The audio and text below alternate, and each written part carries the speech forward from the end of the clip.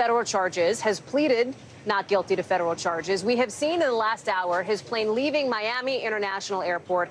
This is some video from not too long ago. He is in the air now in that plane, heading back to Bedminster, New Jersey. That's where he plans to speak at his golf club. You see, I think we have a live shot of Bedminster. There it is. It may look familiar to you. This is a location where Donald Trump auditioned potential cabinet members back during his transition and in the early days of his presidency. Now it is the site of a de facto rally, if you will, post-arraignment.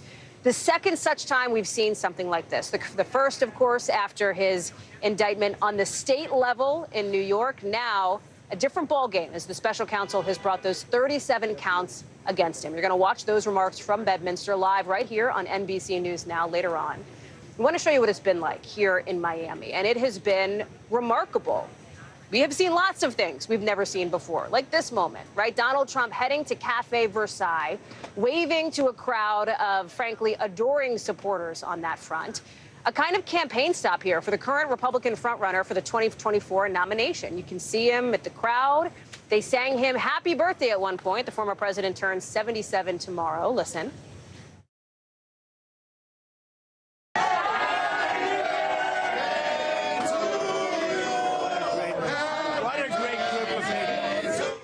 Here's what he said right after that.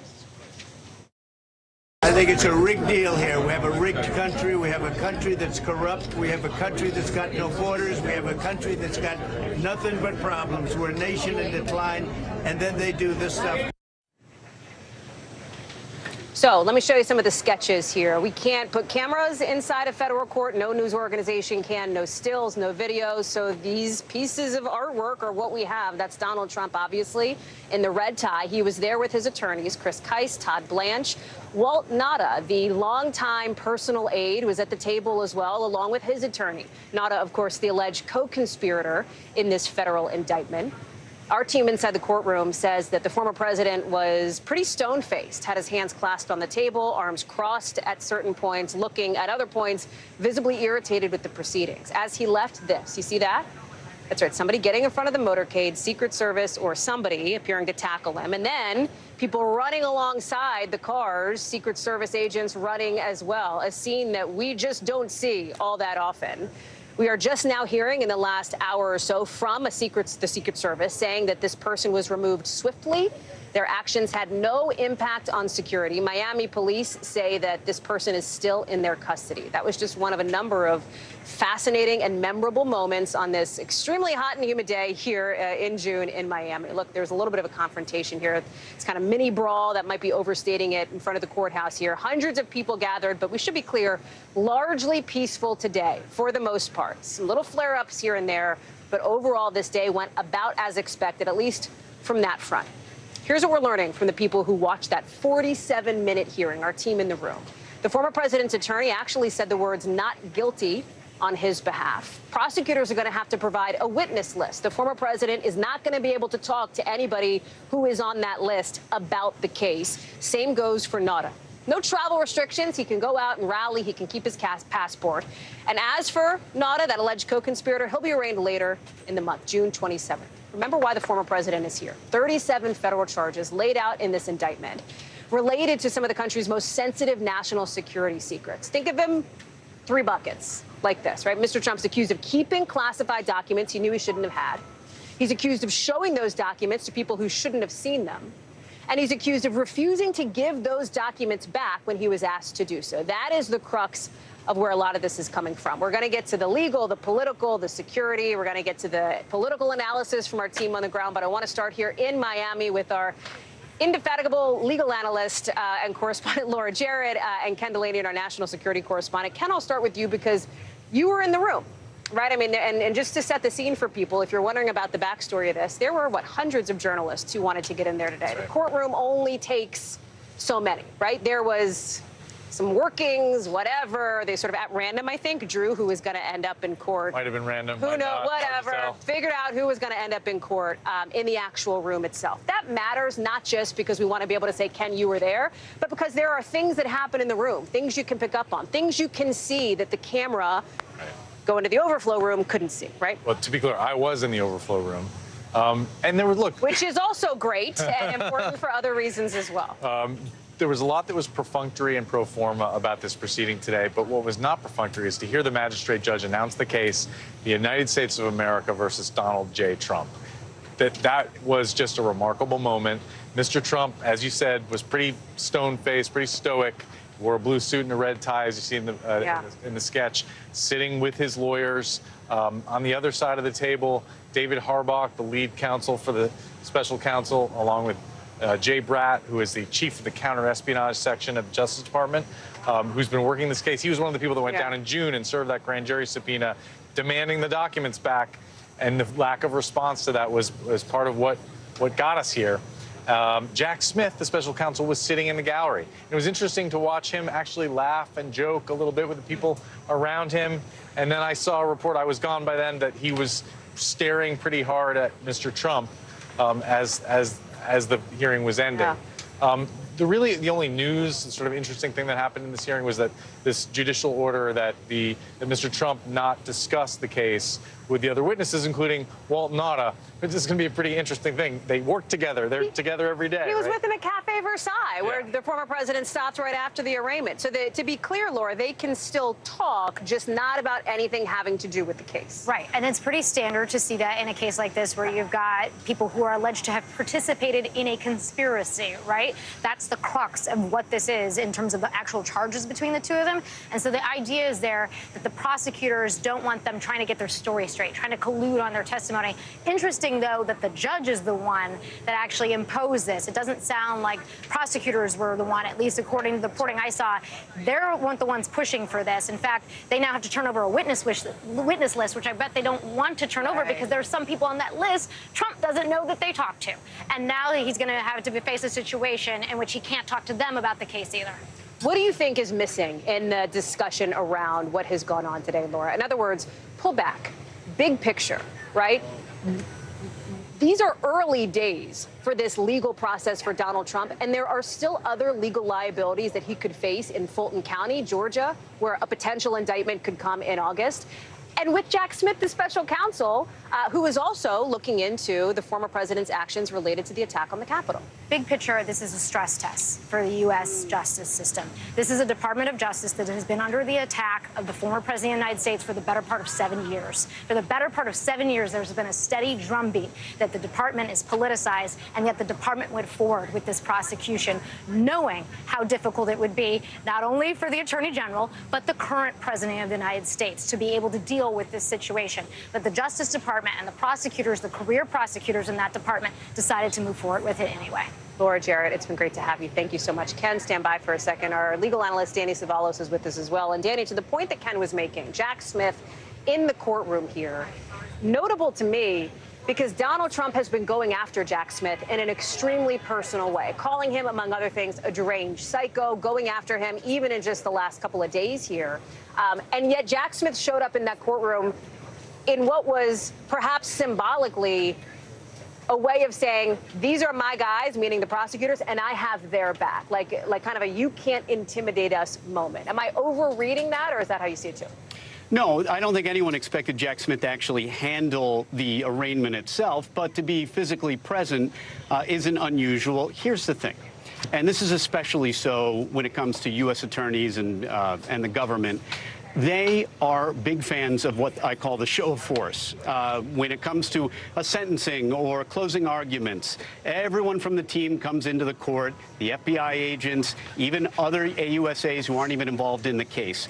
They're big on group support. They're big on the team mentality. It's no surprise that Jack Smith would have shown up in court in the audience because he's there to support the fine men and women on his team. That's DOJ 101. Yeah. They're big on supporting each other. They're part of a team. It's always a team effort. That's why when they go to the podium after an arrest is made, they spend half the time thanking the fine men and women of the Postal Service, the FBI, local police, everyone else who assisted. That's the culture in DOJ. So no surprise that Jack Smith is there. He's showing Trump that the team is on the job. As we are taking a look now at some of the other video that we've seen of the former president today, Ken, talk about what's next, because Chuck Rosenberg put it in, I think, one of our legal analysts, and Danny too, in a very memorable way. This isn't the top of the first inning. No. This is the first pitch in the first inning. Look, in theory, the Justice Department should be ready to go to trial in 70 days, but that's not how this works. What we're going to be looking for now is to what extent do Donald Trump and his lawyers try to delay this thing, try to bury the Justice Department in motions? Is that going to be their strategy? Because, you know, it should take about a year for this case to go to trial, but it could take 2 years. We could be sitting there November 2024, and this case is still pending. And guess what? If Donald Trump's elected president and this case is still pending, it's suspended. The current sitting president can't be tried and prosecuted by the Justice Department under current Justice Department doctrine. He also can't pardon himself according to Justice Department doctrine, but that's never been litigated. Is that true? I mean, the experts say, well, that's exactly, well, that's true. That 1974 DOJ memo, he could try, but it will probably go to the Supreme Court. Yeah. Ken Delaney, and a long day for you. Thank you for being with us. I want to bring in my colleague, Gabe Gutierrez, who is also in that courtroom. He's with me here in Miami. Dasha Burns is also in South Florida, over in Doral, where the former president started his day. Gabe, I'll go to you because you have the benefit of not just covering the former president, covering other candidates in this race and in previous races. You know this region, Gabe. You know South Florida, right?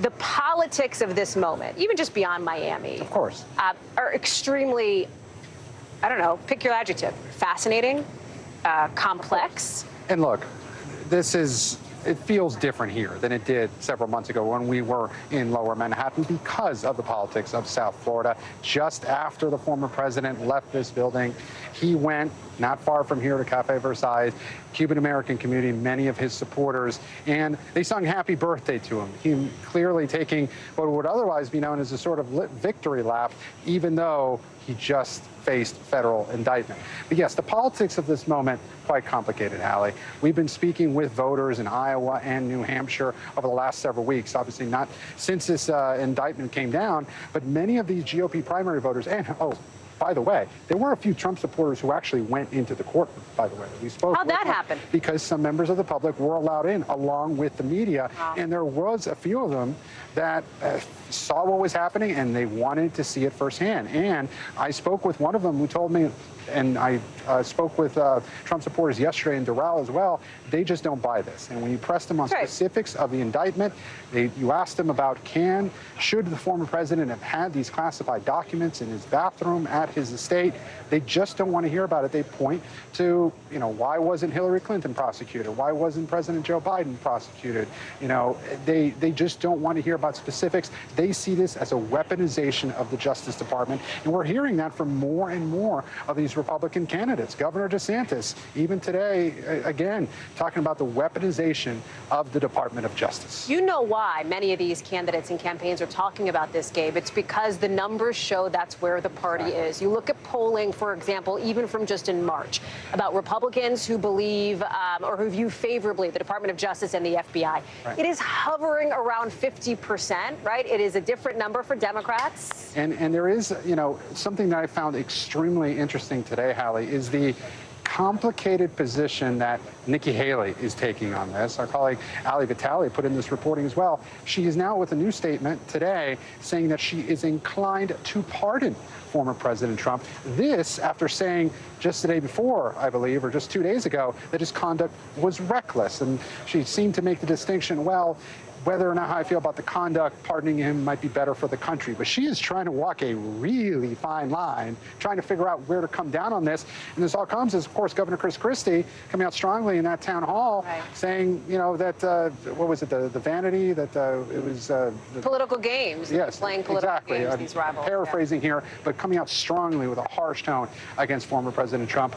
But the Governor DeSantis sticking by that rhetoric of weaponizing the Justice Department. He hasn't come out and said whether he would pardon former President Trump, but he is clearly trying to appeal to those more conservative voters, many of them who were out here today, who were out in Doral yesterday. When I spoke with them, they just don't buy the indictment in general. They don't want to talk about specifics of it. They just see it as the DOJ coming after Donald Trump. Well, let me tell you, as it relates to that Nikki Haley comment, there are some rival campaigns who are privately already looking at that and pointing to it as to raising some questions on it. Gabe, stand by for a sec. Let me bring in Dasha Burns, because Dasha, one of the things that Gabe brought up here was the idea that, and I've heard it from Republicans, I'm sure you have too, President Biden did it, Hillary Clinton did it. There are key, Mike Pence, nobody said that, but that's still something that could be considered in that umbrella. The key difference in all of those cases has been cooperation with the Department of Justice versus what Donald Trump did, as this indictment lays out, which is seek to obstruct the Department of Justice. How do we know this? Look at the indictment itself. Every document that Donald Trump is charged on comes after his aide first handed in 15 boxes of classified materials. Multiple legal experts have told our team that if Donald Trump had just handed everything in then, we wouldn't be here, Dasha. We wouldn't be showing the live pictures and the Bedminster rally and everything else. I mean, this is part of why some Republicans consider this to be self-inflicted for the former president. Yeah, and that was Christie's line, right? He is blaming everybody else, but why does the buck not ultimately stop with Trump when he had several moments in this process where he could have really avoided all of this? But Hallie, I will tell you, for voters, for so many Republican primary voters in particular, it simply does not matter. Look, you talk to any legal expert. I know you've talked to just about every legal expert in your Rolodex today. They will tell you that this is grave, that this is much more serious and significant than any other legal problem that the former president has faced.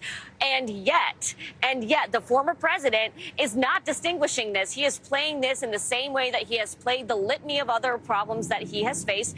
And neither are his voters, by the way. His voters are also not separating this from anything else that they have seen as attacks, as targets on a former president, that the system, whatever system you want to talk about, whether it's the media or the Justice Department or the government or the Democrats, they want to take this guy down, and this is just another way to do it. They are not looking necessarily at the specifics of this case. They are simply adding it to that long list of grievances that the former president has. And he is so good, and you know this, Hallie, from following him for so long, he is so good at delivering this message that this isn't just about me, this is about you. I am standing in the way of a system that is coming for all of you, for this America First movement, and that is what puts candidates like Governor Ron DeSantis, like Nikki Haley, like Mike Pence in this really tough position, because the former president has created this narrative where it is really difficult to separate him and America First and so much of what the Republican Party stands for. When you talk to some other folks outside of the MAGA movement, it's different. But we are talking about the GOP primary voters. Again, very different from when this comes to the general election. But for the primary, this is very likely to give him a boost in the next few weeks, the same way that we saw with that first indictment in New York. He got a boost in fundraising, a boost in polls. And that's what so many of these campaigns, his rival campaigns, are bracing for, because we have seen this pattern before. Again, the legal element of this drastically different than the political element of this, and I think the best representation of that is actually the events of today, where you had this somber moment in a courtroom, and then you're going to have this fundraiser in Bedminster. Those two things are happening on the very same day, and they are different, but they are certainly intertwined, Hallie. Already in the air, the former president's campaign sending out emails about this. Dasha Burns live for us at Doral. Our thanks to Gabe Gutierrez, who's with us in Miami. He had to run to go do some more reporting. We're going to take you live to Bedminster, as Dasha mentioned, in just a couple of minutes. We're going to tell you the notable people who have been spotted or whose name tags have been spotted coming up in just a bit. But right now I want to show you, as you see Bedminster there, what it looks like now. Let me tell you about it here outside the courthouse. Very different scene. The sort of crowd of supporters for the former president, more in Bedminster than here in Miami. We have seen a lot of it here. I want to bring in Sam Brock, who's been standing outside covering this and this perspective of it. There is going to be, I think, some untangling of the security footprint story in the days to come here. I want to not lose the headline, which is largely peaceful, right? However, we did see that one incident. I want to show people here on camera on what the scene looked like. Somebody rushing in front of the motorcade as the former president was leaving court. It was a remarkable scene. Look at that. Essentially tackled, tossed away. The car kind of has to get out of its lane. People then start running alongside. You see Secret Service agents running alongside. Well, Sam, I mean, this is not normal. Like, we can just say that in very plain English. That is not how it's supposed to go. An incredible moment, extraordinary, I'm sure stressful for the agents who are tasked with guarding the former president. It sounds like, based on your reporting, was not at any ever risk. That was less the concern. The concern was more the crowd around it. Tell me what you're hearing. That's the irony of all this, is that when you look at the U.S. Secret Service and some of the remarks that they've made specifically about what the dynamic and blueprint was like from a security standpoint here, they said, we're okay, the former president's going to be fine. We're worried about the people that are standing out in the plaza that are interspersed, as we both mentioned earlier today, with all sorts of demonstrators, reporters, the neighbors next door. We're all standing in the same space, and it's not like there's like totally fine. Detector. It's not like whatever we can all, but that's not normally how it works. This intermingling. There's like, I think, a college or a school down the street. Everybody's out, right? Everybody's in the same space. I was amazed to see. I was literally having conversations with people that had their dogs out. That were like just walking down the street. Do I go to the park today, or do I go take in a federal arraignment? Let me figure out which one it's going to be. I don't They're blame all them. standing in the same place, of course, because it's fascinating to see firsthand. But also, you don't want cars that are that close to a federal courthouse where there's all these people standing around it. What about us in terms of our livelihoods as journalists standing here? And it didn't really occur to me until we had this conversation, or you even mentioned it on our special report today, how strange this is. I haven't covered dozens upon dozens of Trump rallies before. I've been to a couple, but to have that level of proximity was kind of scary. And also, this is Florida. Gun laws are lax here. And specifically, Governor DeSantis just rolled back what you need to even conceal carry in Florida, to the point where you don't even need lessons or a permit now. You can just basically do it. And so there's very few barriers to being able to obtain weapons here. And thankfully, I didn't see any. I've certainly been to protests before where there have been people that have been armed and displaying that intentionally to try to create a certain sense of fear. That was not the case today. At no point did I feel scared. But the reality of the situation is they may have to do some reassessments. You had a really interesting conversation I could hear. The former Miami police chief, right? What did he say to you that stuck out? I asked him if he would do anything differently if the trial was held here in Miami. And he said something interesting, which was that they feel like in this community, if they were to put, let's say, a line of officers out, it would actually potentially stoke more anxiety or confrontation. Maybe? Yeah, exactly. And I thought, that's, again, I'm not I'm not a member of law enforcement. I am somebody who has been to a lot of Donald Trump rallies, and I'm always behind a bike rack. I'm just not saying for me, the media. I'm saying they typically have a little bit more what they call hardened barricade, bike rack or whatever, separating different sections of a rally or the former president from the people around him or whatever the case may be. As it was explained to me, this is, quote, the Miami way, right? And like, it's kind of how the culture functions here. People are going to be fine. Just let them sort of be as they're going to be. Don't put too many restrictions on there. And I will say, when the event was over and the former president was gone, you saw like 50 people with riot gear, Miami police officers walking through this plaza. So they were clearly nearby, waiting if needed. But the reality is there wasn't the deterrence on the ground. And maybe that helped create a calmer environment. Or maybe we just didn't see it. We didn't see it. Or maybe it scared some people because it just seemed like there was just not much structure going on. But again, it was all peaceful here where we were today. Sam Brock, thank you so much for being out there for us today. Thanks, Al. I know you are used to this Miami heat, my friend. I'm still not used to it, and it's been 4 years, so I'm glad you have a fan. Thank you, Sam. Appreciate it. You know who's not? So we talked to Sam about the security piece. We've talked to our legal analysts about the legal piece of this. We've talked about the political bucket, too. Donald Trump is saying plenty about this arraignment. He said a little bit at Cafe Versailles. He's set to say more at Bedminster. We're going to take you there in just a minute. But you know who's not saying too much at all, intentionally? Anybody from the White House. Press Secretary Karine Jean-Pierre today gave this kind of no comment on questions related to this Donald Trump arraignment. But she did respond to accusations from a lot of people inside the GOP that the Biden department is working to help weaponize the Department of Justice. Listen to what she said. The president has been very, very clear. The Department of Justice is independent. He wants to restore the independence of the Department of Justice, and that's what you have seen. That is why we have been very, very consistent. When it comes to criminal cases, we just do not comment. I want to bring in Kayla Tausche, who is live for us back home in Washington, just outside the White House. So, Kayla, That's the line from the White House press secretary. We have not heard from President Biden specifically on this arraignment, on the indictment. We have heard from a Biden, and that's First Lady Jill Biden. Tell us about it.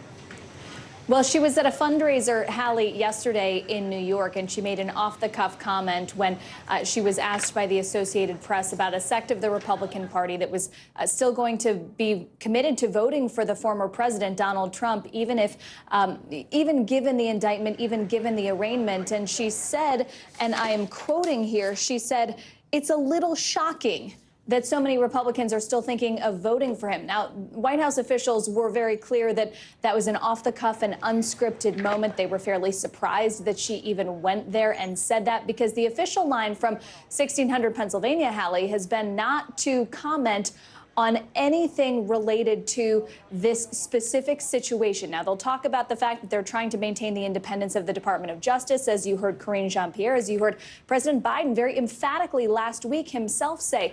But they do not want to talk about this situation. They don't want to talk about the fact that top Republicans are drawing parallels to the investigation that is ongoing into President Biden's handling of classified documents, and some that were found at his office and were stored in his garage. They don't really want to comment yet on any findings about the national security implications on the substance of the documents that were in Donald Trump's possession. Yesterday, John Kirby, who's the NSC spokesman, deferred many of those questions to the Office of the Director of National Intelligence. So there are a lot of very legitimate questions about this situation and about how it's unfolding. And so far, it's been very hard to get much of anything out of the White House, Hallie. What about down Pennsylvania Avenue on Capitol Hill, Kayla? That's one thing that I've been watching, talking with Republicans, as we are hearing / not hearing, for example, from top Senate Republican Mitch McConnell. No love lost between him and Donald Trump, and yet he's sidestepping questions on this arraignment today. You're seeing Senator J.D. Vance, a Republican, suggesting he's going to slow down the nomination process for DOJ nominees. There is a dynamic here that plays for Donald Trump with his allies. I wouldn't characterize McConnell as that, but with his allies in Congress. On the House side, you had the House Speaker, for example, suggesting that, hey, bathroom doors lock, essentially, seeming to downplay the idea that classified documents were in a bathroom at Mar-a-Lago. Yeah, I mean, certainly, Hallie, the more mainstream establishment Republicans like Mitch McConnell, like John Thune, like others of their ilk, have not wanted to wade into this debate. They feel that it's a no-win situation for them politically. They believe the news cycle will blow over, and that wading into the debate essentially will not help them, will not help the party. Then you have some of the newer, more MAGA-aligned Republicans like Senator Vance, who you mentioned, who has vowed to hold up the Justice Department nominees. There are only 2 currently sitting at the Senate awaiting confirmation, but he's vowed to hold up that process, which he can do unilaterally by himself. He can't block them, but he can slow it down because he believes that the agency has been politicized. Now, that process won't move forward unless he drops his opposition, or unless Senator Chuck Schumer, the top Senate Democrat, believes that he could get 2/3 support of the Senate to move beyond that, to consider some of those nominees. But that's more theatrical, because the Justice Department is fairly fully staffed, and there aren't that many positions that are actually open. But certainly, you know, Republicans have been having to draw the fault lines around where they stand on this situation, and we've seen some, you know, a pretty wide spectrum of the responses at this point. Kayla Tausche live for us back home in Washington. Kayla, thank you very much. Appreciate it. I want to show you now a live picture out of Bedminster, New Jersey. Former President Donald Trump is on his way back there as we speak. And that is the scene. That is the stage, the setup, the microphone from where he will speak not too long from now. We will bring that to you when it happens. But after hours of special coverage, there's some other news happening across the country that we got to get to tonight, like some new details about that shooting outside the NBA Finals in Denver. We'll give you the new information we're just learning from officials about whether the shooting was connected to the game. More on that and other big headlines coming up.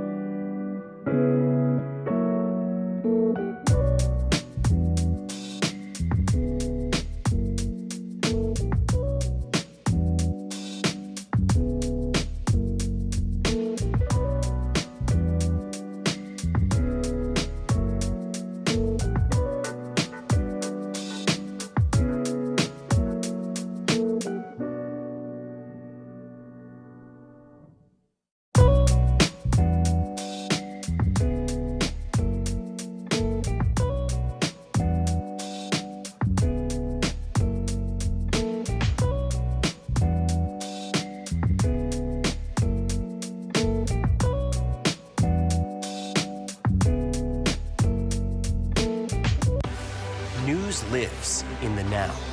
It's coming at us every second. News is more now than ever. Look at this. You can't even see anything anymore. Now is raw. Now is real. The Fed's decision today, help us translate that into very plain English. Now is constant. You gotta see this. Future is now. News for the generation of now is NBC News Now.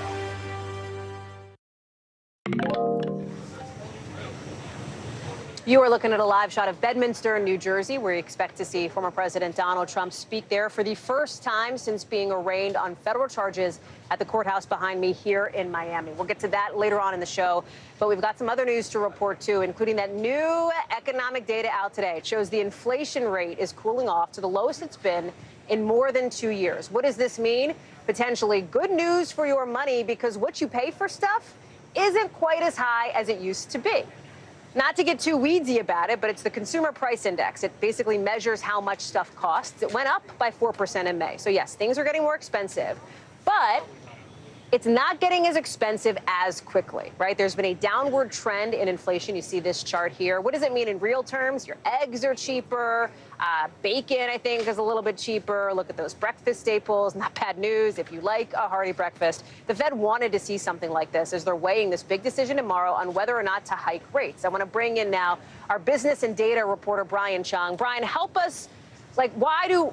How am I going to feel this, right? In other words, when I'm doing my monthly grocery budget, what's going to make the difference for me, or my monthly whatever budget? Where are the highlights in this inflation report? Because it is probably more positive than inflation reports were 6 months ago. Yeah, well, you shouldn't pull back the amount of money that you're budgeting out for food because, again, as you mentioned, prices are going up. They're just going up at a slower pace. So as you mentioned, that 4% figure came in this morning. That's how much more things are expensive in May of 2023 compared to May of last year. And that's a slower pace than the 4.9% that we saw in April, and much lower than, as you also point out, the 9% rate that we had seen last year. So this is all encouraging, but don't put up the mission accomplished banner yet, because where economists say we really want to be is somewhere closer to 2%. And when you unpack exactly the categories where we continue to see price increases, food still going up by 0.2%. These are monthly changes between April and May. And then shelter. This is the biggest expenditure for most American families. Think of mortgages, think of rents. That actually increasing by 0.6%. And I want to point out that energy did indeed help. That's the reason why the headline number came down,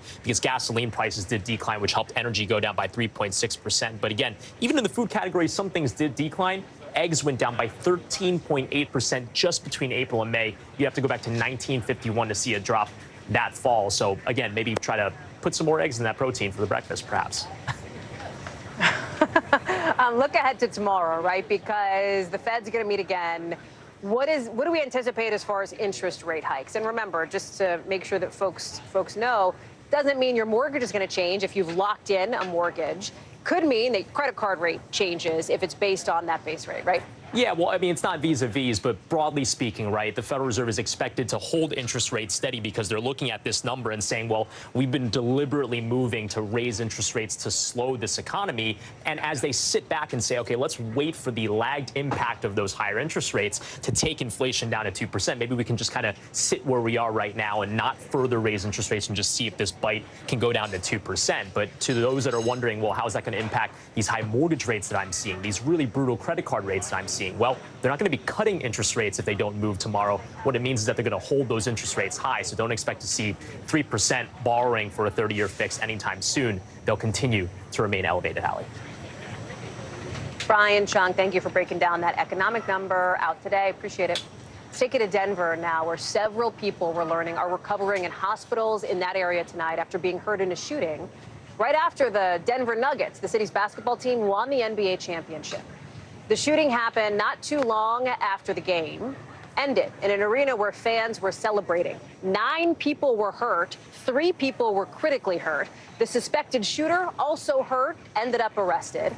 There's a bunch of bars in the area where Nuggets fans would have been watching the team take the championship. Let me bring in now NBC's Steve Patterson, who's covering this for us. Steve, what's the latest?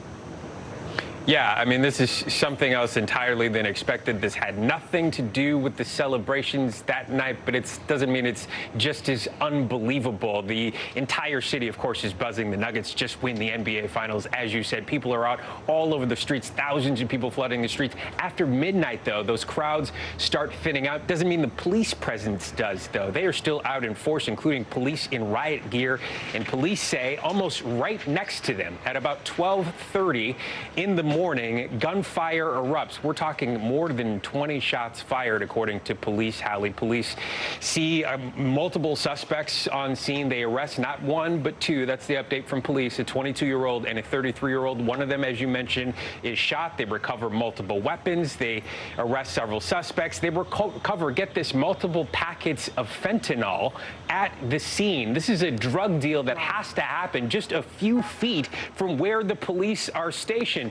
The chief says that they had plenty of patrols out, but they couldn't account for this happening. Here's what he told reporters. Listen to this. I think that our planning was appropriate. What we couldn't have planned for is a drug deal right in the middle of a celebration for an NBA championship. And again, I want to reiterate, the chief saying this had nothing to do with the crowds that were just celebrating the win, but he will step up the police presence for the parade, which is in just a few days. Hallie? Do we know anything more, Steve, about the victims of the shooting here? Yeah, so 10 shot, including, as you mentioned, at least one of the suspected shooters, 9 men, 1 woman. Some of them are believed to be involved. The police are, of course, investigating that. 5 still in the hospital. 4 had to go emergency surgeries. But the good news here is that no matter who these people are, everyone is expected to fully recover, everybody in fair but stable condition. Hallie? Steve Patterson live for us on those new developments tonight. Steve, thank you very much. When we come back, what one superstar is saying about serving Bud Light in his bar after all that controversy over the last couple of months. That, plus a live look at Bedminster as former President Trump gets ready to head there, coming up.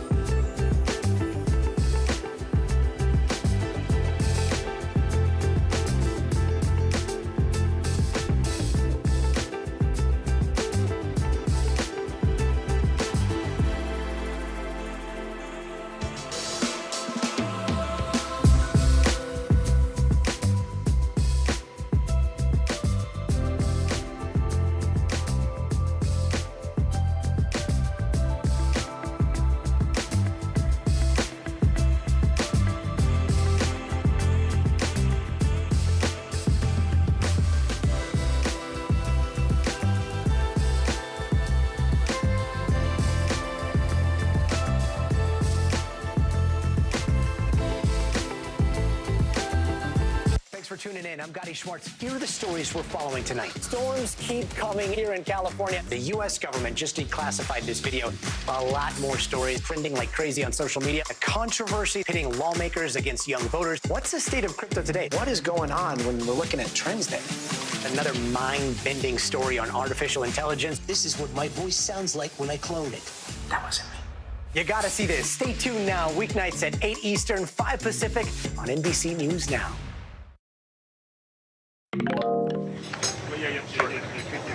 So country superstar Garth Brooks tonight is responding to some backlash he's getting after saying he will serve every brand of beer, including Bud Light, at his new bar in Nashville. And if you're not sure why that's actually news, it should be on a national broadcast that a bar is going to serve Bud Light.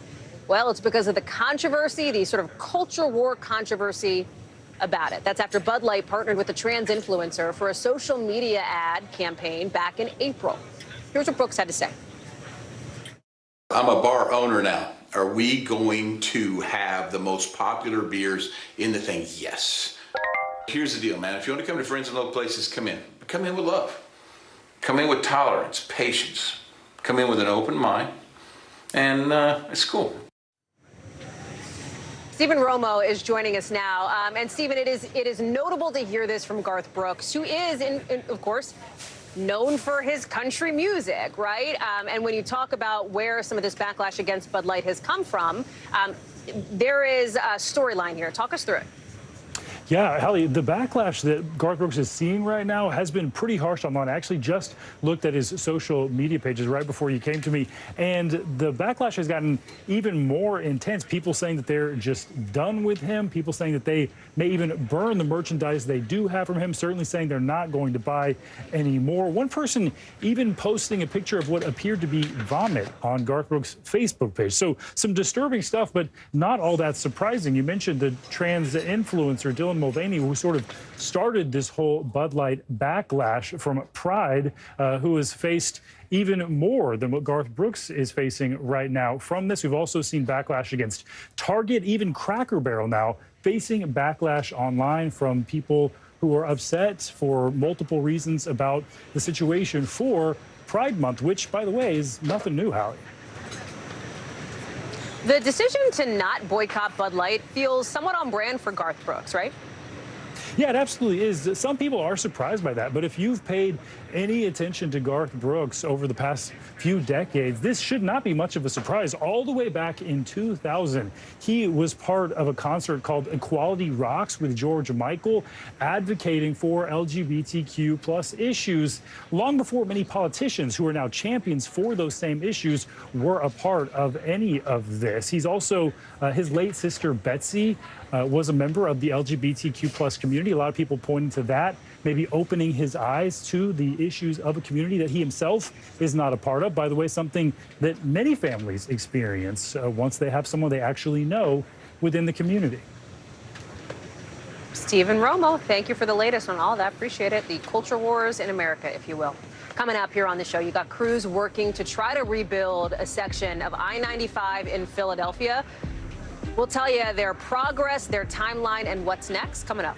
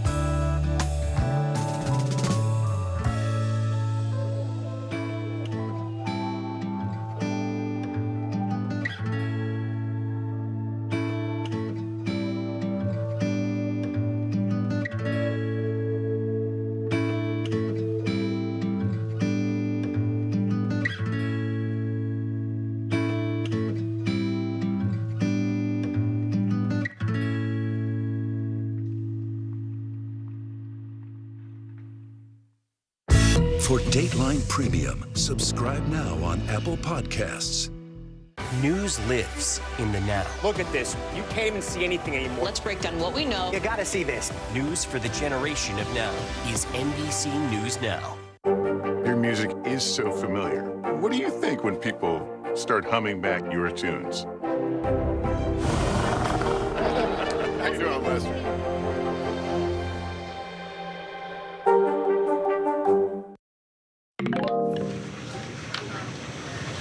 The Transportation Secretary in Philadelphia today saying every resource that the federal government has is going to have to be made available to help rebuild I-95, that absolutely crucial artery up and down the East Coast.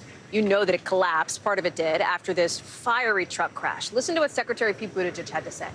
This tragic crash is having an outsized impact on commuters and on goods movement up and down the I-95 corridor. It's a key artery for the movement of people and goods, and that's why it's so important to make sure that it's restored quickly. Check out what it looked like today on 95. Crews just ripping up the southbound lanes of the highway. You had officials that just decided to tear down that section because of concerns that it maybe wasn't structurally safe because of that eruption. Caught on surveillance footage, by the way. They were concerned that it compromised the integrity of the steel and concrete that makes up the highway there. Look at this shot. I mean, you can see the moment when it happens. That's it. On the top of your screen there, the top half, apparently this truck crashed under the highway, and that's why there's those structural concerns on the southbound part. Northbound part fell in. Emily Aketa has more.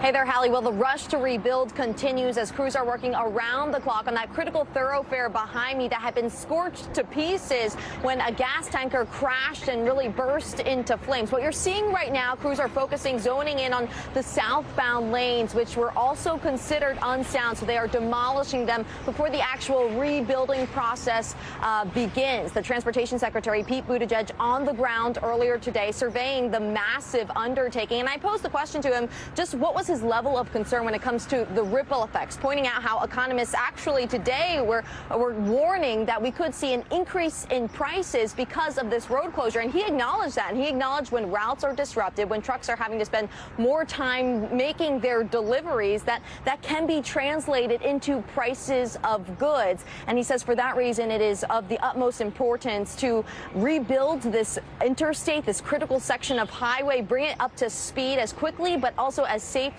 as possible. We spoke with a delivery driver who used to traverse this section of I-95 5 to 10 times every day. Listen here. How does this complicate your job? In every way, because we depend on roadways to get where we got to go. We're a same-day courier. We need to get somewhere fast and on time, and if we can't, then we might lose a customer. So, could hurt business.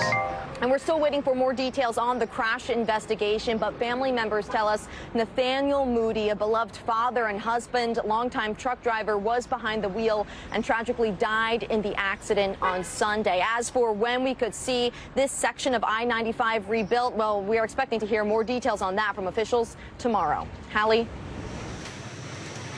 Thanks, Sarah. Thanks to Emily McKenna for that reporting. We are also learning tonight that all 22 U.S. service members are in stable condition and recovering after they were hurt in what the military is calling a helicopter mishap in Syria.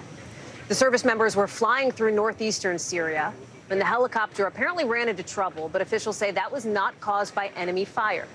Here's the latest from a Pentagon spokesperson.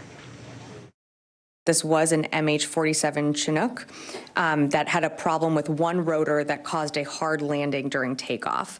Again, this is under investigation, so we will hopefully learn more soon.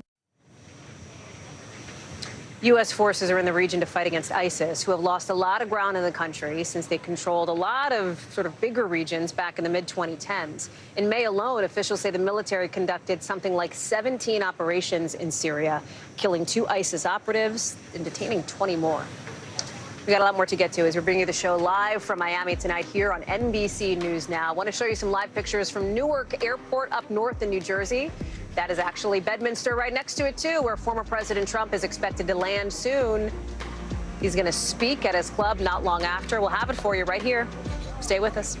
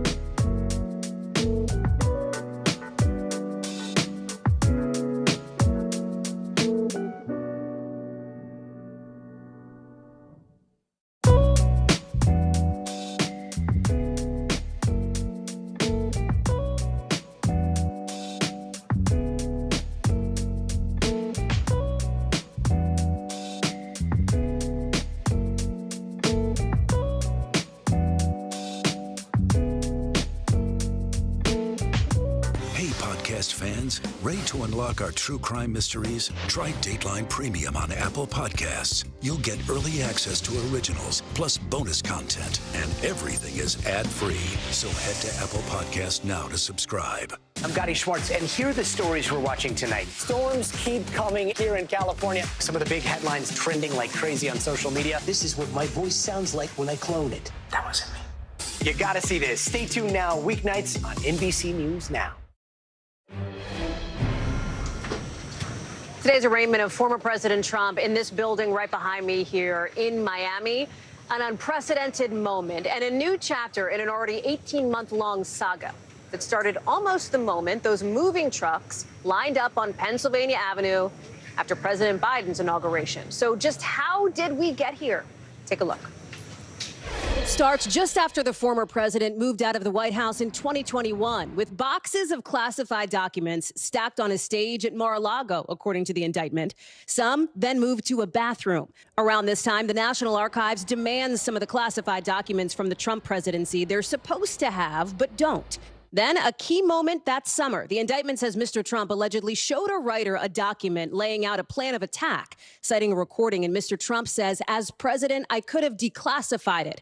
Now I can't, but this is still a secret. Fast forward about 6 months later, Mr. Trump's personal valet and alleged co-conspirator, Walt Nauta, returns 15 boxes of classified documents to the archives, according to the indictment. But that didn't stop the FBI from opening a criminal investigation. A month later, a D.C. grand jury came together. In June, a couple FBI agents and a DOJ attorney went down to South Florida and got a signed letter from Mr. Trump's attorneys saying, essentially, they'd turned over everything they had. That turned out not to be true because in August, the FBI carried out a search warrant at Mar-a-Lago and releasing this picture of documents laid out on the floor, something Mr. Trump didn't like seeing. The shameful raid and break-in of my home, Mar-a-Lago, was a travesty of justice. Attorney General Merrick Garland named a special counsel to lead the investigation in November. I signed an order appointing Jack Smith to serve as special counsel. Now there's Jack Smith, tasked with looking at the January 6th attack and the classified documents case. Mr. Trump, now officially running to win back the White House, furious.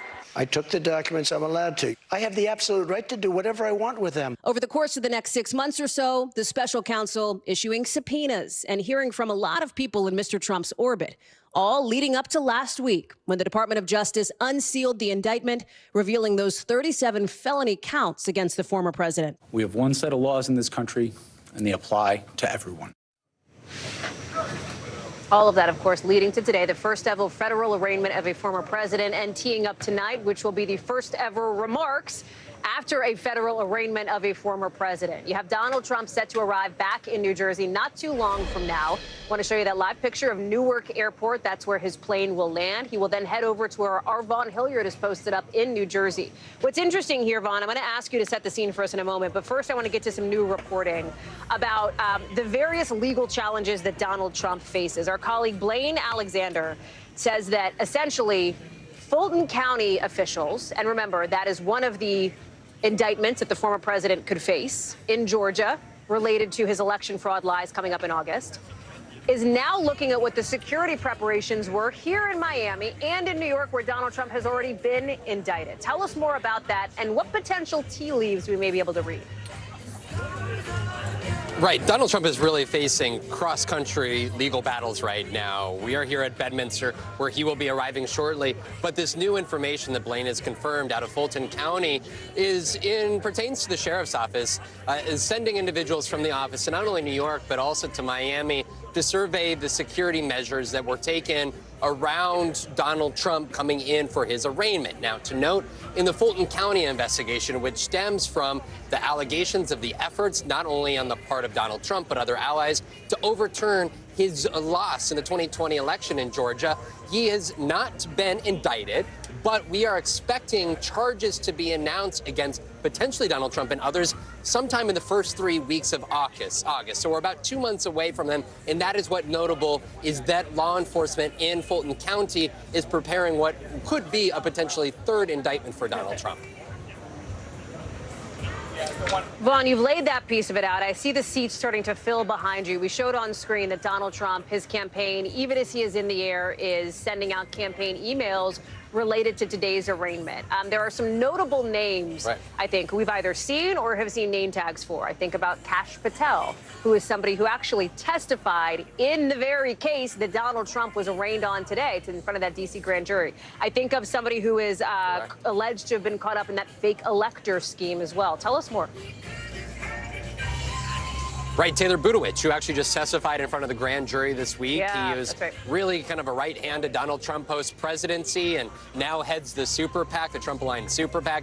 He is here in attendance. But also you have the likes of multiple potential Republican Senate candidates in Nevada as well as Ohio that are here in attendance because Donald Trump still holds political clout. You know, this is a Republican Party and a Republican electorate that still has Donald Trump as the faraway front runner. And since his arrest there, in late March in the hush money payment case in Manhattan, he has seen his lead double in an average of polling nationally. And so here tonight, this is going to be a chance for Donald Trump in prime time to address millions of Americans, not only as a legal defense, but also really a political one. We are, to note, Hallie, just 7.5 months away from the Iowa caucus, and this is an opportunity for him to show that not only he, but he also has allies here in attendance with him tonight to back him up on this front.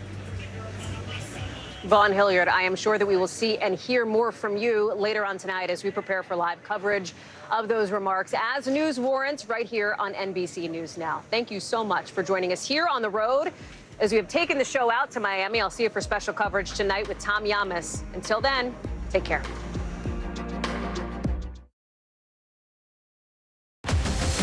Tonight, breaking news. Donald Trump arrested, arraigned, and defiant. The former president surrendering to U.S. Marshals at the federal courthouse in Miami, where he was booked and fingerprinted before pleading not guilty to 37 counts of mishandling classified government documents. Chaotic moments as Trump left the courthouse. One person detained after lunging at the motorcade. Trump then making a surprise stop at a Miami landmark, mingling with supporters. We'll have full coverage from Florida and analysis of where the case goes from here. The indictment already looming large over Trump's 2024 campaign. The GOP frontrunner now juggling being a candidate and a defendant in two separate criminal cases. What we're hearing from his political opponents tonight and who is saying they would issue a pardon if he's found guilty. I-95 fireball, new video showing the moment an oil tanker crashed, igniting an explosion that ultimately caused the busy highway to collapse. The new timeline for how soon that road could reopen. Banned from the White House, the Biden administration saying a transgender influencer will not be welcome back after taking her shirt off at an event on the South Lawn. Tensions reaching an all-time high this Pride Month. Target stores in multiple states receiving bomb threats over their LGBTQ merchandise. And why some fans are now boycotting Garth Brooks for comments he made about serving Bud Light. And final spin, Pat Sajak announcing he's stepping down as host of Wheel of Fortune. Tonight, we'll take a look back at the most iconic moments from his 40-year run, from his on-screen relationship with Vanna White to the biggest contestant blunders that still have us laughing. Top Story starts right now.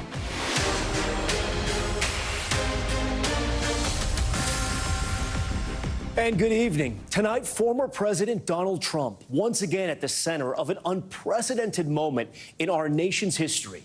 In a Miami courtroom this afternoon, Trump becoming the first sitting or former president to be arraigned on federal charges. And in typical Trump fashion, it was a spectacle. Trump first spotted leaving his golf club in Doral, accompanied by his son Eric as he made his way to the courthouse. A motorcade making its way through the streets of Miami. As a reminder, this case being heard in South Florida, where Trump allegedly classified documents illegally at Mar-a-Lago after leaving the White House. Trump seen waving through the window of his SUV at supporters lining the route. Some of those Trump loyalists camping out for hours for a chance to catch a glimpse of the former president and current GOP frontrunner. But Trump entering that courtroom through a tunnel. Once inside, where no cameras were permitted, Trump was fingerprinted and brought before the judge, sitting silently with his arms crossed as his lawyers entered a not guilty plea to all 37 counts on his behalf. chaos then erupting as his motorcade left the courthouse. One man, look at him here, dressed in a striped prison jumpsuit, lunging toward Trump's car. Miami police detaining that person, saying tonight he is still in their custody. Then in a surprise move, Trump switching into campaign mode, making a stop at Versailles, the Miami bakery and restaurant that is a staple in the Cuban community. Trump shaking hands and taking selfies with supporters before the crowd sang him happy birthday, a day before he turned 77.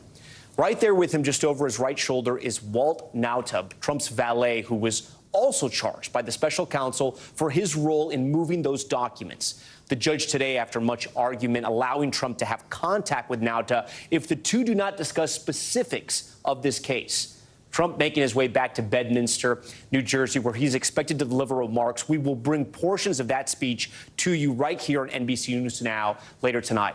But first, we have full team coverage to break down everything that happened today, from the strength of the prosecution's case to how this will affect Trump's latest bid for the White House. Leading us off tonight, NBC's Garrett Haake, who was inside that courtroom with the former president. Hello, everybody. Tonight, a defiant Donald Trump making a surprise stop inside a Cuban restaurant in Miami, greeting supporters after his historic arraignment. We have a country that's got nothing but problems. We're a nation in decline, and then they do this stuff. And you see where the people are. We love the people. Later boarding his plane and leaving Miami, now the first former president facing federal criminal charges. A 37-count indictment alleging he mishandled classified information, then obstructed investigators when they tried to get it back. This morning, the Republican frontrunner seen with his son at his Doral resort before getting into his motorcade, which then drove through South Florida to the courthouse. Along the way, Mr. Trump posting one of the saddest days in the history of our country, with crowds of Trump supporters gathered outside. Freedom for Trump! Freedom for Trump! The former president arriving underground, escorted by Secret Service, away from crowds and cameras. With no cameras allowed inside federal courtrooms, the former president processed like other federal defendants, including having a digital fingerprint scan, though no mugshot was taken. His aide, Walt Nauta, who was also charged by the special counsel, in court today, too. Inside the courtroom, Mr. Trump sitting with arms tightly crossed for much of the hearing that lasted less than an hour, never speaking to the court. His attorney pleading not guilty on his behalf. Prosecutors telling the judge he is not a flight risk. The case centers around requests by the National Archives for the former president to return classified documents after he left office. The FBI eventually searching his Mar-a-Lago home, where agents say more than 100 classified documents were discovered. The special counsel alleging they found boxes, some of which contained classified information, in Mar-a-Lago's storage rooms, a ballroom, and a bathroom. And that on an audio recording from 2021, Mr. Trump acknowledged that at least one document was still classified, saying, quote, "As president, I could have declassified it. And now I can't, you know, but this is still a secret." Overnight, Mr. Trump insisting he declassified material using his power as commander-in-chief, though he has provided no evidence that he did so. As president, I have the right to declassify. Mr. Trump accusing the Biden Justice Department of targeting him with charges only because he's the top Republican challenger to President Biden in 2024. There's no criminality here. It's ridiculous. And these people, look, they're using it. It's election interference. They're using it to get elected. They think that if they can damage somebody's reputation, they can do it. All right, Garrett Haake joins us now live from Miami outside that federal courthouse. Garrett, you were in court. Tell me what you saw, and how would you describe the former president's demeanor? Well, Tom, the mood in the courthouse was weighty and tense for this hearing, which lasted a little less than an hour. The former president looked frustrated. He looked irritated to be there. He sat with his arms crossed for most of the hearing, just talking quietly with his attorneys on either side. I was sitting on the prosecution side of the room, and I found it notable that Jack Smith, the special prosecutor in this case, would periodically look over to check on Donald Trump. Trump never looked in the direction of Smith, despite all the times he's attacked him on social media and in speeches. An interesting moment there, an observation. And Garrett, we know the president is set to take the stage for a speech later tonight. What are he and his team saying about this arraignment, and what can we expect tonight? Well, he's called the arraignment a sad day for America on social media and in previous speeches, and he's given kind of an outline over the past 4 or 5 days of his general thoughts on this, Tom. I think we can expect the former president to continue to attack the investigation, attack Smith, possibly in personal terms, and try to turn his legal troubles into political and particularly fundraising opportunity. Remember, The Trump campaign says they raised $12 million after his first indictment and arraignment. They've released no such numbers this time. I'll be watching out to see if perhaps they do that by tomorrow. Garrett Haake leading us off tonight. And a reminder, once the former president speaks, we will bring you portions of that speech tonight right here on NBC News Now. For more on the legal jeopardy facing the former president, we have two special guests tonight. One you know very well, our NBC News legal analyst, Danny Savalos. Our other is famed criminal defense attorney Ed Shohat from Miami, Florida. Ed has faced off against the government defending several high-profile defendants, including some who have been called or connected to the quote-unquote cocaine cowboys. Ed has been in the legal game for decades and has cut his teeth in federal court. For the purposes of this segment tonight, Ed will focus on what the defense could look like for former President Trump, while Danny will play the handsome prosecutor who, according to legal filings, has a lot of evidence. Thank you both for being here tonight. Ed, I'm going to start with you. I know our top story team has sent you that indictment. What should Donald Trump's defense look like? A full frontal attack. If history is prologue with Donald Trump, he's going to go after this case hammer and tongue. It's going to be very, very difficult. That indictment is very powerful. I expect a phalanx of motions to be filed almost immediately after discovery comes out.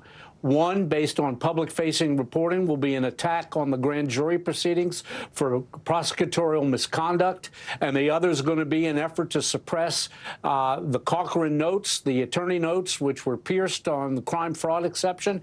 They will attempt to get Judge Cannon to suppress those so they can't be used at trial. That will throw a real wrench into the prosecution's case. Danny, you're the prosecutor in this case. Ed Shohat, clearly an experienced hand in federal court. What do you say? The evidence in this indictment we have right here, and even Ed said it himself, I mean, this is a tough case. Some have said it's not a smoking gun, but it's a gun with Donald Trump's fingerprints on it. Yeah, you're asking me to play prosecution, but that is necessarily biased as I am a defense attorney, so I'll say it this way. Yeah. This looks to be government prosecution 101, overkill. They are going to have numbers and numbers of witnesses, documents, recordings, evidence. I often say that the one error the government commits sometimes is they put on too much evidence. They make it too complicated for a jury. But then again, they have that burden of beyond a reasonable doubt, so they have every incentive to cram as much evidence as they can. And ironically, we're looking at boxes. I imagine that their trial boxes will be twice as many boxes full of evidence that they will bring to bear against Donald Trump. The indictment itself is just a prelude of the evidence that they are going to dump into this case, the evidence that they're going to dump on the defense in discovery. To be clear, you're telling our viewers there's going to be even more evidence we're going to find throughout this trial. Yeah, the indictment is really designed to be a bare bones document that gets you to probable cause. It's only in the modern era and in highly political cases like this that you see these speaking indictments that work as narratives and charging instruments because they tell a tale. For who? Not the defendant. The defendant isn't necessarily even entitled to that much detail. Instead, it's for us, for the public, for the media. The government is sending a message, and that message is, we have the goods, we promise. Ed, this is what we have so far, so we'll work off them. We have a lot of photos. You saw in that indictment there. Trump has defended himself, right, publicly by saying he was allowed to take the documents and that he could declassify them at any time. The indictment makes clear he knew he couldn't have had the documents after leaving office or declassify them, but that he had taken them from the White House and moved around to evade authorities. How do you think the defense squares that up? It's going to be very difficult. I'm not sure he has a defense to the document retention counts under the Espionage Act, but if he has one, it's this. Look, I was very, very busy at the time I left the White House. I packed some of those boxes. I didn't see classified documents in them. I had the right to take the documents, and you made me give them back before I had a chance to go through them. I was just going through all the boxes with the intention of giving back all those documents that I didn't even know were really there until the grand jury subpoena came down. I would have given them back if you'd given me enough time. Danny, I don't know that he has much else. Yeah. Ed and Danny, I want to remind our viewers some of the agencies that Trump allegedly mishandled documents from. I want to put it up on the screen now. There's 2 pages of these graphics because there are so many agencies. The first being, of course, the CIA, the Department of Defense, National Security Agency, the National Geospatial Intelligence Agency. A lot of people probably didn't even know that existed. The National Reconnaissance Office, Department of Energy. It goes on and on. Danny, what do you say to what Ed was saying about the mishandling of the documents, saying, oh, we were just too busy, we were moving, we didn't know about this? I agree with Ed completely. I think that is really the only viable defense Trump has. Don't anticipate or don't predict Trump's defenses from the words that come out of Trump's mouth at a podium or at a rally. Trump is not a lawyer. Trump doesn't know anything about his own legal defense. Instead, we've already gotten hints from his defense counsel, who are actually some of his ex-defense counsel, but in letters to Congress or even on TV during interviews, they've given us a preview, and the preview is exactly what Ed said. It's going to be, look, if you'd given me more time, I would have worked with the National Archives, but they, instead of working with me, referred it to DOJ. And then once it went to DOJ, DOJ was inflexible on subpoena dates. They didn't let me do rolling production. They didn't let me do it at my own pace because, look, I'm a former president. I'm busy. And guess what else? The National Archives has set up an infrastructure for every recent ex-president except me. In other words, they helped the other presidents with these documents. They didn't help me. Now, is that a defense that's going to work? I don't know. I'm not saying it's a great defense. As defense attorneys, we don't pick our facts. The government curates, picks, grooms, landscapes its facts until they have the case they want to bring to the grand jury. We have to deal with the facts we're given. So I'm saying that that is probably the most viable defense. Is it great? No. Ed, you've dealt a lot with the federal government. You know their strategies, what prosecutors do to maybe, quote unquote, intimidate clients that they're trying to prosecute. You've defended a lot of people I would say are tough guys, people that aren't scared easily.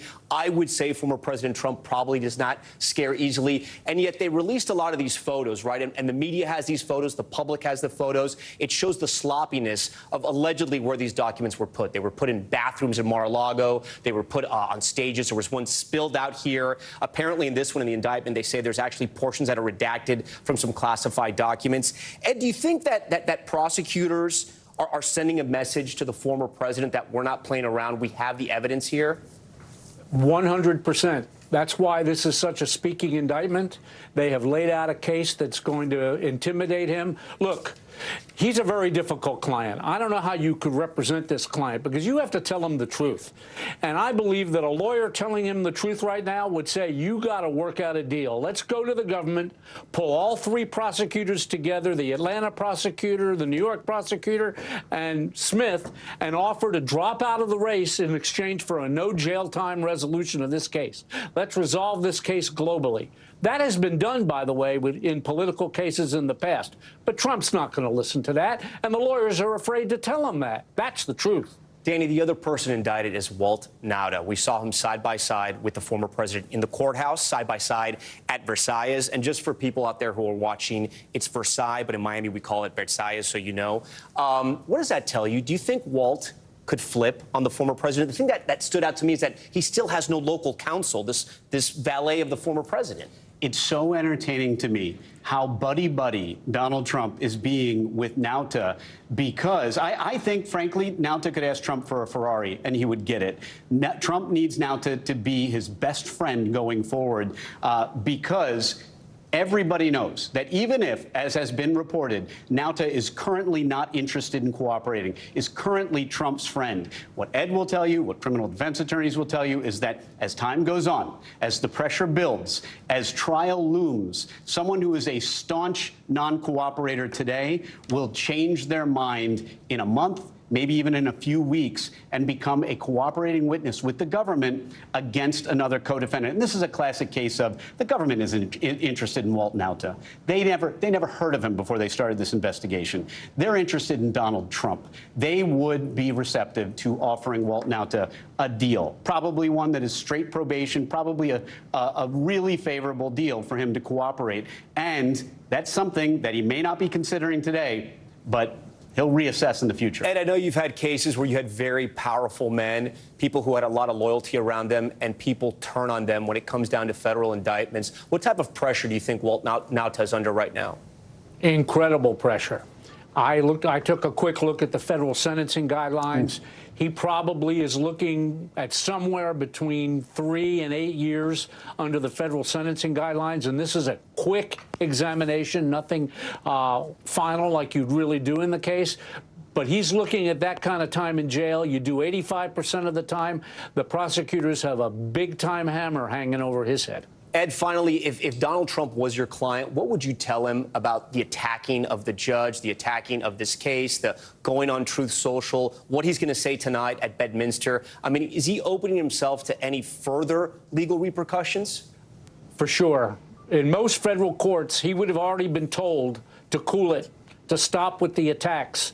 He's already above the law. Most defendants charged as he's charged with his history wouldn't have gotten bail today. There was not even a consideration of that for Trump. He's a threat to the national security. The government could easily have made an argument for pretrial detention. And with most federal judges, if he steps out of line and continues stirring up trouble for federal prosecutors that could end up in violence, he could lose his bail.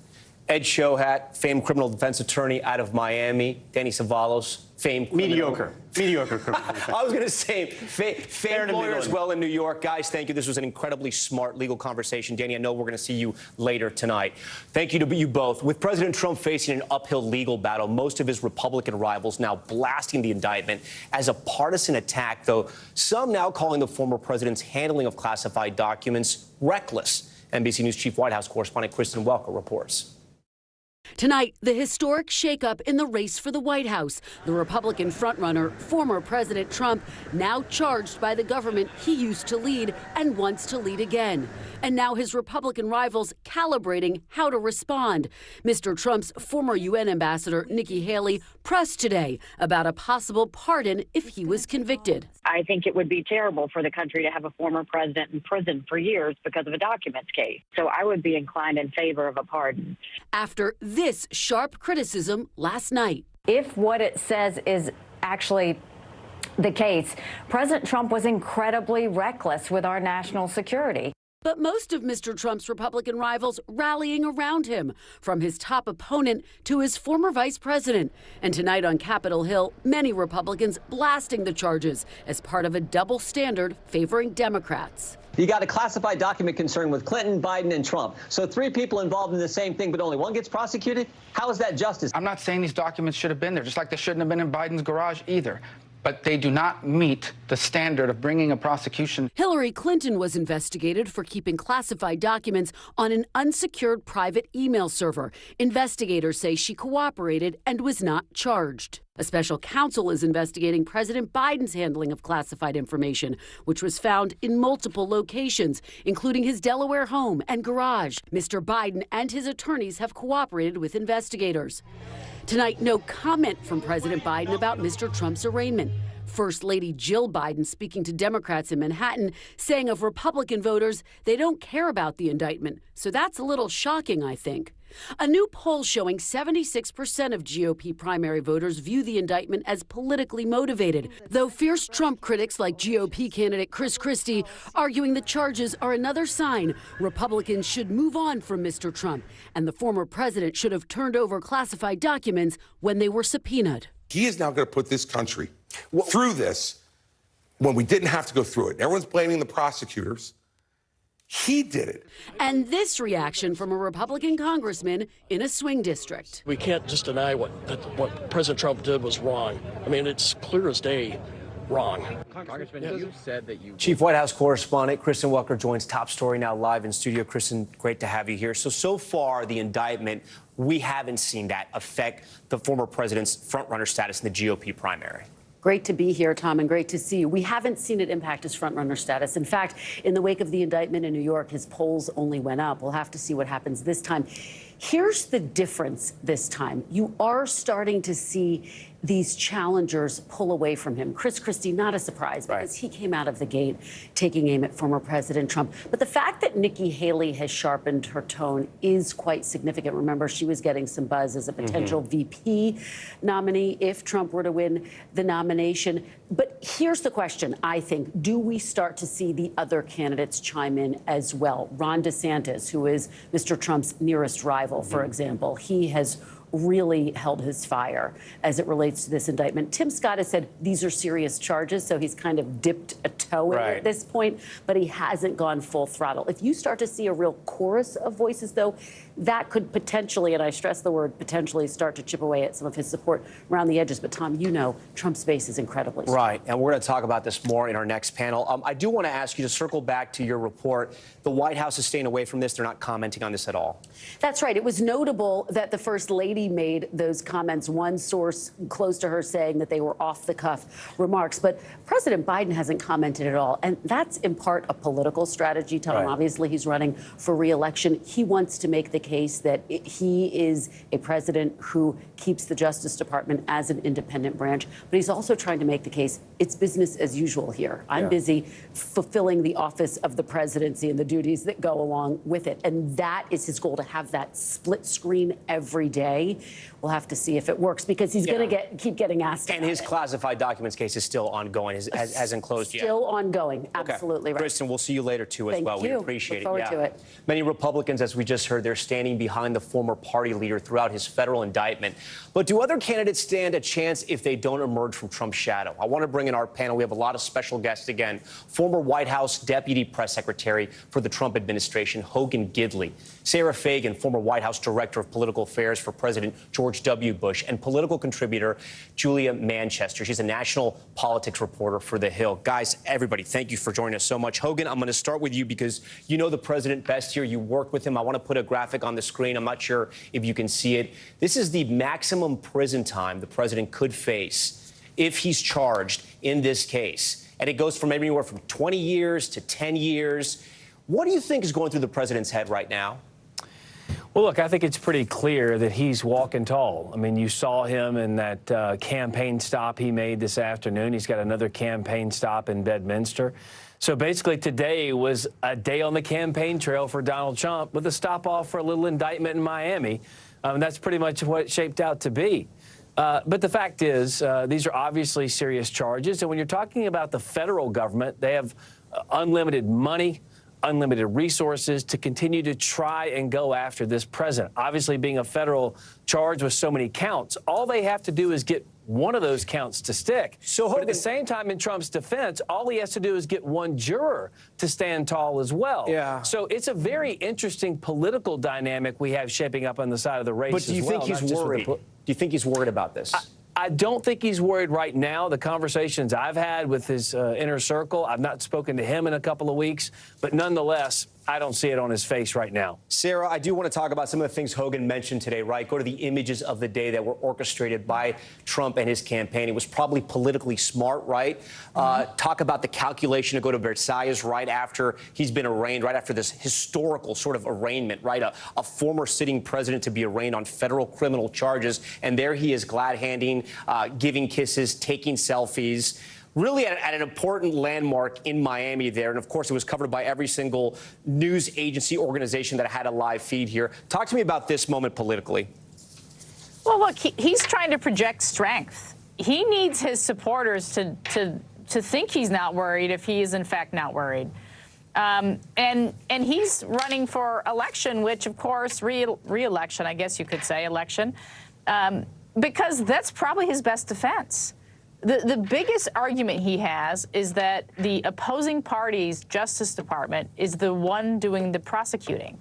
And, you know, politically, that's a very powerful argument. So I think this was a very prudent move on his part, if you just think of it politically. And I think you'll see a lot more of these kinds of campaign stops when he is in front of courts. Julia, we saw in Kristen's piece there that 76% of Republican voters think that this indictment is politically motivated, right? So talk to me how you get that number, and then if you're somebody who's running against former President Trump, how you make your own inner calculation of how you address this, because a lot of the next few months, this is going to be the question that's asked to every candidate. Yeah, look, Tom, I think a lot of the Republican primary base simply thinks this is a witch hunt, to use President Trump's words, against him, and they're not willing to essentially accept it, even though the allegations are serious. I think a lot of the primary base also likes what President Trump, in terms of what he does in terms of his policies and those America First policies. For the other candidates, though, it's difficult for them. I think they're in a very difficult situation, especially if you're someone like Governor Ron DeSantis, because you want to differentiate yourself from Trump. But at the same time, all of these candidates, or most of them, I shouldn't say all, a lot of them are kind of running on these America First principles and, running on, much of Trump's platform, if you will, especially on issues like the economy, for example. So if you're Ron DeSantis and you're trying to differentiate yourself, you don't want to necessarily attack him on the indictment, because then you're alienating a huge part of the GOP primary base. But at the same time, I think, looking at what Ron DeSantis is doing, today he was rather quiet, but there was reporting out that he, released that essentially talked about how he would reimagine the Justice Department under him, talking about how he believes the FBI and Justice Department are biased against Republicans and conservatives. So they're in a difficult situation. And for President Trump, I mean, today we're all talking about him. He has multiple campaign stops, and most polling, if not all polling, shows him leading by double digits. Yeah, Hogan, do you think some of these candidates, it's interesting, they want to be the leader of the free world, these GOP candidates. They want to go face to face with China, with Russia, and yet they're afraid to attack former President Trump or call him out for allegedly mishandling these classified documents, which, when you look at the indictment, the evidence is incredibly strong. Do you think simply that some of these candidates are just afraid of former President Trump? Well, there are political realities that exist. First of all, of course, they're afraid of him in the political sphere. He's ahead by 40 points to the nearest challenger, Ron DeSantis, of course, just crushing him in these early primary states as well.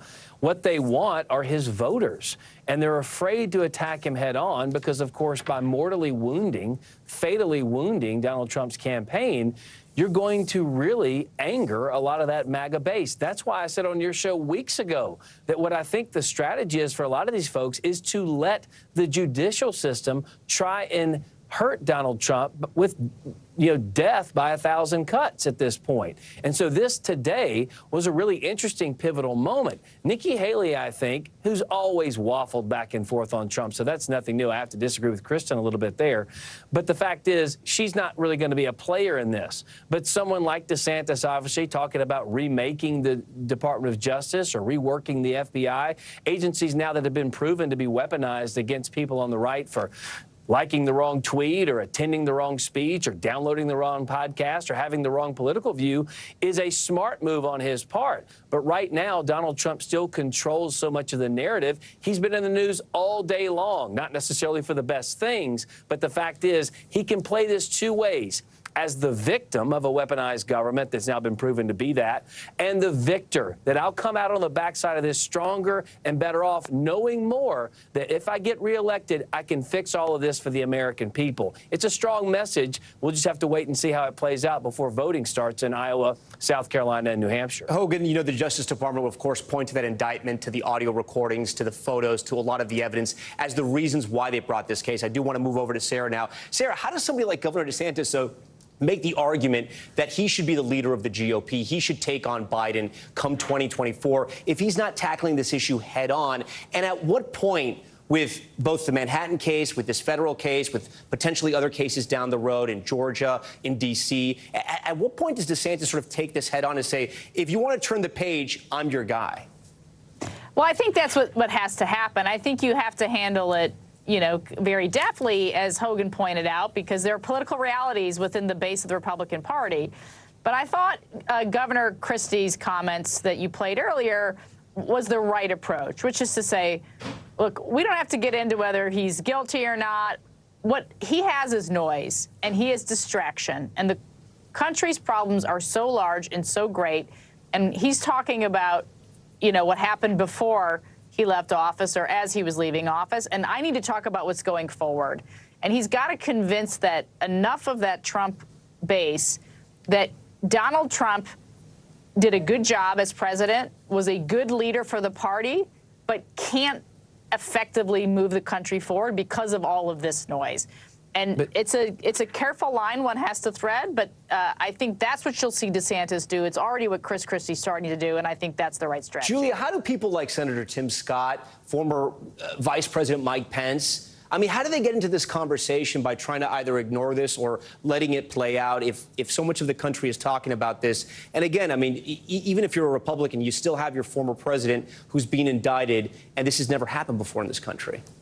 Yeah, well, for Tim Scott, he's walking a very fine line. I mean, he acknowledged that these are very serious allegations while at the same time talking about what he said was a double standard and how Republicans and Democrats are treated in terms of these investigations. If you're former Vice President Mike Pence, though, I think that's even more complicated because Mike Pence, and I mentioned the America First principles that a lot of these candidates are running on before, you know, Mike Pence was President Trump's number 2, literally, during his administration. They have a very similar platform, or they did have a similar platform. But what we've seen him do, Pence, since he launched his presidential campaign, is to become more critical of Trump, more vocally critical of Trump than he ever has before, particularly on January 6th. Now, I personally don't think that's going to play well with a majority of the Republican primary base who seems to be wanting to move on. But look, in terms of how he approaches the indictment, though, I mean, that's going to be a very fine line for him to walk because he doesn't want to alienate that same base. Sarah and Hogan, last 2 questions for you guys. It's the same question. Sarah, I'll start with you. If you were advising former President Trump, would you tell him to take the debate stage in August or to sit it out? Yeah, he has to take the debate stage because he has to look strong. He has to look unafraid of these charges. And it's the best opportunity to get in front of the most people to, continue to further his arguments, which are this should be a civil case, this is Democratic prosecution, this is unfair, they didn't give me time, all the things the attorney said earlier. So I don't think he has a choice. It would be really foolish to skip that debate. Hogan, before you answer, we want to look at some live pictures right now. We have the former president's airplane, the Trump airplane. They're landing in Newark Airport right now as he's going to make his way right after he touches down to his golf club in Bedminster, New Jersey, where he will give his first remarks publicly. He spoke a little bit at Versailles, but he will give his first remarks in length and possibly provide a defense of what he says his case is going to be against the federal government. But Hogan, the same question to you. If you were in that inner circle now, would you tell the former president he has to get on that debate stage, the Fox News debate in August, for the GOP primary, or should he skip it at this point? I think he should get in the ring. I think he should take it right to the other candidates and point out the fact that while everyone on this stage, to my right and to my left, will promise they can do the America First policies that really improve the lives of all Americans, regardless of race, religion, color, or creed, I actually did it. And everybody up on this stage is also going to face the same scrutiny I've faced. The difference is I've stood tall and I've done this in spite of the attacks.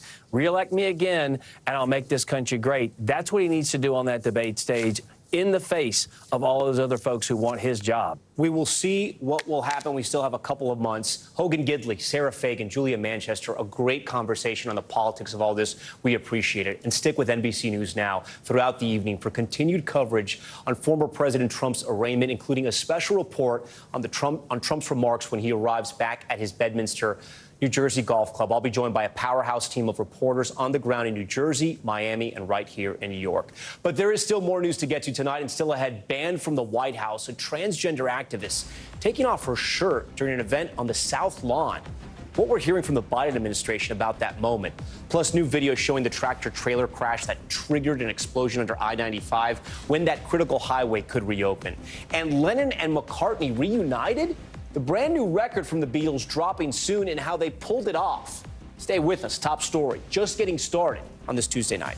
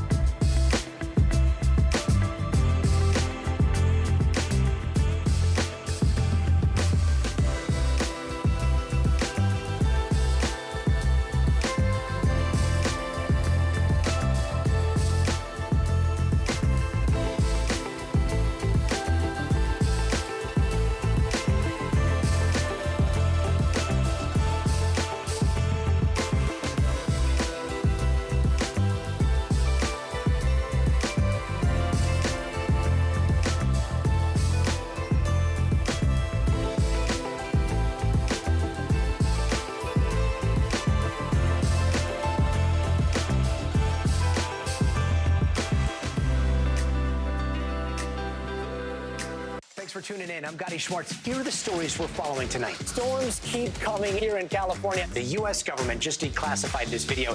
A lot more stories trending like crazy on social media. A controversy pitting lawmakers against young voters. What's the state of crypto today? What is going on when we're looking at trends there? Another mind-bending story on artificial intelligence. This is what my voice sounds like when I clone it.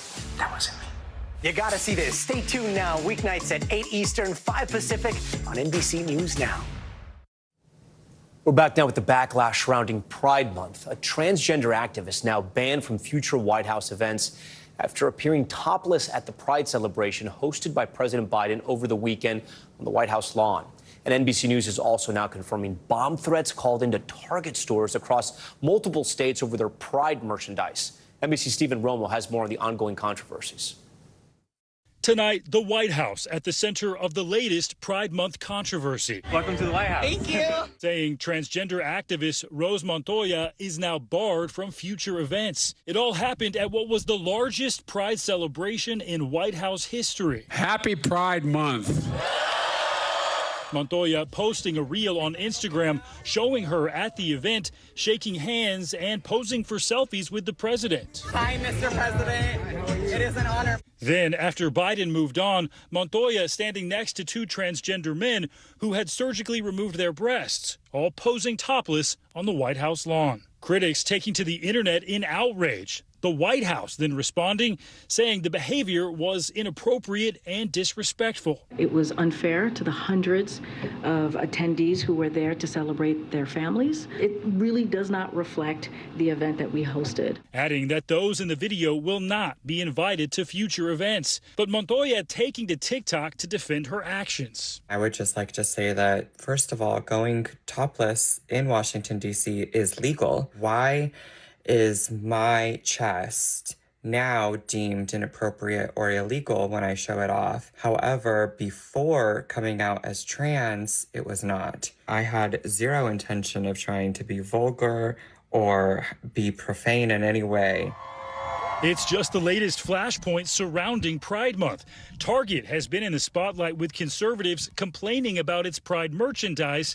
And then after pulling some of it off the shelves, citing the safety of its employees, the store found itself under fire from LGBTQ advocates. The controversy now going beyond debate as NBC News has confirmed bomb threats related to LGBTQ issues to multiple Target stores in at least 5 states, according to the local police departments involved in these incidents. There's something going on, but they're not telling us. Customers confused as some were evacuated over the weekend from this location in Oklahoma City after a threat was sent. Some of the workers don't even know what's going on. Police said no explosive devices were found, but a message sent to local news outlets, including NBC affiliate K4, had the date of the Oklahoma City bombing included.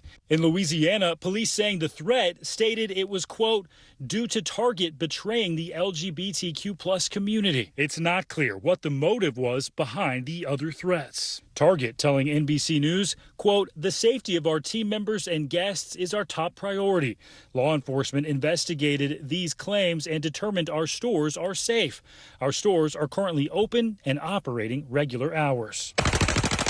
And Target, not the only company in the middle of a Pride firestorm. Bud Light's sales struggles are well known now after a promotional post from a trans influencer. I got some Bud Lights for us. Now, country music Hall of Famer Garth Brooks addressing critics after he said his bar will serve Bud Light. We're going to serve every brand of beer. We are. Some upset with Brooks's remarks vented online, but the music star not backing down, defending his decision on a Facebook live stream. So here's the deal, man. If you want to come to Friends in Low Places, come in. But come in with love. Come in with tolerance. And with that, Stephen Romo joins Top Story Live. And Stephen, some people who may not know Garth Brooks may be a little confused, but this is actually very on brand for him. Yeah, it sure is. Some people were surprised that Garth Brooks took this stance, but if you paid much attention to him at all the way back in 2000, he performed at a concert called Equality Rocks with George Michael, advocating for equal rights for LGBTQ people well before many politicians who champion right now were on board with it. He also had a late sister, Betsy, who was a part of the LGBTQ plus community, may give some insight into his point of view on these issues. Okay, Stephen Romo for us. Stephen, we appreciate it. When we come back, Victory celebrations ending in gunfire. A shooting erupting in Denver as fans celebrated the Nuggets' championship win. At least 10 people hurt here. What we're learning about the investigation next.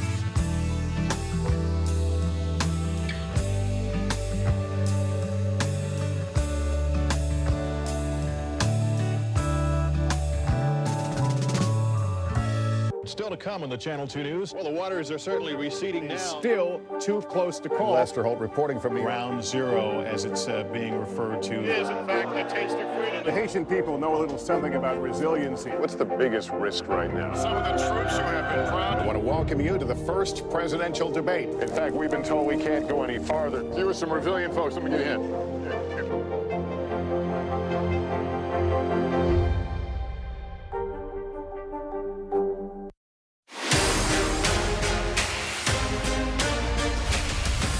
All right, we are back now with Top Stories news feed, and we begin with a mass shooting in Denver following the Nuggets' win in the NBA Finals. Authorities say gunfire erupted as a large crowd celebrated the victory in Denver's downtown. At least 10 people were hurt, including 3 in critical condition. So far, 2 people are in custody. Police believe several people were fighting when the shooting happened. New video captured the deadly tanker explosion that caused Interstate 95 to collapse. Take a look at this surveillance footage from a warehouse nearby showing the moments the truck crashed, you see it there, into the bridge and burst into flames. Massive plumes of thick smoke billowing from the wreckage. The truck had been carrying more than 8,000 gallons of gasoline at the time of the explosion. Officials say reconstruction will likely take several months. And this is a truly bizarre one. A couple in Atlanta coming home to a surprise visitor. A doorbell cam capturing the moments the pair spotted a vulture. That's right, a vulture inside their living room. The bird perched on an armchair after the homeowners say it got inside through a doggy door. It eventually flew out a back door. Good to know. Okay, turning now to some more serious news. The war in Ukraine, where Russian missiles rained down on President Zelensky's hometown, killing at least 7 and injuring dozens more. This attack as Ukraine's counteroffensive is intensifying. NBC's Raf Sanchez has this report. Tonight, a Russian missile strike bringing devastation and chaos to President Zelensky's home city of Kryvyi Rih. At least 11 people killed when cruise missiles slammed into this apartment block and other civilian targets, Ukrainian officials say. Their bodies laid out by the playground. Just hours earlier, President Putin, champagne glass in hand, accused Ukraine of targeting residential areas. The attack comes as Ukraine's counteroffensive gains momentum, liberating a string of small villages from Russian control. Near Bakhmut, close quarters combat in trenches and bunkers. 1 week after this dam exploded, water levels alarmingly low around the Zaporizhzhia nuclear power plant, raising fears its reactors could overheat. Dmitry Orlov is the exiled mayor of the neighboring city. How worried are you about a disaster at the nuclear plant? There are such worries and fears, he says, but we're ready for the worst scenarios. The UN's top nuclear official hoping to shield the plant from fighting nearby. There is active combat, so we are worrying that there could be, obviously, mathematically, the possibilities of a hit. A risk growing worse as the fighting intensifies. And President Putin today saying the only way this war will end is if the West cuts off weapons to Ukraine. The White House going in the opposite direction, announcing a new $300 million military aid package. Tom? Raf Sanchez from Ukraine tonight. Coming up next, a living nightmare, a family gathering to mourn the loss of a 76-year-old woman when they heard noises coming from her coffin. What they found when they went to check her pulse. Stay with us.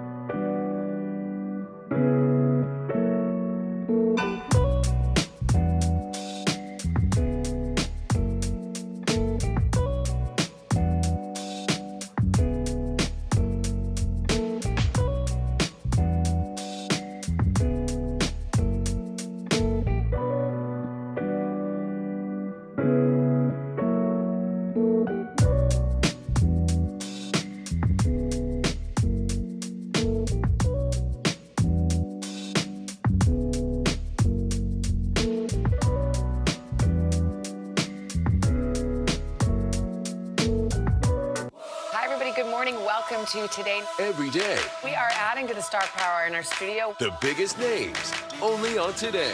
See, we're coming in this early, right? Everybody, it's Today. Like I won the lottery. How do you feel at this age, this stage? Liberated. We're just getting started, folks. Ain't no stopping us now.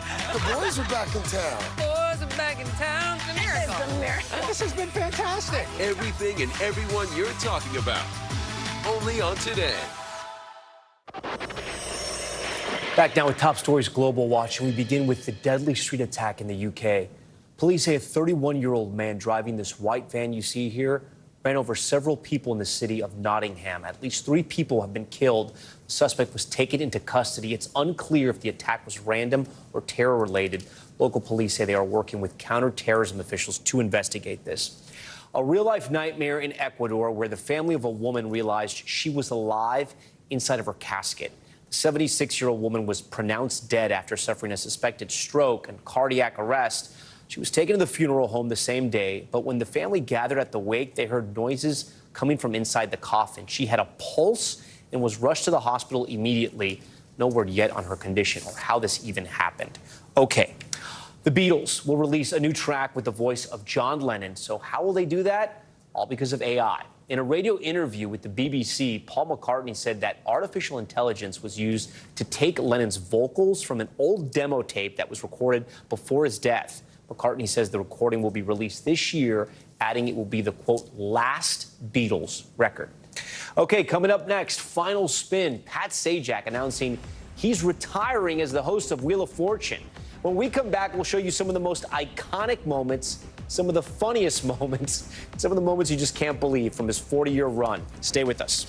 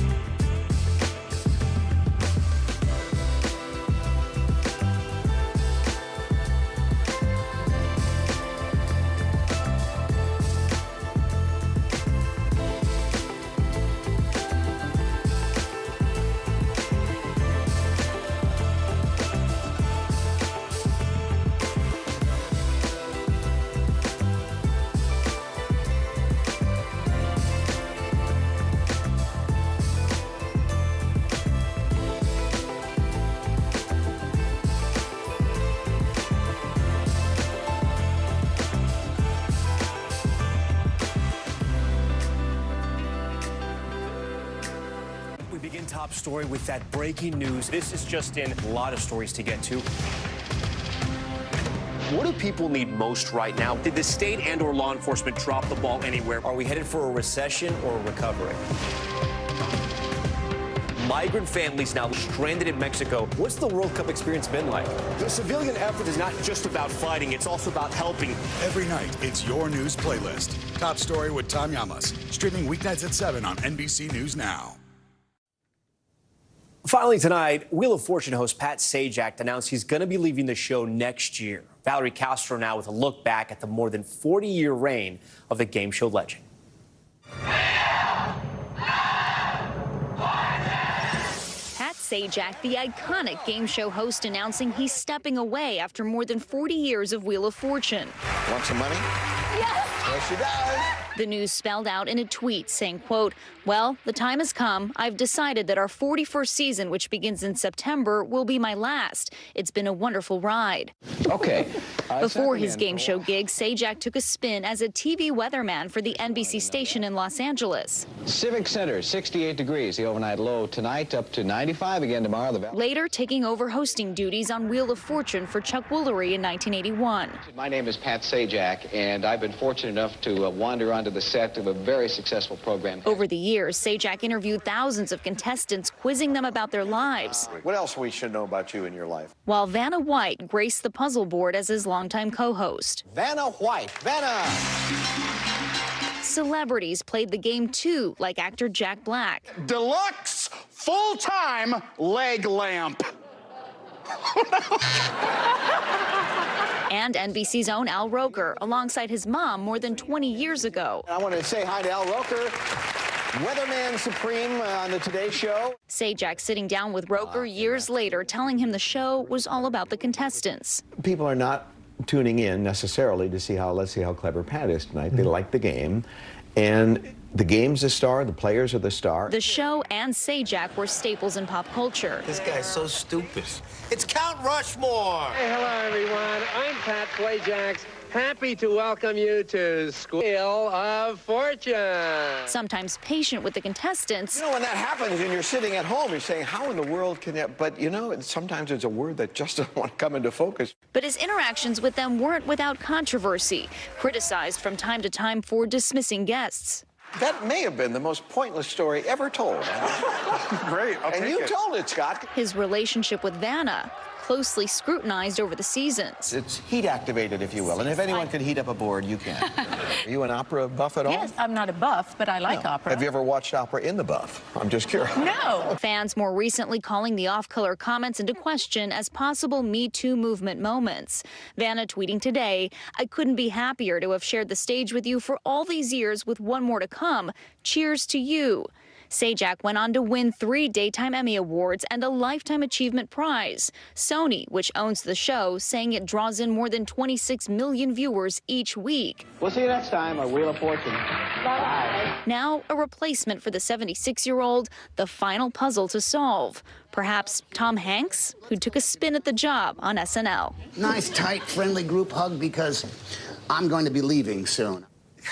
All right, with that, Valerie Castro joins us now. So the big question is, who's next? Who's going to be the next host? So the first name that comes to mind is, of course, Vanna White, and she has filled in for him in the past, including in 2019. He was out for a medical issue, and his daughter Maggie was actually her co-host at the puzzle board, so she may also be a contender. There are lots of other names being floated out there: Wayne Brady, Tom Bergeron, Ryan Seacrest, but nothing official yet, so we'll just have to see. got one more for you. Valerie Castro. How about that? How about Tom Yamas? You looking forward to doing this? Wait, Tom Yamas? Okay, thanks so much for watching. I'm Tom Yamas in New York. Stay with NBC News Now for the latest on the historic arraignment of former President Trump.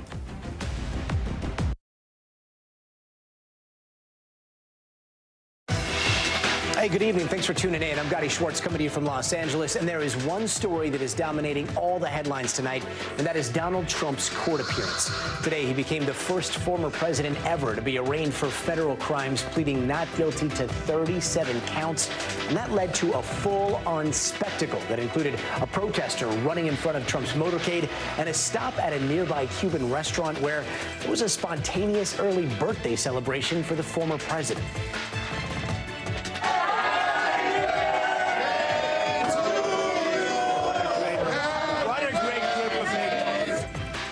There were relatively few words coming from Republican leaders on Capitol Hill.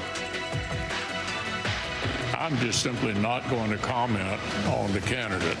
We've got a bunch of them, and I'm just simply going to stay out of it.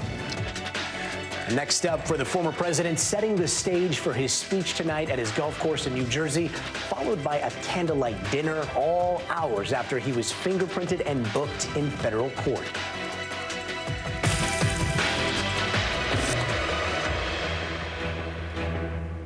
And from Florida to New Jersey, former President Donald Trump going from being booked, fingerprinted, arraigned, and released today in Miami to making that campaign stop on his way to the airport to retreating to his private club in Bedminster. It has been a whirlwind of a day, the likes of which we have never seen. And we're going to get into all of that, from what happened when what looked like an anti-Trump protester jumped in front of the motorcade to the very latest tonight, where the embattled former president is set to speak. But let's start with what happened in Miami during his first court appearance in federal court over these 37 counts he's facing in this mishandling of classified documents case. And this is the second time in 2 months where he was technically booked and his fingerprints were taken. There was no mugshot this time or last, but a court sketch artist was in the room documenting the moments Donald Trump appeared before a judge. And that's a judge he appointed. He was read those charges against him. His lawyer, Todd Blanche, pled not guilty on his behalf. And outside, things were starting to get a bit chaotic. Trump supporters facing off with a few anti-Trump protesters outside the courthouse. And as soon as the motorcade carrying Trump left the courthouse, one apparent anti-Trump protester wearing a prisoner's costume and carrying a sign that said, "Lock him up," ran into the middle of the road, blocking the SUVs, and was quickly taken down. Once cleared, the motorcade made a surprise stop at a coffee shop on the way to the airport. And this isn't just any coffee shop. This is Café Versalles, a well-known campaign stop when courting Latino voters. And inside, supporters surrounded the former president and even started singing him happy birthday, which is tomorrow.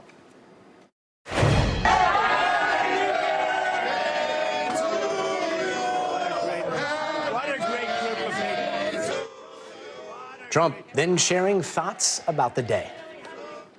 I think it's a rigged deal here. We have a rigged country. We have a country that's corrupt. We have a country that's got no borders. We have a country that's got nothing but problems. We're a nation in decline, and then they do this stuff.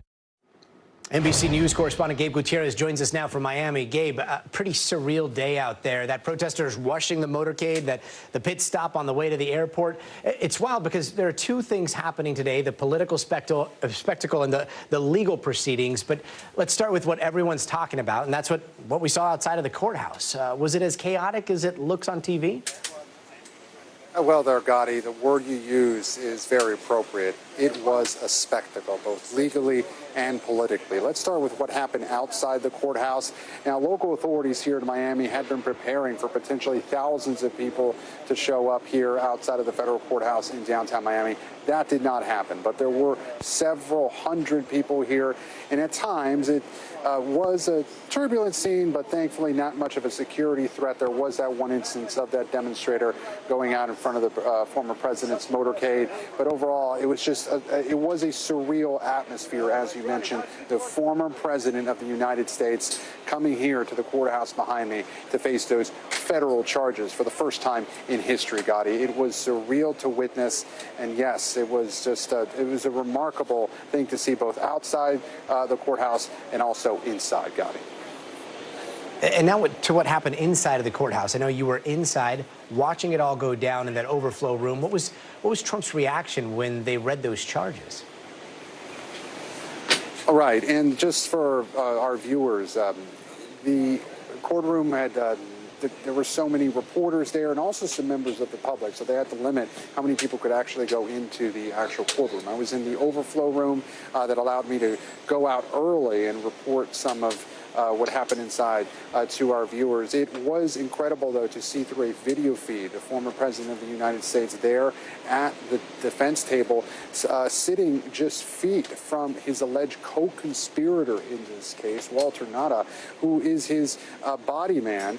He's also flanked on either side, the former president, by his attorneys. His attorney Todd Blanche, a well-known white-collar defense attorney from New York, and also his South Florida co-counsel, and to hear one of his attorneys say on his behalf, not guilty. Gotti, that was just incredible. And also to hear the magistrate judge in this case refer to the people of the United States versus Donald J. Trump in this sweeping 37-count indictment against the former president. Taking a step back, just think of how incredible that is. A federal indictment against a former president. Just remarkable. Did you get a sense of his demeanor in there? The former president did not say one word during this court appearance, which, by the way, was 47 minutes. I had one of my colleagues who was in the room, Garrett Haig, who said that he did not even see the former president turn back around at all. But if he would have done so, he would have seen the special counsel, Jack Smith, who was in the first row behind the prosecution's table. And just think of how incredible that in and of itself is. A special counsel brought in to oversee the prosecution of this case. He was sitting there as this arraignment moved forward. Again, a magistrate judge oversaw this portion of the case. The former president pleaded not guilty through his attorney. Walter Nada, though, the alleged co-conspirator here, Gotti, he did not enter a plea today. That's because while he did have counsel with him, that counsel was not based on South Florida. So he's due back here, excuse me, at the end of this month to enter a formal plea, Gotti. And Gabe, as part of most arraignments, the judge sets parameters for what is allowed, what is not allowed. As this case goes forward, what happened in this particular arraignment? Right, and there was a lot of discussion today. It actually made up the bulk of this hearing. This debate over who the former president could speak with here. In many cases like this, a defendant would not be allowed to speak to anybody, any potential witnesses in the case. But right now, there hasn't been a clear witness list put forward by prosecutors. Also, Walt Nada works for the former president. He works very closely with him. He's a closely trusted aide and his body man. So there was discussion about whether he'd be able to speak with them. What the judge ended up saying was that the former president could not speak about the case to any of his employees or potential witnesses here. But again, that was discussed at length and will probably continue to be discussed at length as this case moves forward, Gotti. And Gabe, we're looking at two timelines. One, the court docket, another, the presidential election. Actually, two court dockets and the presidential election. How are those going to overlap here? Well, there are still some questions about the timeline for this particular case, but I can tell you, Gotti, the other case that the former President Trump is facing alleged hush money payments in Lower Manhattan. That case potentially could head to trial by March of next year. Of course, that runs right into the height of the presidential campaign season, the primary season. So that is something to consider. In this case, yes, it is possible that this case could head to trial, perhaps, next year as the presidential campaign is still underway. And so that is still being worked out, but it is lost on no one, especially Donald Trump, who right after leaving this courthouse, as you mentioned, went to Cafe Versailles here in Miami and treated it essentially as a campaign stop and had those supporters singing happy birthday to him as he remained defiant. So this cannot be separated. The legal implications of this cannot be separated from the political implications of this. And we've also, heard new reaction from several of the other GOP candidates in this race. Mike Pence just writing an op-ed that published just a few minutes ago. Nikki Haley offering new comments today, suggesting that she would be inclined to pardon former President Trump, even though she's still calling his actions reckless. This is so unprecedented in so many ways legally, but also we've never dealt with a political campaign quite like this one. Got it. Gabe, thanks so much. Your reporting today has been incredible. Thanks. And again, this is the second indictment for Donald Trump and one of several investigations ongoing into the former president that are happening across the country right now. In April, Trump was charged in Manhattan for his role in what prosecutors call a hush money scheme to pay off adult film star Stormy Daniels back in 2016. Meanwhile, a Georgia prosecutor is investigating Trump's attempts to reverse the 2020 election results in that state. And those cases are in addition to the January 6 inquiries and a civil case, which he has already been found liable for. But how did we get here? And at this point of the classified documents probe, Hallie Jackson is going to take us back to the beginning of the investigation, which began in the early days of the post-Trump presidency. It starts just after the former president moved out of the White House in 2021 with boxes of classified documents stacked on a stage at Mar-a-Lago, according to the indictment. Some then moved to a bathroom. Around this time, the National Archives demands some of the classified documents from the Trump presidency they're supposed to have but don't. Then, a key moment that summer, the indictment says Mr. Trump allegedly showed a writer a document laying out a plan of attack, citing a recording. And Mr. Trump says, as president, I could have declassified it. Now I can't, but this is still a secret. Fast forward about 6 months later, Mr. Trump's personal valet and alleged co-conspirator, Walt Nauta, returns 15 boxes of classified documents to the archives, according to the indictment. But that didn't stop the FBI from opening a criminal investigation. A month later, a D.C. grand jury came together. In June, a couple FBI agents and a DOJ attorney went down to South Florida and got a signed letter from Mr. Trump's attorneys saying, essentially, they'd turned over everything they had. That turned out not to be true because in August, the FBI carried out a search warrant at Mar-a-Lago and releasing this picture of documents laid out on the floor, something Mr. Trump didn't like seeing. The shameful raid and break-in of my home, Mar-a-Lago, was a travesty of justice. Attorney General Merrick Garland named a special counsel to lead the investigation in November. I signed an order appointing Jack Smith to serve as special counsel. Now there's Jack Smith, tasked with looking at the January 6th attack and the classified documents case. Mr. Trump, now officially running to win back the White House, furious. I took the documents I'm allowed to. I have the absolute right to do whatever I want with them. Over the course of the next 6 months or so, the special counsel issuing subpoenas and hearing from a lot of people in Mr. Trump's orbit, all leading up to last week when the Department of Justice unsealed the indictment, revealing those 37 felony counts against the former president. We have one set of laws in this country, and they apply to everyone. That was Hallie Jackson reporting. Let's bring in our legal panel, NBC legal analyst Danny Savallo, Cynthia Oxney. Cynthia, Danny, welcome to you both. Let's start with your reactions to what happened today. Cynthia, I'll start with you. Well, I was only disappointed that we didn't get a window into the timeline, and we didn't because there isn't a scheduling order that's been issued, and that was because we didn't have Judge Cannon's magistrate. We had a general magistrate, so there was nothing, surreptitious about that. It just happens to be the way it worked today. That was the only disappointing thing. I mean, it was predictable. There are arraignments all over this country, thousands of them every day, and it seemed to, with a couple of exceptions, but not big ones, it really just kind of followed the normal process, which is the way it should be, because everybody should be treated the same under the law. And Danny, it seemed like everything inside went procedurally as planned, although there was some shuffling of his legal defense. When you see that, what do you see? I think too much has been made of this whole Trump couldn't find a lawyer. First of all, it's an arraignment. Virtually anybody can stand in. He has other lawyers, lawyers that practice in federal court that are very able and could certainly pro hoc. And I understand they did pro hoc, and pro hoc is a Latin term that means basically just come into that court. They may not be formally admitted, but they're admitted just for this particular case. So, yeah, I mean, it's significant that Trump hasn't found lawyers yet, but not damaging. Anyone could have stood in today, but he does need to find counsel that is going to handle this case going forward, because he's going to need more than just an attorney. He's going to need a team. There are going to be terabytes of documents, thousands, if not maybe even millions of pages, files, all kinds of things that a team needs to go through. At this point, the government is probably ready to go to trial. It's the defense's turn. They have to play catch up. So this is that formal kickoff.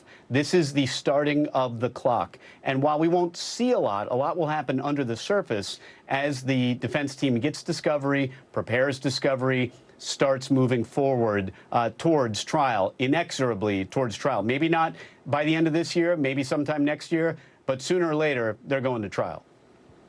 And Cynthia, a lot of people are asking why no mugshot, not in Miami, not in the New York case. Can you explain that? Well, I think they're doing it just because it's, he's a former president, and they had the whole purpose of a mugshot, is so you can find them later if they don't show up. Okay, everybody knows who this guy is. I don't think that's so much of a big deal as, the manner in which we deal with the defenses and how we get this case moving toward trial. I would just say this next time, starting right now, starting today, until the beginning of the trial is the most important part of this trial. That's because that's when the motion practice is going to happen. For Trump, the entire ball game is the motion practice, because if he has to go to trial, he's going to lose. If he can get through the motion practice and get some of this evidence kicked out, he might have some kind of a shot. But everything is in the motion practice for him, because trial itself on this indictment is a conviction. And Danny, you're a defense attorney. This is your specialty. How do you see his defense possibly mounting here? Don't look to Trump's mouth for his defense, because he doesn't know what he's talking about.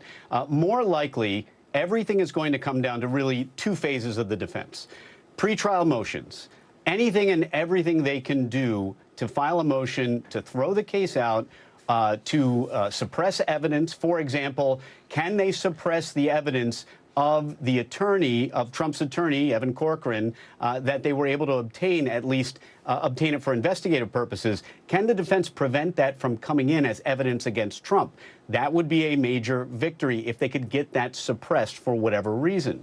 Can they file a motion that this is selective prosecution and they're treating Trump differently than they would other defendants? I expect they will file that motion. That motion never wins, but at least they preserve the issue for appeal. So pretrial motions will be the first part. And the second part, the second phase, if they get to trial, and that means that they're in the red zone, that means they're going to have to deploy a defense that is basically, look, Trump tried to work with them, tried to work with the National Archives, tried to work with DOJ. They were both inflexible. The government was totally inflexible. And that'll fold into their overall theme of Trump as being persecuted. Now, I want to be clear. Will that work? I don't know. But the defense doesn't get to pick its facts. They got to work up a creative defense based on the facts that they have. And Cynthia, the other person charged in this case is the valet, Trump's body man, Walt Nauta. He was at the cafe stop, and we saw him behind Trump right after this arraignment. We understand that he was at the courthouse as well, right there with Trump, possibly traveling there with him. Is the judge here restricting their communication? I mean, he works for the former president, right? Okay. Right. So what happened at the arraignment is Walt Nauta, who's been charged along with Trump, who's got a really big problem in this indictment because he was caught lying to the FBI, and he's actually the guy who did all the dirty work and moved all the boxes and physically broke the rules for Trump. At the arraignment, because he was not arraigned because he didn't have a lawyer who was admitted to the bar in Florida. So his arraignment has been put off, but the judge did conditions of release of Trump and of him. And one of the conditions was you can't talk to each other about the case unless your lawyers are present. It isn't you can't talk to each other. The rule was you can't talk about the case without your lawyers present. Now, the obvious question is, who's going to enforce that? Who's going to believe that they don't? But that was the ruling. So today, when they went back and got in the limousine together, that was not a violation of the judge's rule. When they went to the Versailles, which I'm convinced was a totally planned stop and not something random, because it's such a famous place and because it was filled with supporters and with ministers, to pray over him. But when they went back there, that was not a violation of the judge's orders. It will only be a violation if they discuss the case not in the presence of the lawyers. If they discuss the case, and as we saw them golfing together or them on a golf course or them in a car, and there's no enforcement mechanism to make sure that they do not discuss this case, right? That's right. I mean, and here's the thing. This is sort of what's interesting. The government does not need Nauta to flip, right? Because they've done this indictment without him. They obviously have all kinds of evidence, and I'm sure they have more evidence than what's in the indictment, right? But it would be nice if he would flip, but they don't need it. Let's say he does flip, and let's say Trump has discussed the case with him. Part of that flipping will be to find that out. And then if that happens, and Nauta A flips and B says, and by the way, we discussed the case because Trump wanted to talk about it and told me not to tell anyone, now you have him violating the judge's orders. So Trump has to be careful because he doesn't really know what's going to happen with Nauta. Because Nauta has every reason to. He has every reason. He's going to go to jail if he doesn't flip. And if he did that, he flips and then he says, hey, we discussed this, we violated the judge's orders, hypothetically, would that be a new federal case or would that be folded into this one?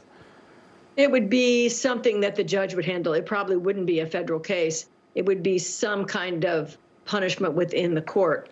But here's the problem. You have to have the judge's help as you're going into trial if you're the defendant, right? The judge is in charge, and the judge controls the schedule. The judge is making all kinds of rulings, and that they control all kinds of things. What you don't want to do is make the judge mad. You don't want to make the judge not trust you any more than you're already not trusted. So it's not in his interest to make the judge mad. And all I'm saying is, because Nauta is an unknown to Trump, he needs to be careful. And because Nauta is in so much trouble, because he's done so many things that he's been caught in, he has every reason to flip.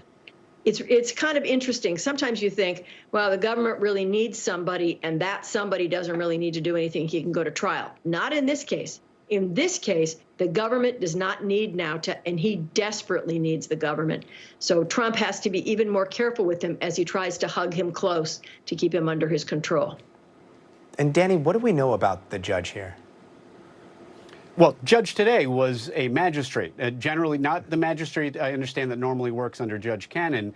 So it's a magistrate judge today. We'll never see that judge again. That is the limited purpose that the role that the magistrate will play in this case. It's really just a staging area, and from here it moves on to Judge Cannon.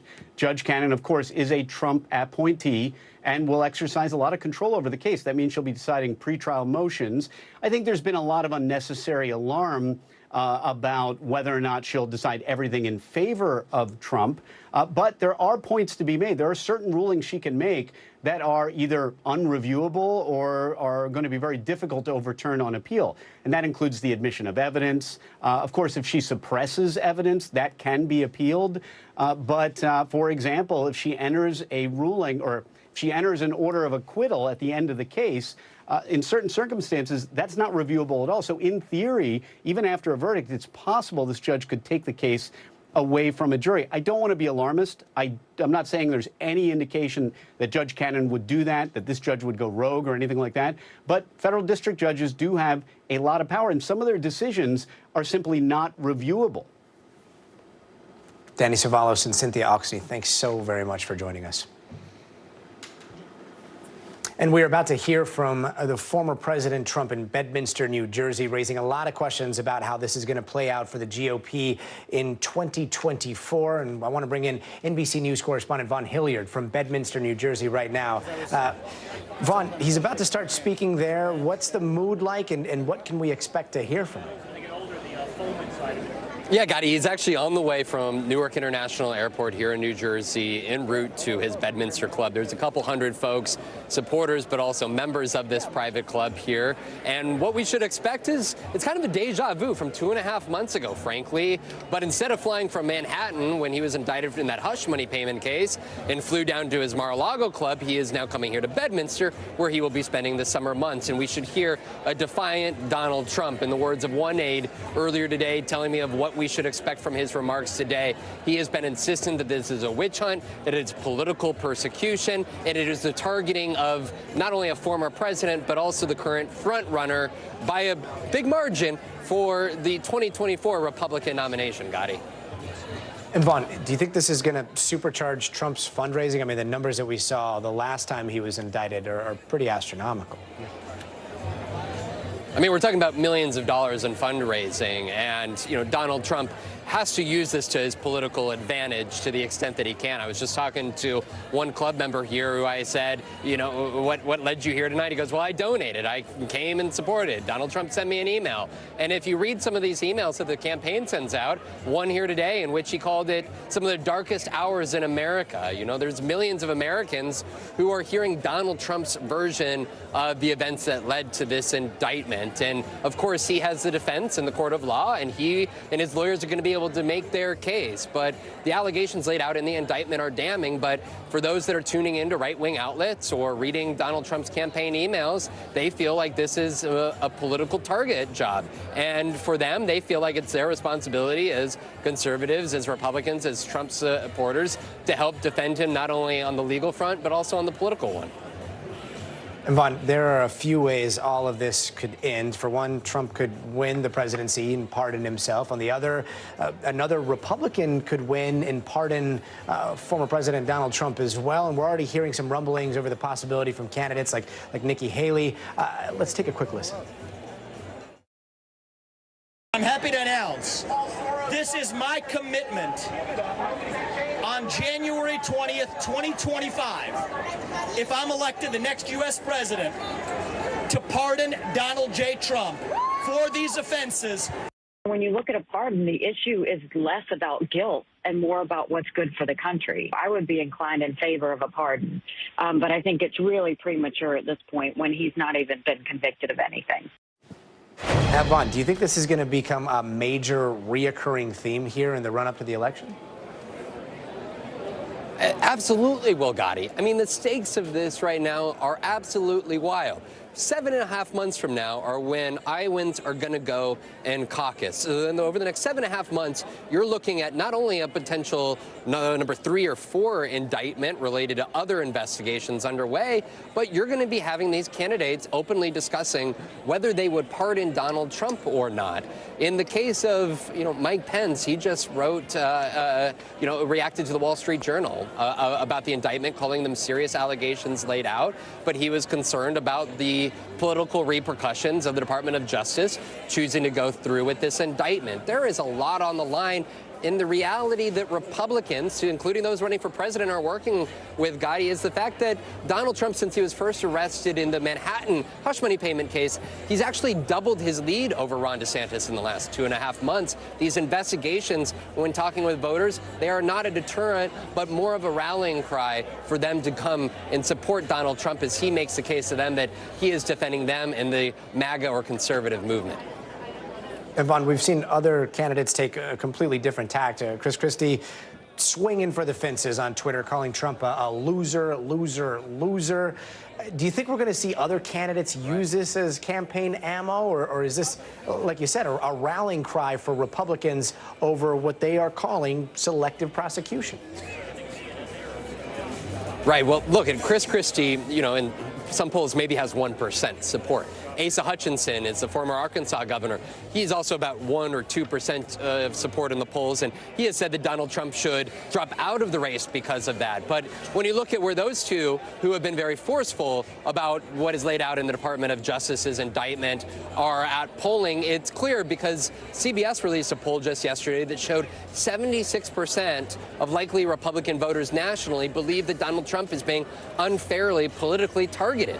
When you look at those numbers, it is clear why Nikki Haley, Tim Scott, Mike Pence, and Ron DeSantis are a little bit more hesitant to come out swinging, because for the last 8 years, they have defended Donald Trump and largely propagated this idea of the deep state and the idea of the, quote, radical left or the Department of Justice coming and attacking Donald Trump. So it's tough for them now in the year of 2023 to suddenly switch course because, as one conservative commentator put it yesterday, that Nikki Haley and Tim Scott had joined the mob, in the words. And those are really the sort of rhetoric that is being used to compel Republican voters to rally around Donald Trump as somebody who could face years in prison if he is not elected. The stakes are just really that dramatic, Gotti.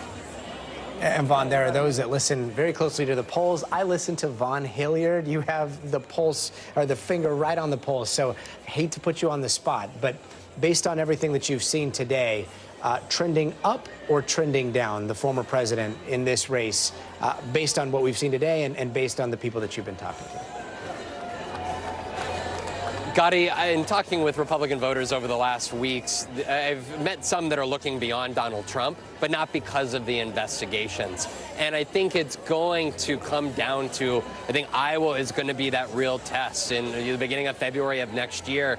But as of right now, I've seen little evidence over the last months to suggest that Donald Trump's political prowess has declined. And over the course of the last weeks, despite these indictments and despite potential hearings running parallel to his campaign, I've seen little evidence from conversations with Republican voters and little data from Republican polling to suggest that he is on a downward trajectory at this point. Gotti. Vaughn, thanks so much, brother. And we want to turn now to NBC News contributor Jonathan Adler and political strategist Amicia Cross. We're just talking a little bit about selective prosecution. Jonathan, there are the state courts, the federal courts, and then there's the court of public opinion. They all move at very different speeds. We've heard the Republicans hammer this idea of selective prosecution over and over and over again, and yet we see the legal process moving very slowly. How do you see all of this playing out as we go forward towards the next elections? Well, the wheels of justice do grind slowly, Gotti, and it's in Donald Trump's interest for them to grind even more slowly. That's been his legal strategy for decades now, is to slow everything down. And with Judge Eileen Cannon, who has already issued several opinions right after the raid at Mar-a-Lago that favored Trump, and she's a Trump appointee, Cuban-American, very supportive of Donald Trump in the past. And so I think you can expect her to probably go along with the defense's requests to slow this down. And there are many, many documents to review. So it's quite possible that there will not be a trial before the election. Politically, I think we need to broaden the conversation from the Republican electorate, which is indeed rallying around Donald Trump, to the general election electorate, which is a very different matter. Trump is doing badly with independents. As things stand right now, he's not really in very good shape to return to the White House, because while his base is strongly behind him, they're actually not generating that much money for him. He needs more than $1 billion to run his campaign. And both in the other case in New York and this case, and presumably the case coming up in Atlanta, where he's likely to be indicted in August, Republicans are opening their wallets to the tune of a few $1 million. That's a long way from the 1.5 billion that he needs. So I think it's important when we're assessing him in the context of this election to look to the fact that he has lost the popular vote in both elections. He did badly for his party in the 2018 midterms and the 2022 midterms. So we shouldn't confuse him with being a political Goliath at this point. Jonathan, I think you raised some really good points there, especially when it comes to the independent voters. Amisha, I got to ask, when it comes to this idea of witch hunt, selective prosecution, do you think that's going to resonate, especially after months and months of coverage like we've seen with independent voters come the general elections? I don't think it's going to resonate with independent voters, but that's not who Donald Trump is speaking to. He is speaking to his base largely, and he's speaking to a growing American population that, quite frankly, is losing a lot of its faith in American institutions. I think that one of the saddest offshoots of Donald Trump's presidency, as well as the post-presidency era, is that he has largely perpetuated this idea that our institutions don't work, this idea that we should not believe or have faith in the institution of democracy, but also our courts. And I think that that has continued to grow throughout his time out of office. He's elevated this concern with the courts and the courts all being against him, that these are basically markedly utilized by the Democrats to attack him. And we knew that this was coming because Donald Trump likes to posit himself as a martyr. It helps him in fundraising. It helps him to remain relevant. He did that during the case that Stormy Daniels brought against him. He did it during the Eugene Carroll case. And now he's utilizing it again, and assumably will do the exact same thing when the Georgia case comes. Donald Trump continues to play from the exact same playbook, and it has not diminished him anyway in the polls, if we are to believe those, but it also has not diminished his voice. And I think that, again, one of the strongest things that is, quite frankly, really sad that this former president has done is increase the level of people, be it whether it is his own supporters or those on the left, the belief that our institutions are problematic and that they don't work for the people. I think that that's a very scary place to be, and that's one thing that this former president, has set America on a trajectory of. Jonathan, I'd love to get your take on what Amisha just said there. We hear, from the right, all across the board, the weaponization of the Justice Department, right? And justice is based on this idea of trust and blind justice. Legal proceedings aside, do you think that there has been a lot of damage done here? I do. I think there's been considerable damage, and I think Alicia makes the central point here, which is this is about our institutions. And when you have a former president who is attacking our institutions, saying they are corrupt, and that the rule of law doesn't really apply in this country, and that he will, quote, terminate, unquote, the United States Constitution should he be returned to the White House, and that he will use the Department of Justice, talk about weaponizing, for, quote, retribution, unquote, against his political enemies. This does damage to our institutions. I don't think it necessarily does irreparable damage. So our institutions have been damaged in the past. They're pretty resilient. We saw after the 2020 election when 60 judges stepped up to rule against Trump in his false claims that the election had been stolen, that our institutions can respond firmly. I also think that we shouldn't forget that when we dodge a bullet. So one of my big surprises today was how few people showed up. The Miami police were expecting between 5,000 and 30,000. and there were apparently fewer than 1,000 who showed up. And, you know, when Trump was indicted in New York and when nobody showed up at the courthouse to support him, or virtually nobody, people said, well, that's because it was in New York. You know, wait till he gets to Florida. Well, they're in Florida, and yes, there was sweltering heat, but the Trump army, which is very loud online, they did not turn out. And so I think the potential for violence that so worries me, violence against our institutions, is maybe a little less today. We still have to worry about these lone wolves who've been given a kind of permission slip by Trump, as some of them have indicated when they've committed violent acts. They cite Trump. We still have to worry about that. But I think the idea of widespread street violence is a little bit less serious tonight than it was before. And Amisha, Trump is obviously talking a lot on Truth Social. We see his motorcade making its way up there to Bedminster. So he's going to be addressing a crowd you can see there, probably in the couple hundreds. What do you think we're going to hear? We're going to hear more weaponization of our legal system. We're going to hear that this is basically Joe Biden attacking him. We're going to hear him throw out some barbs against Hunter Biden because he can't get over that, and that he didn't do anything wrong. One thing that Donald Trump does that petulant children do often is refuse to take responsibility for his wrongdoing. We're going to hear that. We're going to hear that this is, again, a witch hunt.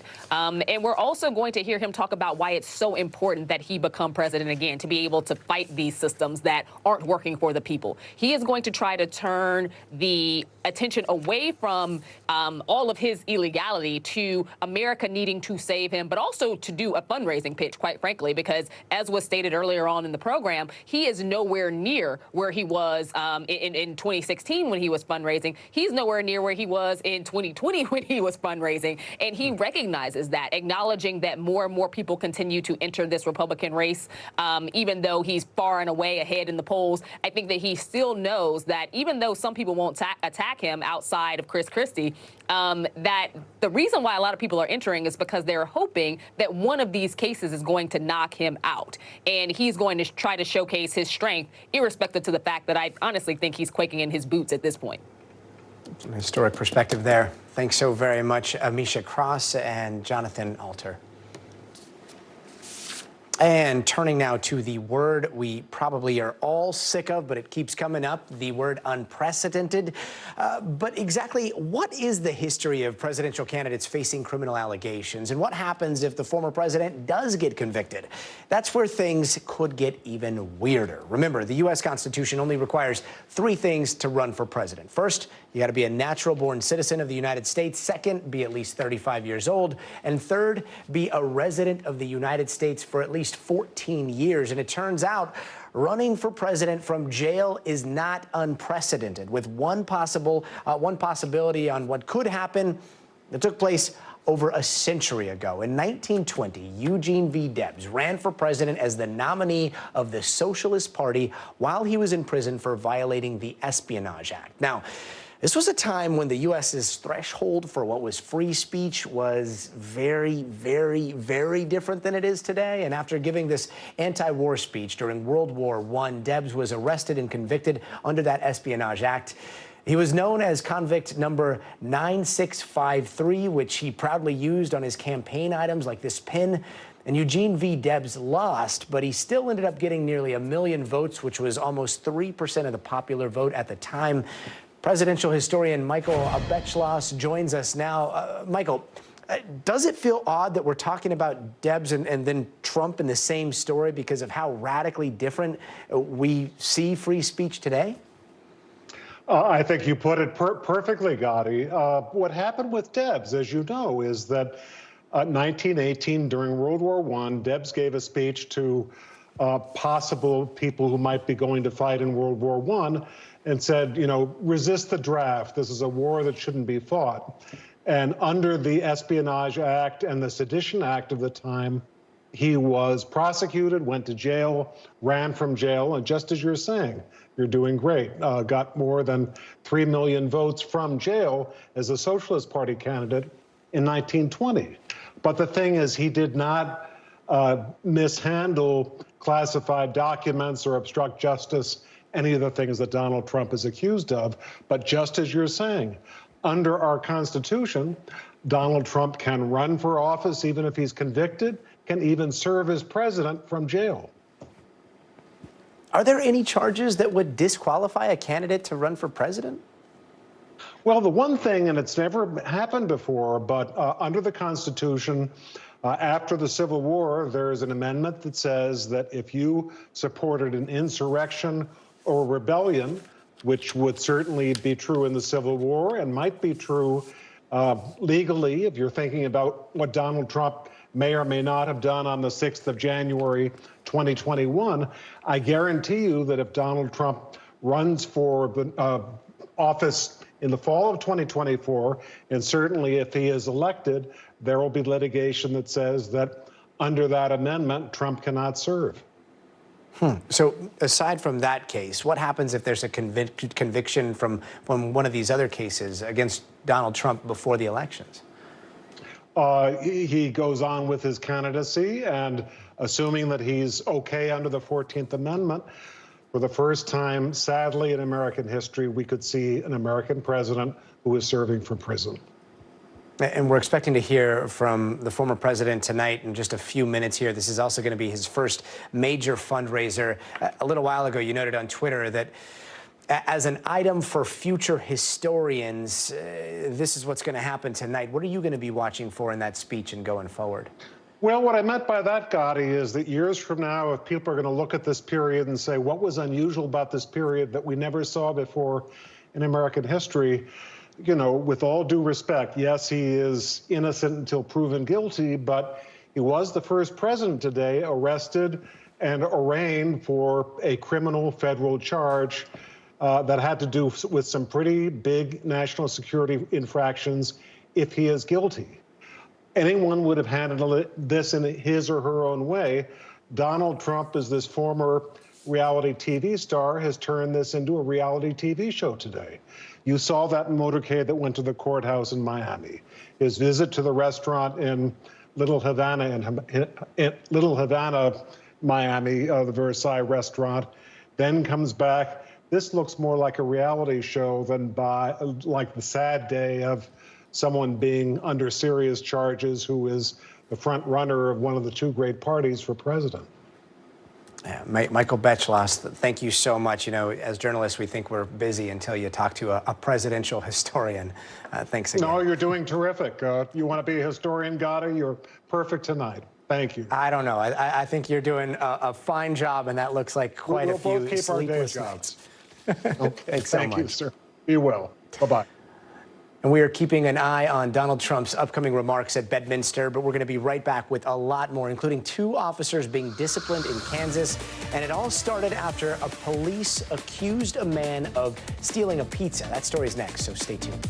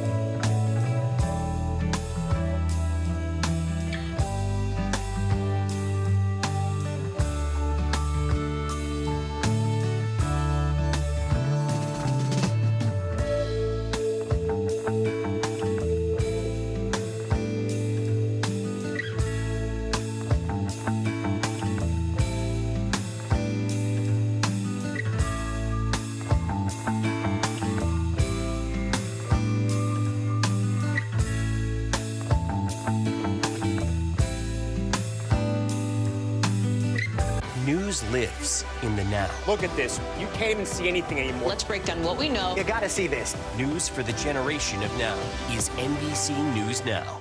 For Dateline Premium, subscribe now on Apple Podcasts. Your music is so familiar. What do you think when people start humming back your tunes? How you doing, Lester?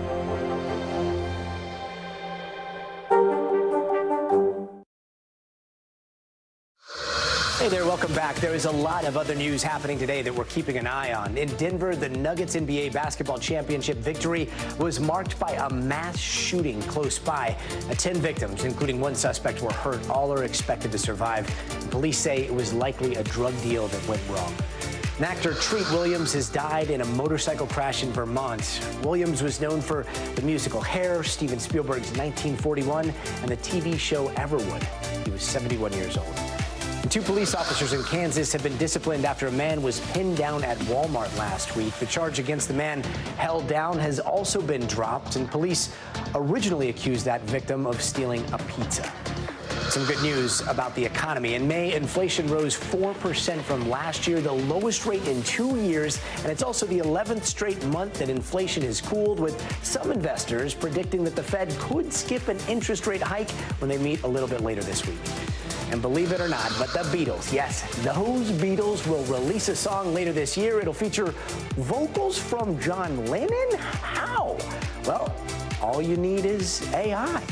It'll be the first release since the mid-1990s, and Paul McCartney says it'll be their last. And we are learning a lot more about that tanker explosion in Philadelphia that shut down part of Interstate 95. The body that was pulled from the wreckage was identified as tanker driver 53-year-old Nathaniel Moody. Now, Moody was a father and an Army vet. He delivered gasoline to Wawa gas stations across the Philly area. And his family says Moody was very familiar with that I-95 route, as he has been driving trucks for about a decade. Meanwhile, cleanup and construction continues. NBC's Emily Akeda has more. Hey there, well, the rush to rebuild continues as crews are working around the clock on this critical thoroughfare behind me that was essentially torched to pieces when a gas tanker collided and burst into flames on Sunday morning. What you're seeing behind me, crews on the ground, they're really shifting their attention, focusing on the southbound lanes and demolishing that section because investigators found that section to also be unsound. The Secretary of Transportation, Pete Buttigieg, on the ground earlier today surveying what will be a massive undertaking. I posed the question to him, what is his level of concern when it comes to the ripple effects from a road closure like this, pointing out how economists today warned that we could see an increase in prices of some goods as a result. He acknowledged that to be the case, saying when trucks have to reroute, drive additional distances, those types of things can be translated into prices, into goods, and that really underscores the importance of rebuilding a critical thoroughfare like this quickly and safely. I talked to a delivery driver who typically drives this stretch of I-95 5 to 10 times a day, so he is really feeling the impact. Take a listen here. A lot of traffic, extra traffic. If you're going to get somewhere on time, you better leave an hour to 45 minutes earlier than you usually would, or you ain't getting there on time. Every main street from Tarzell Ave, Frankfurt Ave, the Boulevard, all the main streets are blocked up. If you don't know the back roads, good luck. And we're still waiting for more details on the crash investigation, but family members tell us that the man behind the wheel was Nathaniel Moody, a beloved father and longtime experienced truck driver, and they say he died in the accident on Sunday. In terms of when we could see this interstate completely rebuilt, well, officials say we could learn more details on that timeline tomorrow. Back to you. Emily Akeda, thanks so much. And tonight, millions of Americans from Texas to the Carolinas are facing the threat of severe storms. Those storms are expected to bring super strong winds and hail. And while one part of Texas is dealing with a severe thunderstorm watch, another part of the state is being threatened by severe heat. NBC's meteorologist Bill Cairns has more. Gotti, we've had an incredible amount of large hail reported, especially in Texas, and it's not going to stop. It's going to go through the night tonight, and we're going to get new storms tomorrow that are going to do the same things. This is like 3 days in a row in the same locations dealing with really large hailstones. So you can see the areas of storms. Over Dallas earlier today, we had about 1-inch size hail reported there. That's not enough to do significant damage, but we did have some reports coming in from areas in East Texas and also in areas to the south of Dallas that had up to almost tennis ball size hail. So that's like, you know, pretty much make a fist, and that's the size of the ice chunks that were falling out of the sky. Mostly small hail and a little bit of wind damage with these storms in areas of North Florida. So you see our wind reports, that's the areas in blue. That's where we had wind damage reports, a lot with these. Not so much wind damage, just a little bit here in Northeast Texas, but all the white icons you see there, that's all people that have reported large hail. And you can see it was all those storms that were around the Dallas area and now through East Texas, and then a few here in southern portions of Alabama. And I should mention a few there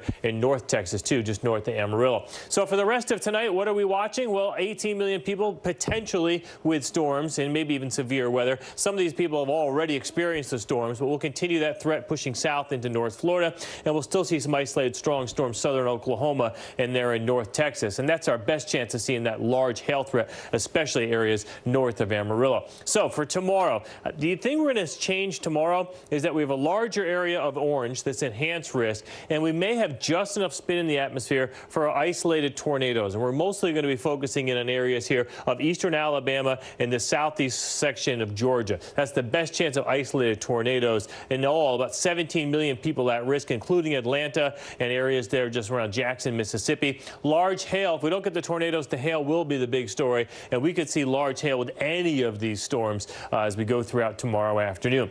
The other story, rainfall. You get 3 days in a row of thunderstorms in the same spot. Of course, we're going to get the chance for some flash flooding locally up to 5 inches, and that's those storms that'll be tracking from Montgomery towards Albany, Georgia as we go throughout tomorrow night. And then the other story, if you're in South Texas or even Central Texas, it feels like the middle of summer already. Heat alerts are up. It's been hot. It's going to stay hot. And not only is it hot, but it's really humid, too. Heat index values up to 114. So we do have some heat warnings in effect here in areas from Corpus Christi to Encino. Everyone else is under heat advisories, including San Antonio and the Houston area. So how hot is it going to be? San Antonio near 100 tomorrow. Waco 98. Houston 99. And then if you add the humidity in on top of that, that's when you get those heat indices of 110 to about 114. And if anything, it gets even hotter as we go into this weekend. Waco Friday 103, Saturday 102. Look at San Antonio, a pair of 103s on Friday and Saturday. Pretty brutal stuff. And then Del Rio, an outside shot of heading up there near maybe 110. And compare that to the Great Lakes and areas in the Northeast where temperatures are cool. So really, summer's just sitting there baking in South and Central Texas.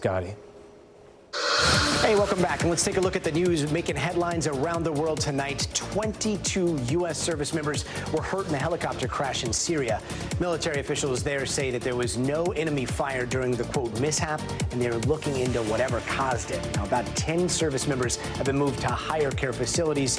U.S. forces have been in Syria fighting terrorism. Search and rescue teams are desperately looking for survivors in Nigeria after a boat capsized in the Niger River, killing at least 100 people. Many of them were coming back from an overnight wedding when it sank. And thousands are fleeing their homes in the Philippines because of an active volcano that's spewing red-hot lava and ash. The Mayon volcano, one of the country's most popular tourist spots, is surrounded by mostly poor farming communities, and authorities say people living further away from the volcano should also be ready to evacuate at a moment's notice. And a nightmare of a story out of Ecuador. Bella Montoya's loved ones were gathered at her wake when they started to hear banging noises coming from inside her coffin. It turns out that Bella was still alive. She had suffered a stroke and a heart attack just a few hours before the wake, and that's when a doctor declared her dead. Bella was rushed back to the hospital. She remains in intensive care, and Ecuador's Ministry of Health is looking into how a premature death declaration happened in the first place. And overseas, just as Ukraine's counteroffensive seemed to be picking up some steam, Russia strikes back in a deadly way. And they have killed at least 11 people in a missile attack on a residential building in Ukrainian President Volodymyr Zelensky's hometown. NBC's Ralph Sanchez has the story. Tonight, a Russian missile strike bringing devastation and chaos to President Zelensky's home city of Kryvyi Rih. At least 11 people killed when cruise missiles slammed into this apartment block and other civilian targets, Ukrainian officials say. Their bodies laid out by the playground. Just hours earlier, President Putin, champagne glass in hand, accused Ukraine of targeting residential areas. The attack comes as Ukraine's counteroffensive gains momentum, liberating a string of small villages from Russian control. Near Bakhmut, close quarters combat in trenches and bunkers. 1 week after this dam exploded, water levels alarmingly low around the Zaporizhzhia nuclear power plant, raising fears its reactors could overheat. Dmitry Orlov is the exiled mayor of the neighboring city. How worried are you about a disaster at the nuclear plant? There are such worries and fears, he says, but we're ready for the worst scenarios. The UN's top nuclear official hoping to shield the plant from fighting nearby. There is active combat, so we are worrying that there could be, obviously, mathematically, the possibilities of a hit. A risk growing worse as the fighting intensifies. And President Putin today saying the only way this war will end is if the West cuts off weapons to Ukraine. The White House going in the opposite direction, announcing a new $300 million military aid package. And so long, Pat Sajak. It has been a wonderful ride. After more than 40 years, this next season of Wheel of Fortune is expected to be his last. NBC's Miguel Almaguer has a story. For more than 40 years, Pat Sajak invited players onto the show as Americans welcomed him into their homes. Anna, it's our 40th season. Can you believe it? But now the iconic host of Wheel of Fortune says it'll soon be time for someone else to take the wheel. I've decided that our 41st season, which begins in September, will be my last. It's been a wonderful ride. Can you use $1 million? As one of the most familiar faces on television, Sajak and Wheel drew more than 40 million viewers a day in the mid-'80s. Wheel and its lexicon became part of pop culture. Would like to buy a vowel? A 3-time Emmy winner, Sajak took over for Chuck Woolery back in 1981, the start of his 4-decade run at Wheel of Fortune, but not in TV. The surf forecast for the weekend. A weatherman at KNBC in Los Angeles, Sajak also hosted a short-lived late-night show in 1989. Sajak and Vanna White. But it was here, alongside Vanna White, where he became a household name. Neither Sajak, White, nor Sony Television have hinted at who will take over the show next, which still draws 26 million viewers a week. Give the wheel a final spin. Soon, it will be time for someone else to take a spin after 4 decades of good fortune for Pat Sajak. Miguel Almaguer, NBC News, Los Angeles. And that does it for us tonight. I'm Gotti Schwartz. We'll see you here tomorrow, but until then, stay tuned for more from NBC News Now.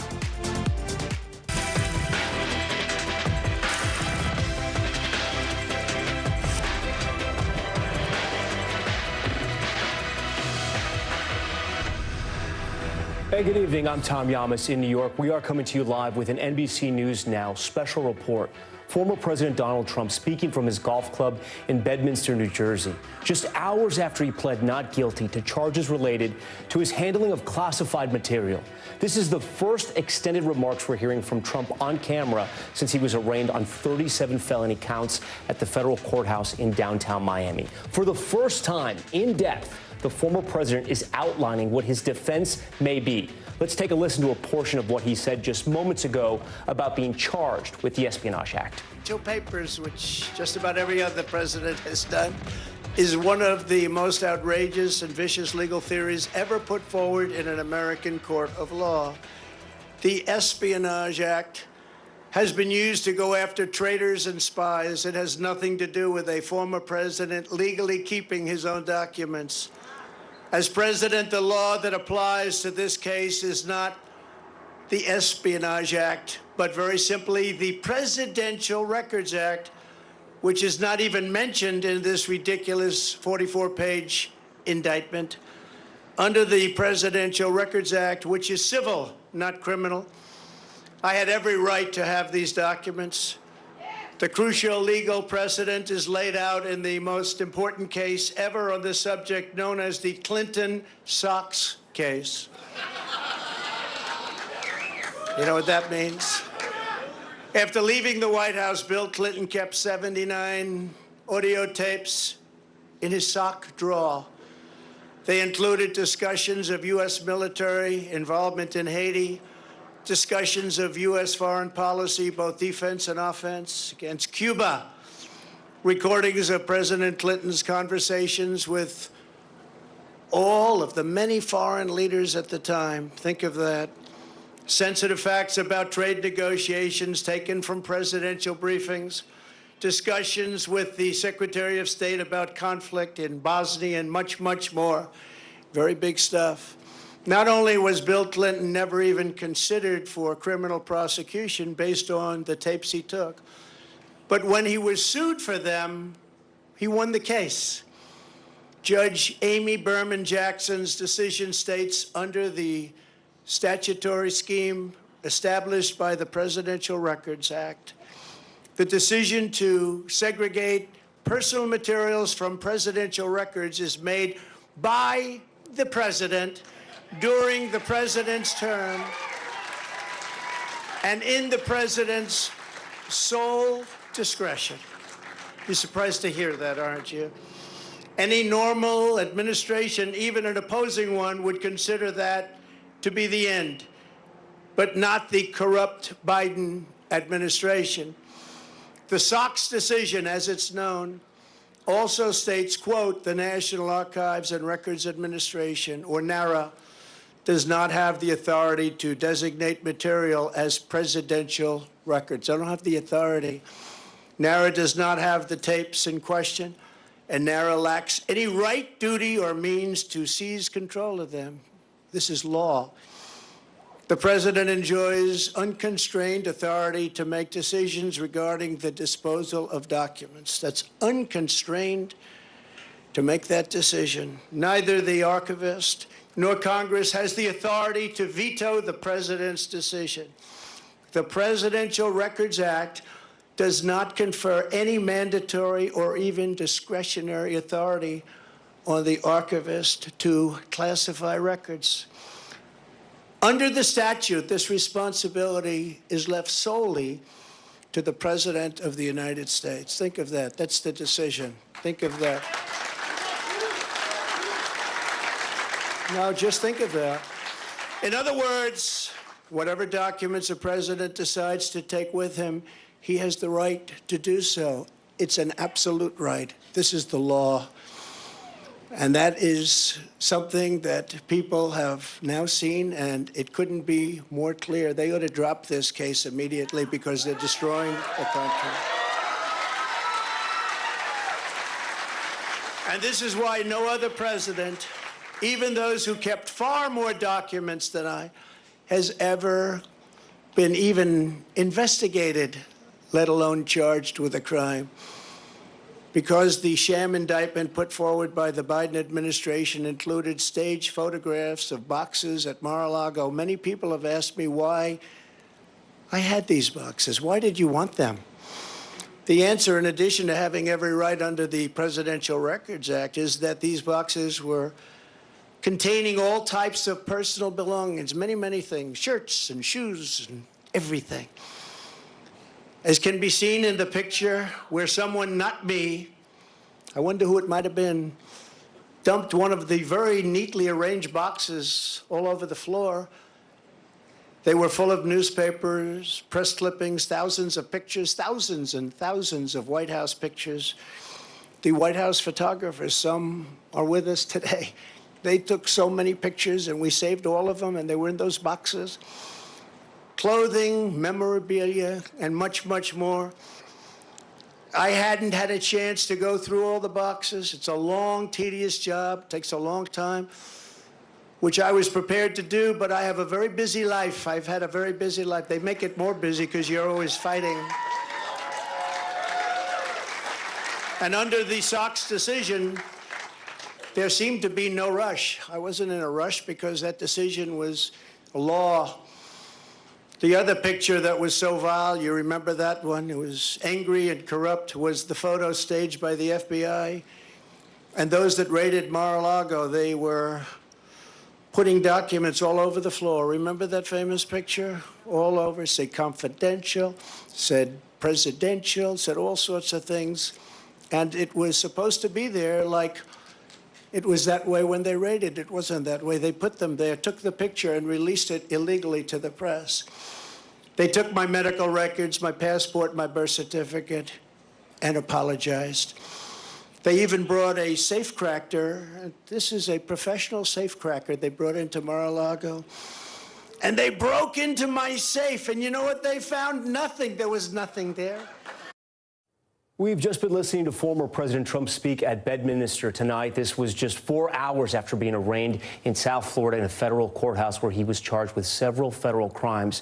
And for the first time, we are hearing what President Trump's defense may be in federal court. Again, he's not a lawyer, but at least he's telling us where he may be going with this. And his biggest defense so far, saying these were all his records, that they were his personal records. And if he's guilty of anything, it's just being in a rush, and that's not criminal. I want to turn to NBC legal analyst Danny Savalas, who joins our panel tonight here in this special report. Danny, for the first time, we're hearing from the president, and he's talking about President Clinton and a Sox case, which was very different than what we have in this indictment right here. Explain to our viewers. Yeah, very different. It's called the Clinton Sox case. Generally, what happened was Judicial Watch found out that President Bill Clinton had given a bunch of interviews, and he had kept the tapes of these interviews while he was president, apparently in his sock drawer. So what Judicial Watch wanted the court to do was order NARA, order the archives to go out there and go get these records. And the court concluded that NARA didn't have an obligation to affirmatively go out there and get the records. And in so ruling, Judge Jackson did say essentially, and I'm paraphrasing, that the president, if the president is able to determine what is a presidential record, it follows that he can also determine what is a personal record. So there is some support for the idea that a president can decide what is presidential and what is personal. Now, at this point, I'm going to draw a large figurative wall. And that wall, that Maginot line, whatever you want to call it, is the moment when Trump receives a subpoena, for example. When and if he starts engaging in acts of deception, concealment of documents, and in addition, these are not just presidential or personal records. These are now, we're talking about classified records or records that deal with NDI, National And as you Defense say that, I'm going Information. to ask our director, Brett Holy, to put up some of the charges he's being charged with right now so our viewers can understand what you're talking about here, where that line is being drawn. And so here's where Trump may have a point. Had this dispute remained on the front end, in its inception, which was National Archives says, hey, we want our documents back. We think you have some documents. And Trump says, well, no, I disagree. I've made them mine. They're personal.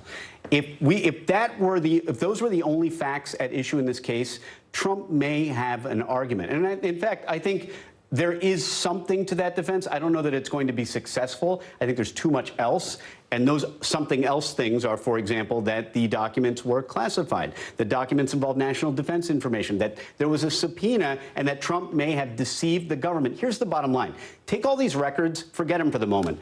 Anytime a person, a civilian, lies to a federal agent, whether or not they're under oath, they commit a false statement crime, Section 1001, which Trump is which appears in this indictment. So forget presidential records, forget all of that, classified everything else. Just lying to federal law enforcement, lying to a federal agent is a crime. And even the story's a little murky here, right? Because I know the number one piece of evidence for you from the indictment, and we have a graphic of this too, was the conversation former President Trump had with the publisher of a book, along with some key staff members, where he's talking about a war plan. And he says this is classified, and then the staff gets a little nervous, and they say, oh, well, we may have to change that. He says, I can't change it. I'm not a president anymore. So clearly he understands what he's holding in his hand. I'm so glad you bring that up, because factually that kind of seems similar to the Clinton interview situation, but it's totally different. The Clinton interview situation was an interview when he was president, and it was some tapes that he took home. There's no indication that it involved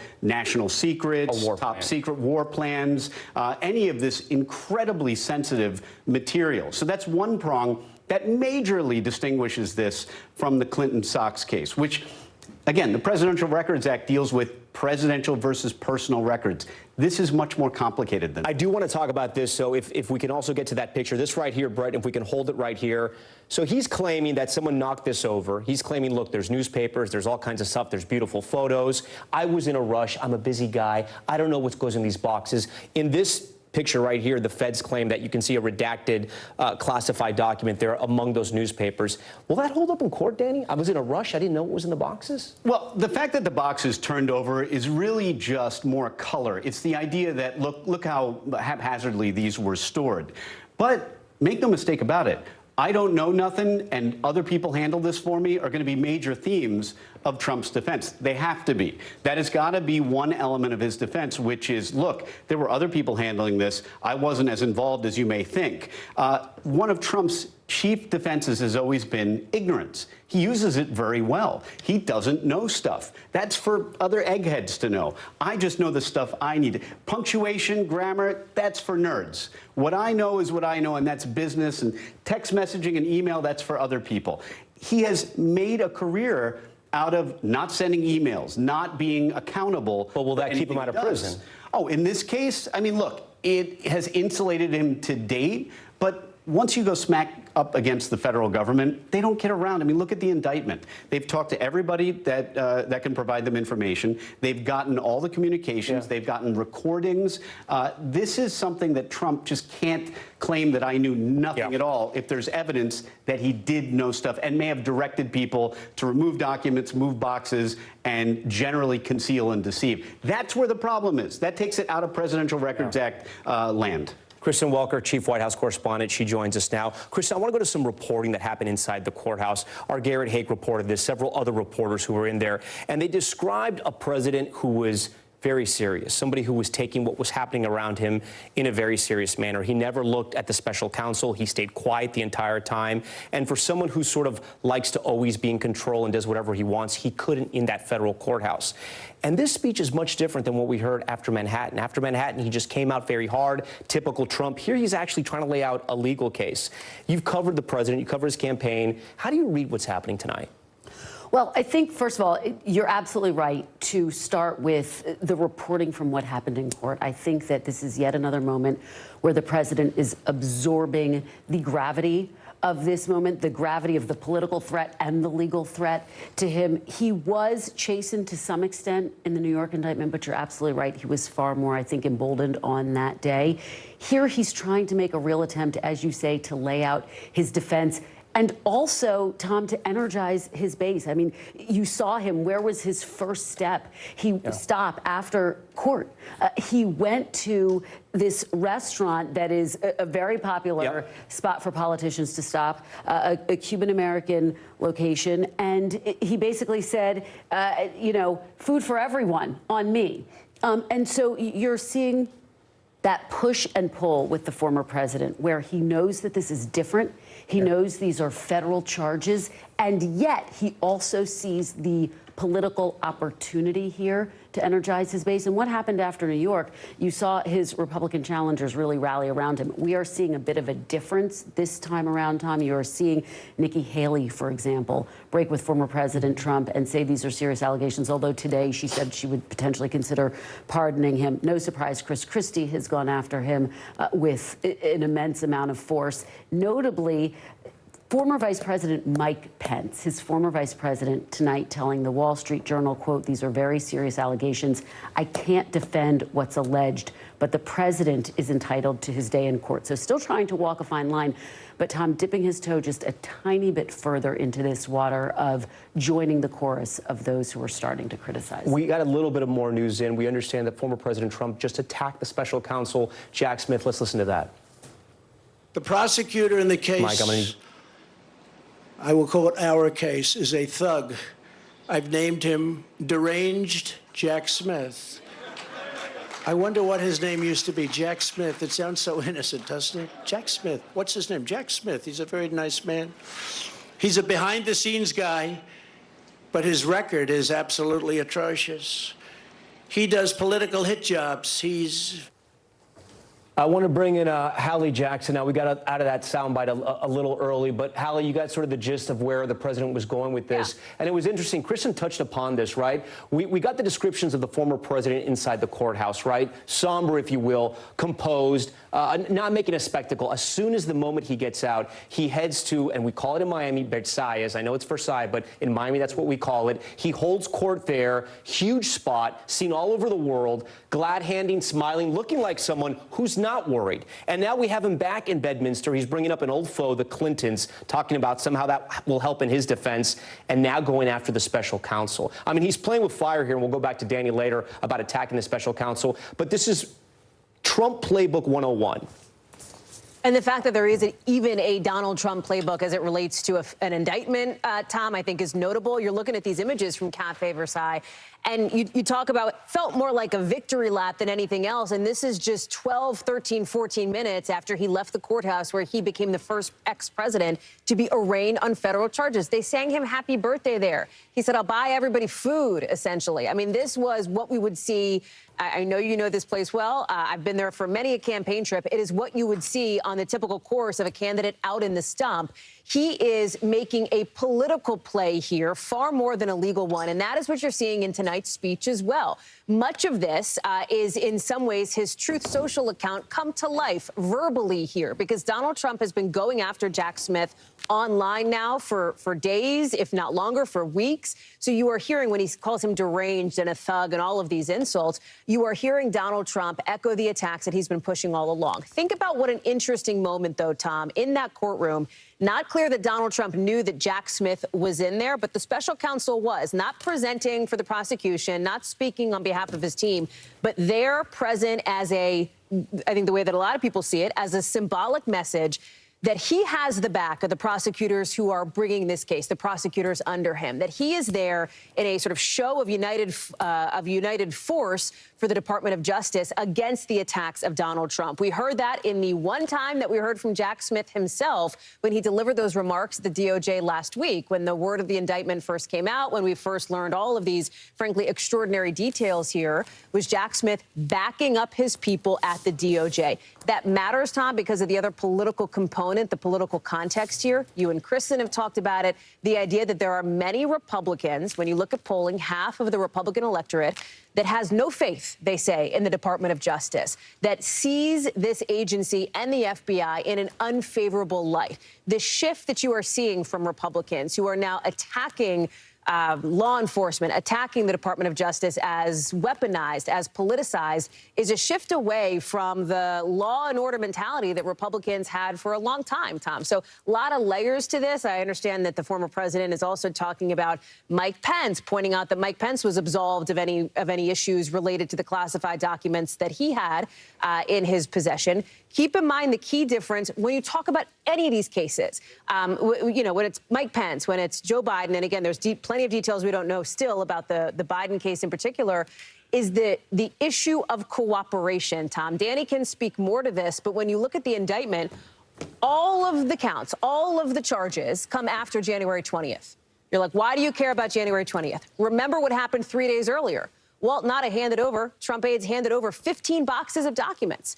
Multiple legal experts have told our team that if Donald Trump had just handed over everything then, we wouldn't be here today, that this would be almost certain to not be an issue. Yeah, Pence, of course, turning over the documents back, the main difference there. I want to bring in Gabe Gutierrez. He was outside the federal courthouse down in Miami. And Gabe, the former president sort of getting treated a little differently, probably because he's a president, probably because the entire world knows what he looks like. He's going to be able to keep his passport. He's going to be able to travel. He's going to be able to essentially campaign here. Somewhat unusual for someone who's been charged with federal crimes and high-profile federal crimes. But that's what the judge ruled on.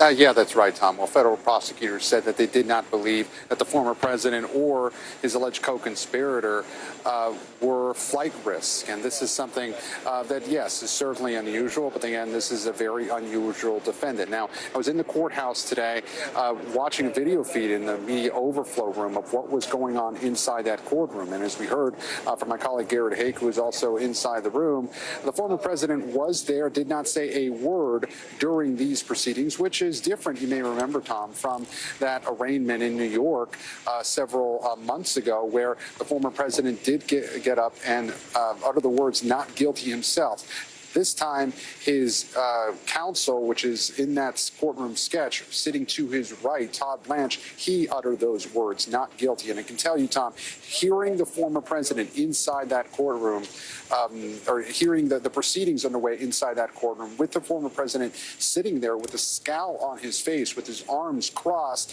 you could tell he didn't seem very happy to be there. But as other colleagues have mentioned, this was a situation where former President Donald Trump did not control. Now, it was incredible to see the special counsel, Jack Smith, just several feet from him in that first row, standing or sitting right behind his prosecutors. And also, Walter Nada, the alleged co-conspirator here, former President Trump's body man, sitting to his right, just several feet from him as well.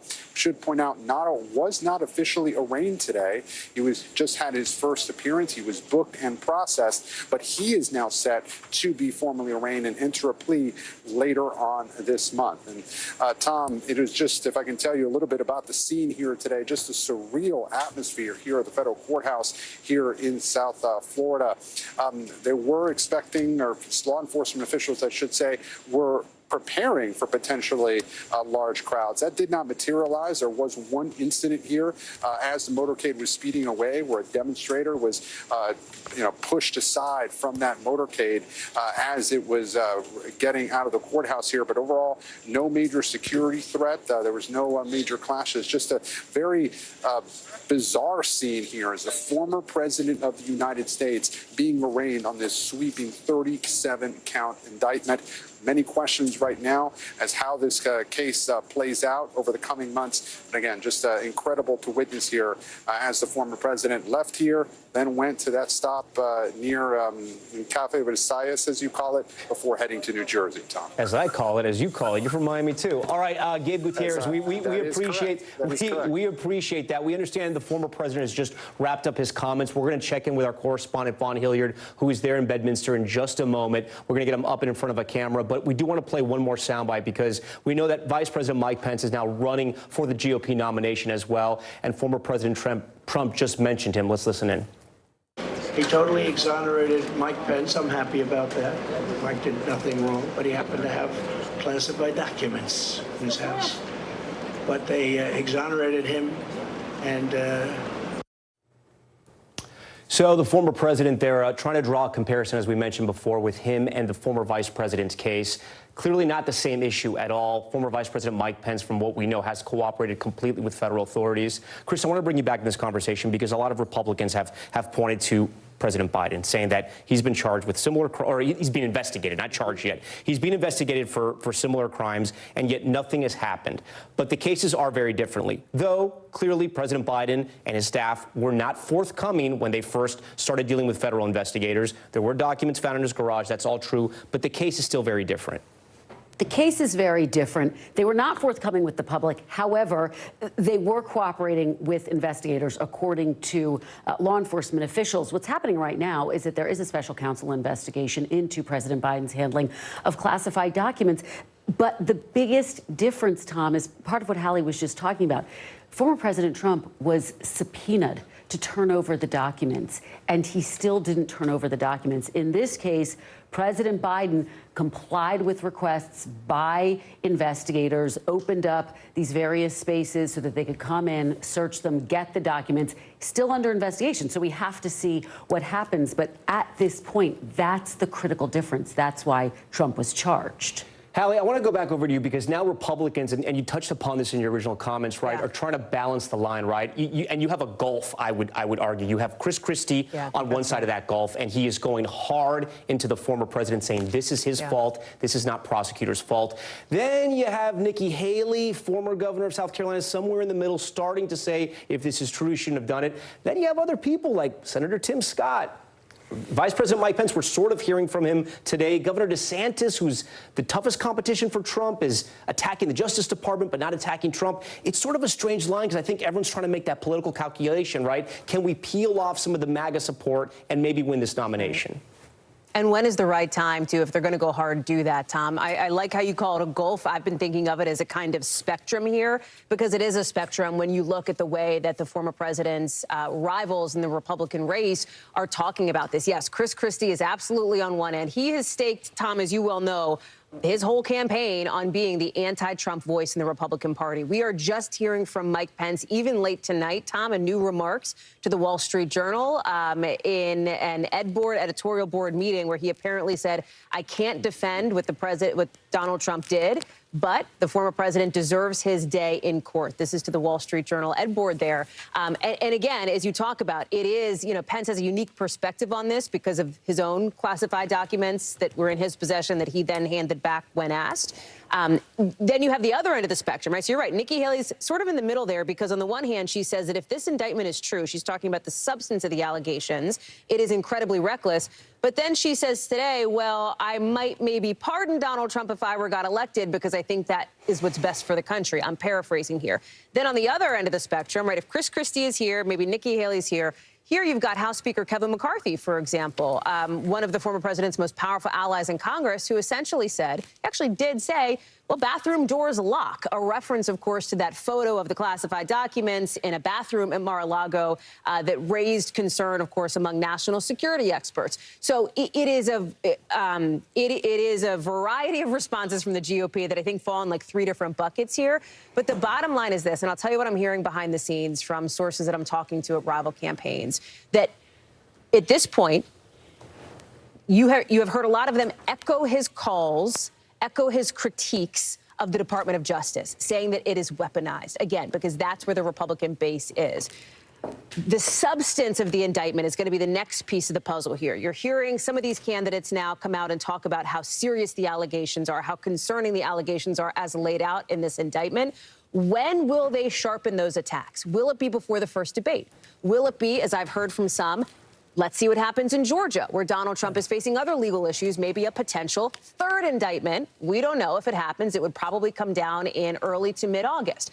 That is going to be a key point here because, if there is no sharpening of the attack line, if you will, then this is, at least for Donald Trump in the Republican primary, not an issue that's front and center in a way that is threatening to Donald Trump. Right now, he's owning this. As one Republican said to me, he is never stronger than when he is able to play the victim of political persecution, in his view. And on that that's what we're point, seeing. yeah, Hallie, it's a perfect setup for this next bite. What would former President Trump do if he's reelected? He just told us. Let's listen in. I will appoint a real special prosecutor to go after the most corrupt president in the history of the United States of America, Joe Biden, and the entire Biden crime family. Name a special prosecutor. And all others involved with the destruction of our elections, our borders, and our country itself. They're destroying our country. And when I'm reelected, and we will get reelected, we have no choice. We're not going to have a country anymore. I will totally obliterate the deep state. We will obliterate the deep state. Kristen Welker, it's sort of ironic here, right? He campaigned in 2016 on lock her up. He's now fighting for his innocence here and now saying he's going to go after Joe Biden as well. When Hallie was mentioning, you were signaling over to me that you want to kind of get in this conversation with the Republicans. Well, and I think one of the key points, and Hallie raised this, will there be more indictments? And taking a step back from that, is there going to be a fatigue factor? With voters? Voters. Yeah. Will voters start to feel it? And will his Republican challengers start to raise this as a potential argument? I'm told there are discussions about this inside some of his competing campaigns, raising the issue that here he is yet again asking voters to fundraise for him around this issue, to defend him on this issue, instead of, they may argue, laying out what he's going to do for the American people. That's a potential vulnerability, Tom, particularly if there are more indictments. So we'll have to see what happens, but I think that's where the wagons are circling. Danny, explain something to our viewers, because I read this. I want to make sure it's right.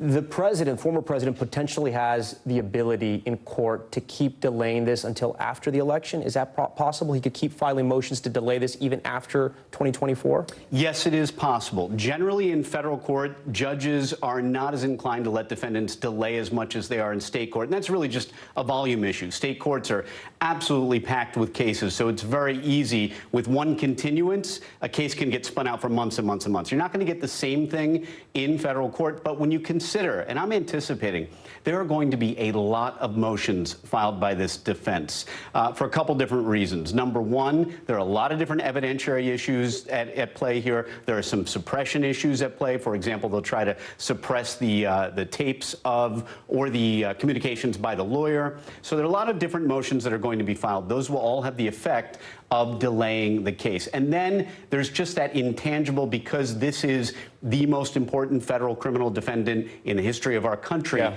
Anytime that happens, you got to add time on, because unanticipated things are going to happen. On that point, briefly, because I want to get over to Vaughn at Bedminster, why does the former president not have the greatest legal minds, the greatest legal scholars assembled, a la the O.J. Simpson dream team? He's a billionaire. He has the money. Well, why is it the sort of same cast of characters with lawyers, and why is he having trouble finding other lawyers? Respectfully, I'm kind of an amateur OJ historian, and actually the Dream Team, when you look at it, wasn't as dreamy as you might imagine. And some of Trump's they got the verdict, but they got the, you're right, and exactly, sometimes a broken clock, right? A couple times a day. But the point about this is that Trump does have good lawyers. Jim Trusty, Tim Parlatore, who are no longer on his team, really, really good federal criminal defense lawyers. They were a major loss to Trump now that they're no longer on his team. Trump is able to get good counsel, but here's the challenge for Trump.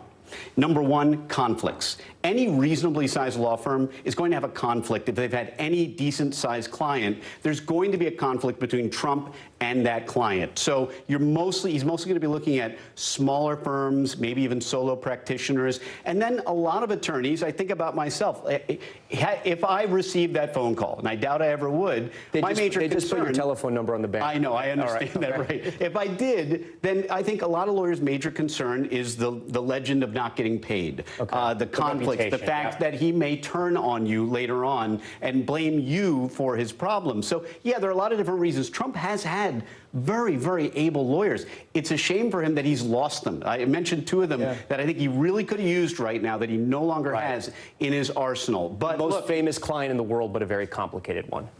Yes, exactly right. Yes. All right, Danny, thanks. I want to get to Vaughn Hilliard. He joins us now live from Bedminster, New Jersey. He was there for the entire speech, for the arrival and everything else. Vaughn, you've been covering Trump throughout this new campaign and speaking to Republican voters. Talk to me about what stood out for you tonight.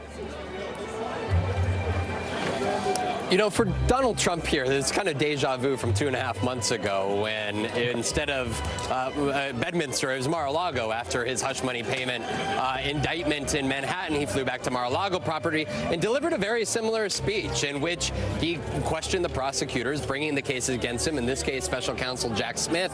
But I think it's important to note, he didn't deny the obstruction here. He didn't deny the underlying facts that classified documents were at his Mar-a-Lago property. He didn't deny the facts that he had essentially hid them from the Department of Justice that led to the raid. And so when you're looking at this from Donald Trump's standpoint, he had 3 of his legal team here and very much his message from the teleprompter was one that we should expect to see play out in the courtroom. And that was focused on the Clinton Sox case here, which I will let Danny and others really be the ones to hone in more on. But Donald Trump makes claim that it was within his right in the final days of the White House to take whatever documents he wanted, and that they would therefore be personal records, not presidential records. But for him, there is a political angle to this, and he told this crowd that it is necessary that he wins the White House again. Of course, the necessity really stems from the reality that he could, if he were to be found guilty, face a potential prison sentence, and that extends much more into the political repercussions of somebody who is running for president of the United States at the same time as these legal proceedings are likely to take place. Vaughn, a few hundred supporters there at Bedminster. Did you notice a change in his tone and his demeanor at all in delivering this speech versus what we heard after the Manhattan trial? Not much, honestly. You know, an ally of his that told me after that first indictment, she called it an indictment party, and this very much had similar vibes to it.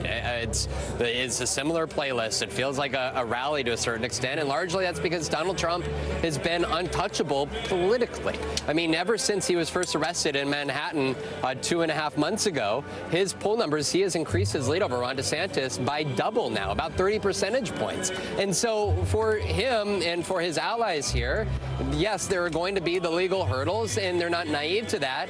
But in real time, they see support continuing to work in their favor here, at least among the Republican electorate. Vaughn Hilliard reporting for us from Bedminster. I want to thank our entire panel tonight, all of our reporters, Kristen Welker, Hallie Jackson, Gabe Gutierrez, the great Danny Savalos. We thank you all, the best reporters and analysts in this business. That concludes our special coverage of this historic evening. I'm Tom Yamas in New York. We want to return you to top story now in progress. Thanks for tuning in. I'm Gotti Schwartz. Here are the stories we're following tonight. Storms keep coming here in California. The U.S. government just declassified this video. A lot more stories trending like crazy on social media. A controversy pitting lawmakers against young voters. What's the state of crypto today? What is going on when we're looking at trends there? Another mind-bending story on artificial intelligence. This is what my voice sounds like when I clone it. That wasn't me. You gotta see this. Stay tuned now. Weeknights at 8 Eastern, 5 Pacific on NBC News Now. Hey, I'm Hallie. It's good to be with you tonight. The debt ceiling. Here's why this matters. Please, please don't have your eyeballs glaze over. Here's why this matters. Talk to us about what we're supposed to call this. Is it a bailout? Is it a backstop? There's a difference because it matters whose money is being used to prop up these banks. We think we're getting close to this news conference. I will be honest with people. This is like an awkward moment where we think we're like right there. You're going to have to like tap dance with us maybe a little bit. I do have my tap dancing shoes on, not to worry. I'm Gotti Schwartz, and here are the stories we're watching tonight. Storms keep coming here in California. Some of the big headlines trending like crazy on social media. This is what my voice sounds like when I clone it. That wasn't me. You gotta see this. Stay tuned now, weeknights on NBC News Now. Good morning, please. Good morning, Mr. President. Very in question. We pride ourselves on the ability to turn on a dime. We've got breaking news. Sometimes there are no words. The flashbangs are continuing to go off. What emotions go through you as you're watching these girls? These are really important moments in our history, and people remember who shared that news with them. Still to come on the Channel 2 News. Well, the waters are certainly receding now. Still too close to call. Lester Holt reporting from Ground Zero, as it's being referred to. It is, in fact, a taste of freedom. The Haitian people know a little something about resiliency. What's the biggest risk right now? Some of the troops who have been proud. I want to welcome you to the first presidential debate. In fact, we've been told we can't go any farther. You with some resilient folks. Let me get a hint.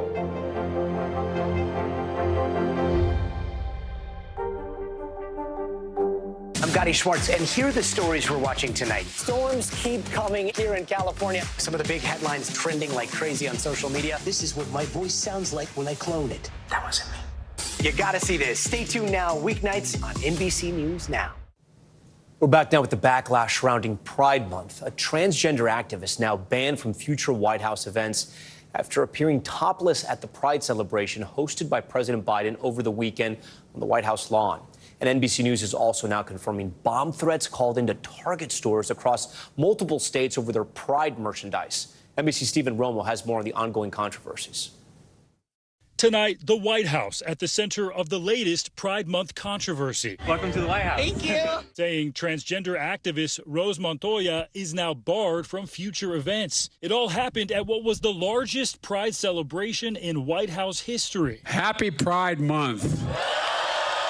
Montoya posting a reel on Instagram showing her at the event, shaking hands and posing for selfies with the president. Hi, Mr. President. It is an honor. Then, after Biden moved on, Montoya standing next to two transgender men who had surgically removed their breasts, all posing topless on the White House lawn. Critics taking to the internet in outrage. The White House then responding, saying the behavior was inappropriate and disrespectful. It was unfair to the hundreds of attendees who were there to celebrate their families. It really does not reflect the event that we hosted. Adding that those in the video will not be invited to future events. But Montoya taking to TikTok to defend her actions. I would just like to say that, first of all, going topless in Washington, D.C. is legal. Why is my chest now deemed inappropriate or illegal when I show it off? However, before coming out as trans, it was not. I had zero intention of trying to be vulgar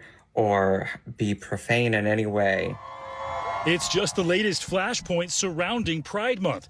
Target has been in the spotlight with conservatives complaining about its Pride merchandise. And then after pulling some of it off the shelves, citing the safety of its employees, the store found itself under fire from LGBTQ advocates. The controversy now going beyond debate as NBC News has confirmed bomb threats related to LGBTQ issues to multiple Target stores in at least 5 states, according to the local police departments involved in these incidents. There's something going on, but they're not telling us. Customers confused as some were evacuated over the weekend from this location in Oklahoma City after a threat was sent. Some of the workers don't even know what's going on. Police said no explosive devices were found, but a message sent to local news outlets, including NBC affiliate K4, had the date of the Oklahoma City bombing included. In Louisiana, police saying the threat stated it was, quote, due to Target betraying the LGBTQ plus community. It's not clear what the motive was behind the other threats. Target telling NBC News, quote, the safety of our team members and guests is our top priority. Law enforcement investigated these claims and determined our stores are safe. Our stores are currently open and operating regular hours. And Target, not the only company in the middle of a Pride firestorm. Bud Light's sales struggles are well known now after a promotional post from a trans influencer. I got some Bud Lights for us. Now, country music Hall of Famer Garth Brooks addressing critics after he said his bar will serve Bud Light. We're going to serve every brand of beer. We are. Some upset with Brooks's remarks vented online, but the music star not backing down, defending his decision on a Facebook live stream. So here's the deal, man. If you want to come to Friends in Low Places, come in. But come in with love. Come in with tolerance. And with that, Stephen Romo joins Top Story Live. And Stephen, some people who may not know Garth Brooks may be a little confused, but this is actually very on brand for him. Yeah, it sure is. Some people were surprised that Garth Brooks took this stance, but if you paid much attention to him at all the way back in 2000, he performed at a concert called Equality Rocks with George Michael, advocating for equal rights for LGBTQ people well before many politicians who champion it right now were on board with it. He also had a late sister, Betsy, who was a part of the LGBTQ plus community, may give some insight into his point of view on these issues. Okay, Stephen Romo for us. Stephen, we appreciate it. When we come back, victory celebrations ending in gunfire, a shooting erupting in Denver as fans celebrated the Nuggets' championship win. At least 10 people hurt here. What we're learning about the investigation next.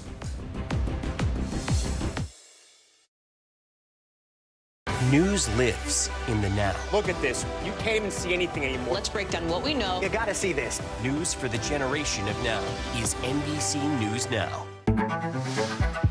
It was the end of the story, but it was also just the beginning. We couldn't know then that following the mystery would take us to places as strange as any fiction. The mind whirled among dreadful possibilities. What happened here? The True Crime Original. Dateline, Fridays and Sundays. We begin Top Story with that breaking news. This is just in. A lot of stories to get to. What do people need most right now? Did the state and or law enforcement drop the ball anywhere? Are we headed for a recession or a recovery? Migrant families now stranded in Mexico. What's the World Cup experience been like? The civilian effort is not just about fighting, it's also about helping. Every night, it's your news playlist. Top Story with Tom Llamas. Streaming weeknights at 7 on NBC News Now. Hey, podcast fans, ready to unlock our true crime mysteries? Try Dateline Premium on Apple Podcasts. You'll get early access to originals, plus bonus content, and everything is ad-free. So head to Apple Podcasts now to subscribe. We begin Top Story with that breaking news. This is just in. A lot of stories to get to. What do people need most right now? Did the state and or law enforcement drop the ball anywhere? Are we headed for a recession or a recovery? Migrant families now stranded in Mexico. What's the World Cup experience been like? The civilian effort is not just about fighting, it's also about helping. Every night, it's your news playlist. Top Story with Tom Llamas. Streaming weeknights at 7 on NBC News Now. Still to come on the Channel 2 News. Well, the waters are certainly receding now. Still too close to call. Lester Holt reporting from the Ground Zero, as it's being referred to. It is, in fact, the taste of freedom. The Haitian people know a little something about resiliency. What's the biggest risk right now? Some of the troops who have been proud. I want to welcome you to the first presidential debate. In fact, we've been told we can't go any farther. Here are some resilient folks. Let me get in.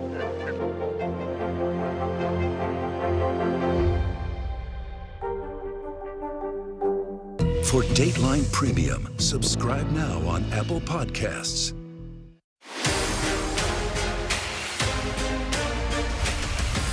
All right, we are back now with Top Stories news feed, and we begin with a mass shooting in Denver following the Nuggets' win in the NBA Finals.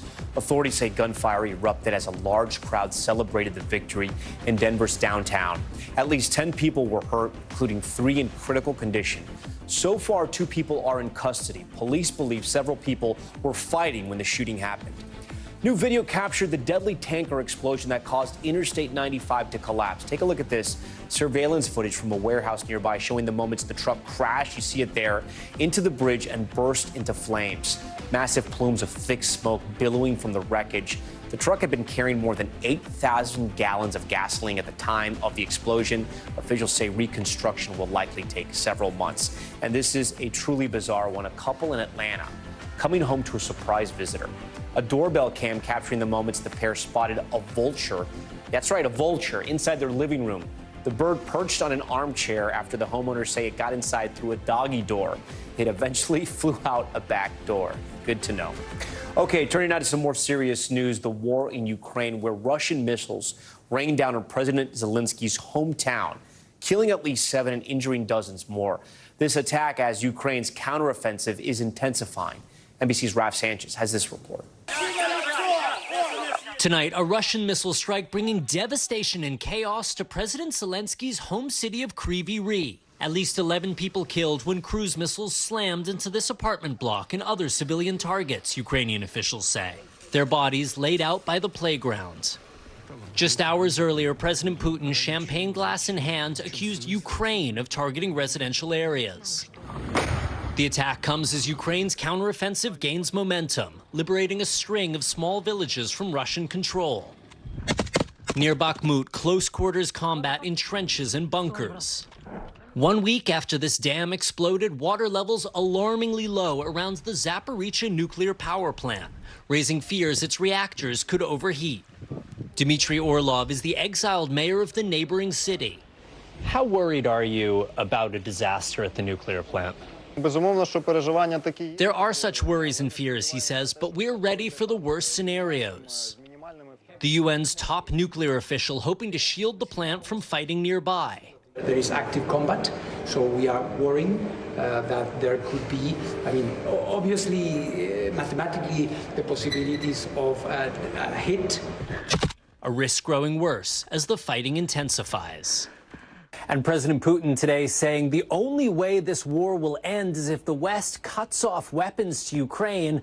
The White House going in the opposite direction, announcing a new $300 million military aid package. Tom? Raf Sanchez from Ukraine tonight. Coming up next, a living nightmare, a family gathering to mourn the loss of a 76-year-old woman when they heard noises coming from her coffin. What they found when they went to check her pulse. Stay with us.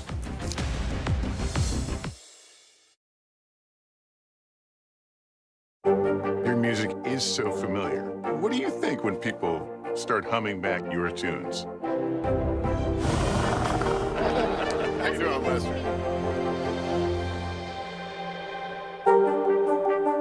Thanks for tuning in. I'm Gotti Schwartz. Here are the stories we're following tonight. Storms keep coming here in California. The U.S. government just declassified this video.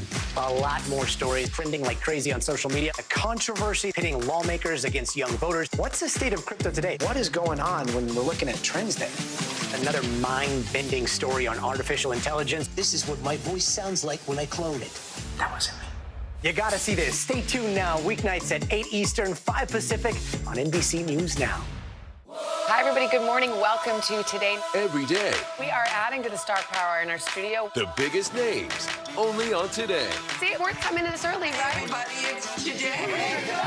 Like I won the lottery. How do you feel at this age, this stage? Liberated. We're just getting started, folks. Ain't no stopping us now. The boys are back in town. Boys are back in town. It's a miracle. It's a miracle. This has been fantastic. Everything and everyone you're talking about. Only on Today. Hey, I'm Hallie. It's good to be with you tonight. The debt ceiling. Here's why this matters. Please, please don't have your eyeballs glaze over. Here's why this matters. Talk to us about what we're supposed to call this. Is it a bailout? Is it a backstop? There's a difference because it matters whose money is being used to prop up these banks. We think we're getting close to this news conference. I will be honest with people. This is like an awkward moment where we think we're like right there. You're going to have to like tap dance with us maybe a little bit. I do have my tap dancing shoes on, not to worry. For Dateline Premium, subscribe now on Apple Podcasts. What is going to happen now? Going back and forth because Oh, yeah, this is it.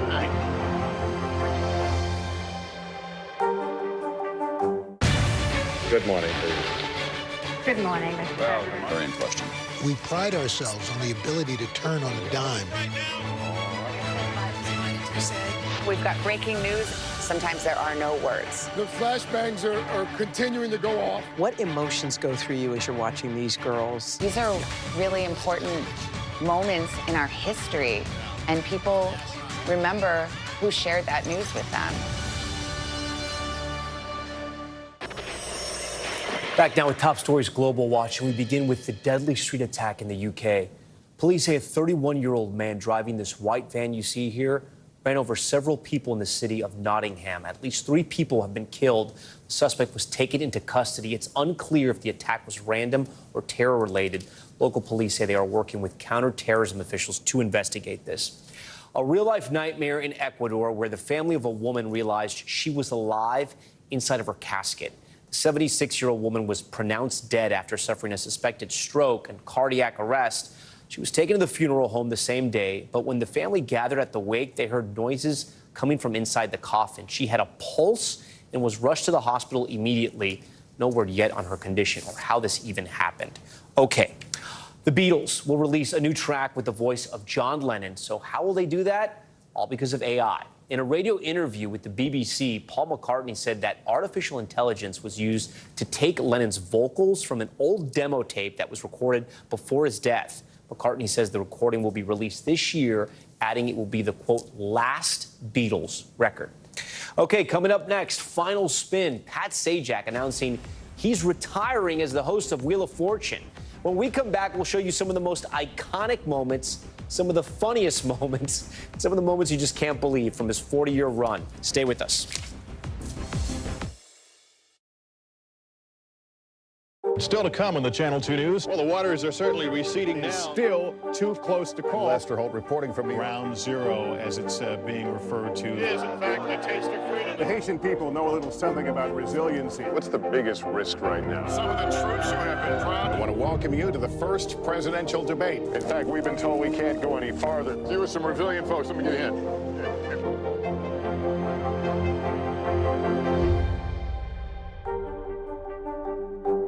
Hey, podcast fans, ready to unlock our true crime mysteries? Try Dateline Premium on Apple Podcasts. You'll get early access to originals, plus bonus content, and everything is ad-free. So head to Apple Podcasts now to subscribe. What is going to happen now? Going back and forth because Oh, yeah, this is it.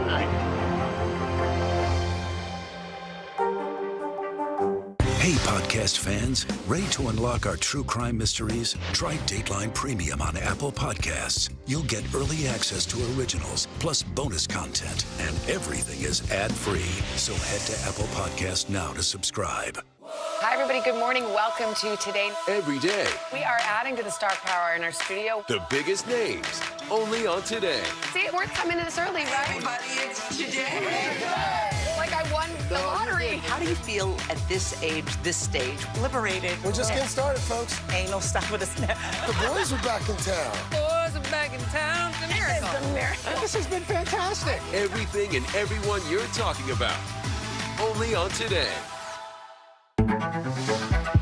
It was the end of the story, but it was also just the beginning.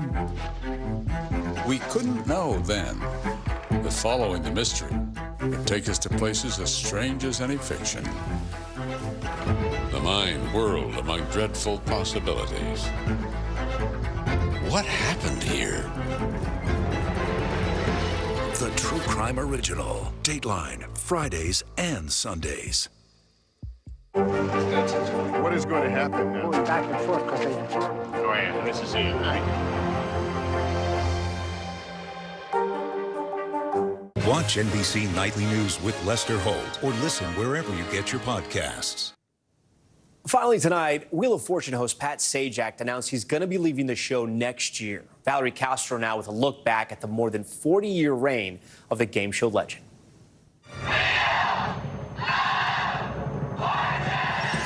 Pat Sajak, the iconic game show host, announcing he's stepping away after more than 40 years of Wheel of Fortune. Want some money? Yes! Yes, she does. The news spelled out in a tweet saying, quote, "Well, the time has come. I've decided that our 41st season, which begins in September, will be my last. It's been a wonderful ride." Okay. Before his game show gig, Sajak took a spin as a TV weatherman for the NBC station in Los Angeles. Civic Center, 68 degrees. The overnight low tonight, up to 95 again tomorrow. Later, taking over hosting duties on Wheel of Fortune for Chuck Woolery in 1981. My name is Pat Sajak, and I've been fortunate enough to wander onto the set of a very successful program. Over the years, Sajak interviewed thousands of contestants, quizzing them about their lives. What else we should know about you in your life? While Vanna White graced the puzzle board as his longtime co-host. Vanna White. Vanna! Celebrities played the game too, like actor Jack Black. Deluxe full-time leg lamp. And NBC's own Al Roker, alongside his mom more than 20 years ago. I want to say hi to Al Roker, Weatherman Supreme on the Today Show. Sajak sitting down with Roker years later, telling him the show was all about the contestants. People are not tuning in necessarily to see let's see how clever Pat is tonight. They like the game, and the game's the star, the players are the star. The show and Sajak were staples in pop culture. This guy's so stupid. It's Count Rushmore. Hey, hello, everyone. I'm Pat Sajak. Happy to welcome you to Wheel of Fortune. Sometimes patient with the contestants. You know, when that happens and you're sitting at home, you're saying, how in the world can that? But, you know, sometimes it's a word that just doesn't want to come into focus. But his interactions with them weren't without controversy, criticized from time to time for dismissing guests. That may have been the most pointless story ever told.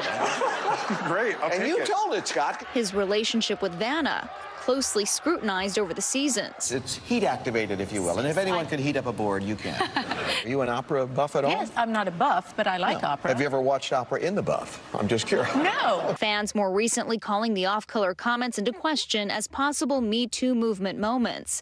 Vanna tweeting today, "I couldn't be happier to have shared the stage with you for all these years with one more to come. Cheers to you." Sajak went on to win 3 Daytime Emmy Awards and a Lifetime Achievement Prize. Sony, which owns the show, saying it draws in more than 26 million viewers each week. We'll see you next time on Wheel of Fortune. Bye. Now, a replacement for the 76-year-old, the final puzzle to solve. Perhaps Tom Hanks, who took a spin at the job on SNL. Nice, tight, friendly group hug because I'm going to be leaving soon. All right, with that, Valerie Castro joins us now. So the big question is, who's next? Who's going to be the next host? So the first name that comes to mind is, of course, Vanna White, and she has filled in for him in the past, including in 2019. He was out for a medical issue, and his daughter Maggie was actually her co-host at the puzzle board, so she may also be a contender. There are lots of other names being floated out there: Wayne Brady, Tom Bergeron, Ryan Seacrest, but nothing official yet, so we'll just have to see. got one more for you. Valerie Castro. How about that? How about Tom Yamas? You looking forward to doing this? Wait, Tom Yamas? Okay, thanks so much for watching. I'm Tom Yamas in New York. Stay with NBC News Now for the latest on the historic arraignment of former President Trump. Tonight from Florida, the unprecedented arrest and arraignment of a former president on federal charges. Donald Trump voluntarily appearing in a Miami courtroom pleading not guilty to 37 felony counts related to charges that he stole and kept classified documents in his Mar-a-Lago club. The chaotic moments around his motorcade as hundreds of his followers descended on the car outside court. Meantime, inside, Trump faced a judge for the second time this year. Our reporter inside the courtroom. Afterwards, the former president defiant and lashing out at the indictment, plus the next legal moves and the political fallout as his primary opponents tried to decide what to do next. The encouraging news about the price you pay with inflation rising at the slowest rate in 2 years. Will it be enough for the Fed to ease up on raising interest rates? The special operation gone wrong. A helicopter crash injures almost 24 U.S. service members in Syria. New details on what happened. 18 million people under threat of severe weather tonight in much of the South. Homeowners priced out here in Florida and beyond, not by soaring home prices, but by skyrocketing insurance rates. The worst harvest in years for Georgia's famous peaches. Some farmers losing their entire crops. What's behind the devastation of a sweet summer tradition? Remembering an American literary giant, novelist Cormac McCarthy, whose books came to life on the big screen. And after 4 decades, celebrating the television icon who is bowing out of the game. This is NBC Nightly News with Lester Holt, reporting tonight, live from Miami. Good evening from outside the federal courthouse here in Miami, where Donald Trump was arrested today, becoming a defendant in a case no less serious than concealing and mishandling some of the country's most critical defense secrets. In a replay of his New York State indictment back in April, the ex-president's movements today tracked by helicopters as he traveled from his Miami golf club to the courthouse, offering a thumbs up to flag-waving supporters.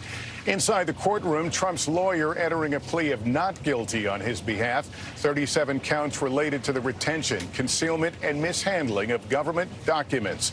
Outside, a surprisingly loose security perimeter allowed a handful of people to break from the crowds and run up alongside Mr. Trump's SUV as he departed. The line between defendant Trump and candidate Trump then blurred when his motorcade to the airport made a stop at a popular Miami bakery. An unchastened president taking what looked more like a victory lap with supporters. Garrett Hake was in the courtroom today for today's historic indictment. Garrett, what was it like? Lester, the mood in the courtroom was weighty and tense. The Republican presidential frontrunner sitting arms crossed and silent in front of a judge, now facing these unprecedented federal charges.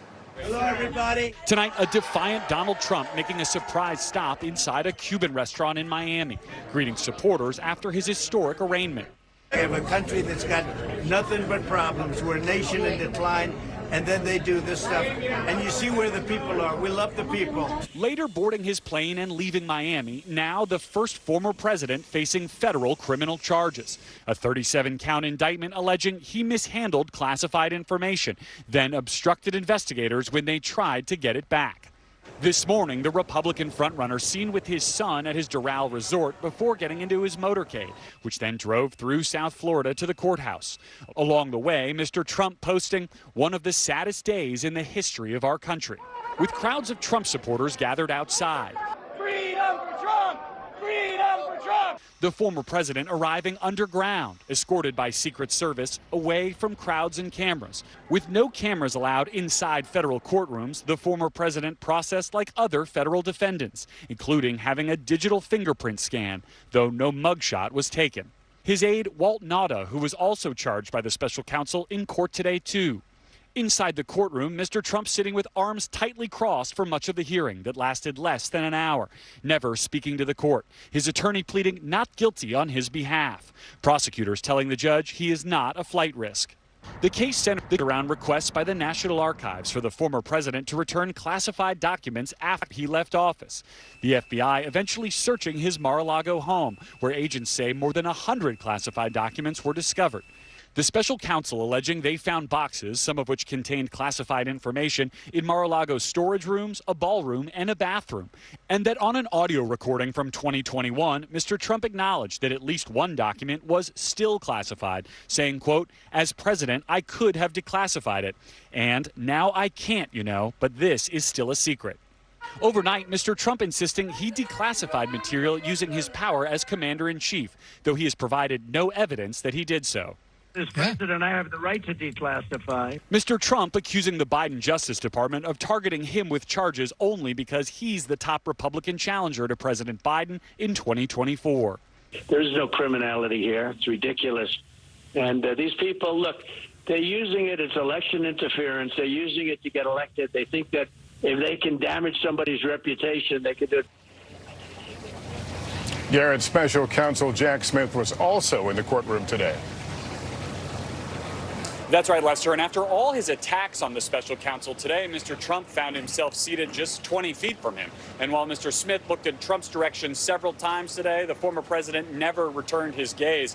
Both men surrounded by heavy security presence on their way in and out of the courtroom.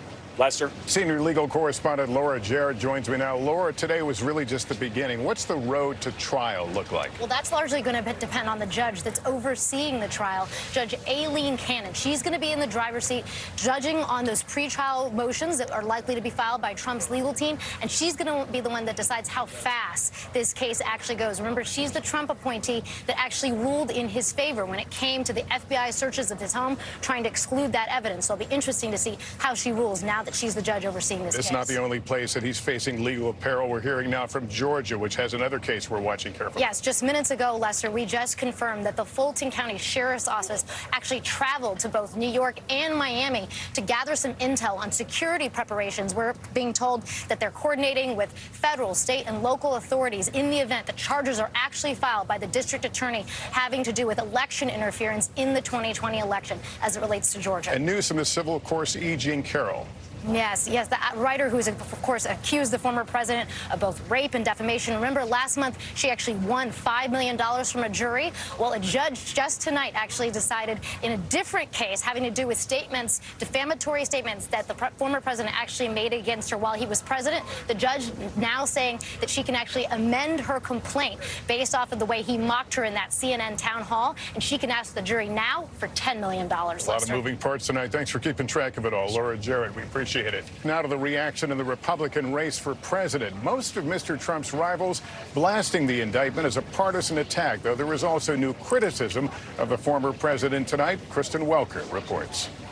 Tonight, the historic shakeup in the race for the White House. The Republican frontrunner, former President Trump, now charged by the government he used to lead and wants to lead again. And now his Republican rivals calibrating how to respond. Mr. Trump's former UN ambassador, Nikki Haley, pressed today about a possible pardon if he was convicted. I think it would be terrible for the country to have a former president in prison for years because of a documents case. So I would be inclined in favor of a pardon. After this sharp criticism last night. If what it says is actually the case, President Trump was incredibly reckless with our national security. But most of Mr. Trump's Republican rivals rallying around him, from his top opponent to his former vice president. And tonight on Capitol Hill, many Republicans blasting the charges as part of a double standard favoring Democrats. I'm not saying these documents should have been there, just like they shouldn't have been in Biden's garage either. But they do not meet the standard of bringing a prosecution. You got a classified document concern with Clinton, Biden, and Trump. So 3 people involved in the same thing, but only one gets prosecuted? How is that justice? Hillary Clinton was investigated for keeping classified documents on an unsecured private email server. Investigators say she cooperated and was not charged. A special counsel is investigating President Biden's handling of classified information, which was found in multiple locations, including his Delaware home and garage. Mr. Biden and his attorneys have cooperated with investigators. Tonight, no comment from President Biden about Mr. Trump's arraignment. First Lady Jill Biden speaking to Democrats in Manhattan, saying of Republican voters, they don't care about the indictment. So that's a little shocking, I think. A new poll showing 76% of GOP primary voters view the indictment as politically motivated, though fierce Trump critics like GOP candidate Chris Christie arguing the charges are another sign Republicans should move on from Mr. Trump, and the former president should have turned over classified documents when they were subpoenaed. He is now going to put this country through this when we didn't have to go through it. Everyone's blaming the prosecutors. He did it. And this reaction from a Republican congressman in a swing district. We can't just deny what President Trump did was wrong. I mean, it's clear as day wrong. Kristen, at this point, the indictment not impacting Mr. Trump's frontrunner status. Lester, that's right. The former president himself and his closest advisors saying the indictment is emboldening him politically, energizing his base. The one factor that could potentially peel away his support around the edges is if top opponents like Governor DeSantis start to sharpen their tone against Mr. Trump on this issue. Lester. All right, Kristen Welker, thanks very much. In Syria, 22 U.S. service members were injured in a helicopter crash. Officials say that as they were leaving on a special operations mission, the chopper apparently had a mechanical issue. 15 of those injured were evacuated to Germany, and one is being sent to the United States. U.S. forces are in Syria to fight Islamic State terrorists. 2 days after that highway collapse in Philadelphia, Transportation Secretary Pete Buttigieg visited the scene today and said the federal government will help rebuild the stretch of I-95 as quickly as possible. Officials say they have to demolish the other side of the highway because of structural problems after a gasoline tanker truck caught fire and caused the collapse. A plan to rebuild is expected to be announced tomorrow. Some good news about inflation today. Markets reacted by closing higher after the government reported that consumer prices rose last month at the slowest pace in more than 2 years. Tom Costello is in Atlanta. And Tom, a big change from just a year ago. That's right. It was a year ago this month that inflation hit its high watermark, more than 9%. We now have the reading on May, and inflation has been cut in half, down to 4% in May. It is also lower than it was in April. Now, we have seen prices drop at the gas pump, for example. Also, domestic airlines ticket prices are dropping. But core inflation, you strip out food and energy, still running at 5.3%, and rent is really soaring. It is up 8.7% year over year. So will the Fed keep hiking interest rates to tame inflation? It's already raised rates a total of 10 times since March of 22, leading to higher borrowing costs, credit cards, and mortgages. The Fed is not expected to raise rates when it meets tomorrow. However, a July rate hike right now is certainly not off the table at all. Lester? All right, Tom, thanks. In 60 seconds, the severe storm threat tonight. Plus, the skyrocketing cost of home insurance in Florida and the impact it's having on the Sunshine State's real estate market. We're back with breaking news about a severe weather threat. Some 18 million people are at risk for severe storms tonight. The big areas of concern are the southern plains across to the southeast, all at risk for very large hail, strong winds, and downpours. And more destructive hurricanes are part of what's driving up the price of home insurance here in Florida, up an astonishing 100% in just the past few years. And it's leaving some would-be home buyers feeling priced out. Sonica Dange of our Orlando station WESH 2 explains. When Brittany Huey and her husband sold their Florida home 2 years ago and put all their stuff in storage, they thought it would be temporary. The family of three moved in with Brittany's mother, hoping to save for a bigger house. We wanted to sell, take advantage of the equity that had grown in the house over the time that we had owned it.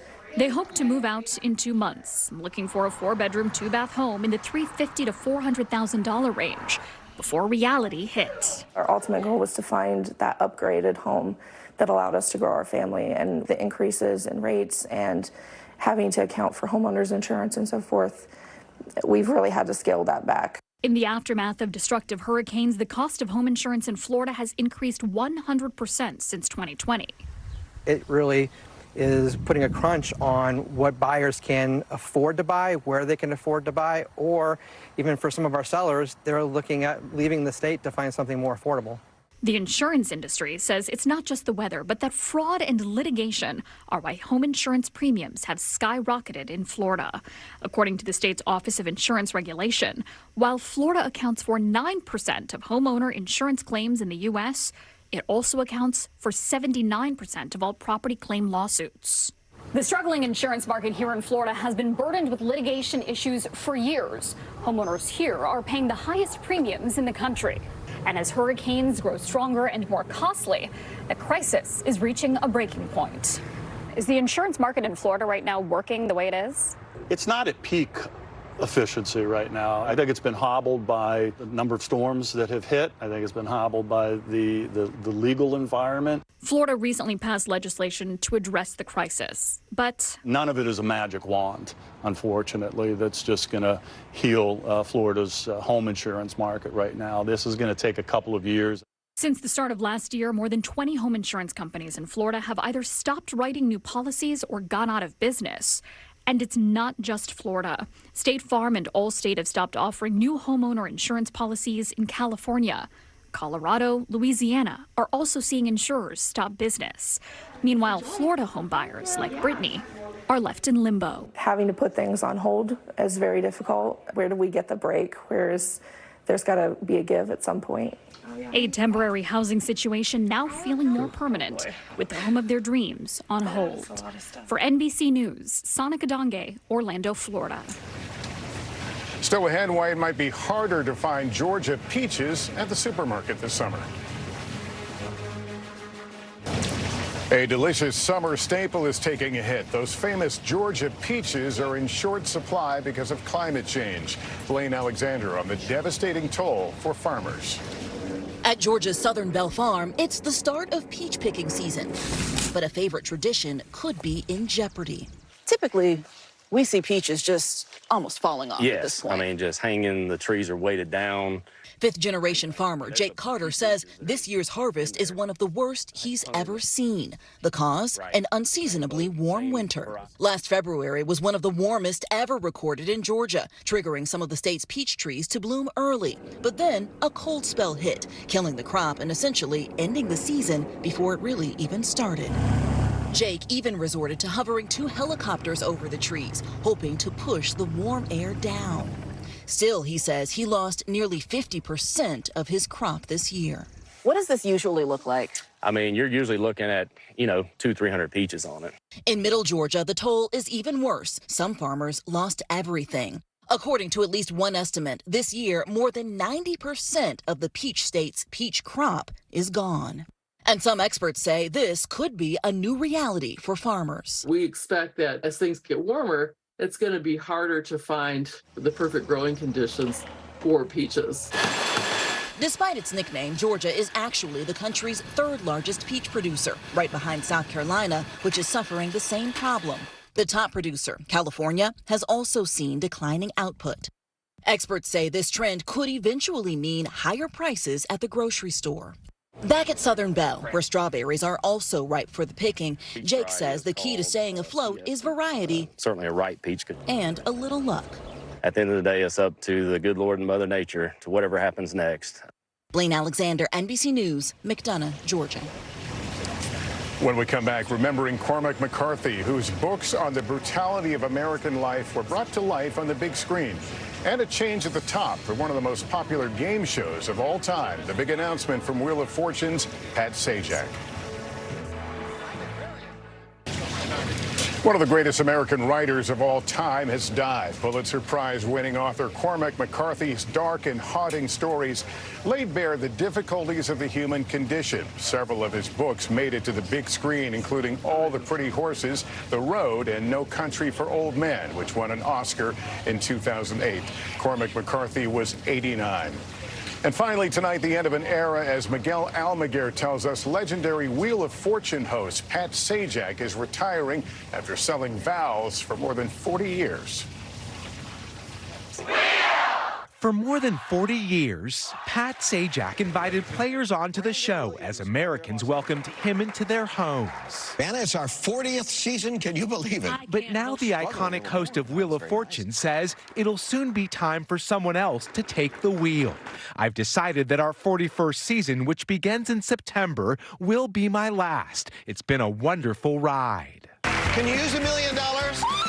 As one of the most familiar faces on television, Sajak and Wheel drew more than 40 million viewers a day in the mid-'80s. Wheel and its lexicon became part of pop culture.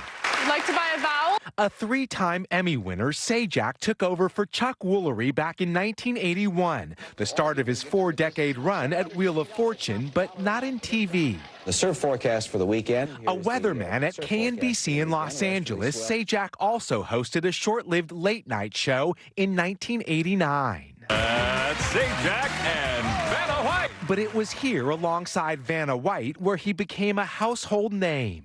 Neither Sajak, White, nor Sony Television have hinted at who will take over the show next, which still draws 26 million viewers a week. Give the wheel a final spin. Soon, it will be time for someone else to take a spin after 4 decades of good fortune for Pat Sajak. Miguel Almaguer, NBC News, Los Angeles.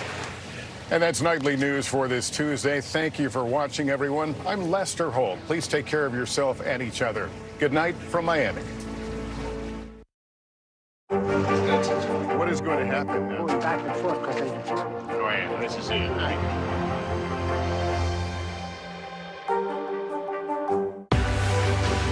News lives in the now. It's coming at us every second from all over the world. We have a full team. News is more now than ever. Look at this. You can't even see anything anymore. Our house is no longer here, but we are here. Now is raw.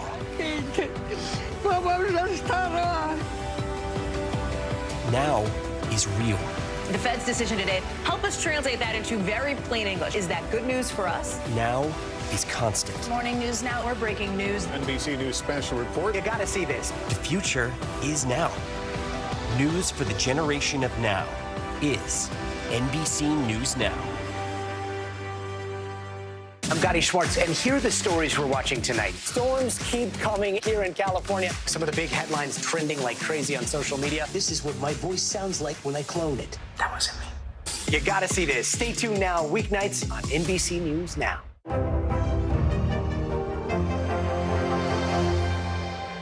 Hey, I'm Hallie. It's good to be with you tonight. The debt ceiling. Here's why this matters. Please, please don't have your eyeballs glaze over. Here's why this matters. Talk to us about what we're supposed to call this. Is it a bailout? Is it a backstop? There's a difference because it matters whose money is being used to prop up these banks. We think we're getting close to this news conference. I will be honest with people. This is like an awkward moment where we think we're like right there. You're going to have to like tap dance with us maybe a little bit. I do have my tap dancing shoes on, not to worry. Hi, everybody. Good morning. Welcome to Today. Every day, We are adding to the star power in our studio. the biggest names, only on Today. See, it worth coming in this early, right? Everybody, it's Today. Like I won the lottery. How do you feel at this age, this stage? Liberated. We're just getting started, folks. Ain't no stop with us now. The boys are back in town. Boys are back in town. It's a miracle. It's a miracle. This has been fantastic. Everything and everyone you're talking about, only on Today. News lives in the now. Look at this. You can't even see anything anymore. Let's break down what we know. You gotta see this. News for the generation of now is NBC News Now. Thanks for tuning in. I'm Gotti Schwartz. Here are the stories we're following tonight. Storms keep coming here in California. The U.S. government just declassified this video. A lot more stories trending like crazy on social media. A controversy pitting lawmakers against young voters. What's the state of crypto today? What is going on when we're looking at trends there? Another mind-bending story on artificial intelligence. This is what my voice sounds like when I clone it. That wasn't me. You gotta see this. Stay tuned now, weeknights at 8 Eastern, 5 Pacific on NBC News Now. Hey, I'm Hallie. It's good to be with you tonight. The debt ceiling. Here's why this matters. Please, please don't have your eyeballs glaze over. Here's why this matters. Talk to us about what we're supposed to call this. Is it a bailout? Is it a backstop? There's a difference because it matters whose money is being used to prop up these banks. We think we're getting close to this news conference. I will be honest with people. This is like an awkward moment where we think we're like right there. You're going to have to like tap dance with us maybe a little bit. I do have my tap dancing shoes on, not to worry. For Dateline Premium, subscribe now on Apple Podcasts. Tonight from Florida, the unprecedented arrest and arraignment of a former president on federal charges. Donald Trump voluntarily appearing in a Miami courtroom pleading not guilty to 37 felony counts related to charges that he stole and kept classified documents in his Mar-a-Lago club. The chaotic moments around his motorcade as hundreds of his followers descended on the car outside court. Meantime, inside, Trump faced a judge for the second time this year. Our reporter inside the courtroom. Afterwards, the former president defiant and lashing out at the indictment, plus the next legal moves and the political fallout as his primary opponents tried to decide what to do next. The encouraging news about the price you pay with inflation rising at the slowest rate in 2 years. Will it be enough for the Fed to ease up on raising interest rates? The special operation gone wrong. A helicopter crash injures almost 24 U.S. service members in Syria. New details on what happened. 18 15 million people under threat of severe weather tonight in much of the South. Homeowners priced out here in Florida and beyond, not by soaring home prices, but by skyrocketing insurance rates. The worst harvest in years for Georgia's famous peaches. Some farmers losing their entire crops. What's behind the devastation of a sweet summer tradition? And after 4 decades, celebrating the television icon who is bowing out of the game. This is NBC Nightly News with Lester Holt. Reporting tonight, live from Miami. Good evening from outside the federal courthouse here in Miami, where Donald Trump was arrested today, becoming a defendant in a case no less serious than concealing and mishandling some of the country's most critical defense secrets. In a replay of his New York State indictment back in April, the ex-president's movements today tracked by helicopters as he traveled from his Miami golf club to the courthouse, offering a thumbs up to flag-waving supporters. Inside the courtroom, Trump's lawyer entering a plea of not guilty on his behalf. 37 counts related to the retention, concealment, and mishandling of government documents. Outside, a surprisingly loose security perimeter allowed a handful of people to break from the crowds and run up alongside Mr. Trump's SUV as he departed. The line between defendant Trump and candidate Trump then blurred when his motorcade to the airport made a stop at a popular Miami bakery. An unchastened president taking what looked more like a victory lap with supporters. Garrett Haake was in the courtroom today for today's historic indictment. Garrett, what was it like? Lester, the mood in the courtroom was weighty and tense. The Republican presidential frontrunner sitting arms crossed and silent in front of a judge, now facing these unprecedented federal charges. Hello, everybody. Tonight, a defiant Donald Trump making a surprise stop inside a Cuban restaurant in Miami, greeting supporters after his historic arraignment. We have a country that's got nothing but problems. We're a nation in decline. And then they do this stuff, and you see where the people are. We love the people. Later boarding his plane and leaving Miami, now the first former president facing federal criminal charges. A 37-count indictment alleging he mishandled classified information, then obstructed investigators when they tried to get it back. This morning, the Republican frontrunner seen with his son at his Doral resort before getting into his motorcade, which then drove through South Florida to the courthouse. Along the way, Mr. Trump posting one of the saddest days in the history of our country, with crowds of Trump supporters gathered outside. Freedom for Trump! Freedom for Trump! The former president arriving underground, escorted by Secret Service, away from crowds and cameras. With no cameras allowed inside federal courtrooms, the former president processed like other federal defendants, including having a digital fingerprint scan, though no mugshot was taken. His aide, Walt Nauta, who was also charged by the special counsel, in court today, too. Inside the courtroom, Mr. Trump sitting with arms tightly crossed for much of the hearing that lasted less than an hour, never speaking to the court. His attorney pleading not guilty on his behalf. Prosecutors telling the judge he is not a flight risk. The case centers around requests by the National Archives for the former president to return classified documents after he left office. The FBI eventually searching his Mar-a-Lago home, where agents say more than 100 classified documents were discovered.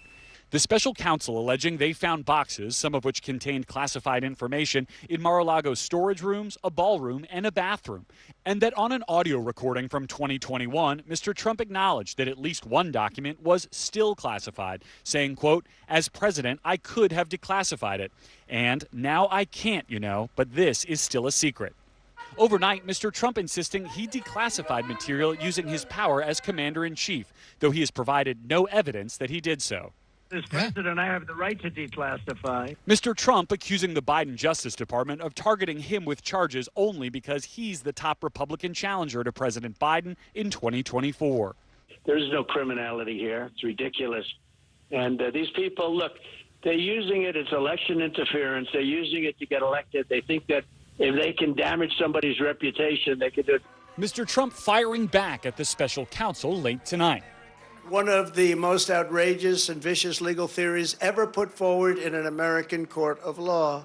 What these thugs have done to my family is a disgrace. Garrett, special counsel Jack Smith was also in the courtroom today.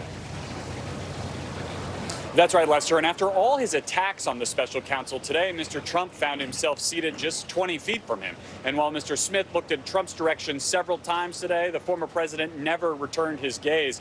Both men surrounded by heavy security presence on their way in and out of the courtroom.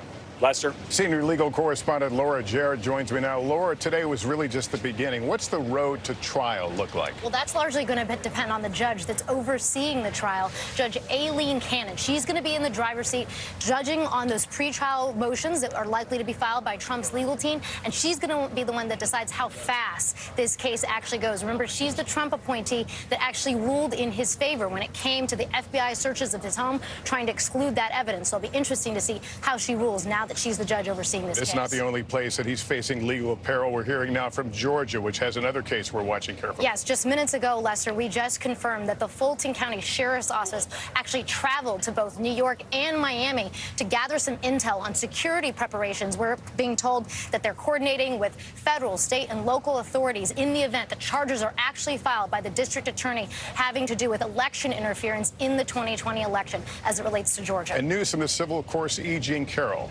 Yes, the writer who's, of course, accused the former president of both rape and defamation. Remember, last month, she actually won $5 million from a jury. Well, a judge just tonight actually decided in a different case having to do with statements, defamatory statements that the former president actually made against her while he was president. The judge now saying that she can actually amend her complaint based off of the way he mocked her in that CNN town hall, and she can ask the jury now for $10 million. A lot of moving parts tonight. Thanks for keeping track of it all. Laura Jarrett, we appreciate it. Now to the reaction in the Republican race for president. Most of Mr. Trump's rivals blasting the indictment as a partisan attack, though there is also new criticism of the former president tonight. Kristen Welker reports.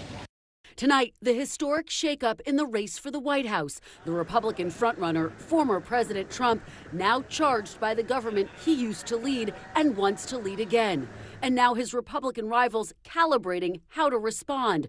Mr. Trump's former UN ambassador, Nikki Haley, pressed today about a possible pardon if he was convicted. I think it would be terrible for the country to have a former president in prison for years because of a documents case. So I would be inclined in favor of a pardon. After this sharp criticism last night. If what it says is actually the case, President Trump was incredibly reckless with our national security. But most of Mr. Trump's Republican rivals rallying around him, from his top opponent to his former vice president. And tonight on Capitol Hill, many Republicans blasting the charges as part of a double standard favoring Democrats. I'm not saying these documents should have been there, just like they shouldn't have been in Biden's garage either. But they do not meet the standard of bringing a prosecution. You got a classified document concern with Clinton, Biden, and Trump. So 3 people involved in the same thing, but only one gets prosecuted? How is that justice? Hillary Clinton was investigated for keeping classified documents on an unsecured private email server. Investigators say she cooperated and was not charged. A special counsel is investigating President Biden's handling of classified information, which was found in multiple locations, including his Delaware home and garage. Mr. Biden and his attorneys have cooperated with investigators. Tonight, no comment from President Biden about Mr. Trump's arraignment. First Lady Jill Biden speaking to Democrats in Manhattan, saying of Republican voters, they don't care about the indictment. So that's a little shocking, I think. A new poll showing 76% of GOP primary voters view the indictment as politically motivated, though fierce Trump critics like GOP candidate Chris Christie arguing the charges are another sign Republicans should move on from Mr. Trump, and the former president should have turned over classified documents when they were subpoenaed. He is now going to put this country through this when we didn't have to go through it. Everyone's blaming the prosecutors. He did it. And this reaction from a Republican congressman in a swing district. We can't just deny what President Trump did was wrong. I mean, it's clear as day wrong. Kristen, at this point, the indictment not impacting Mr. Trump's frontrunner status. Lester, that's right. The former president himself and his closest advisors saying the indictment is emboldening him politically, energizing his base. The one factor that could potentially peel away his support around the edges is if top opponents like Governor DeSantis start to sharpen their tone against Mr. Trump on this issue. Lester. All right, Kristen Welker, thanks very much. In Syria, 22 U.S. service members were injured in a helicopter crash. Officials say that as they were leaving on a special operations mission, the chopper apparently had a mechanical issue. 15 of those injured were evacuated to Germany, and one is being sent to the United States. U.S. forces are in Syria to fight Islamic State terrorists. 2 days after that highway collapse in Philadelphia, Transportation Secretary Pete Buttigieg visited the scene today and said the federal government will help rebuild the stretch of I-95 as quickly as possible. Officials say they have to demolish the other side of the highway because of structural problems after a gasoline tanker truck caught fire and caused the collapse. A plan to rebuild is expected to be announced tomorrow.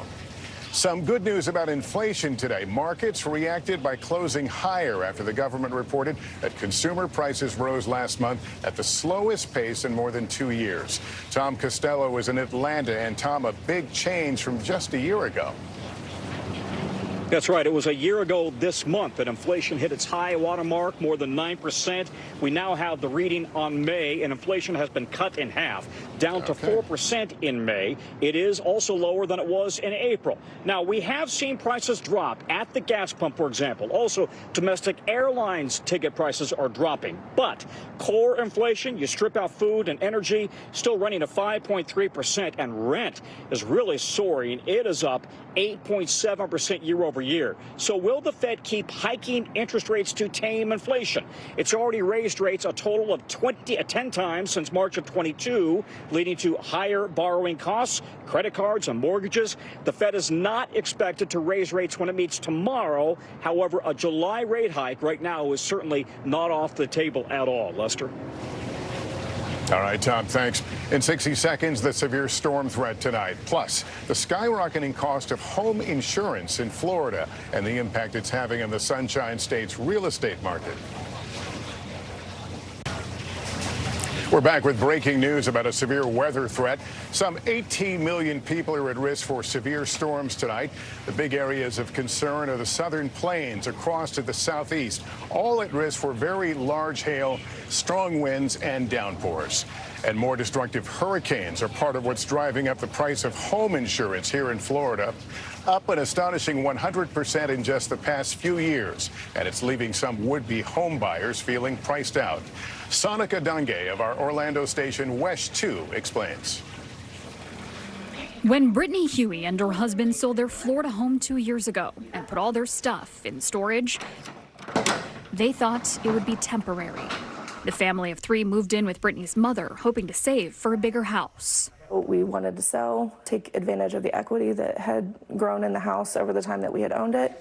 They hope to move out in 2 months, looking for a 4-bedroom, 2-bath home in the $350,000 to $400,000 range before reality hit. Our ultimate goal was to find that upgraded home that allowed us to grow our family, and the increases in rates and having to account for homeowners insurance and so forth, we've really had to scale that back. In the aftermath of destructive hurricanes, the cost of home insurance in Florida has increased 100% since 2020.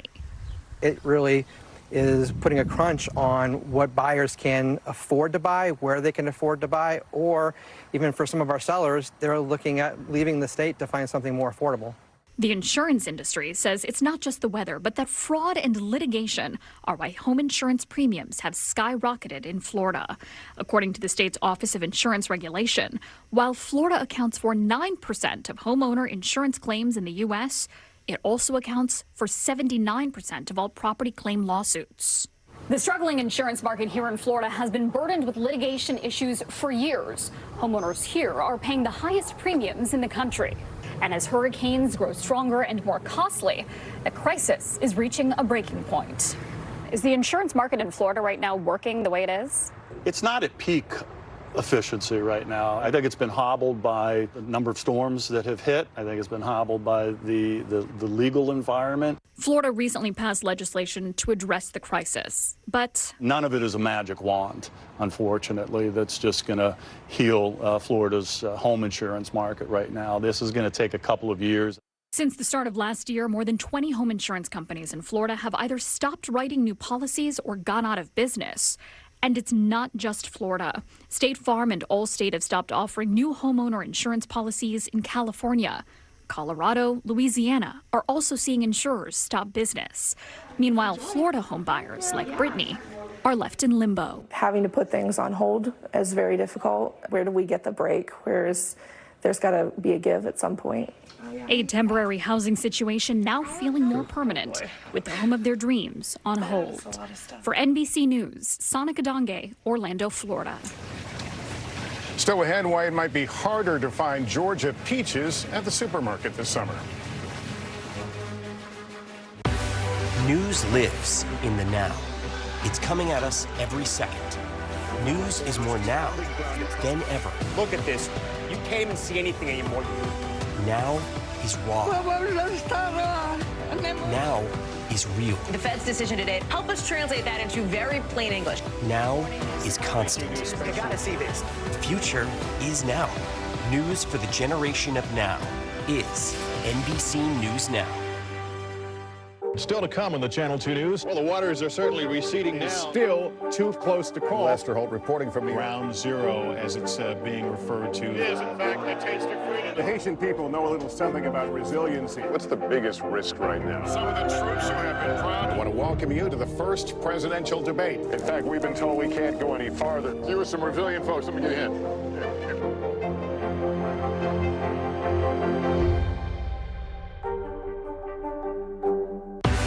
News lives in the now.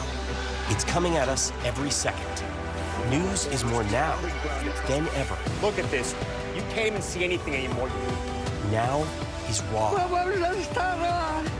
Now is real. The Fed's decision today, help us translate that into very plain English. Now is constant. You gotta see this. The future is now. News for the generation of now is NBC News Now. Your music is so familiar. What do you think when people start humming back your tunes? How you doing, Lester?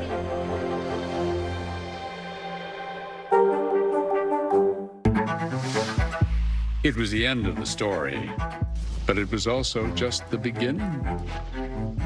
We couldn't know then that following the mystery would take us to places as strange as any fiction. The mind whirled among dreadful possibilities. What happened here? The True Crime Original. Dateline, Fridays and Sundays. Watch NBC Nightly News with Lester Holt or listen wherever you get your podcasts.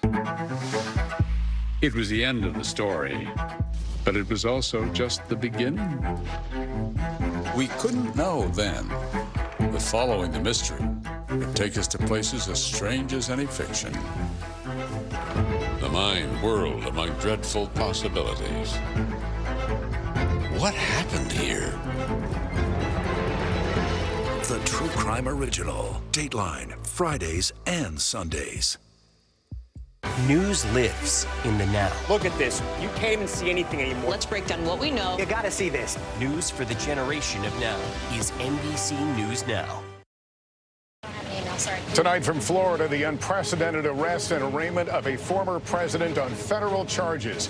Donald Trump voluntarily appearing in a Miami courtroom pleading not guilty to 37 felony counts related to charges that he stole and kept classified documents in his Mar-a-Lago club. The chaotic moments around his motorcade as hundreds of his followers descended on the car outside court. Meantime, inside, Trump faced a judge for the second time this year. Our reporter inside the courtroom. Afterwards, the former president defiant and lashing out at the indictment, plus the next legal moves and the political fallout as his primary opponents tried to decide what to do next. The encouraging news about the price you pay with inflation rising at the slowest rate in 2 years. Will it be enough for the Fed to ease up on raising interest rates? The special operation gone wrong. A helicopter crash injures almost 24 U.S. service members in Syria. New details on what happened. 18 15 million people under threat of severe weather tonight in much of the South. Homeowners priced out here in Florida and beyond, not by soaring home prices, but by skyrocketing insurance rates. The worst harvest in years for Georgia's famous peaches. Some farmers losing their entire crops. What's behind the devastation of a sweet summer tradition?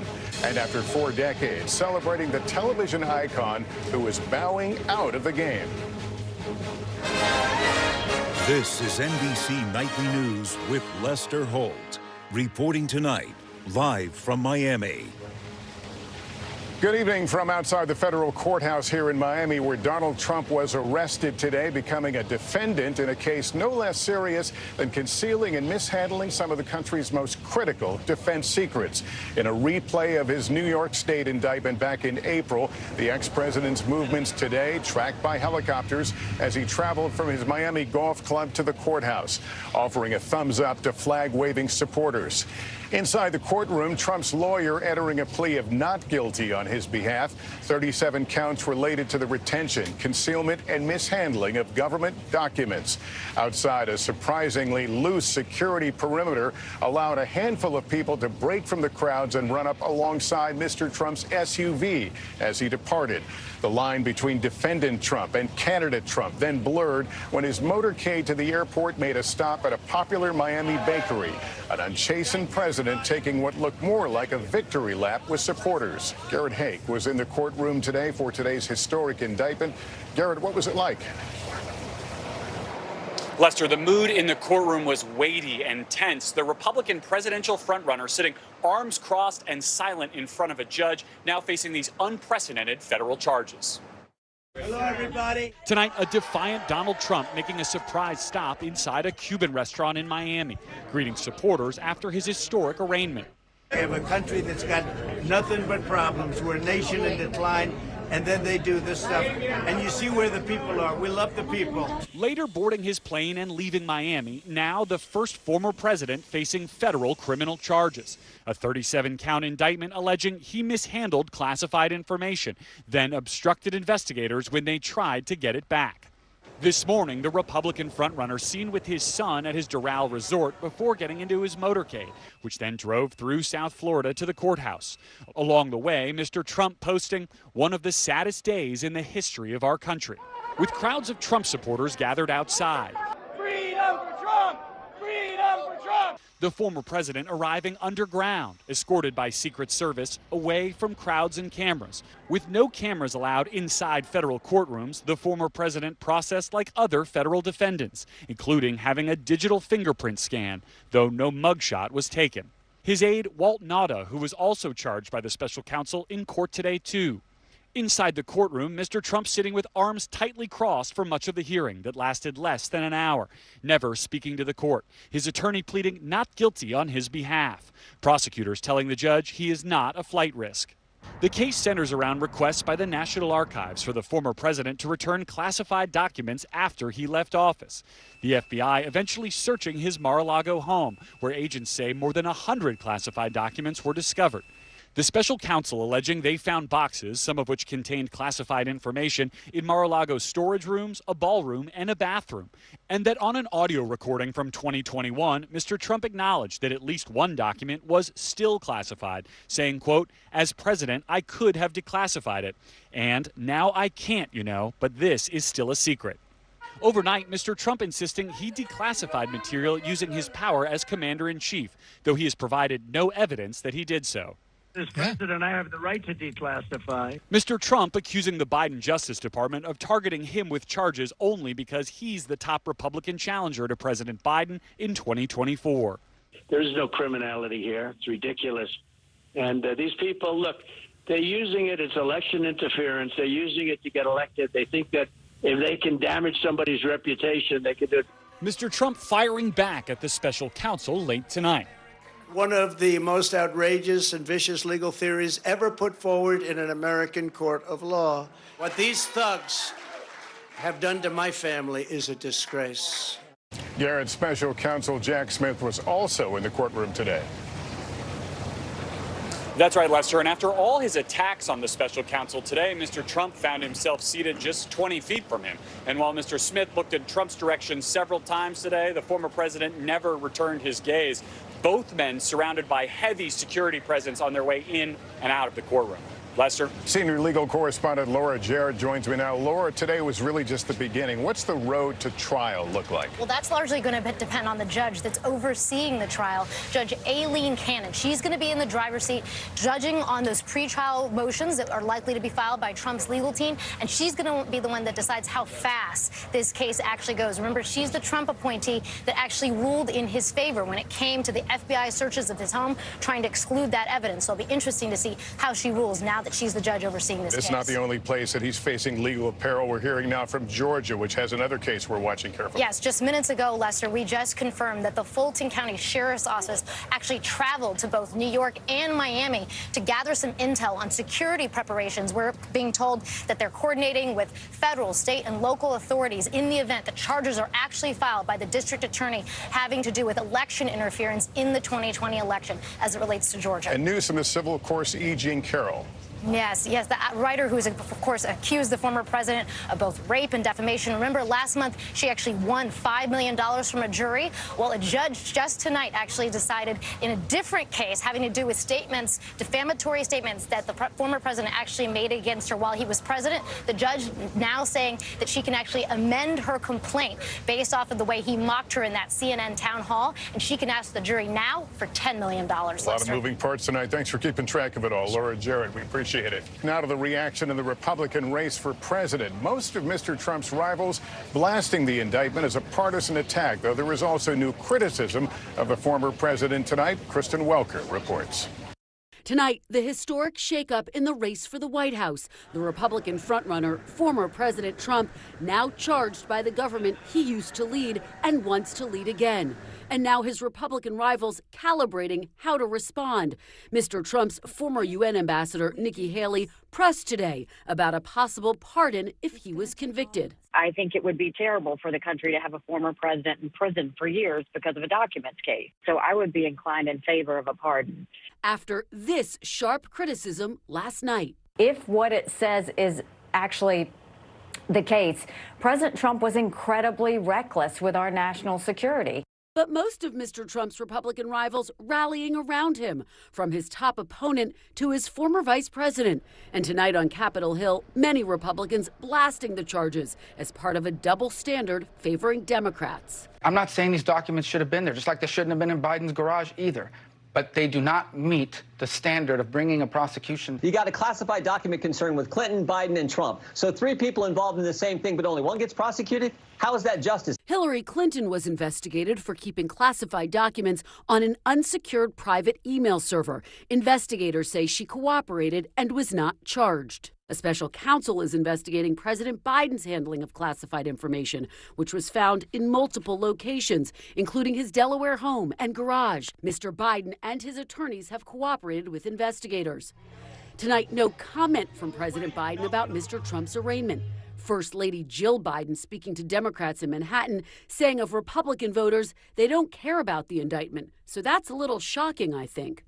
A new poll showing 76% of GOP primary voters view the indictment as politically motivated, though fierce Trump critics like GOP candidate Chris Christie arguing the charges are another sign Republicans should move on from Mr. Trump, and the former president should have turned over classified documents when they were subpoenaed. He is now going to put this country through this when we didn't have to go through it. Everyone's blaming the prosecutors.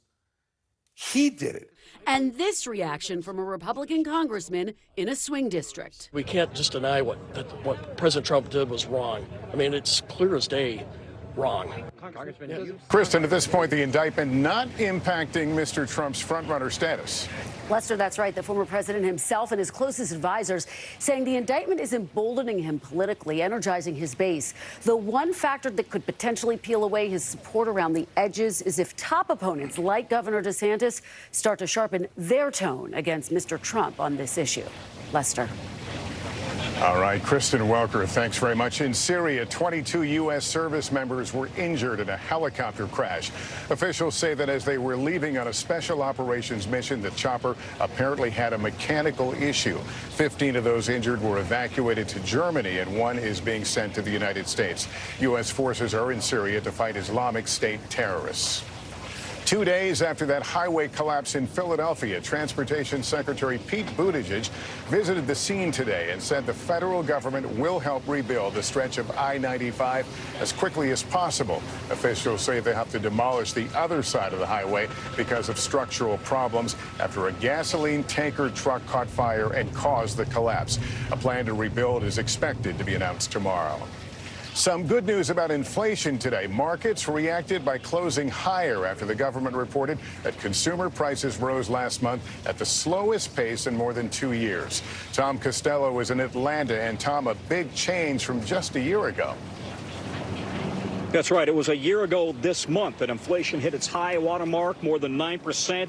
We now have the reading on May, and inflation has been cut in half, down to 4% in May. It is also lower than it was in April. Now, we have seen prices drop at the gas pump, for example. Also, domestic airlines ticket prices are dropping. But core inflation, you strip out food and energy, still running at 5.3%, and rent is really soaring. It is up 8.7% year over year. So will the Fed keep hiking interest rates to tame inflation? It's already raised rates a total of 10 times since March of 22, leading to higher borrowing costs, credit cards, and mortgages. The Fed is not expected to raise rates when it meets tomorrow. However, a July rate hike right now is certainly not off the table at all. Lester? All right, Tom, thanks. In 60 seconds, the severe storm threat tonight. Plus, the skyrocketing cost of home insurance in Florida and the impact it's having on the Sunshine State's real estate market. We're back now from Las Vegas, Seattle, Guatemala City, from Wilmington. I was in space in Texas, from Normandy, from Surfside, Florida. Thank you for watching, everyone. News lives in the now. It's coming at us every second. News is more now than ever. Look at this. You can't even see anything anymore. Now is raw. Now is real. The Fed's decision today, help us translate that into very plain English. Now is constant. You gotta see this. The future is now. News for the generation of now is NBC News Now. Your music is so familiar. What do you think when people start humming back your tunes? How you doing, Lester?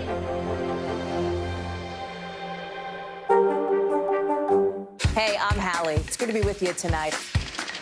The debt ceiling. Here's why this matters. Please, please don't have your eyeballs glaze over. Here's why this matters. Talk to us about what we're supposed to call this. Is it a bailout? Is it a backstop? There's a difference because it matters whose money is being used to prop up these banks. We think we're getting close to this news conference. I will be honest with people. This is like an awkward moment where we think we're like right there. You're going to have to like tap dance with us maybe a little bit. I do have my tap dancing shoes on, not to worry. For Dateline Premium, subscribe now on Apple Podcasts. I'm Gotti Schwartz, and here are the stories we're watching tonight. Storms keep coming here in California. Some of the big headlines trending like crazy on social media. This is what my voice sounds like when I clone it. That wasn't me. You gotta see this. Stay tuned now, weeknights on NBC News Now. News lives in the now. It's coming at us every second. News is more now than ever. Look at this. You can't even see anything anymore. Now is raw. Now is real. The Fed's decision today, help us translate that into very plain English. Now is constant. You gotta see this. The future is now. News for the generation of now is NBC News Now.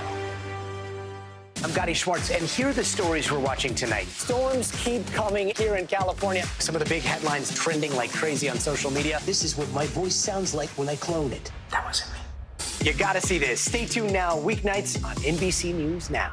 For Dateline Premium, subscribe now on Apple Podcasts.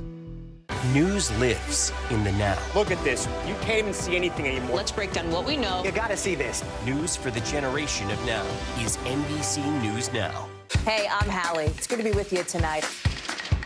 the debt ceiling. Here's why this matters. Please, please don't have your eyeballs glaze over. Here's why this matters. Talk to us about what we're supposed to call this. Is it a bailout? Is it a backstop? There's a difference because it matters whose money is being used to prop up these banks. We think we're getting close to this news conference. I will be honest with people. This is like an awkward moment where we think we're like right there. You're going to have to like tap dance with us maybe a little bit. I do have my tap dancing shoes on, not to worry. News lives in the now. It's coming at us every second. News is more now than ever. Look at this. You can't even see anything anymore. Now is raw. Now is real. The Fed's decision today, help us translate that into very plain English. Now is constant. You gotta see this. The future is now. News for the generation of now is NBC News Now. Hey, podcast fans, ready to unlock our true crime mysteries? Try Dateline Premium on Apple Podcasts. You'll get early access to originals, plus bonus content, and everything is ad-free. So head to Apple Podcasts now to subscribe. Hey, good evening. Thanks for tuning in. I'm Gotti Schwartz coming to you from Los Angeles, and there is one story that is dominating all the headlines tonight, and that is Donald Trump's court appearance. Today, he became the first former president ever to be arraigned for federal crimes, pleading not guilty to 37 counts, and that led to a full-on spectacle that included a protester running in front of Trump's motorcade and a stop at a nearby Cuban restaurant where there was a spontaneous early birthday celebration for the former president.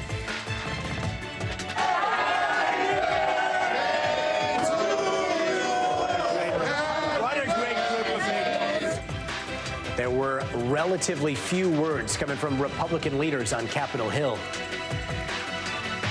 I'm just simply not going to comment on the candidates. We've got a bunch of them, and I'm just simply going to stay out of it.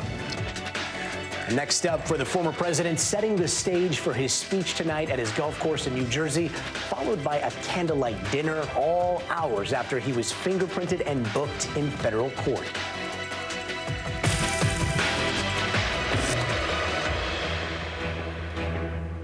And from Florida to New Jersey, former President Donald Trump going from being booked, fingerprinted, arraigned, and released today in Miami to making that campaign stop on his way to the airport to retreating to his private club in Bedminster. It has been a whirlwind of a day, the likes of which we have never seen. And we're going to get into all of that, from what happened when what looked like an anti-Trump protester jumped in front of the motorcade to the very latest tonight, where the embattled former president is set to speak.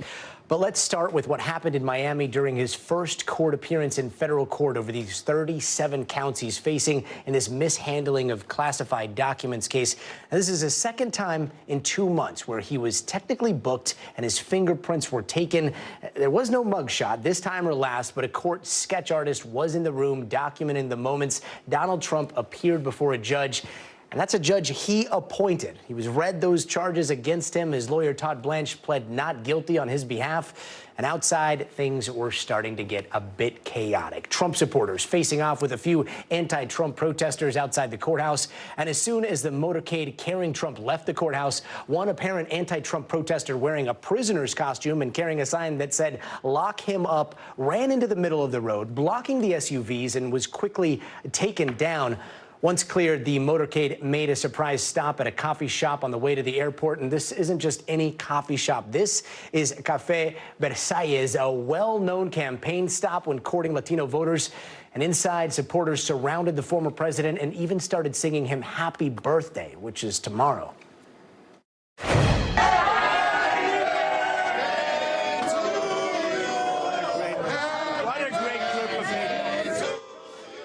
Trump then sharing thoughts about the day.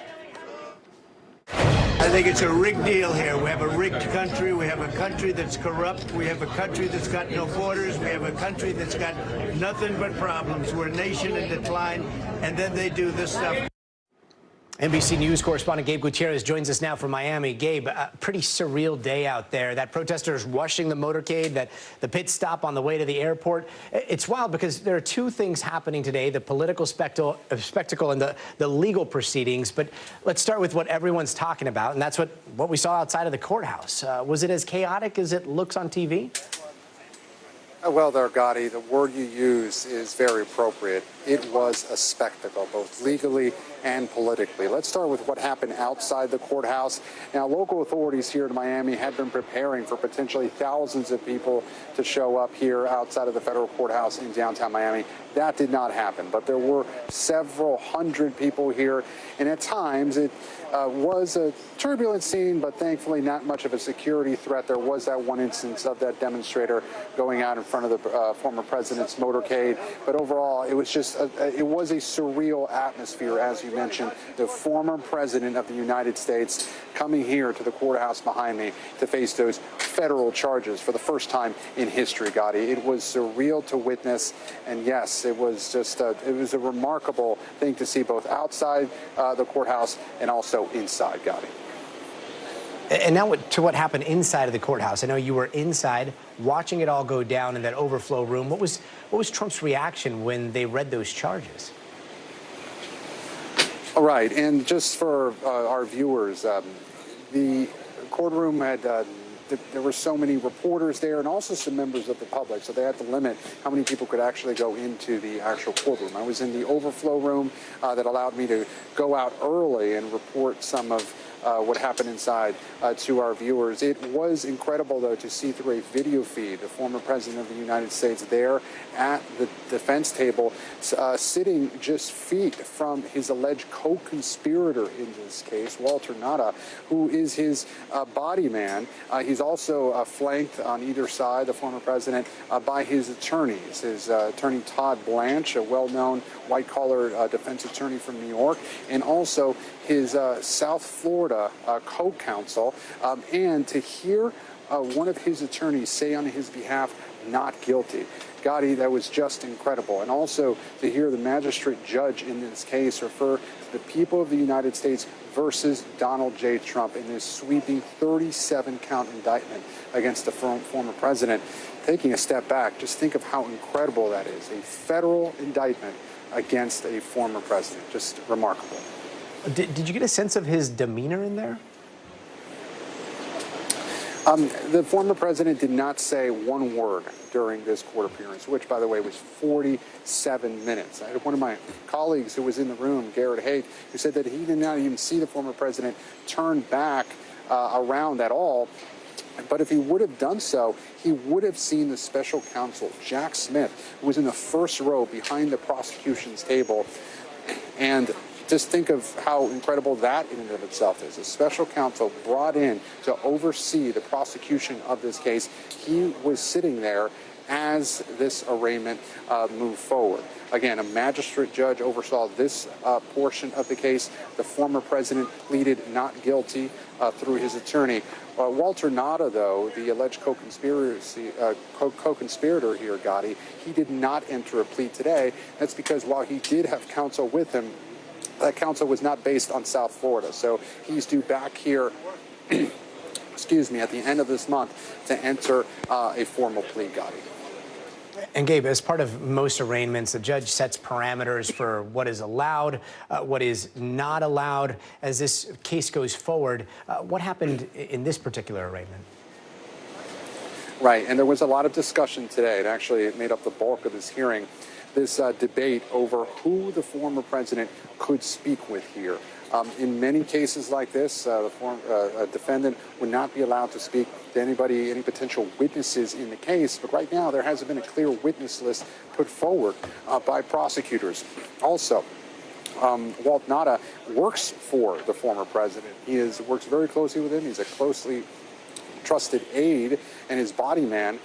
So there was discussion about whether he'd be able to speak with them. What the judge ended up saying was that the former president could not speak about the case to any of his employees or potential witnesses here. But again, that was discussed at length and will probably continue to be discussed at length as this case moves forward, Gotti. And Gabe, we're looking at two timelines. One, the court docket, another, the presidential election. Actually, two court dockets and the presidential election. How are those going to overlap here? Well, there are still some questions about the timeline for this particular case, but I can tell you, Gotti, the other case that the former President Trump is facing alleged hush money payments in Lower Manhattan, that case potentially could head to trial by March of next year. Of course, that runs right into the height of the presidential campaign season, the primary season. So that is something to consider. In this case, yes, it is possible that this case could head to trial, perhaps, next year as the presidential campaign is still underway. And so that is still being worked out, but it is lost on no one, and especially Donald Trump, who right after leaving this courthouse, as you mentioned, went to Cafe Versailles here in Miami and treated it essentially as a campaign stop and had those supporters singing happy birthday to him as he remained defiant. So this cannot be separated. The legal implications of this cannot be separated from the political implications of this. And we've also, heard new reaction from several of the other GOP candidates in this race. Mike Pence just writing an op-ed that published just a few minutes ago. Nikki Haley offering new comments today, suggesting that she would be inclined to pardon former President Trump, even though she's still calling his actions reckless. This is so unprecedented in so many ways legally, but also we've never dealt with a political campaign quite like this one. Gotti. Gabe, thanks so much. Your reporting today has been incredible. Thanks. And again, this is the second indictment for Donald Trump and one of several investigations ongoing into the former president that are happening across the country right now. In April, Trump was charged in Manhattan for his role in what prosecutors call a hush money scheme to pay off adult film star Stormy Daniels back in 2016. Meanwhile, a Georgia prosecutor is investigating Trump's attempts to reverse the 2020 election results in that state. And those cases are in addition to the January 6 inquiries and a civil case, which he has already been found liable for. But how did we get here? And at this point of the classified documents probe, Hallie Jackson is going to take us back to the beginning of the investigation, which began in the early days of the post-Trump presidency. It starts just after the former president moved out of the White House in 2021 with boxes of classified documents stacked on a stage at Mar-a-Lago, according to the indictment. Some then moved to a bathroom. Around this time, the National Archives demands some of the classified documents from the Trump presidency they're supposed to have but don't. Then, a key moment that summer, the indictment says Mr. Trump allegedly showed a writer a document laying out a plan of attack, citing a recording. And Mr. Trump says, as president, I could have declassified it. Now I can't, but this is still a secret. Fast forward about 6 months later, Mr. Trump's personal valet and alleged co-conspirator, Walt Nauta, returns 15 boxes of classified documents to the archives, according to the indictment. But that didn't stop the FBI from opening a criminal investigation. A month later, a D.C. grand jury came together. In June, a couple FBI agents and a DOJ attorney went down to South Florida and got a signed letter from Mr. Trump's attorneys saying, essentially, they'd turned over everything they had. That turned out not to be true because in August, the FBI carried out a search warrant at Mar-a-Lago and releasing this picture of documents laid out on the floor, something Mr. Trump didn't like seeing. The shameful raid and break-in of my home, Mar-a-Lago, was a travesty of justice. Attorney General Merrick Garland named a special counsel to lead the investigation in November. I signed an order appointing Jack Smith to serve as special counsel. Now there's Jack Smith, tasked with looking at the January 6th attack and the classified documents case. Mr. Trump, now officially running to win back the White House, furious. I took the documents I'm allowed to. I have the absolute right to do whatever I want with them. Over the course of the next 6 months or so, the special counsel issuing subpoenas and hearing from a lot of people in Mr. Trump's orbit, all leading up to last week when the Department of Justice unsealed the indictment, revealing those 37 felony counts against the former president. We have one set of laws in this country, and they apply to everyone. That was Hallie Jackson reporting. Let's bring in our legal panel, NBC legal analyst Danny Savalos, Cynthia Oxney. Cynthia, Danny, welcome to you both. Let's start with your reactions to what happened today. Cynthia, I'll start with you. Well, I was only disappointed that we didn't get a window into the timeline, and we didn't because there isn't a scheduling order that's been issued, and that was because we didn't have Judge Cannon's magistrate. We had a general magistrate, so there was nothing, surreptitious about that. It just happens to be the way it worked today. That was the only disappointing thing. I mean, it was predictable. There are arraignments all over this country, thousands of them every day, and it seemed to, with a couple of exceptions, but not big ones, it really just kind of followed the normal process, which is the way it should be, because everybody should be treated the same under the law.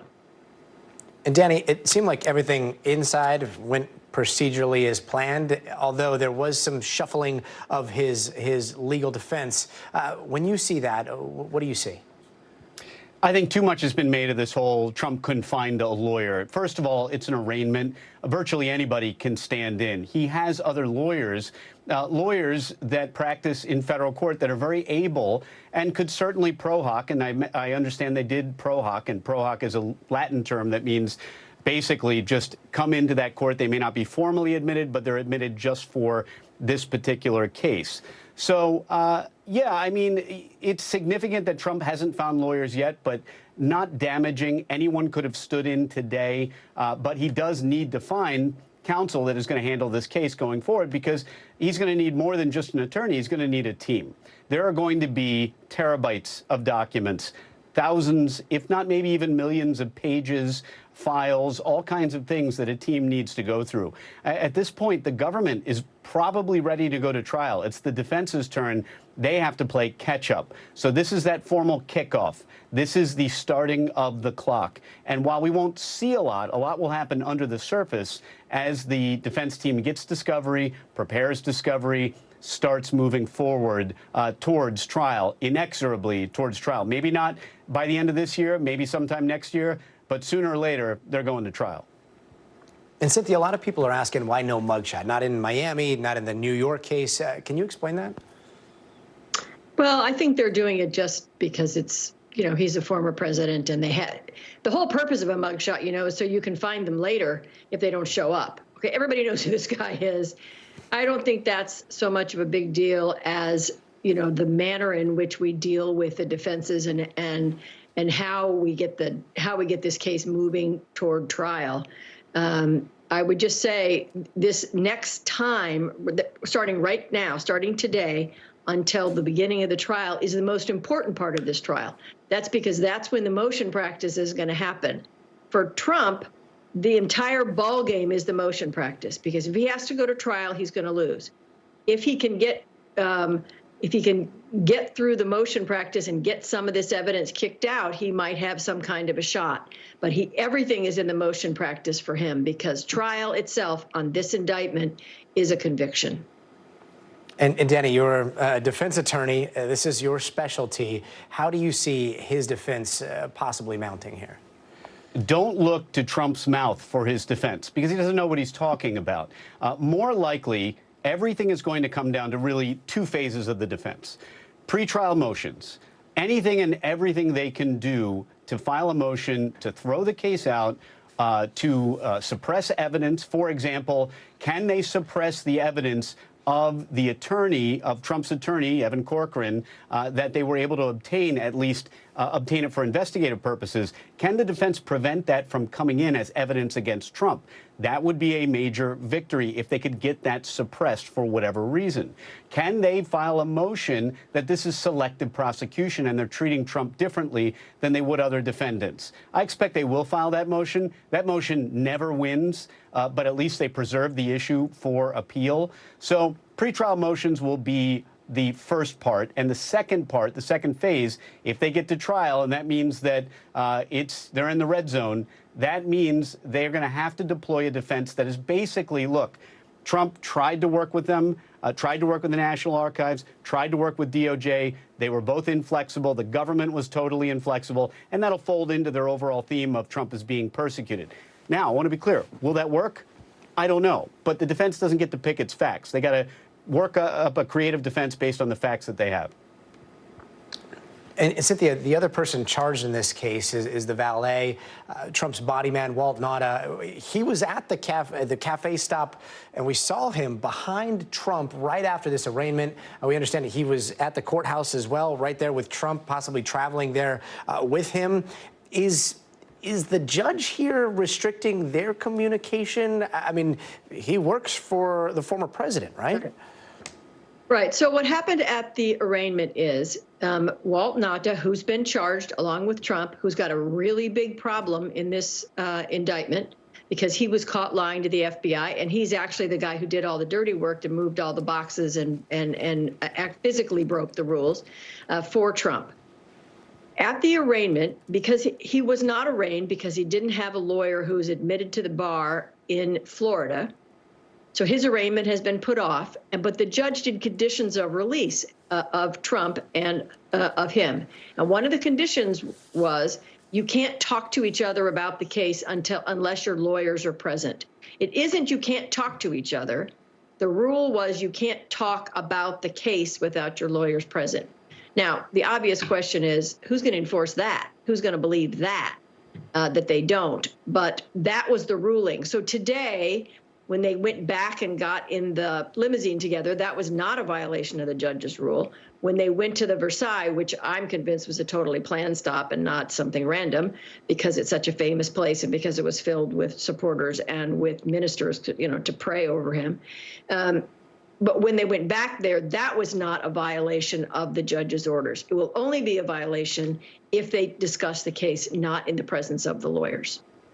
If they discuss the case, and as we saw them golfing together or them on a golf course or them in a car, and there's no enforcement mechanism to make sure that they do not discuss this case, right?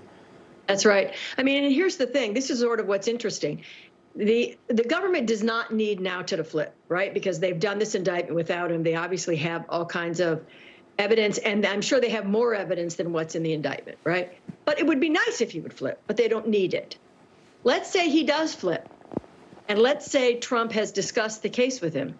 Part of that flipping will be to find that out. And then if that happens, and now to A flips and B says, and by the way, we discussed the case because Trump wanted to talk about it and told me not to tell anyone, now you have him violating the judge's orders. So Trump has to be careful because he doesn't really know what's going to happen with Nauta. Because Nauta has every reason. He has every reason. He's going to go to jail if he doesn't flip. And if he did that, he flips and then he says, hey, we discussed this, we violated the judge's orders, hypothetically, would that be a new federal case or would that be folded into this one? It would be something that the judge would handle. It probably wouldn't be a federal case. It would be some kind of punishment within the court. But here's the problem. You have to have the judge's help as you're going into trial if you're the defendant, right? The judge is in charge, and the judge controls the schedule. The judge is making all kinds of rulings, and that they control all kinds of things. What you don't want to do is make the judge mad. You don't want to make the judge not trust you any more than you're already not trusted. So it's not in his interest to make the judge mad. And all I'm saying is, because Nauta is an unknown to Trump, he needs to be careful. And because Nauta is in so much trouble, because he's done so many things that he's been caught in, he has every reason to flip. It's kind of interesting. Sometimes you think, well, the government really needs somebody, and that somebody doesn't really need to do anything. He can go to trial. Not in this case. In this case, the government does not need Nauta, and he desperately needs the government. So Trump has to be even more careful with him as he tries to hug him close to keep him under his control. And Danny, what do we know about the judge here? Well, judge today was a magistrate, generally not the magistrate I understand that normally works under Judge Cannon. So it's a magistrate judge today. We'll never see that judge again. That is the limited purpose that the role that the magistrate will play in this case. It's really just a staging area, and from here it moves on to Judge Cannon. Judge Cannon, of course, is a Trump appointee and will exercise a lot of control over the case. That means she'll be deciding pretrial motions. I think there's been a lot of unnecessary alarm about whether or not she'll decide everything in favor of Trump. But there are points to be made. There are certain rulings she can make that are either unreviewable or are going to be very difficult to overturn on appeal. And that includes the admission of evidence. Of course, if she suppresses evidence, that can be appealed. But for example, if she enters a ruling or she enters an order of acquittal at the end of the case, in certain circumstances, that's not reviewable at all. So in theory, even after a verdict, it's possible this judge could take the case away from a jury. I don't want to be alarmist. I'm not saying there's any indication that Judge Cannon would do that this judge would go rogue or anything like that. But federal district judges do have a lot of power, and some of their decisions are simply not reviewable. Danny Savalos and Cynthia Oxley, thanks so very much for joining us. And we're about to hear from the former President Trump in Bedminster, New Jersey, raising a lot of questions about how this is going to play out for the GOP in 2024. And I want to bring in NBC News correspondent Vaughn Hilliard from Bedminster, New Jersey right now. Vaughn, he's about to start speaking there. What's the mood like, and what can we expect to hear from him?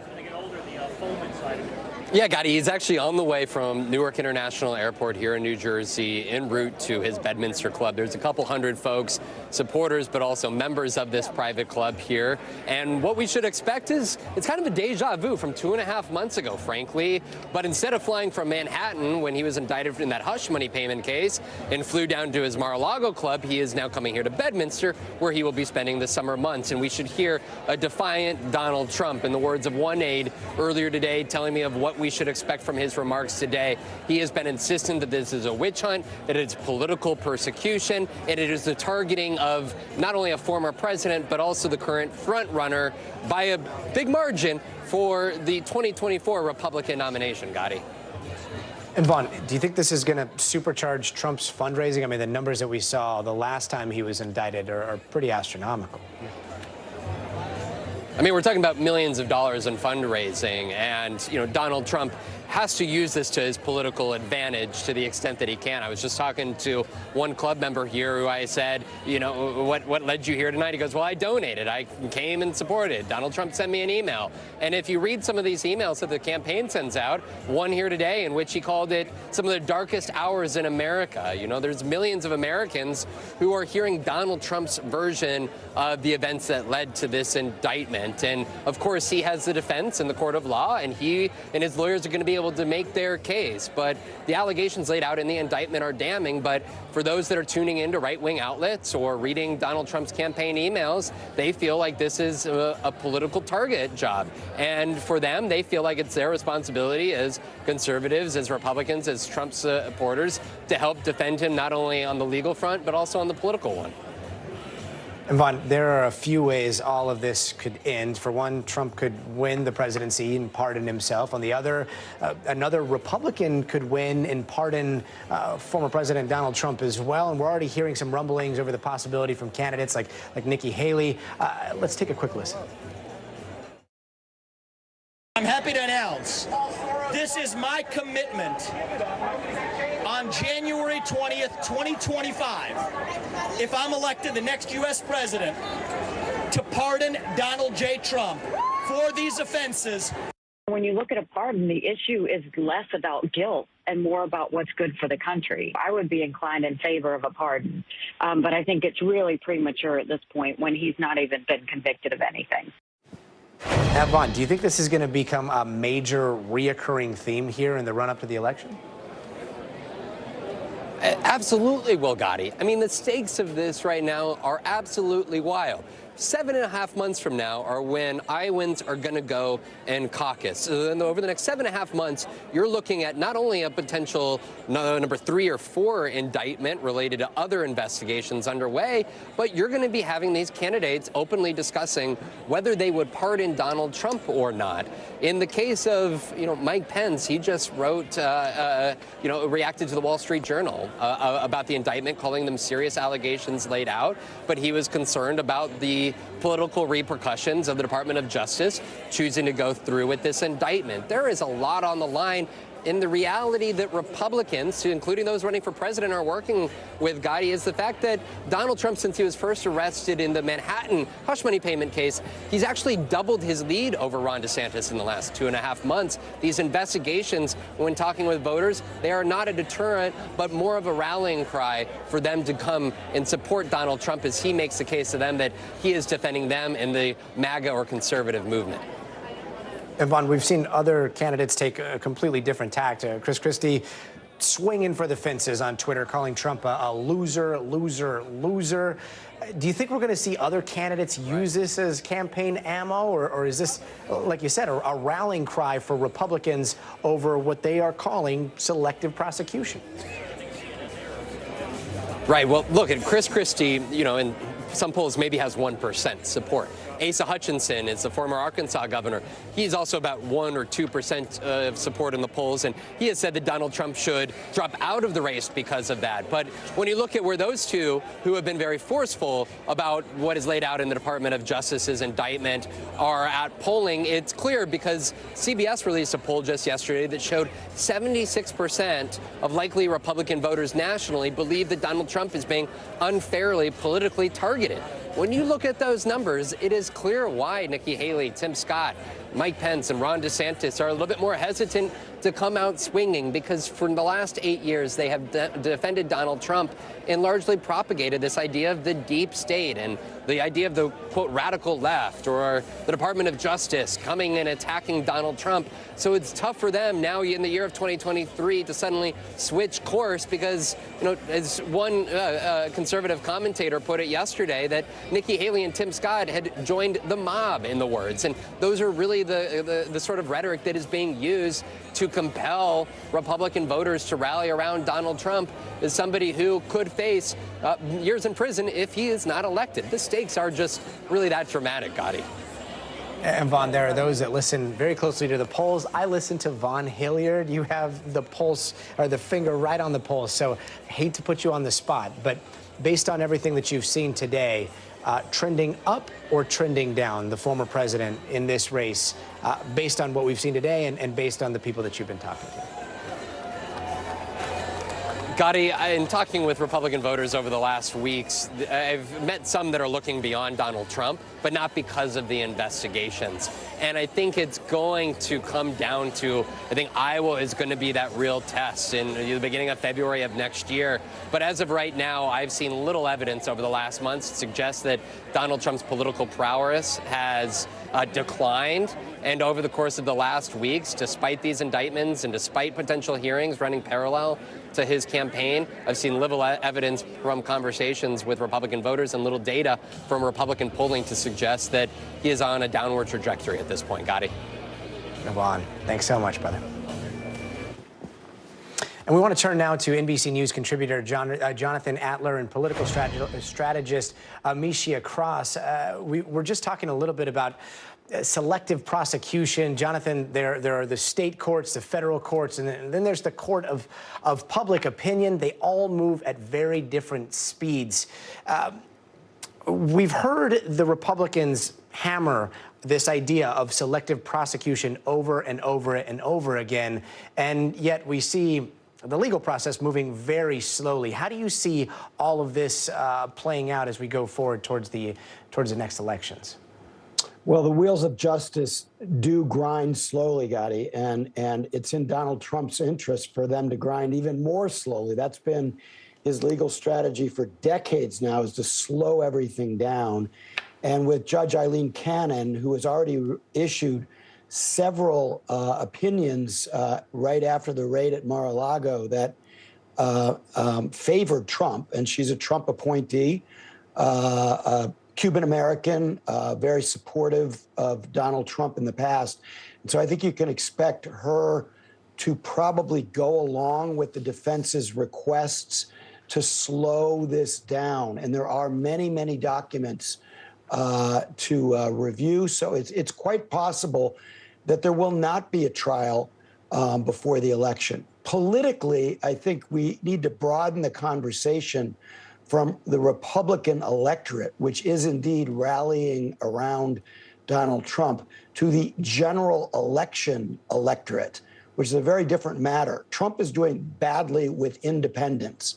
As things stand right now, he's not really in very good shape to return to the White House, because while his base is strongly behind him, they're actually not generating that much money for him. He needs more than $1 billion to run his campaign.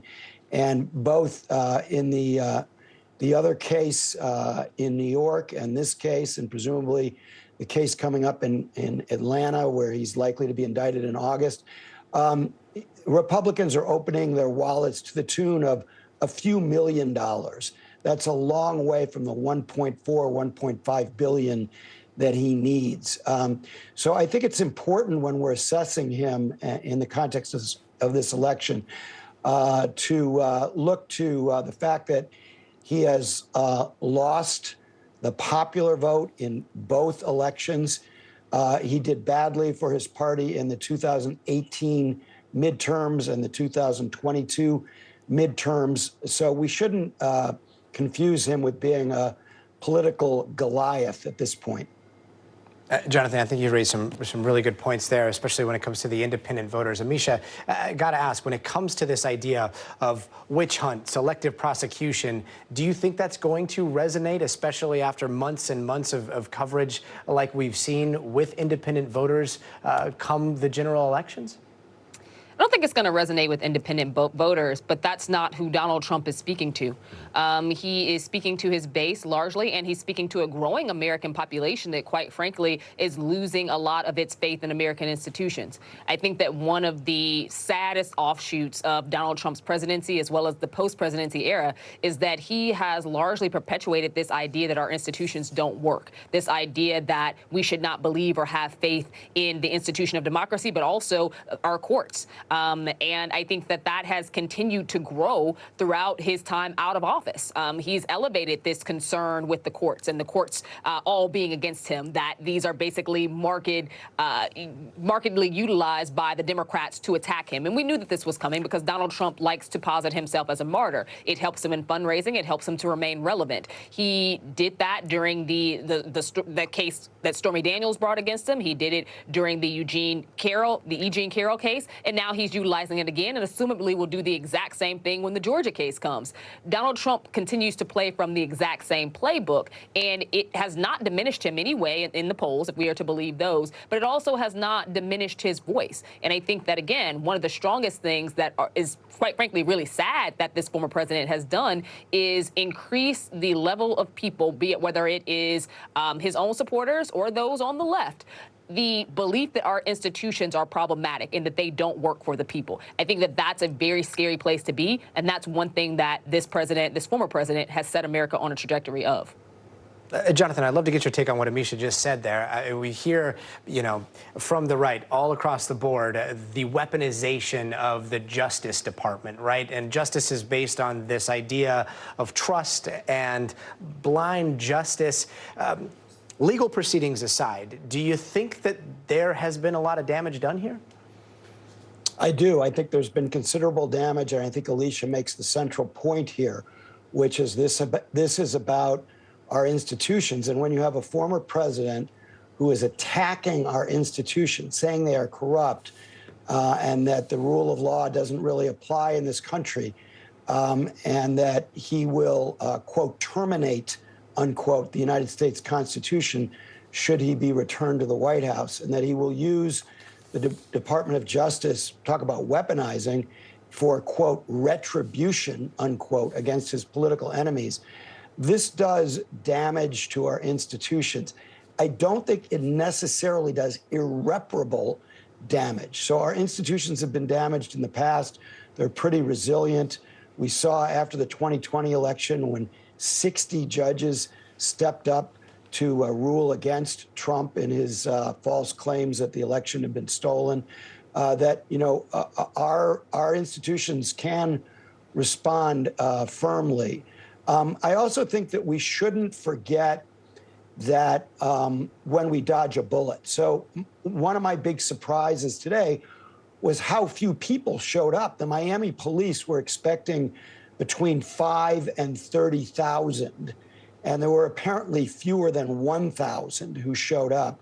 And, when Trump was indicted in New York and when nobody showed up at the courthouse to support him, or virtually nobody, people said, well, that's because it was in New York. Wait till he gets to Florida. Well, they're in Florida, and yes, there was sweltering heat. But the Trump army, which is very loud online, they did not turn out. And so I think the potential for violence that so worries me, violence against our institutions, is maybe a little less today. We still have to worry about these lone wolves who have been given a kind of permission slip by Trump, as some of them have indicated when they've committed violent acts. They cite Trump. We still have to worry about that. But I think the idea of widespread street violence is a little bit less serious tonight than it was before. And Amisha, Trump is obviously talking a lot on Truth Social. We see his motorcade making its way up there to Bedminster. So he's going to be addressing a crowd you can see there, probably in the couple hundreds. What do you think we're going to hear? We're going to hear more weaponization of our legal system. We're going to hear that this is basically Joe Biden attacking him. We're going to hear him throw out some barbs against Hunter Biden because he can't get over that, and that he didn't do anything wrong. One thing that Donald Trump does that petulant children do often is refuse to take responsibility for his wrongdoing. We're going to hear that. We're going to hear that this is, again, a witch hunt. And we're also going to hear him talk about why it's so important that he become president again, to be able to fight these systems that aren't working for the people. He is going to try to turn the attention away from all of his illegality to America needing to save him, but also to do a fundraising pitch, quite frankly, because as was stated earlier on in the program, he is nowhere near where he was in 2016 when he was fundraising. He's nowhere near where he was in 2020 when he was fundraising. And he recognizes that, acknowledging that more and more people continue to enter this Republican race. Even though he's far and away ahead in the polls, I think that he still knows that even though some people won't attack him outside of Chris Christie, that the reason why a lot of people are entering is because they're hoping that one of these cases is going to knock him out. And he's going to try to showcase his strength, irrespective to the fact that I honestly think he's quaking in his boots at this point.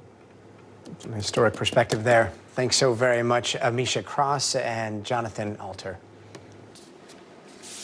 And turning now to the word we probably are all sick of, but it keeps coming up, the word unprecedented. But exactly what is the history of presidential candidates facing criminal allegations? And what happens if the former president does get convicted? That's where things could get even weirder. Remember, the U.S. Constitution only requires 3 things to run for president. First, you got to be a natural-born citizen of the United States. Second, be at least 35 years old. And third, be a resident of the United States for at least 14 years. And it turns out running for president from jail is not unprecedented, with one possibility on what could happen that took place over a century ago. In 1920, Eugene V. Debs ran for president as the nominee of the Socialist Party while he was in prison for violating the Espionage Act. Now, this was a time when the U.S.'s threshold for what was free speech was very, very, very different than it is today. And after giving this anti-war speech during World War I, Debs was arrested and convicted under that Espionage Act. He was known as convict number 9653, which he proudly used on his campaign items like this pin. And Eugene V. Debs lost, but he still ended up getting nearly 1 million votes, which was almost 3% of the popular vote at the time. Presidential historian Michael Abetschloss joins us now. Michael, does it feel odd that we're talking about Debs and then Trump in the same story because of how radically different we see free speech today? I think you put it perfectly, Gotti. What happened with Debs, as you know, is that 1918, during World War I, Debs gave a speech to possible people who might be going to fight in World War I, and said, you know, resist the draft. This is a war that shouldn't be fought. And under the Espionage Act and the Sedition Act of the time, he was prosecuted, went to jail, ran from jail, and just as you're saying, you're doing great. Got more than 3 million votes from jail as a Socialist Party candidate in 1920. But the thing is, he did not mishandle classified documents or obstruct justice, any of the things that Donald Trump is accused of. But just as you're saying, under our Constitution, Donald Trump can run for office even if he's convicted, can even serve as president from jail. Are there any charges that would disqualify a candidate to run for president? Well, the one thing, and it's never happened before, but under the Constitution, after the Civil War, there is an amendment that says that if you supported an insurrection or rebellion, which would certainly be true in the Civil War and might be true Legally, if you're thinking about what Donald Trump may or may not have done on the 6th of January, 2021, I guarantee you that if Donald Trump runs for office in the fall of 2024, and certainly if he is elected, there will be litigation that says that under that amendment, Trump cannot serve. So aside from that case, what happens if there's a conviction from one of these other cases against Donald Trump before the elections? He goes on with his candidacy, and assuming that he's okay under the 14th Amendment, for the first time, sadly, in American history, we could see an American president who is serving from prison. And we're expecting to hear from the former president tonight in just a few minutes here. This is also going to be his first major fundraiser. A little while ago, you noted on Twitter that as an item for future historians, this is what's going to happen tonight. What are you going to be watching for in that speech and going forward? Well, what I meant by that, Gotti, is that years from now, if people are going to look at this period and say, what was unusual about this period that we never saw before in American history, you know, with all due respect, yes, he is innocent until proven guilty, but he was the first president today arrested and arraigned for a criminal federal charge that had to do with some pretty big national security infractions if he is guilty. Anyone would have handled this in his or her own way. Donald Trump, as this former reality TV star, has turned this into a reality TV show today. You saw that motorcade that went to the courthouse in Miami. His visit to the restaurant in Little Havana, Miami, the Versailles restaurant, then comes back. This looks more like a reality show than like the sad day of someone being under serious charges who is the front runner of one of the two great parties for president. Yeah, Michael Beschloss, thank you so much. You know, as journalists, we think we're busy until you talk to a presidential historian. Thanks again. No, you're doing terrific. You want to be a historian, Gotti? You're perfect tonight. Thank you. I don't know. I think you're doing a fine job, and that looks like quite a few we'll both keep sleepless our day nights. Okay. Thanks so Thank much. you, sir. Be well. Bye-bye. And we are keeping an eye on Donald Trump's upcoming remarks at Bedminster, but we're going to be right back with a lot more, including 2 officers being disciplined in Kansas. And it all started after a police accused a man of stealing a pizza. That story's next, so stay tuned.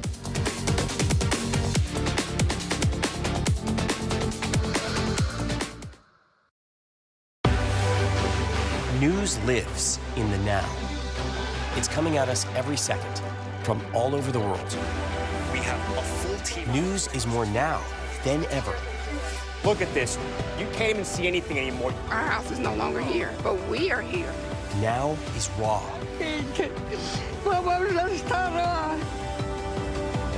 Now is real. The Fed's decision today, help us translate that into very plain English. Is that good news for us? Now is constant. Morning News Now, or breaking news. NBC News special report. You gotta see this. The future is now. News for the generation of now is NBC News Now. We begin top story with that breaking news. This is just in, a lot of stories to get to. What do people need most right now? Did the state and/or law enforcement drop the ball anywhere? Are we headed for a recession or a recovery? Migrant families now stranded in Mexico. What's the World Cup experience been like? The civilian effort is not just about fighting, it's also about helping. Every night, it's your news playlist. Top Story with Tom Llamas. Streaming weeknights at 7 on NBC News Now. Thanks for tuning in. I'm Gotti Schwartz. Here are the stories we're following tonight. Storms keep coming here in California. The U.S. government just declassified this video. A lot more stories trending like crazy on social media. A controversy pitting lawmakers against young voters. What's the state of crypto today? What is going on when we're looking at trends there? Another mind-bending story on artificial intelligence. This is what my voice sounds like when I clone it. That wasn't me. You gotta see this. Stay tuned now. Weeknights at 8 Eastern, 5 Pacific on NBC News Now.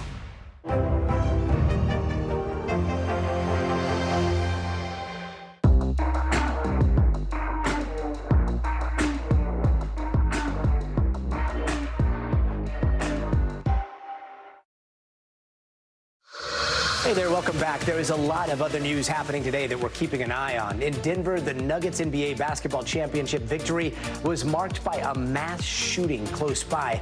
10 victims, including one suspect, were hurt. All are expected to survive. Police say it was likely a drug deal that went wrong. And actor Treat Williams has died in a motorcycle crash in Vermont. Williams was known for the musical Hair, Steven Spielberg's 1941, and the TV show Everwood. He was 71 years old. And 2 police officers in Kansas have been disciplined after a man was pinned down at Walmart last week. The charge against the man held down has also been dropped, and police originally accused that victim of stealing a pizza. Some good news about the economy. In May, inflation rose 4% from last year, the lowest rate in 2 years, and it's also the 11th straight month that inflation has cooled, with some investors predicting that the Fed could skip an interest rate hike when they meet a little bit later this week. And believe it or not, but the Beatles, yes, those Beatles will release a song later this year. It'll feature vocals from John Lennon. How? Well, all you need is AI. It'll be the first release since the mid-1990s, and Paul McCartney says it'll be their last. And we are learning a lot more about that tanker explosion in Philadelphia that shut down part of Interstate 95. The body that was pulled from the wreckage was identified as tanker driver 53-year-old Nathaniel Moody. Now, Moody was a father and an Army vet. He delivered gasoline to Wawa gas stations across the Philly area. And his family says Moody was very familiar with that I-95 route, as he has been driving trucks for about a decade. Meanwhile, cleanup and construction continues. NBC's Emily Akeda has more. Hey there, well, the rush to rebuild continues as crews are working around the clock on this critical thoroughfare behind me that was essentially torched to pieces when a gas tanker collided and burst into flames on Sunday morning. What you're seeing behind me, crews on the ground, they're really shifting their attention, focusing on the southbound lanes and demolishing that section because investigators found that section to also be unsound. The Secretary of Transportation, Pete Buttigieg, on the ground earlier today surveying what will be a massive undertaking. I posed the question to him, what is his level of concern when it comes to the ripple effects from a road closure like this, pointing out how economists today warned that we could see an increase in prices of some goods as a result. He acknowledged that to be the case, saying when trucks have to reroute, drive additional distances, those types of things can be translated into prices, into goods, and that really underscores the importance of rebuilding a critical thoroughfare like this quickly and safely. I talked to a delivery driver who typically drives this stretch of I-95 5 to 10 times a day, so he is really feeling the impact. Take a listen here. A lot of traffic, extra traffic. If you're going to get somewhere on time, you better leave an hour to 45 minutes earlier than you usually would, or you ain't getting there on time.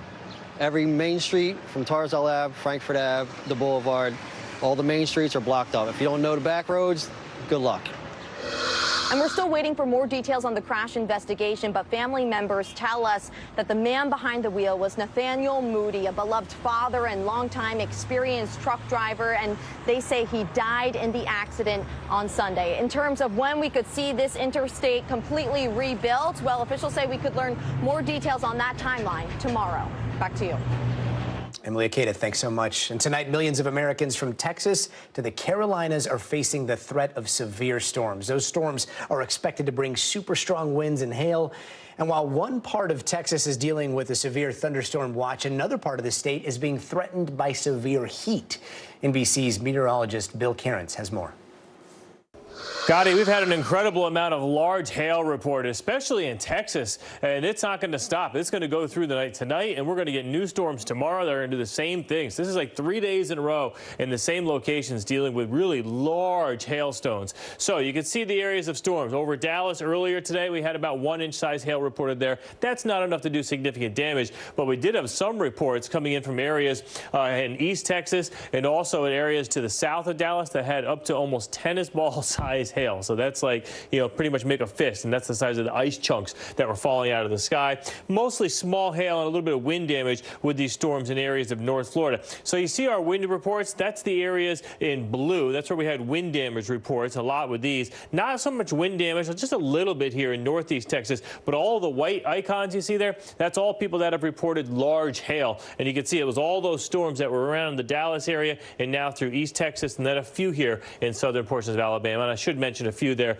in North Texas, too, just north of Amarillo. So for the rest of tonight, what are we watching? Well, 18 million people potentially with storms and maybe even severe weather. Some of these people have already experienced the storms, but we'll continue that threat pushing south into North Florida, and we'll still see some isolated strong storms southern Oklahoma and there in North Texas. And that's our best chance of seeing that large hail threat, especially areas north of Amarillo. So for tomorrow, the thing we're going to change tomorrow is that we have a larger area of orange that's enhanced risk, and we may have just enough spin in the atmosphere for isolated tornadoes. And we're mostly going to be focusing in on areas here of eastern Alabama and the southeast section of Georgia. That's the best chance of isolated tornadoes. In all, about 17 million people at risk, including Atlanta and areas there just around Jackson, Mississippi. Large hail, if we don't get the tornadoes, the hail will be the big story, and we could see large hail with any of these storms as we go throughout tomorrow afternoon. The other story, rainfall. You get 3 days in a row of thunderstorms in the same spot. Of course, we're going to get the chance for some flash flooding locally up to 5 inches, and that's those storms that'll be tracking from Montgomery towards Albany, Georgia as we go throughout tomorrow night. And then the other story, if you're in South Texas or even Central Texas, it feels like the middle of summer already. Heat alerts are up. It's been hot. It's going to stay hot. And not only is it hot, but it's really humid too. Heat index values up to 114. So we do have some heat warnings in effect here in areas from Corpus Christi to Encino. Everyone else is under heat advisories, including San Antonio and the Houston area. So how hot is it going to be? San Antonio near 100 tomorrow. Waco 98. Houston 99. And then if you add the humidity in on top of that, that's when you get those heat indices around 110 to about 114. And if anything, it gets even hotter as we go into this weekend. Waco Friday 103, Saturday 102. Look at San Antonio, a pair of 103s on Friday and Saturday. Pretty brutal stuff. And then Del Rio, an outside shot of heading up there near maybe 110. And compare that to the Great Lakes and areas in the Northeast where temperatures are cool. So really, summer's just sitting there baking in South and Central Texas. Scotty. Hey, welcome back. And let's take a look at the news making headlines around the world tonight. 22 U.S. service members were hurt in a helicopter crash in Syria. Military officials there say that there was no enemy fire during the, quote, mishap, and they're looking into whatever caused it. Now, about 10 service members have been moved to higher care facilities. U.S. forces have been in Syria fighting terrorism. Search and rescue teams are desperately looking for survivors in Nigeria after a boat capsized in the Niger River, killing at least 100 people. Many of them were coming back from an overnight wedding when it sank. And thousands are fleeing their homes in the Philippines because of an active volcano that's spewing red-hot lava and ash. The Mayon volcano, one of the country's most popular tourist spots, is surrounded by mostly poor farming communities, and authorities say people living further away from the volcano should also be ready to evacuate at a moment's notice. And a nightmare of a story out of Ecuador. Bella Montoya's loved ones were gathered at her wake when they started to hear banging noises coming from inside her coffin. It turns out that Bella was still alive. She had suffered a stroke and a heart attack just a few hours before the wake, and that's when a doctor declared her dead. Bella was rushed back to the hospital. She remains in intensive care, and Ecuador's Ministry of Health is looking into how a premature death declaration happened in the first place. And overseas, just as Ukraine's counteroffensive seemed to be picking up some steam, Russia strikes back in a deadly way. And they have killed at least 11 people in a missile attack on a residential building in Ukrainian President Volodymyr Zelensky's hometown. NBC's Ralph Sanchez has the story. Tonight, a Russian missile strike bringing devastation and chaos to President Zelensky's home city of Kryvyi Rih. At least 11 people killed when cruise missiles slammed into this apartment block and other civilian targets, Ukrainian officials say. Their bodies laid out by the playground. Just hours earlier, President Putin, champagne glass in hand, accused Ukraine of targeting residential areas. The attack comes as Ukraine's counteroffensive gains momentum, liberating a string of small villages from Russian control. Near Bakhmut, close quarters combat in trenches and bunkers. 1 week after this dam exploded, water levels alarmingly low around the Zaporizhzhia nuclear power plant, raising fears its reactors could overheat. Dmitry Orlov is the exiled mayor of the neighboring city. How worried are you about a disaster at the nuclear plant? There are such worries and fears, he says, but we're ready for the worst scenarios. The UN's top nuclear official hoping to shield the plant from fighting nearby. There is active combat, so we are worrying that there could be, obviously, mathematically, the possibilities of a hit. A risk growing worse as the fighting intensifies. And President Putin today saying the only way this war will end is if the West cuts off weapons to Ukraine. The White House going in the opposite direction, announcing a new $300 million military aid package. And so long, Pat Sajak. It has been a wonderful ride. After more than 40 years, this next season of Wheel of Fortune is expected to be his last. NBC's Miguel Almaguer has a story. For more than 40 years, Pat Sajak invited players onto the show as Americans welcomed him into their homes. Anna, it's our 40th season. Can you believe it? But now the iconic host of Wheel of Fortune says it'll soon be time for someone else to take the wheel. I've decided that our 41st season, which begins in September, will be my last. It's been a wonderful ride. Can you use $1 million? As one of the most familiar faces on television, Sajak and Wheel drew more than 40 million viewers a day in the mid-'80s. Wheel and its lexicon became part of pop culture. You'd like to buy a vowel? A 3-time Emmy winner, Sajak took over for Chuck Woolery back in 1981, the start of his 4-decade run at Wheel of Fortune, but not in TV. The surf forecast for the weekend. A weatherman at KNBC in Los Angeles, Sajak also hosted a short-lived late-night show in 1989. Sajak and Vanna White. But it was here, alongside Vanna White, where he became a household name.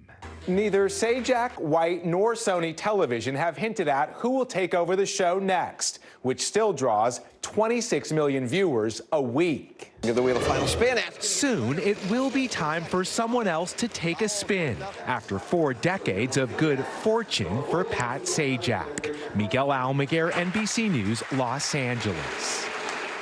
And that does it for us tonight. I'm Gotti Schwartz. We'll see you here tomorrow. But until then, stay tuned for more from NBC News Now. Tonight, breaking news. Donald Trump arrested, arraigned, and defiant.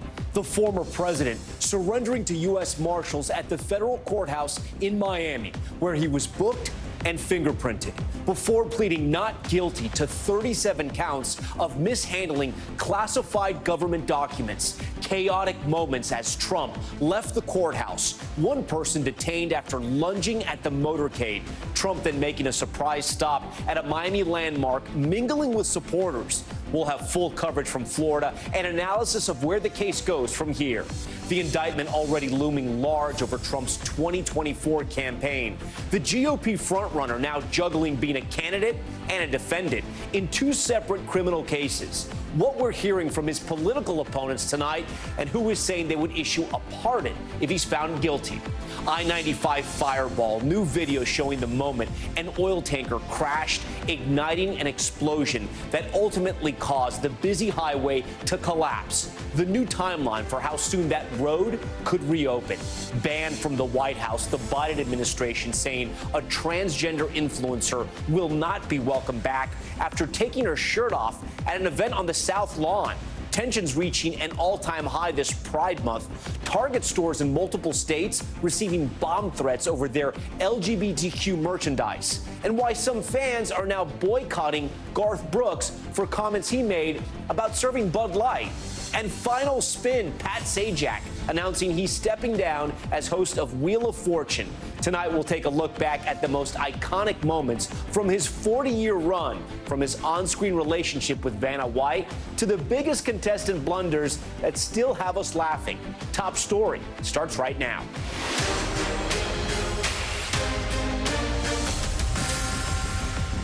And good evening. Tonight, former President Donald Trump once again at the center of an unprecedented moment in our nation's history. In a Miami courtroom this afternoon, Trump becoming the first sitting or former president to be arraigned on federal charges. And in typical Trump fashion, it was a spectacle. Trump first spotted leaving his golf club in Doral, accompanied by his son Eric, as he made his way to the courthouse. A motorcade making its way through the streets of Miami. As a reminder, this case being heard in South Florida, where Trump allegedly kept classified documents illegally at Mar-a-Lago after leaving the White House. Trump seen waving through the window of his SUV at supporters lining the route. Some of those Trump loyalists camping out for hours for a chance to catch a glimpse of the former president and current GOP frontrunner. But Trump entering that courtroom through a tunnel. Once inside, where no cameras were permitted, Trump was fingerprinted, then brought before the judge, sitting silently with his arms crossed as his lawyers entered a not guilty plea to all 37 counts on his behalf. Chaos then erupting as his motorcade left the courthouse. One man, look at him here, dressed in a striped prison jumpsuit, lunging toward Trump's car. Miami police detaining that person, saying tonight he is still in their custody. Then in a surprise move, Trump switching into campaign mode, making a stop at Versailles, the Miami bakery and restaurant that is a staple in the Cuban community. Trump shaking hands and taking selfies with supporters before the crowd sang him happy birthday, a day before he turned 77.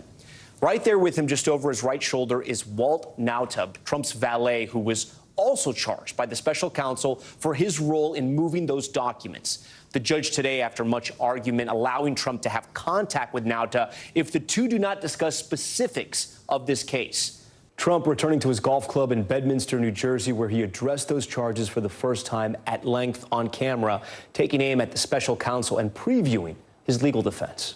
We have full team coverage to break down everything that happened today, from the strength of the prosecution's case to how this will affect Trump's latest bid for the White House. Leading us off tonight, NBC's Garrett Haake, who was inside that courtroom with the former president. Hello, everybody. Tonight, a defiant Donald Trump making a surprise stop inside a Cuban restaurant in Miami, greeting supporters after his historic arraignment. We have a country that's got nothing but problems. We're a nation in decline. And then they do this stuff, and you see where the people are. We love the people. Later boarding his plane and leaving Miami, now the first former president facing federal criminal charges. A 37-count indictment alleging he mishandled classified information, then obstructed investigators when they tried to get it back.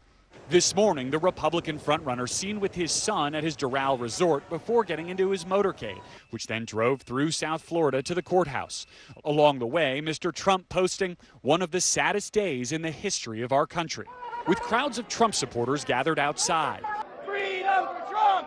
Freedom for Trump! The former president arriving underground, escorted by Secret Service, away from crowds and cameras. With no cameras allowed inside federal courtrooms, the former president processed like other federal defendants, including having a digital fingerprint scan, though no mugshot was taken. His aide, Walt Nauta, who was also charged by the special counsel, in court today, too.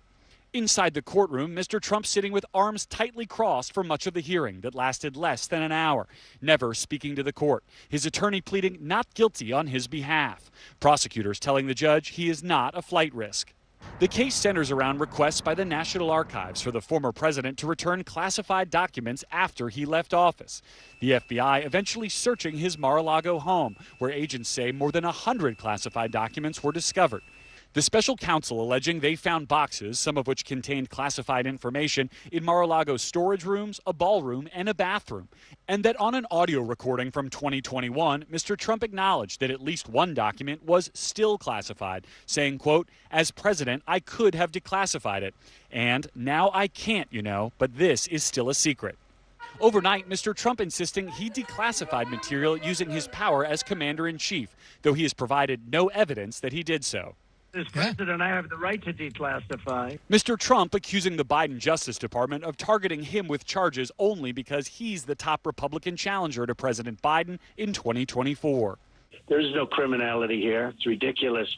And these people, look, they're using it. It's election interference. They're using it to get elected. They think that if they can damage somebody's reputation, they can do it.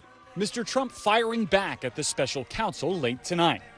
One of the most outrageous and vicious legal theories ever put forward in an American court of law. What these thugs have done to my family is a disgrace. All right, Garrett Haake joins us now live from Miami outside that federal courthouse. Garrett, you were in court. Tell me what you saw, and how would you describe the former president's demeanor?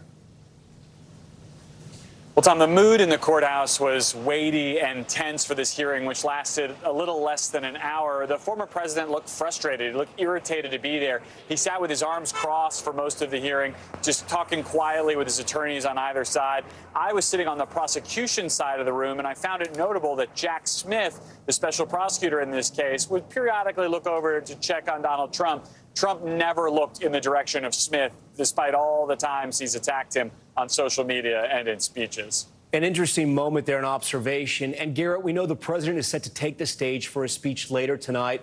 What are he and his team saying about this arraignment, and what can we expect tonight? Well, he's called the arraignment a sad day for America on social media and in previous speeches, and he's given kind of an outline over the past 4 or 5 days of his general thoughts on this, Tom. I think we can expect the former president to continue to attack the investigation, attack Smith, possibly in personal terms, and try to turn his legal troubles into political and particularly fundraising opportunity. Remember, the Trump campaign says they raised $12 million after his first indictment and arraignment. They've released no such numbers this time. I'll be watching out to see if perhaps they do that by tomorrow. Garrett Hake leading us off tonight. And a reminder, once the former president speaks, we will bring you portions of that speech tonight right here on NBC News Now. For more on the legal jeopardy facing the former president, we have 2 special guests tonight. One you know very well, our NBC News legal analyst, Danny Savalos. Our other is famed criminal defense attorney Ed Shohat from Miami, Florida. Ed has faced off against the government, defending several high-profile defendants, including some who have been called or connected to the quote-unquote cocaine cowboys. Ed has been in the legal game for decades and has cut his teeth in federal court. For the purposes of this segment tonight, Ed will focus on what the defense could look like for former President Trump, while Danny will play the handsome prosecutor who, according to legal filings, has a lot of evidence. Thank you to you both for being here tonight. Ed, I'm going to start with you. I know our top story team has sent you that indictment. What should Donald Trump's defense look like? A full frontal attack. If history is prologue with Donald Trump, he's going to go after this case hammer and tong. It's going to be very, very difficult. That indictment is very powerful. I expect a phalanx of motions to be filed almost immediately after discovery comes out. One, based on public-facing reporting, will be an attack on the grand jury proceedings for prosecutorial misconduct, and the other is going to be an effort to suppress the Cochran notes, the attorney notes, which were pierced on the crime-fraud exception. They will attempt to get Judge Cannon to suppress those so they can't be used at trial. That will throw a real wrench into the prosecution's case. Danny, you're the prosecutor in this case. Ed Shohat, clearly an experienced hand in federal court. What do you say? The evidence in this indictment we have right here, and even Ed said it himself, I mean, this is a tough case. Some have said it's not a smoking gun, but it's a gun with Donald Trump's fingerprints on it. Yeah, you're asking me to play prosecution, but that is necessarily biased as I am a defense attorney, so I'll say it this way. Yeah. This looks to be government prosecution 101, overkill. They are going to have numbers and numbers of witnesses, documents, recordings, evidence. I often say that the one error the government commits sometimes is they put on too much evidence. They make it too complicated for a jury. But then again, they have that burden of beyond a reasonable doubt, so they have every incentive to cram as much evidence as they can. And ironically, we're looking at boxes. I imagine that their trial boxes will be twice as many boxes full of evidence that they will bring to bear against Donald Trump. The indictment itself is just a prelude of the evidence that they are going to dump into this case, the evidence that they're going to dump on the defense in discovery. To be clear, you're telling our viewers there's going to be even more evidence we're going to find throughout this trial. Yeah, the indictment is really designed to be a bare bones document that gets you to probable cause. It's only in the modern era and in highly political cases like this that you see these speaking indictments that work as narratives and charging instruments because they tell a tale. For who? Not the defendant. The defendant isn't necessarily even entitled to that much detail. Instead, it's for us, for the public, for the media. The government is sending a message, and that message is, we have the goods, we promise. Ed, this is what we have so far, so we'll work off them. We have a lot of photos. You saw in that indictment there. Trump has defended himself, right, publicly by saying he was allowed to take the documents and that he could declassify them at any time. The indictment makes clear he knew he couldn't have had the documents after leaving office or declassify them, but that he had taken them from the White House and moved around to evade authorities. How do you think the defense squares that up? It's going to be very difficult. I'm not sure he has a defense to the document retention counts under the Espionage Act, but if he has one, it's this. Look, I was very, very busy at the time I left the White House.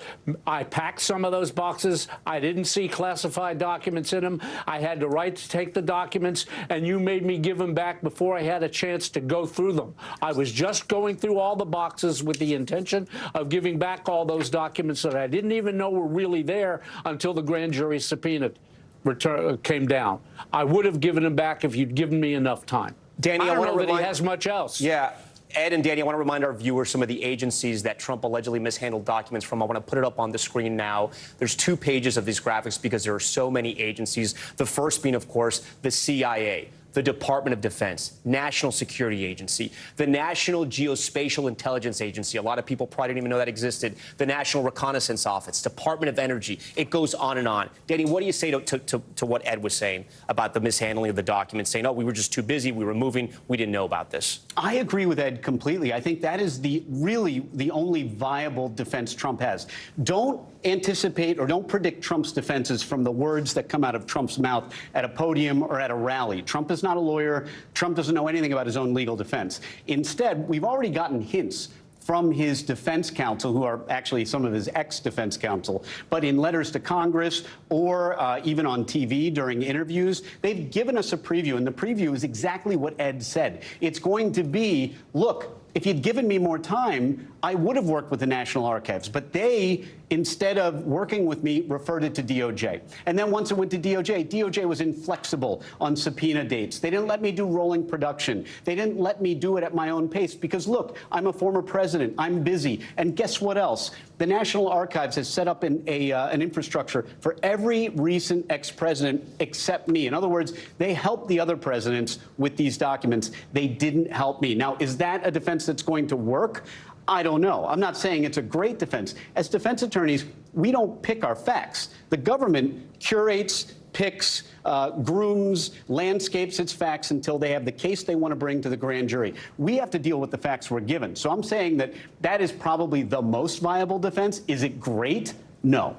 Ed, you've dealt a lot with the federal government. You know their strategies, what prosecutors do to maybe, quote unquote, intimidate clients that they're trying to prosecute. You've defended a lot of people I would say are tough guys, people that aren't scared easily. I would say former President Trump probably does not scare easily. And yet they released a lot of these photos, right? And the media has these photos. The public has the photos. It shows the sloppiness of allegedly where these documents were put. They were put in bathrooms in Mar-a-Lago. They were put on stages. There was one spilled out here. Apparently in this one, in the indictment, they say there's actually portions that are redacted from some classified documents. Ed, do you think that prosecutors are sending a message to the former president that we're not playing around? We have the evidence here? 100%. That's why this is such a speaking indictment. They have laid out a case that's going to intimidate him. Look, he's a very difficult client. I don't know how you could represent this client because you have to tell him the truth.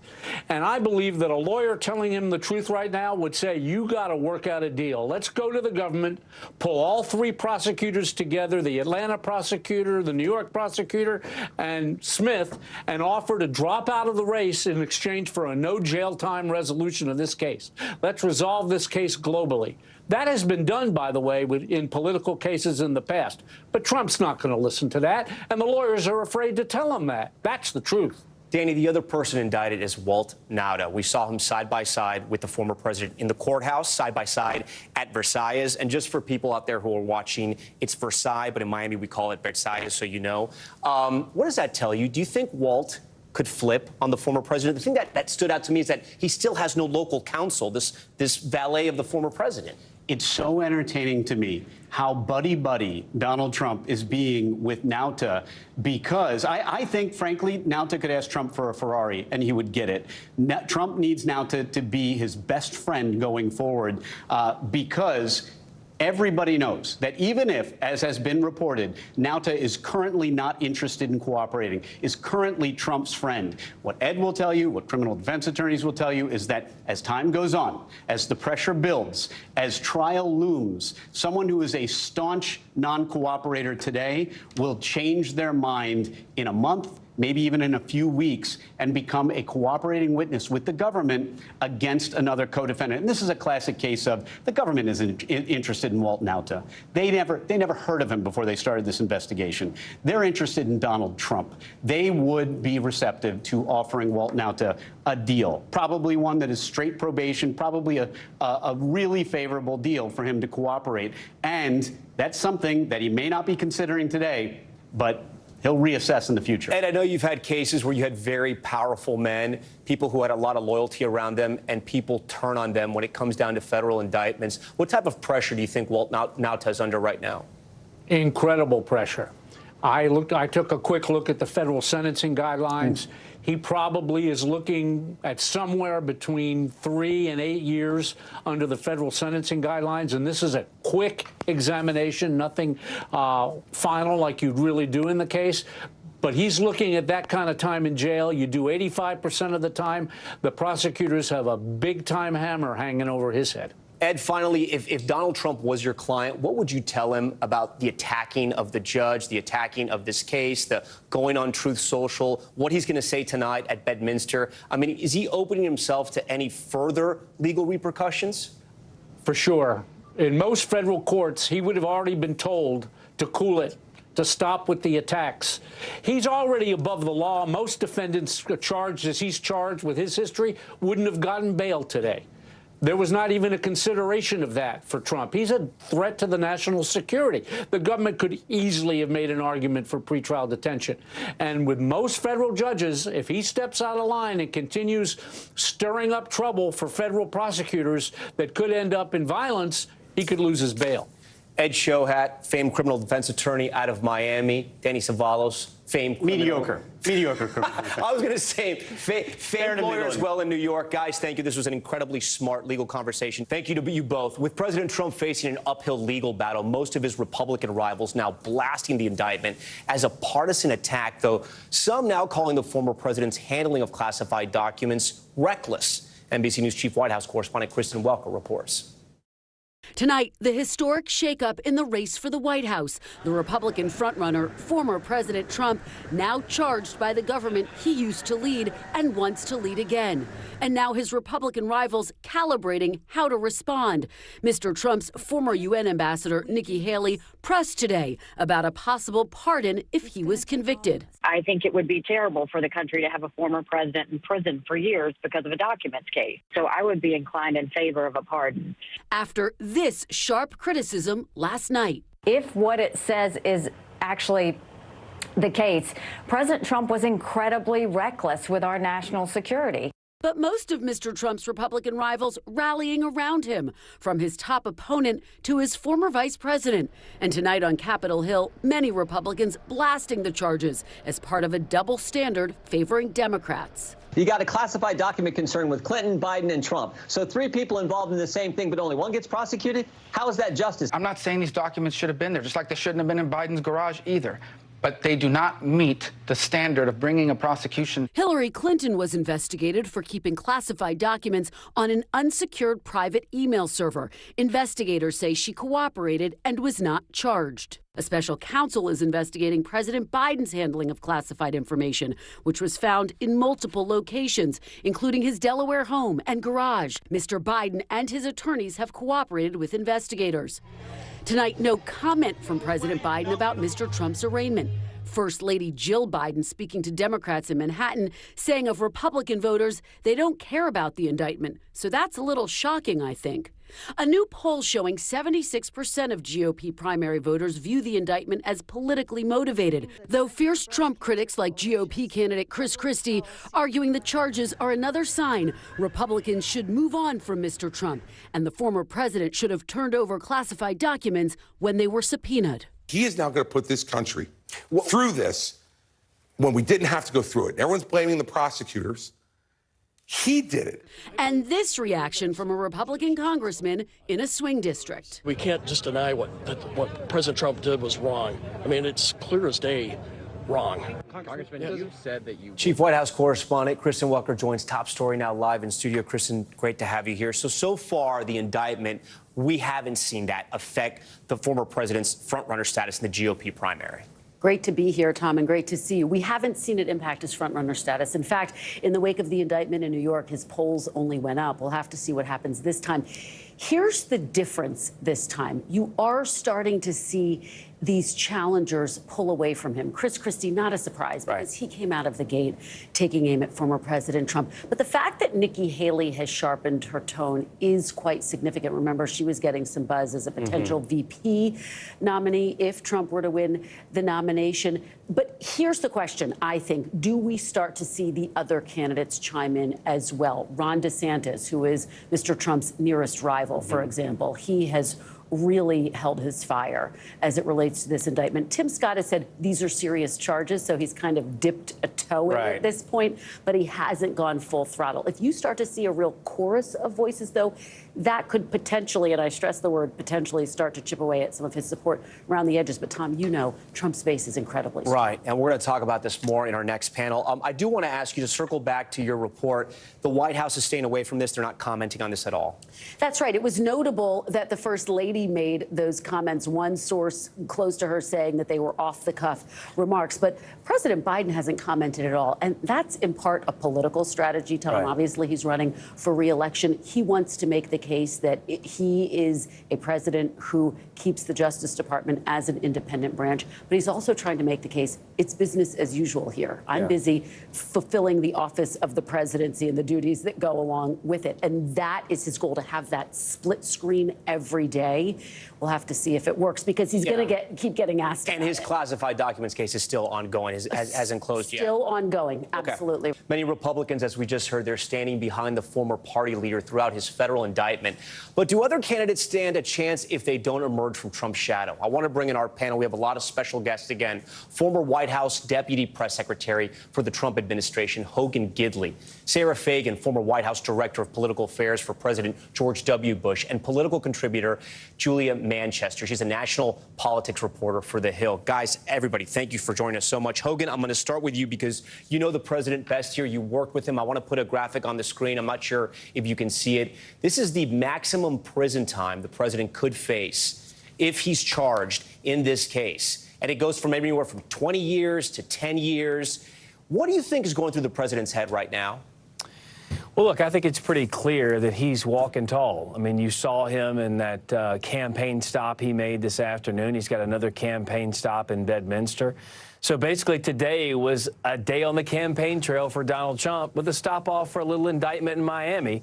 That's pretty much what it shaped out to be.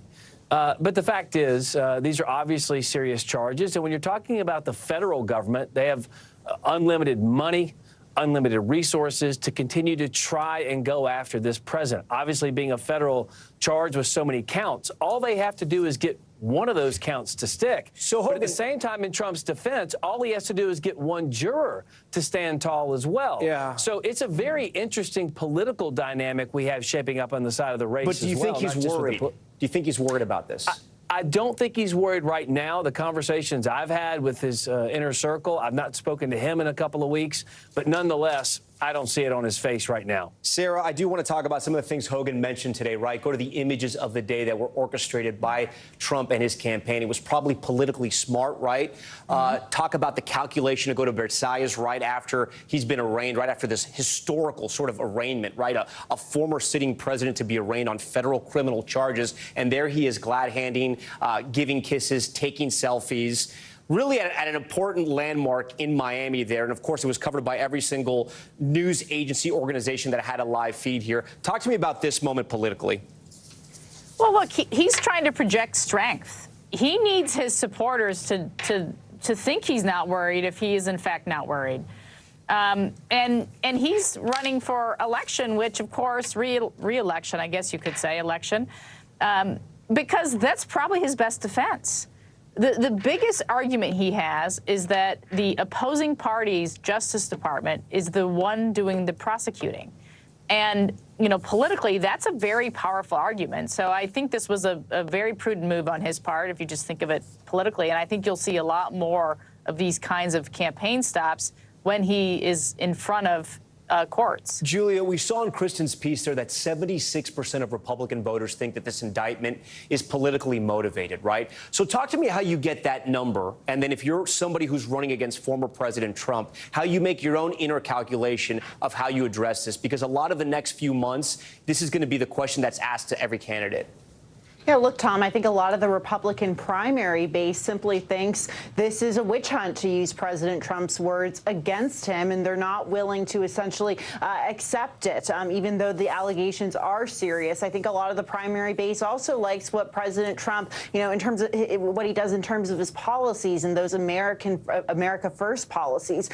For the other candidates, though, it's difficult for them. I think they're in a very difficult situation, especially if you're someone like Governor Ron DeSantis, because you want to differentiate yourself from Trump. But at the same time, all of these candidates, or most of them, I shouldn't say all, a lot of them are kind of running on these America First principles and, running on, much of Trump's platform, if you will, especially on issues like the economy, for example. So if you're Ron DeSantis and you're trying to differentiate yourself, you don't want to necessarily attack him on the indictment, because then you're alienating a huge part of the GOP primary base. But at the same time, I think, looking at what Ron DeSantis is doing, today he was rather quiet, but there was reporting out that he, released that essentially talked about how he would reimagine the Justice Department under him, talking about how he believes the FBI and Justice Department are biased against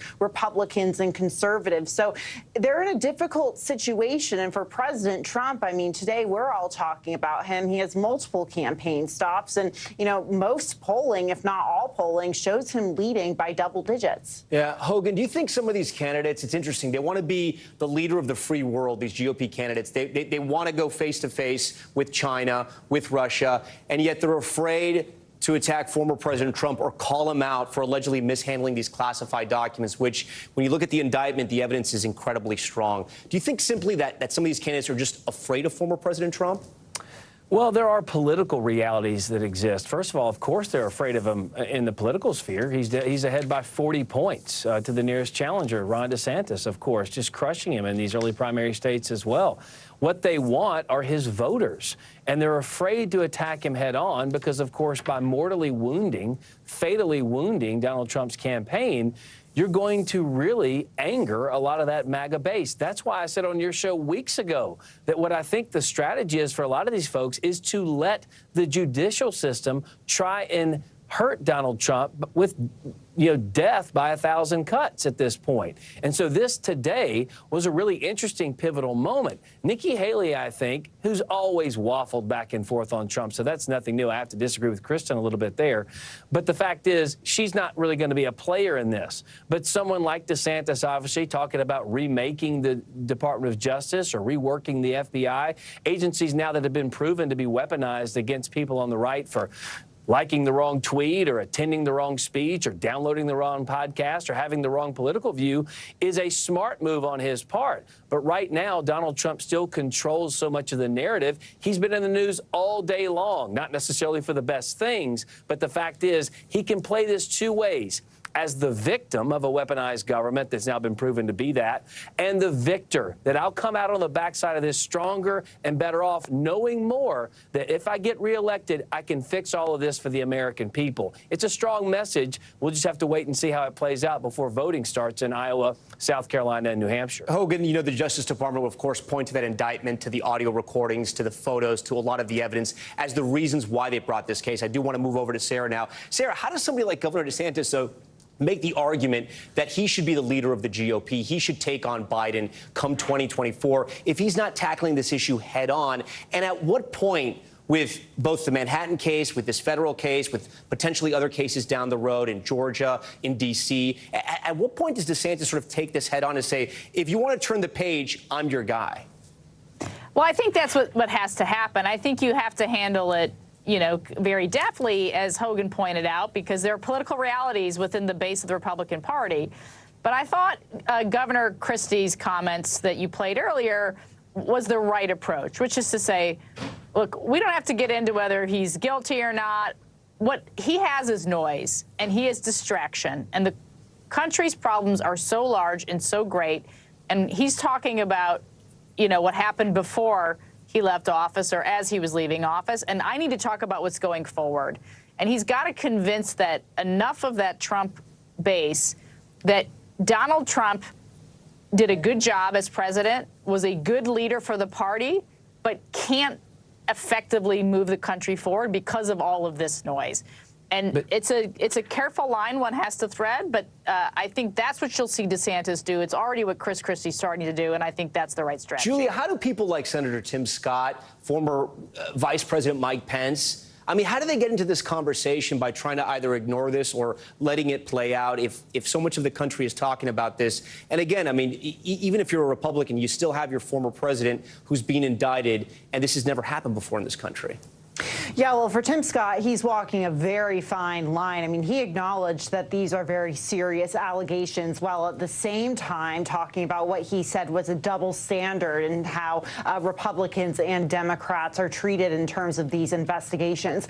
If you're former Vice President Mike Pence, though, I think that's even more complicated because Mike Pence, and I mentioned the America First principles that a lot of these candidates are running on before, Mike Pence was President Trump's number 2, literally, during his administration. They have a very similar platform, or they did have a similar platform. But what we've seen him do, Pence, since he launched his presidential campaign, is to become more critical of Trump, more vocally critical of Trump than he ever has before, particularly on January 6th. Now, I personally don't think that's going to play well with a majority of the Republican primary base who seems to be wanting to move on.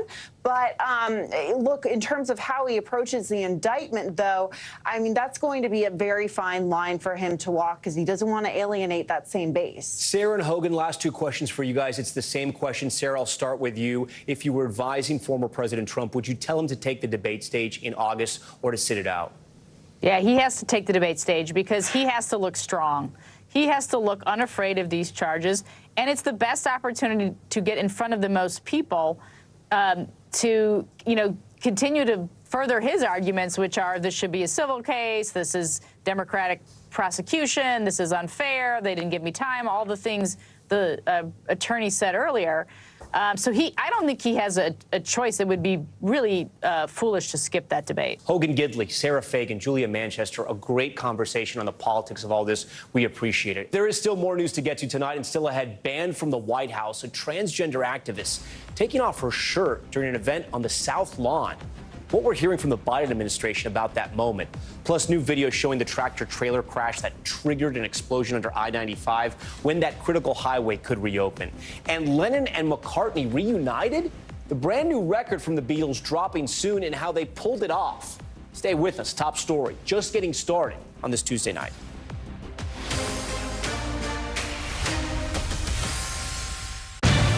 Good morning, please. Good morning, Mr. President. Very in question. We pride ourselves on the ability to turn on a dime.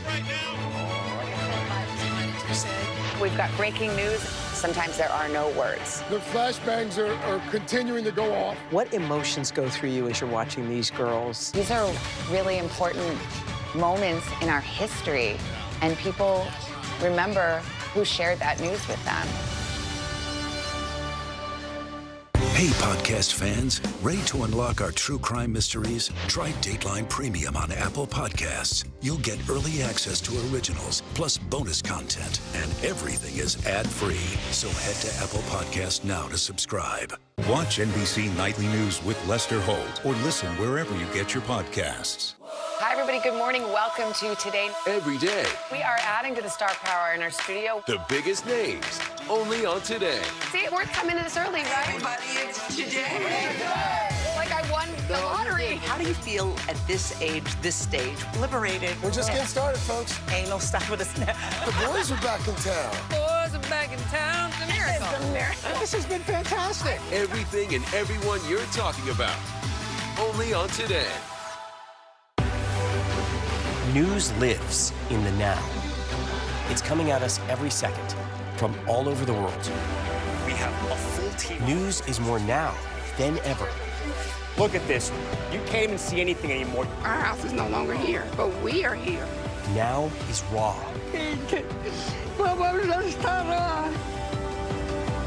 now is real. The Fed's decision today, help us translate that into very plain English. Is that good news for us? Now is constant. Morning News Now, we're breaking news. NBC News special report. You gotta see this. The future is now. News for the generation of now is NBC News Now.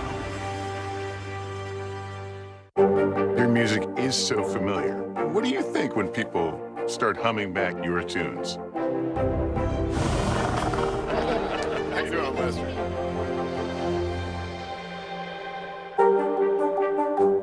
For Dateline Premium, subscribe now on Apple Podcasts. Watch NBC Nightly News with Lester Holt or listen wherever you get your podcasts. We're back now with the backlash surrounding Pride Month. A transgender activist now banned from future White House events after appearing topless at the Pride celebration hosted by President Biden over the weekend on the White House lawn. And NBC News is also now confirming bomb threats called into Target stores across multiple states over their Pride merchandise. NBC's Stephen Romo has more on the ongoing controversies.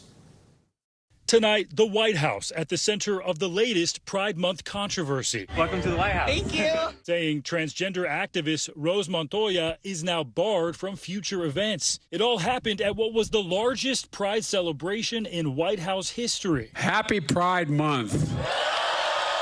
Montoya posting a reel on Instagram showing her at the event, shaking hands and posing for selfies with the president. Hi, Mr. President. It is an honor. Then, after Biden moved on, Montoya standing next to two transgender men who had surgically removed their breasts, all posing topless on the White House lawn. Critics taking to the internet in outrage. The White House then responding, saying the behavior was inappropriate and disrespectful. It was unfair to the hundreds of attendees who were there to celebrate their families. It really does not reflect the event that we hosted. Adding that those in the video will not be invited to future events. But Montoya taking to TikTok to defend her actions. I would just like to say that, first of all, going topless in Washington, D.C. is legal. Why is my chest now deemed inappropriate or illegal when I show it off? However, before coming out as trans, it was not. I had zero intention of trying to be vulgar or be profane in any way. It's just the latest flashpoint surrounding Pride Month. Target has been in the spotlight with conservatives complaining about its Pride merchandise, and then after pulling some of it off the shelves, citing the safety of its employees, the store found itself under fire from LGBTQ advocates. The controversy now going beyond debate as NBC News has confirmed bomb threats related to LGBTQ issues to multiple Target stores in at least 5 states, according to the local police departments involved in these incidents. There's something going on, but they're not telling us. Customers confused as some were evacuated over the weekend from this location in Oklahoma City after a threat was sent. Some of the workers don't even know what's going on. Police said no explosive devices were found, but a message sent to local news outlets, including NBC affiliate K4, had the date of the Oklahoma City bombing included. In Louisiana, police saying the threat stated it was, quote, due to Target betraying the LGBTQ plus community. It's not clear what the motive was behind the other threats. Target telling NBC News, quote, the safety of our team members and guests is our top priority. Law enforcement investigated these claims and determined our stores are safe. Our stores are currently open and operating regular hours. And Target, not the only company in the middle of a Pride firestorm. Bud Light's sales struggles are well known now after a promotional post from a trans influencer. I got some Bud Lights for us. Now, country music Hall of Famer Garth Brooks addressing critics after he said his bar will serve Bud Light. We're going to serve every brand of beer. We are. Some upset with Brooks's remarks vented online, but the music star not backing down, defending his decision on a Facebook live stream. So here's the deal, man. If you want to come to Friends in Low Places, come in. But come in with love. Come in with tolerance. And with that, Stephen Romo joins Top Story Live. And Stephen, some people who may not know Garth Brooks may be a little confused, but this is actually very on brand for him. Yeah, it sure is. Some people were surprised that Garth Brooks took this stance, but if you paid much attention to him at all the way back in 2000, he performed at a concert called Equality Rocks with George Michael, advocating for equal rights for LGBTQ people well before many politicians who champion it right now were on board with it. He also had a late sister, Betsy, who was a part of the LGBTQ plus community, may give some insight into his point of view on these issues. Okay, Stephen Romo for us. Stephen, we appreciate it. When we come back, victory celebrations ending in gunfire, a shooting erupting in Denver as fans celebrated the Nuggets championship win. At least 10 people hurt here. What we're learning about the investigation next. We begin top story with that breaking news. This is just in, a lot of stories to get to. What do people need most right now? Did the state and or law enforcement drop the ball anywhere? Are we headed for a recession or a recovery? Migrant families now stranded in Mexico. What's the World Cup experience been like? The civilian effort is not just about fighting, it's also about helping. Every night, it's your news playlist. Top Story with Tom Llamas. Streaming weeknights at 7 on NBC News Now. Your music is so familiar. What do you think when people start humming back your tunes? How you doing, Lester?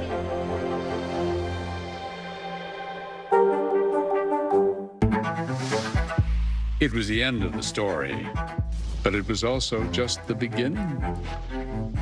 We couldn't know then that following the mystery would take us to places as strange as any fiction. The mind whirled among dreadful possibilities. What happened here? The True Crime Original. Dateline, Fridays and Sundays. Good morning, please. Good morning, Mr. President. Very in question. We pride ourselves on the ability to turn on a dime. We've got breaking news. Sometimes there are no words. The flashbangs are continuing to go off. What emotions go through you as you're watching these girls? These are really important moments in our history, and people remember who shared that news with them. We're back now from Las Vegas. From Seattle, Guatemala City. From Wilmington. I was in space in Texas. From Normandy, From France. Surfside, Florida. Thank you for watching, everyone. For Dateline Premium, subscribe now on Apple Podcasts.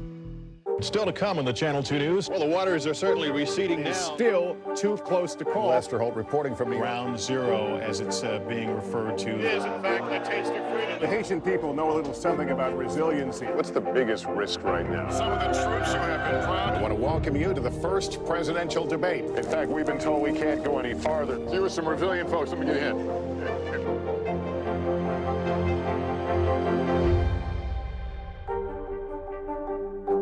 We begin top story with that breaking news. This is just in, a lot of stories to get to. What do people need most right now? Did the state and or law enforcement drop the ball anywhere? Are we headed for a recession or a recovery? Migrant families now stranded in Mexico. What's the World Cup experience been like? The civilian effort is not just about fighting, it's also about helping. Every night, it's your news playlist. Top Story with Tom Llamas. Streaming weeknights at 7 on NBC News Now.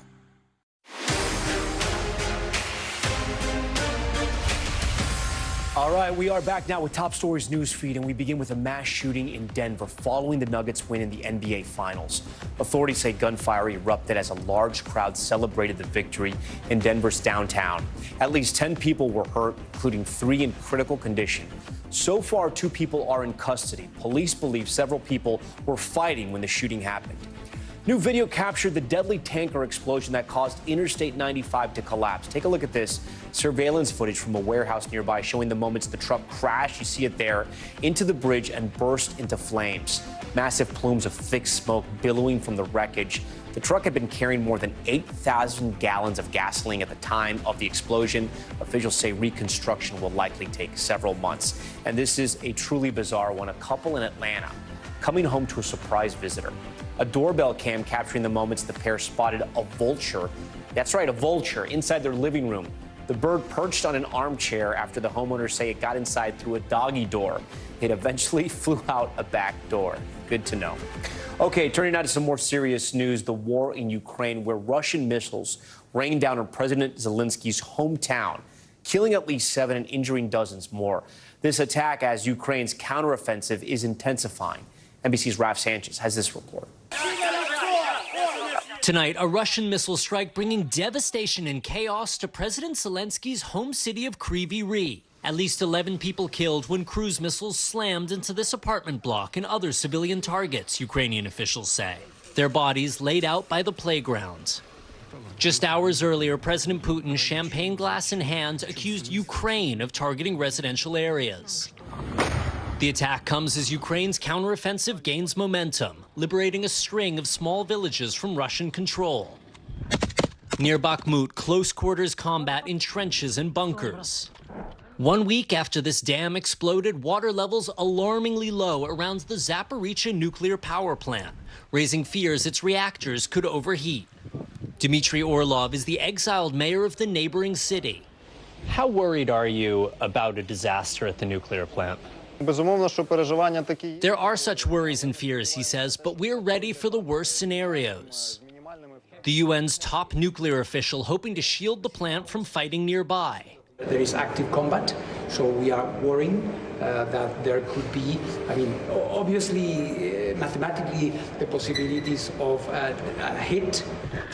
A risk growing worse as the fighting intensifies. And President Putin today saying the only way this war will end is if the West cuts off weapons to Ukraine. The White House going in the opposite direction, announcing a new $300 million military aid package. Tom? Raf Sanchez from Ukraine tonight. Coming up next, a living nightmare, a family gathering to mourn the loss of a 76-year-old woman when they heard noises coming from her coffin. What they found when they went to check her pulse. Stay with us.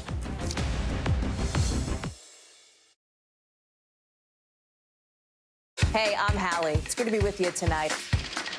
The debt ceiling. Here's why this matters. Please, please don't have your eyeballs glaze over. Here's why this matters. Talk to us about what we're supposed to call this. Is it a bailout? Is it a backstop? There's a difference because it matters whose money is being used to prop up these banks. We think we're getting close to this news conference. I will be honest with people. This is like an awkward moment where we think we're like right there. You're going to have to like tap dance with us maybe a little bit. I do have my tap dancing shoes on, not to worry. News lives in the now. It's coming at us every second from all over the world. We have a full team. News is more now than ever. Look at this. You can't even see anything anymore. Our house is no longer here, but we are here. Now is raw.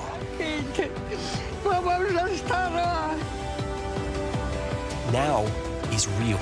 The Fed's decision today, help us translate that into very plain English. Is that good news for us? Now is constant. Morning News Now, we're breaking news. NBC News special report. You gotta see this. The future is now. News for the generation of now is NBC News Now.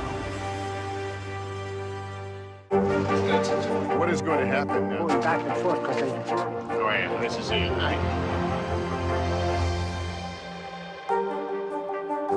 For Dateline Premium, subscribe now on Apple Podcasts. Hi, everybody. Good morning. Welcome to Today. Every day, We are adding to the star power in our studio. the biggest names, only on Today. See, it worked coming in this early, right? Everybody, it's today. Like I won the lottery. How do you feel at this age, this stage? Liberated. We're just getting started, folks. Ain't no stopping us now. The boys are back in town. Boys are back in town. It's a miracle. It's a miracle. This has been fantastic. Everything and everyone you're talking about, only on Today. News lives in the now. It's coming at us every second. News is more now than ever. Look at this. You can't even see anything anymore. Now is raw.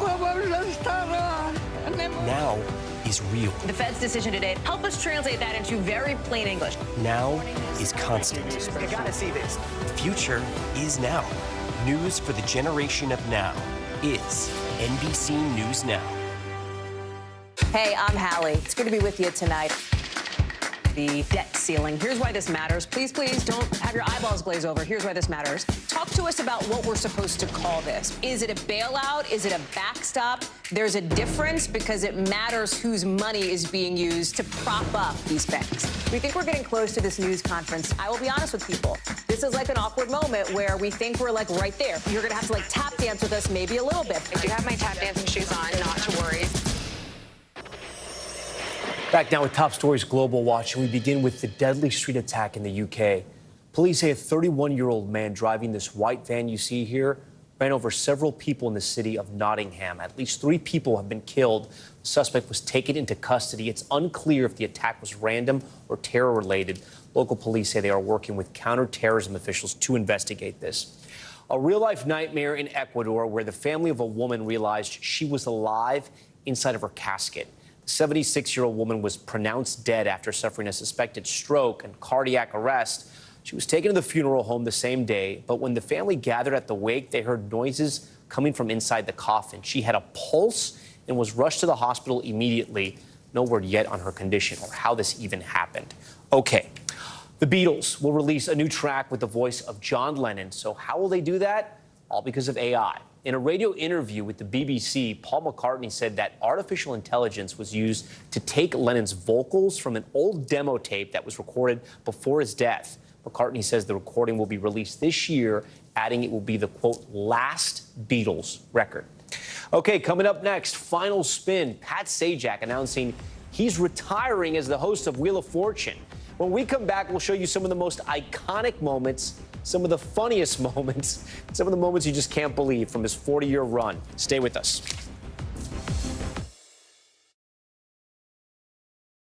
News lives in the now. Look at this. You can't even see anything anymore. Let's break down what we know. You gotta see this. News for the generation of now is NBC News Now. We begin Top Story with that breaking news. This is just in. A lot of stories to get to. What do people need most right now? Did the state and or law enforcement drop the ball anywhere? Are we headed for a recession or a recovery? Migrant families now stranded in Mexico. What's the World Cup experience been like?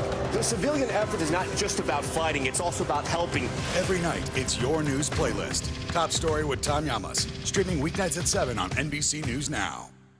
Hey, podcast fans, ready to unlock our true crime mysteries? Try Dateline Premium on Apple Podcasts. You'll get early access to originals, plus bonus content, and everything is ad-free. So head to Apple Podcasts now to subscribe. We're back now from Las Vegas. Seattle, Guatemala City. From Wilmington. I was in space in Texas. From Normandy, From France. Surfside, Florida. Thank you for watching, everyone. News lives in the now. It's coming at us every second from all over the world. We have a full team. News is more now than ever. Look at this. You can't even see anything anymore. Our house is no longer here, but we are here. Now is raw.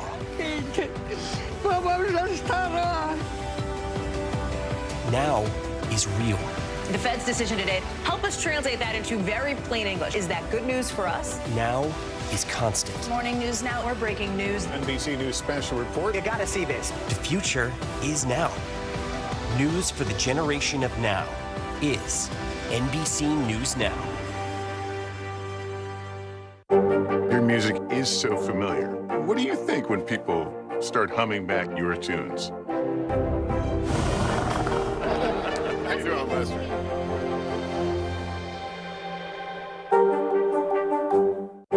Your music is so familiar. What do you think when people start humming back your tunes? How you doing, Lester?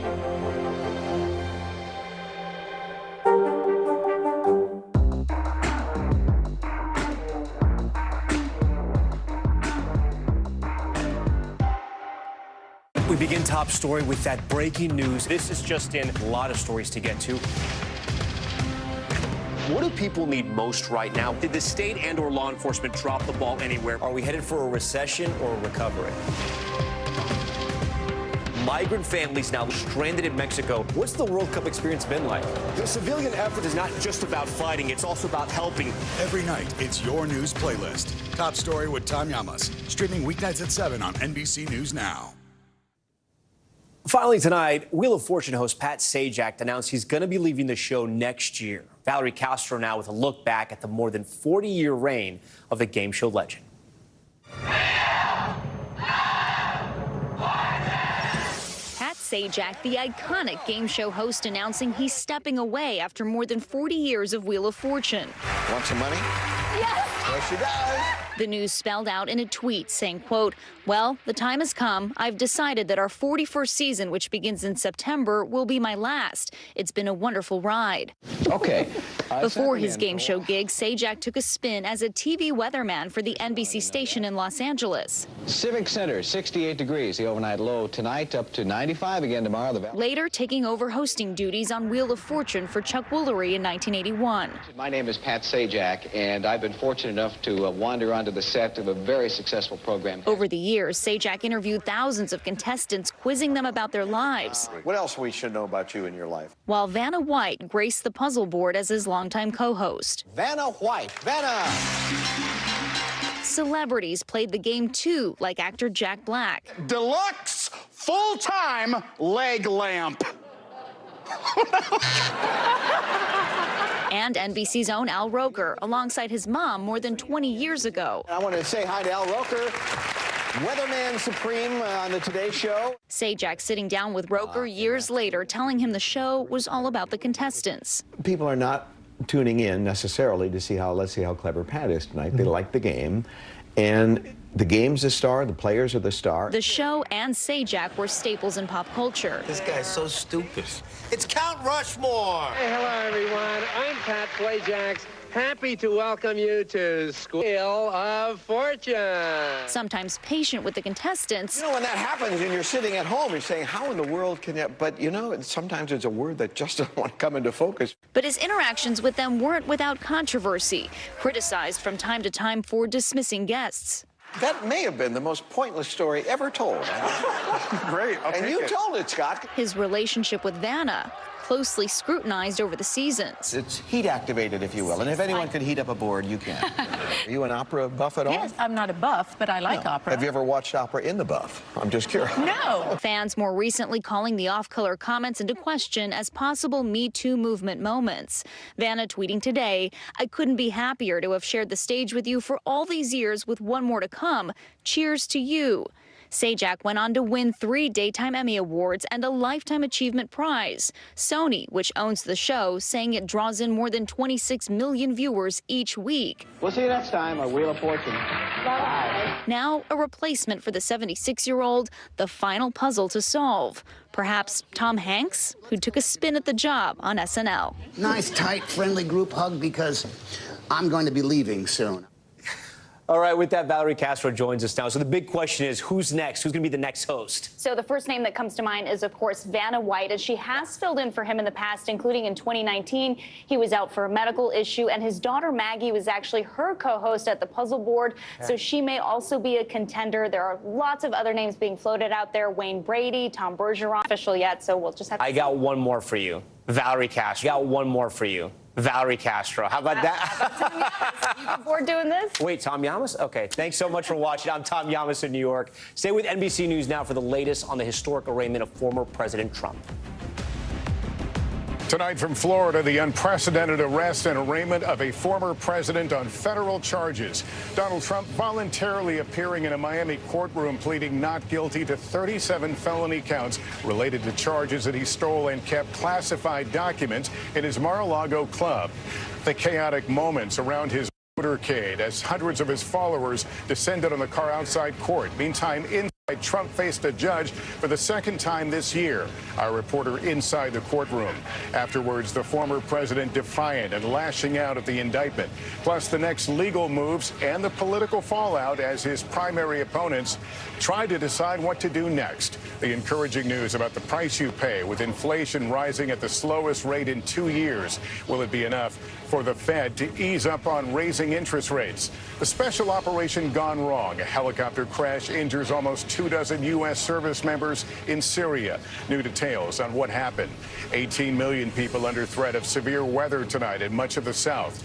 Homeowners priced out here in Florida and beyond, not by soaring home prices, but by skyrocketing insurance rates. The worst harvest in years for Georgia's famous peaches. Some farmers losing their entire crops. What's behind the devastation of a sweet summer tradition? And after 4 decades, celebrating the television icon who is bowing out of the game. This is NBC Nightly News with Lester Holt. Reporting tonight, live from Miami. Good evening from outside the federal courthouse here in Miami, where Donald Trump was arrested today, becoming a defendant in a case no less serious than concealing and mishandling some of the country's most critical defense secrets.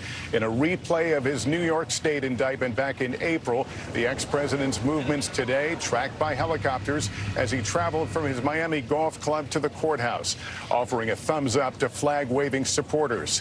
Inside the courtroom, Trump's lawyer entering a plea of not guilty on his behalf. 37 counts related to the retention, concealment, and mishandling of government documents.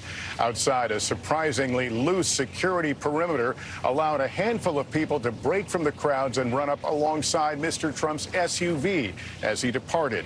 The line between defendant Trump and candidate Trump then blurred when his motorcade to the airport made a stop at a popular Miami bakery. An unchastened president taking what looked more like a victory lap with supporters. Garrett Hake was in the courtroom today for today's historic indictment. Garrett, what was it like? Lester, the mood in the courtroom was weighty and tense. The Republican presidential frontrunner sitting arms crossed and silent in front of a judge, now facing these unprecedented federal charges. Hello, everybody. Tonight, a defiant Donald Trump making a surprise stop inside a Cuban restaurant in Miami, greeting supporters after his historic arraignment. We have a country that's got nothing but problems. We're a nation in decline. And then they do this stuff. And you see where the people are. We love the people. Later boarding his plane and leaving Miami, now the first former president facing federal criminal charges. A 37-count indictment alleging he mishandled classified information, then obstructed investigators when they tried to get it back. This morning, the Republican frontrunner seen with his son at his Doral resort before getting into his motorcade, which then drove through South Florida to the courthouse. Along the way, Mr. Trump posting one of the saddest days in the history of our country, with crowds of Trump supporters gathered outside. Freedom for Trump! Freedom for Trump! The former president arriving underground, escorted by Secret Service, away from crowds and cameras. With no cameras allowed inside federal courtrooms, the former president processed like other federal defendants, including having a digital fingerprint scan, though no mugshot was taken. His aide, Walt Nauta, who was also charged by the special counsel, in court today, too. Inside the courtroom, Mr. Trump sitting with arms tightly crossed for much of the hearing that lasted less than an hour, never speaking to the court, his attorney pleading not guilty on his behalf. Prosecutors telling the judge he is not a flight risk. The case centers around requests by the National Archives for the former president to return classified documents after he left office. The FBI eventually searching his Mar-a-Lago home, where agents say more than 100 classified documents were discovered. The special counsel alleging they found boxes, some of which contained classified information, in Mar-a-Lago's storage rooms, a ballroom, and a bathroom. And that on an audio recording from 2021, Mr. Trump acknowledged that at least one document was still classified, saying, quote, "As president, I could have declassified it. And now I can't, you know, but this is still a secret." Overnight, Mr. Trump insisting he declassified material using his power as commander-in-chief, though he has provided no evidence that he did so. As president, I have the right to declassify. Mr. Trump accusing the Biden Justice Department of targeting him with charges only because he's the top Republican challenger to President Biden in 2024. There's no criminality here. It's ridiculous. And these people, look, they're using it. It's election interference. They're using it to get elected. They think that if they can damage somebody's reputation, they can do it. Mr. Trump firing back at the special counsel late tonight. One of the most outrageous and vicious legal theories ever put forward in an American court of law. What these thugs have done to my family is a disgrace. Garrett's special counsel Jack Smith was also in the courtroom today. That's right, Lester. And after all his attacks on the special counsel today, Mr. Trump found himself seated just 20 feet from him. And while Mr. Smith looked in Trump's direction several times today, the former president never returned his gaze. Both men surrounded by heavy security presence on their way in and out of the courtroom. Lester? Senior legal correspondent Laura Jarrett joins me now. Laura, today was really just the beginning. What's the road to trial look like? Well, that's largely going to depend on the judge that's overseeing the trial, Judge Aileen Cannon. She's going to be in the driver's seat, judging on those pretrial motions that are likely to be filed by Trump's legal team, and she's going to be the one that decides how fast this case actually goes. Remember, she's the Trump appointee that actually ruled in his favor when it came to the FBI searches of his home, trying to exclude that evidence. So it'll be interesting to see how she rules now that she's the judge overseeing this case. It's not the only place that he's facing legal peril. We're hearing now from Georgia, which has another case we're watching carefully. Yes, just minutes ago, Lester, we just confirmed that the Fulton County Sheriff's Office actually traveled to both New York and Miami to gather some intel on security preparations. We're being told that they're coordinating with federal, state, and local authorities in the event that charges are actually filed by the district attorney having to do with election interference in the 2020 election as it relates to Georgia. And news from the civil course, E. Jean Carroll. Yes, the writer who's, of course, accused the former president of both rape and defamation. Remember, last month, she actually won $5 million from a jury. Well, a judge just tonight actually decided in a different case having to do with statements, defamatory statements that the former president actually made against her while he was president. The judge now saying that she can actually amend her complaint based off of the way he mocked her in that CNN town hall, and she can ask the jury now for $10 million. A lot of moving parts tonight. Thanks for keeping track of it all. Laura Jarrett, we appreciate it. Now to the reaction in the Republican race for president. Most of Mr. Trump's rivals blasting the indictment as a partisan attack, though there was also new criticism of the former president tonight. Kristen Welker reports. Tonight, the historic shakeup in the race for the White House. The Republican frontrunner, former President Trump, now charged by the government he used to lead and wants to lead again. And now his Republican rivals calibrating how to respond. Mr. Trump's former UN ambassador, Nikki Haley, pressed today about a possible pardon if he was convicted. I think it would be terrible for the country to have a former president in prison for years because of a documents case. So I would be inclined in favor of a pardon. After this sharp criticism last night. If what it says is actually the case, President Trump was incredibly reckless with our national security. But most of Mr. Trump's Republican rivals rallying around him, from his top opponent to his former vice president. And tonight on Capitol Hill, many Republicans blasting the charges, part of a double standard favoring Democrats. I'm not saying these documents should have been there, just like they shouldn't have been in Biden's garage either. But they do not meet the standard of bringing a prosecution. You got a classified document concern with Clinton, Biden, and Trump. So 3 people involved in the same thing, but only one gets prosecuted? How is that justice? Hillary Clinton was investigated for keeping classified documents on an unsecured private email server. Investigators say she cooperated and was not charged. A special counsel is investigating President Biden's handling of classified information, which was found in multiple locations, including his Delaware home and garage. Mr. Biden and his attorneys have cooperated with investigators. Tonight, no comment from President Biden about Mr. Trump's arraignment. First Lady Jill Biden speaking to Democrats in Manhattan, saying of Republican voters, they don't care about the indictment. So that's a little shocking, I think. A new poll showing 76% of GOP primary voters view the indictment as politically motivated, though fierce Trump critics like GOP candidate Chris Christie arguing the charges are another sign Republicans should move on from Mr. Trump, and the former president should have turned over classified documents when they were subpoenaed. He is now going to put this country through this when we didn't have to go through it. Everyone's blaming the prosecutors. He did it. And this reaction from a Republican congressman in a swing district. We can't just deny what President Trump did was wrong. I mean, it's clear as day wrong. Kristen, at this point, the indictment not impacting Mr. Trump's frontrunner status. Lester, that's right. The former president himself and his closest advisors saying the indictment is emboldening him politically, energizing his base. The one factor that could potentially peel away his support around the edges is if top opponents like Governor DeSantis start to sharpen their tone against Mr. Trump on this issue. Lester. All right, Kristen Welker, thanks very much. In Syria, 22 U.S. service members were injured in a helicopter crash. Officials say that as they were leaving on a special operations mission, the chopper apparently had a mechanical issue. 15 of those injured were evacuated to Germany, and one is being sent to the United States. U.S. forces are in Syria to fight Islamic State terrorists. 2 days after that highway collapse in Philadelphia, Transportation Secretary Pete Buttigieg visited the scene today and said the federal government will help rebuild the stretch of I-95 as quickly as possible. Officials say they have to demolish the other side of the highway because of structural problems after a gasoline tanker truck caught fire and caused the collapse. A plan to rebuild is expected to be announced tomorrow. Some good news about inflation today. Markets reacted by closing higher after the government reported that consumer prices rose last month at the slowest pace in more than 2 years. Tom Costello is in Atlanta. And Tom, a big change from just a year ago. That's right. It was a year ago this month that inflation hit its high water mark, more than 9%. We now have the reading on May, and inflation has been cut in half, down to 4% in May. It is also lower than it was in April. Now, we have seen prices drop at the gas pump, for example. Also, domestic airlines ticket prices are dropping. But core inflation, you strip out food and energy, still running at 5.3%, and rent is really soaring. It is up 8.7% year over year. So will the Fed keep hiking interest rates to tame inflation?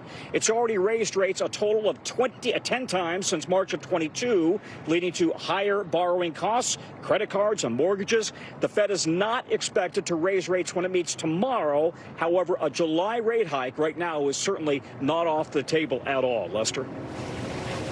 All right, Tom, thanks. In 60 seconds, the severe storm threat tonight. Plus, the skyrocketing cost of home insurance in Florida and the impact it's having on the Sunshine State's real estate market. We're back with breaking news about a severe weather threat. Some 18 million people are at risk for severe storms tonight. The big areas of concern are the southern plains across to the southeast, all at risk for very large hail, strong winds, and downpours. And more destructive hurricanes are part of what's driving up the price of home insurance here in Florida, up an astonishing 100% in just the past few years. And it's leaving some would-be home buyers feeling priced out. Sonica Dange of our Orlando station Wesh 2 explains. When Brittany Huey and her husband sold their Florida home 2 years ago and put all their stuff in storage, they thought it would be temporary. The family of three moved in with Brittany's mother, hoping to save for a bigger house. We wanted to sell, take advantage of the equity that had grown in the house over the time that we had owned it. They hope to move out in 2 months, looking for a 4-bedroom, 2-bath home in the $350,000 to $400,000 range before reality hit. Our ultimate goal was to find that upgraded home that allowed us to grow our family, and the increases in rates and having to account for homeowners insurance and so forth, we've really had to scale that back. In the aftermath of destructive hurricanes, the cost of home insurance in Florida has increased 100% since 2020. It really is putting a crunch on what buyers can afford to buy, where they can afford to buy, or even for some of our sellers, they're looking at leaving the state to find something more affordable. The insurance industry says it's not just the weather, but that fraud and litigation are why home insurance premiums have skyrocketed in Florida. According to the state's Office of Insurance Regulation, while Florida accounts for 9% of homeowner insurance claims in the U.S., it also accounts for 79% of all property claim lawsuits. The struggling insurance market here in Florida has been burdened with litigation issues for years. Homeowners here are paying the highest premiums in the country. And as hurricanes grow stronger and more costly, the crisis is reaching a breaking point. Is the insurance market in Florida right now working the way it is? It's not at peak efficiency right now. I think it's been hobbled by the number of storms that have hit. I think it's been hobbled by the legal environment. Florida recently passed legislation to address the crisis, but none of it is a magic wand, unfortunately, that's just going to heal Florida's home insurance market right now. This is going to take a couple of years. Since the start of last year, more than 20 home insurance companies in Florida have either stopped writing new policies or gone out of business. And it's not just Florida. State Farm and Allstate have stopped offering new homeowner insurance policies in California. Colorado, Louisiana are also seeing insurers stop business. Meanwhile, Florida home buyers like Brittany are left in limbo. Having to put things on hold is very difficult. Where do we get the break? There's got to be a give at some point. A temporary housing situation now feeling more permanent, with the home of their dreams on hold. For NBC News, Sonica Donge, Orlando, Florida. Still ahead, why it might be harder to find Georgia peaches at the supermarket this summer. A delicious summer staple is taking a hit. Those famous Georgia peaches are in short supply because of climate change. Blaine Alexander on the devastating toll for farmers. At Georgia's Southern Belle Farm, it's the start of peach picking season. But a favorite tradition could be in jeopardy. Typically, we see peaches just almost falling off at this Yes, point. I mean, just hanging, the trees are weighted down. Fifth-generation farmer Jake Carter says this year's harvest is one of the worst he's ever seen. The cause? An unseasonably warm winter. Last February was one of the warmest ever recorded in Georgia, triggering some of the state's peach trees to bloom early. But then a cold spell hit, killing the crop and essentially ending the season before it really even started. Jake even resorted to hovering 2 helicopters over the trees, hoping to push the warm air down. Still, he says he lost nearly 50% of his crop this year. What does this usually look like? I mean, you're usually looking at, 200-300 peaches on it. In Middle Georgia, the toll is even worse. Some farmers lost everything. According to at least one estimate, this year, more than 90% of the peach state's peach crop is gone. And some experts say this could be a new reality for farmers. We expect that as things get warmer, it's going to be harder to find the perfect growing conditions for peaches. Despite its nickname, Georgia is actually the country's 3rd largest peach producer, right behind South Carolina, which is suffering the same problem. The top producer, California, has also seen declining output. Experts say this trend could eventually mean higher prices at the grocery store. Back at Southern Belle, where strawberries are also ripe for the picking, Jake says the key to staying afloat is variety. Certainly a ripe peach could. And a little luck. At the end of the day, it's up to the good Lord and Mother Nature to whatever happens next. Blaine Alexander, NBC News, McDonough, Georgia. When we come back, remembering Cormac McCarthy, whose books on the brutality of American life were brought to life on the big screen. And a change at the top for one of the most popular game shows of all time. The big announcement from Wheel of Fortune's Pat Sajak. One of the greatest American writers of all time has died. Pulitzer Prize-winning author Cormac McCarthy's dark and haunting stories laid bare the difficulties of the human condition. Several of his books made it to the big screen, including All the Pretty Horses, The Road, and No Country for Old Men, which won an Oscar in 2008. Cormac McCarthy was 89. And finally tonight, the end of an era, as Miguel Almaguer tells us, legendary Wheel of Fortune host Pat Sajak is retiring after selling vows for more than 40 years. For more than 40 years, Pat Sajak invited players onto the show as Americans welcomed him into their homes. Man, it's our 40th season. Can you believe it? But now the iconic host of Wheel of Fortune says it'll soon be time for someone else to take the wheel. I've decided that our 41st season, which begins in September, will be my last. It's been a wonderful ride. Can you use $1 million? As one of the most familiar faces on television, Sajak and Wheel drew more than 40 million viewers a day in the mid-'80s. Wheel and its lexicon became part of pop culture. Would like to buy a vowel? A 3-time Emmy winner, Sajak took over for Chuck Woolery back in 1981, the start of his 4-decade run at Wheel of Fortune, but not in TV. The surf forecast for the weekend. A weatherman at KNBC in Los Angeles, Sajak also hosted a short-lived late-night show in 1989. That's Sajak and Vanna White. But it was here alongside Vanna White where he became a household name.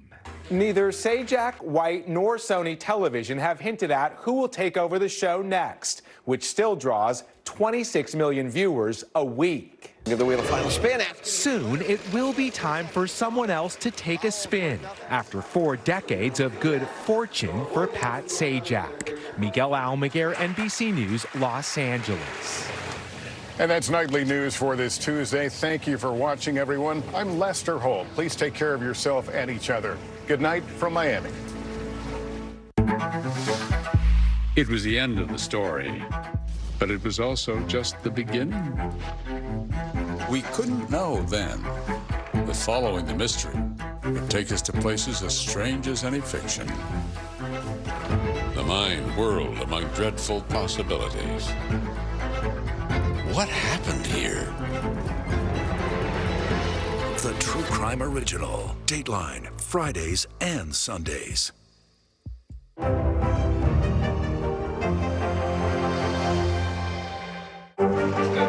What is going to happen now? Going back and forth because they...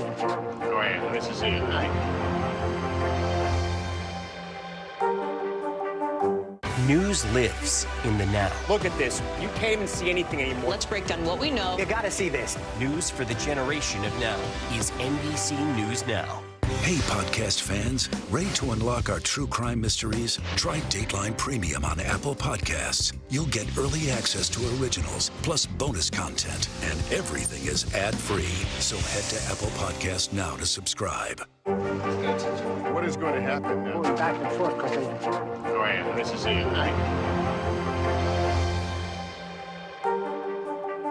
I'm Gotti Schwartz, and here are the stories we're watching tonight. Storms keep coming here in California. Some of the big headlines trending like crazy on social media. This is what my voice sounds like when I clone it. That wasn't me. You gotta see this. Stay tuned now, weeknights on NBC News Now. Good morning, please. Good morning. Well, very in question. We pride ourselves on the ability to turn on a dime. We've got breaking news. Sometimes there are no words. The flashbangs are continuing to go off. What emotions go through you as you're watching these girls? These are really important moments in our history, and people remember who shared that news with them. News lives in the now. It's coming at us every second from all over the world. We have a full team. News is more now than ever. Look at this. You can't even see anything anymore. Our house is no longer here, but we are here. Now is raw.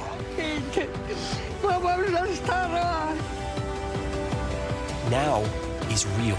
The Fed's decision today, help us translate that into very plain English. Is that good news for us? Now is constant. Morning News Now or breaking news. NBC News special report. You gotta see this. The future is now. News for the generation of now is NBC News Now. Your music is so familiar. What do you think when people start humming back your tunes? How you doing, Lester?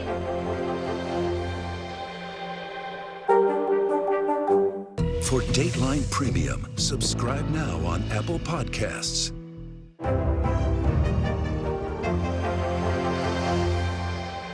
Tonight from Florida, the unprecedented arrest and arraignment of a former president on federal charges. Donald Trump voluntarily appearing in a Miami courtroom pleading not guilty to 37 felony counts related to charges that he stole and kept classified documents in his Mar-a-Lago club.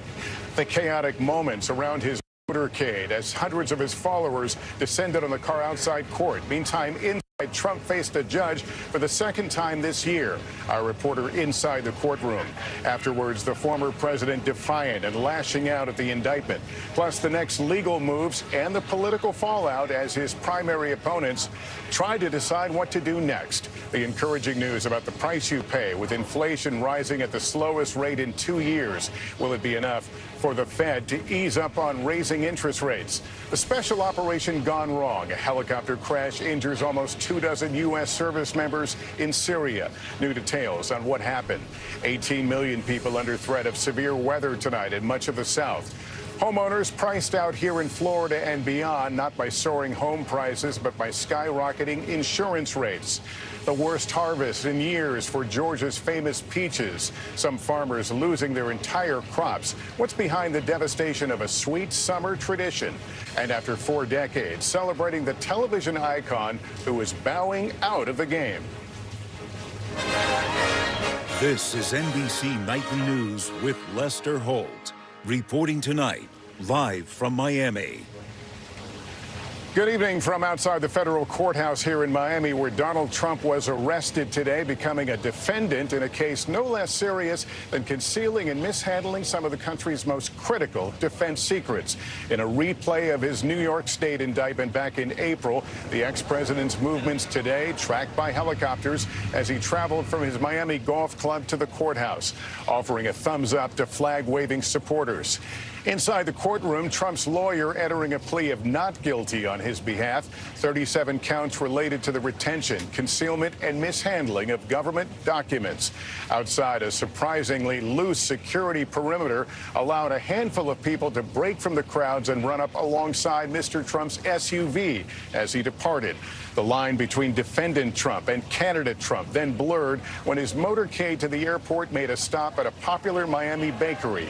An unchastened president taking what looked more like a victory lap with supporters. Garrett Hake was in the courtroom today for today's historic indictment. Garrett, what was it like?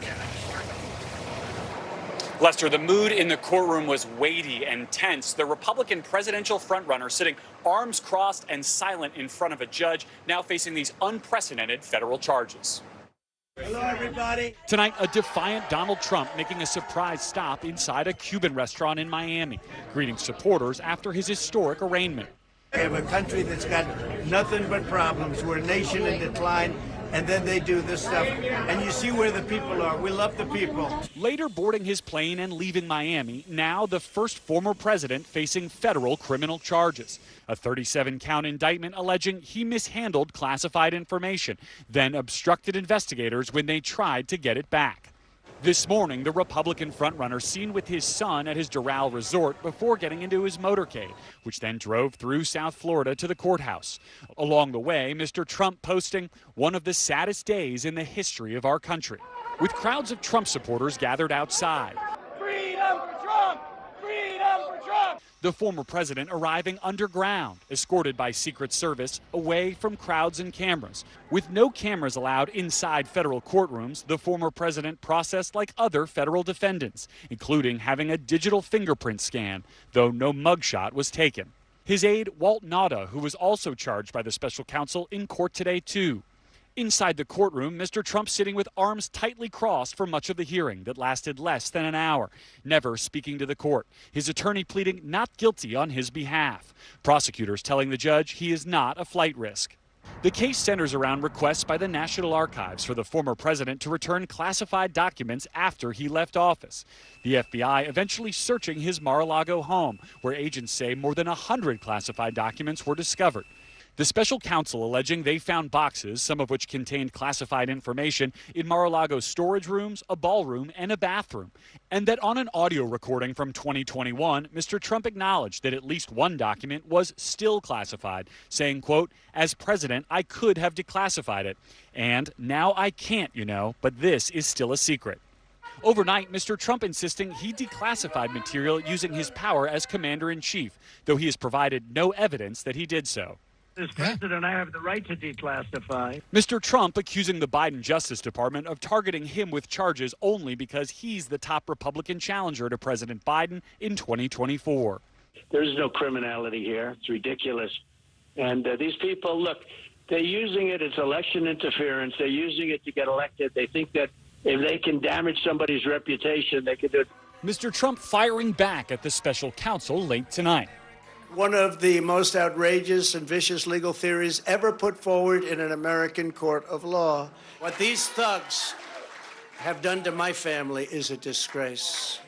Garrett's special counsel Jack Smith was also in the courtroom today. That's right, Lester. And after all his attacks on the special counsel today, Mr. Trump found himself seated just 20 feet from him. And while Mr. Smith looked in Trump's direction several times today, the former president never returned his gaze. Both men surrounded by heavy security presence on their way in and out of the courtroom. Lester? Senior legal correspondent Laura Jarrett joins me now. Laura, today was really just the beginning. What's the road to trial look like? Well, that's largely going to depend on the judge that's overseeing the trial, Judge Aileen Cannon. She's going to be in the driver's seat judging on those pretrial motions that are likely to be filed by Trump's legal team, and she's going to be the one that decides how fast this case actually goes. Remember, she's the Trump appointee that actually ruled in his favor when it came to the FBI searches of his home, trying to exclude that evidence. So it'll be interesting to see how she rules now that that she's the judge overseeing this case. It's not the only place that he's facing legal peril. We're hearing now from Georgia, which has another case we're watching carefully. Yes, just minutes ago, Lester, we just confirmed that the Fulton County Sheriff's Office actually traveled to both New York and Miami to gather some intel on security preparations. We're being told that they're coordinating with federal, state, and local authorities in the event that charges are actually filed by the district attorney having to do with election interference in the 2020 election as it relates to Georgia. And news from the civil course, E. Jean Carroll. Yes, the writer who's, of course, accused the former president of both rape and defamation. Remember, last month, she actually won $5 million from a jury. Well, a judge just tonight actually decided in a different case having to do with statements, defamatory statements that the former president actually made against her while he was president. The judge now saying that she can actually amend her complaint based off of the way he mocked her in that CNN town hall, and she can ask the jury now for $10 million. A lot of moving parts tonight. Thanks for keeping track of it all. Laura Jarrett, we appreciate it. Now to the reaction in the Republican race for president. Most of Mr. Trump's rivals blasting the indictment as a partisan attack, though there is also new criticism of the former president tonight. Kristen Welker reports. Tonight, the historic shakeup in the race for the White House. The Republican frontrunner, former President Trump, now charged by the government he used to lead and wants to lead again. And now his Republican rivals calibrating how to respond. Mr. Trump's former UN ambassador, Nikki Haley, pressed today about a possible pardon if he was convicted. I think it would be terrible for the country to have a former president in prison for years because of a documents case. So I would be inclined in favor of a pardon. After this sharp criticism last night. If what it says is actually the case, President Trump was incredibly reckless with our national security. But most of Mr. Trump's Republican rivals rallying around him, from his top opponent to his former vice president. And tonight on Capitol Hill, many Republicans blasting the charges, part of a double standard favoring Democrats. I'm not saying these documents should have been there, just like they shouldn't have been in Biden's garage either.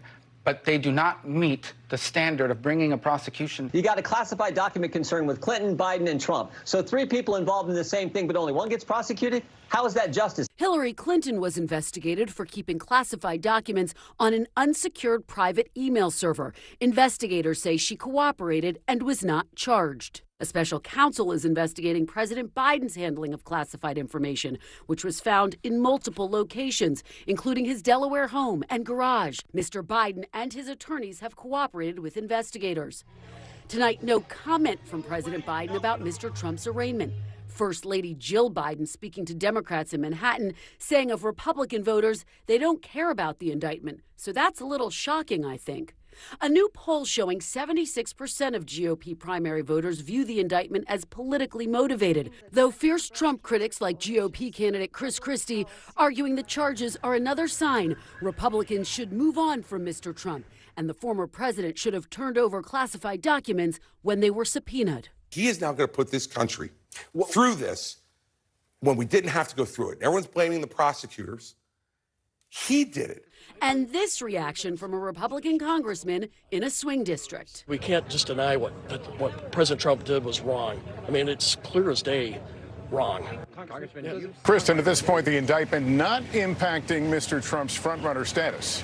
Lester, that's right. The former president himself and his closest advisors saying the indictment is emboldening him politically, energizing his base. The one factor that could potentially peel away his support around the edges is if top opponents like Governor DeSantis start to sharpen their tone against Mr. Trump on this issue. Lester.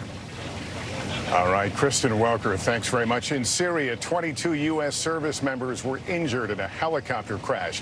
Officials say that as they were leaving on a special operations mission, the chopper apparently had a mechanical issue. 15 of those injured were evacuated to Germany, and 1 is being sent to the United States. U.S. forces are in Syria to fight Islamic State terrorists. 2 days after that highway collapse in Philadelphia, Transportation Secretary Pete Buttigieg visited the scene today and said the federal government will help rebuild the stretch of I-95 as quickly as possible. Officials say they have to demolish the other side of the highway because of structural problems after a gasoline tanker truck caught fire and caused the collapse. A plan to rebuild is expected to be announced tomorrow. Some good news about inflation today. Markets reacted by closing higher after the government reported that consumer prices rose last month at the slowest pace in more than 2 years. Tom Costello was in Atlanta. And Tom, a big change from just a year ago. That's right. It was a year ago this month that inflation hit its high watermark, more than 9%. We now have the reading on May, and inflation has been cut in half, down to 4% in May. It is also lower than it was in April. Now, we have seen prices drop at the gas pump, for example. Also, domestic airlines ticket prices are dropping. But core inflation, you strip out food and energy, still running at 5.3%, and rent is really soaring. It is up 8.7% year over year. So will the Fed keep hiking interest rates to tame inflation? It's already raised rates a total of 10 times since March of 22, leading to higher borrowing costs, credit cards, and mortgages. The Fed is not expected to raise rates when it meets tomorrow. However, a July rate hike right now is certainly not off the table at all. Lester? All right, Tom, thanks. In 60 seconds, the severe storm threat tonight. Plus, the skyrocketing cost of home insurance in Florida and the impact it's having on the Sunshine State's real estate market. We're back with breaking news about a severe weather threat. Some 18 million people are at risk for severe storms tonight.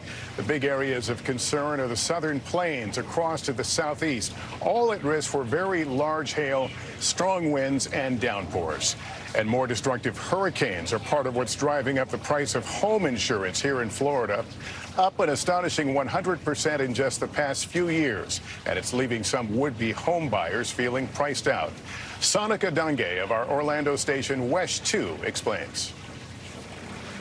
When Brittany Huey and her husband sold their Florida home 2 years ago and put all their stuff in storage, they thought it would be temporary.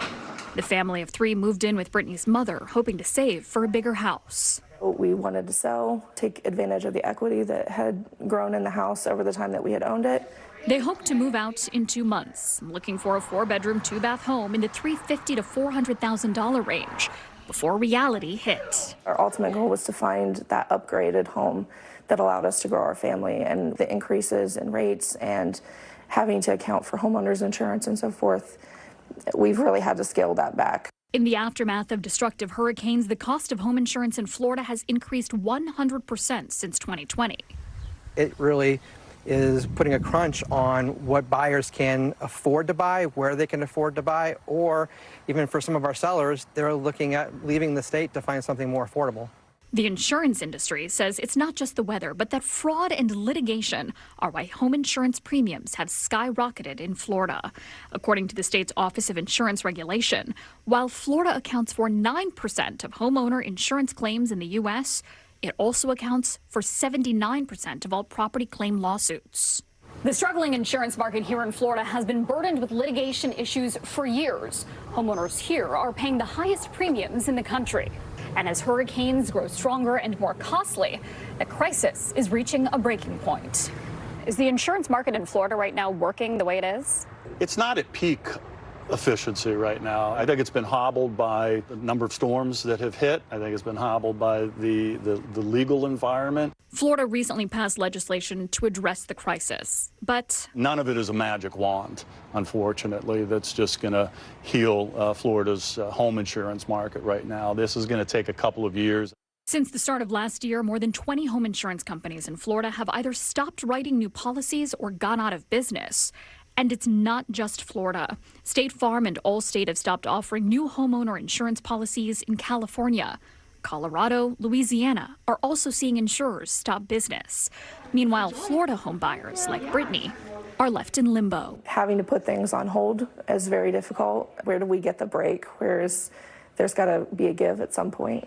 A temporary housing situation now feeling more permanent, with the home of their dreams on hold. For NBC News, Sonika Dange, Orlando, Florida. Still ahead, why it might be harder to find Georgia peaches at the supermarket this summer. Still to come on the Channel 2 News. Well, the waters are certainly receding now. Still too close to call. Lester Holt reporting from Ground Zero, as it's being referred to. It is, in fact, a taste of freedom. The Haitian people know a little something about resiliency. What's the biggest risk right now? Some of the troops who have been proud. I want to to welcome you to the first presidential debate. In fact, we've been told we can't go any farther. Here are some resilient folks. Let me get a hint.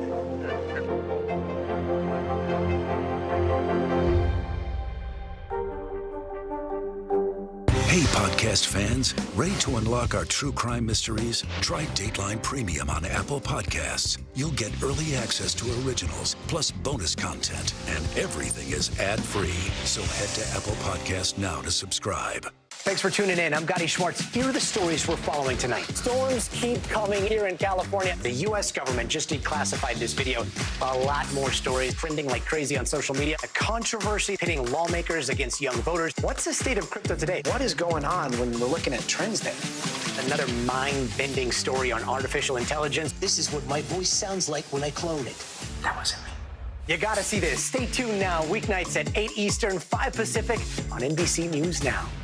Still to come on the Channel 2 News. Well, the waters are certainly receding now. Still too close to call. Lester Holt reporting from the Ground Zero, as it's being referred to. It is, in fact, a taste of freedom. The Haitian people know a little something about resiliency. What's the biggest risk right now? Some of the troops who have been proud. I want to welcome you to the first presidential debate. In fact, we've been told we can't go any farther. Here are some resilient folks. Let me get a hint.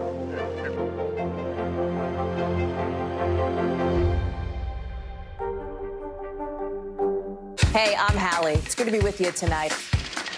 The debt ceiling. Here's why this matters. Please, please don't have your eyeballs glaze over. Here's why this matters. Talk to us about what we're supposed to call this. Is it a bailout? Is it a backstop? There's a difference because it matters whose money is being used to prop up these banks. We think we're getting close to this news conference. I will be honest with people. This is like an awkward moment where we think we're like right there. You're going to have to like tap dance with us maybe a little bit. I do have my tap dancing shoes on, not to worry. What is going to happen now? Going back and forth because Oh, yeah, this is it.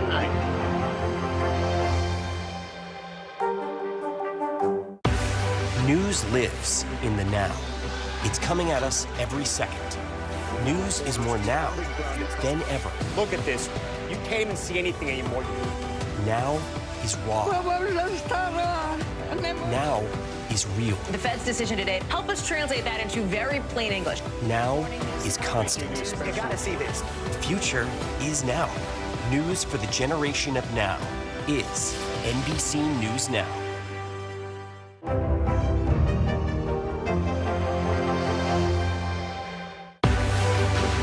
News lives in the now. It's coming at us every second from all over the world. We have a full team. News is more now than ever. Look at this. You can't even see anything anymore. Our house is no longer here, but we are here. Now is raw.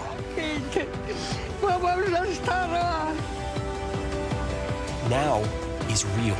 The Fed's decision today, help us translate that into very plain English. Is that good news for us? Now is constant. Morning News Now or breaking news. NBC News special report. You gotta see this. The future is now. News for the generation of now is NBC News Now. I'm Gotti Schwartz, and here are the stories we're watching tonight. Storms keep coming here in California. Some of the big headlines trending like crazy on social media. This is what my voice sounds like when I clone it. That wasn't me. You gotta see this. Stay tuned now, weeknights on NBC News Now.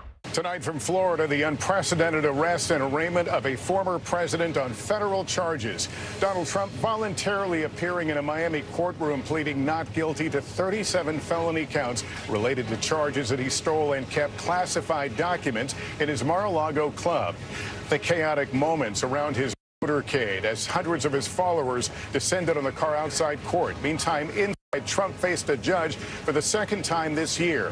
Our reporter inside the courtroom. Afterwards, the former president defiant and lashing out at the indictment.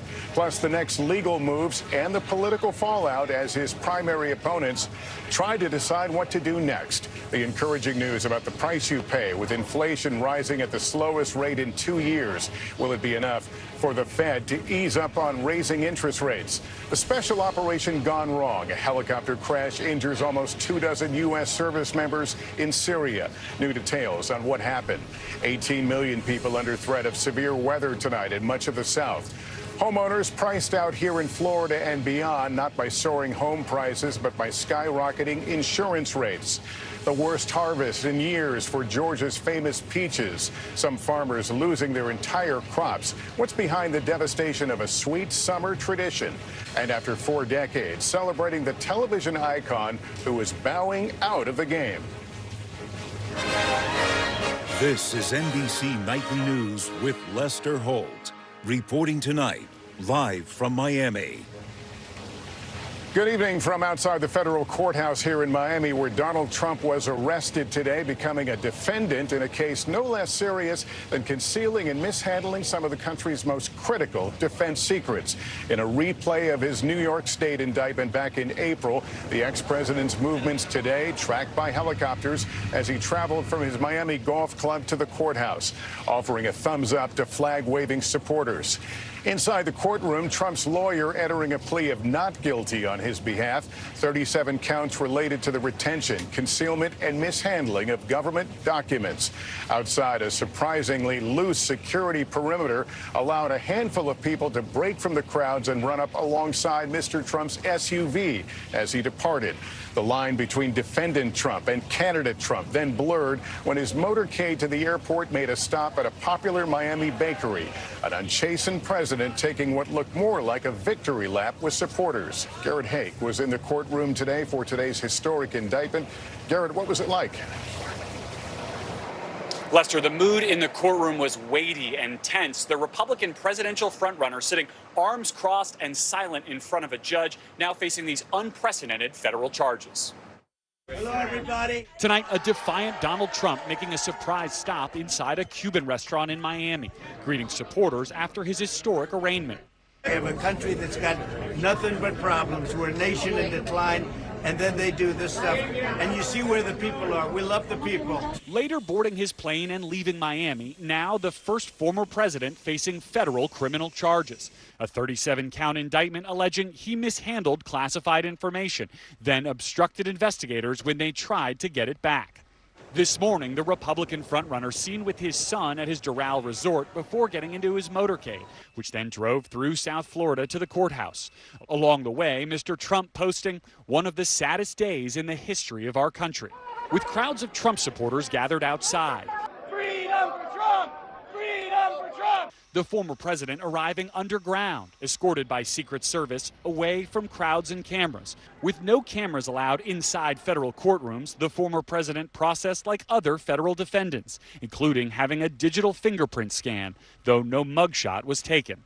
His aide, Walt Nauta, who was also charged by the special counsel, in court today, too. Inside the courtroom, Mr. Trump sitting with arms tightly crossed for much of the hearing that lasted less than an hour, never speaking to the court. His attorney pleading not guilty on his behalf. Prosecutors telling the judge he is not a flight risk. The case centers around requests by the National Archives for the former president to return classified documents after he left office. The FBI eventually searching his Mar-a-Lago home, where agents say more than 100 classified documents were discovered. The special counsel alleging they found boxes, some of which contained classified information, in Mar-a-Lago's storage rooms, a ballroom, and a bathroom. And that on an audio recording from 2021, Mr. Trump acknowledged that at least one document was still classified, saying, quote, "As president, I could have declassified it. And now I can't, but this is still a secret." Overnight, Mr. Trump insisting he declassified material using his power as commander-in-chief, though he has provided no evidence that he did so. As president, I have the right to declassify. Mr. Trump accusing the Biden Justice Department of targeting him with charges only because he's the top Republican challenger to President Biden in 2024. There's no criminality here. It's ridiculous. And these people, look, they're using it. It's election interference. They're using it to get elected. They think that if they can damage somebody's reputation, they can do it. Mr. Trump firing back at the special counsel late tonight. One of the most outrageous and vicious legal theories ever put forward in an American court of law. What these thugs have done to my family is a disgrace. Garrett, special counsel Jack Smith was also in the courtroom today. That's right, Lester. And after all his attacks on the special counsel today, Mr. Trump found himself seated just 20 feet from him. And while Mr. Smith looked in Trump's direction several times today, the former president never returned his gaze. Both men surrounded by heavy security presence on their way in and out of the courtroom. Lester? Senior legal correspondent Laura Jarrett joins me now. Laura, today was really just the beginning. What's the road to trial look like? Well, that's largely going to depend on the judge that's overseeing the trial, Judge Aileen Cannon. She's going to be in the driver's seat judging on those pretrial motions that are likely to be filed by Trump's legal team, and she's going to be the one that decides how fast this case actually goes. Remember, she's the Trump appointee that actually ruled in his favor when it came to the FBI searches of his home, trying to exclude that evidence. So it'll be interesting to see how she rules now that she's the judge overseeing this case. It's not the only place that he's facing legal peril. We're hearing now from Georgia, which has another case we're watching carefully. Yes, just minutes ago, Lester, we just confirmed that the Fulton County Sheriff's Office actually traveled to both New York and Miami to gather some intel on security preparations. We're being told that they're coordinating with federal, state, and local authorities in the event that charges are actually filed by the district attorney having to do with election interference in the 2020 election as it relates to Georgia. And news from the civil course, E. Jean Carroll. Yes, the writer who's, of course, accused the former president of both rape and defamation. Remember, last month, she actually won $5 million from a jury. Well, a judge just tonight actually decided in a different case having to do with statements, defamatory statements that the former president actually made against her while he was president. The judge now saying that she can actually amend her complaint based off of the way he mocked her in that CNN town hall, and she can ask the jury now for $10 million. A lot of moving parts tonight. Thanks for keeping track of it all. Laura Jarrett, we appreciate it. Now to the reaction in the Republican race for president. Most of Mr. Trump's rivals blasting the indictment as a partisan attack, though there is also new criticism of the former president tonight. Kristen Welker reports. Tonight, the historic shakeup in the race for the White House. The Republican frontrunner, former President Trump, now charged by the government he used to lead and wants to lead again. And now his Republican rivals calibrating how to respond. Mr. Trump's former UN ambassador, Nikki Haley, pressed today about a possible pardon if he was convicted. I think it would be terrible for the country to have a former president in prison for years because of a documents case. So I would be inclined in favor of a pardon. After this sharp criticism last night. If what it says is actually the case, President Trump was incredibly reckless with our national security. But most of Mr. Trump's Republican rivals rallying around him, from his top opponent to his former vice president. And tonight on Capitol Hill, many Republicans blasting the charges, part of a double standard favoring Democrats. I'm not saying these documents should have been there, just like they shouldn't have been in Biden's garage either. But they do not meet the standard of bringing a prosecution. You got a classified document concern with Clinton, Biden, and Trump. So 3 people involved in the same thing, but only one gets prosecuted? How is that justice? Hillary Clinton was investigated for keeping classified documents on an unsecured private email server. Investigators say she cooperated and was not charged. A special counsel is investigating President Biden's handling of classified information, which was found in multiple locations, including his Delaware home and garage. Mr. Biden and his attorneys have cooperated with investigators. Tonight, no comment from President Biden about Mr. Trump's arraignment. First Lady Jill Biden speaking to Democrats in Manhattan, saying of Republican voters, they don't care about the indictment. So that's a little shocking, I think. A new poll showing 76% of GOP primary voters view the indictment as politically motivated, though fierce Trump critics like GOP candidate Chris Christie arguing the charges are another sign Republicans should move on from Mr. Trump, and the former president should have turned over classified documents when they were subpoenaed. He is now going to put this country through this when we didn't have to go through it. Everyone's blaming the prosecutors. He did it. And this reaction from a Republican congressman in a swing district. We can't just deny what President Trump did was wrong. I mean, it's clear as day. Wrong. Kristen, at this point, the indictment not impacting Mr. Trump's frontrunner status. Lester, that's right. The former president himself and his closest advisors saying the indictment is emboldening him politically, energizing his base. The one factor that could potentially peel away his support around the edges is if top opponents like Governor DeSantis start to sharpen their tone against Mr. Trump on this issue. Lester.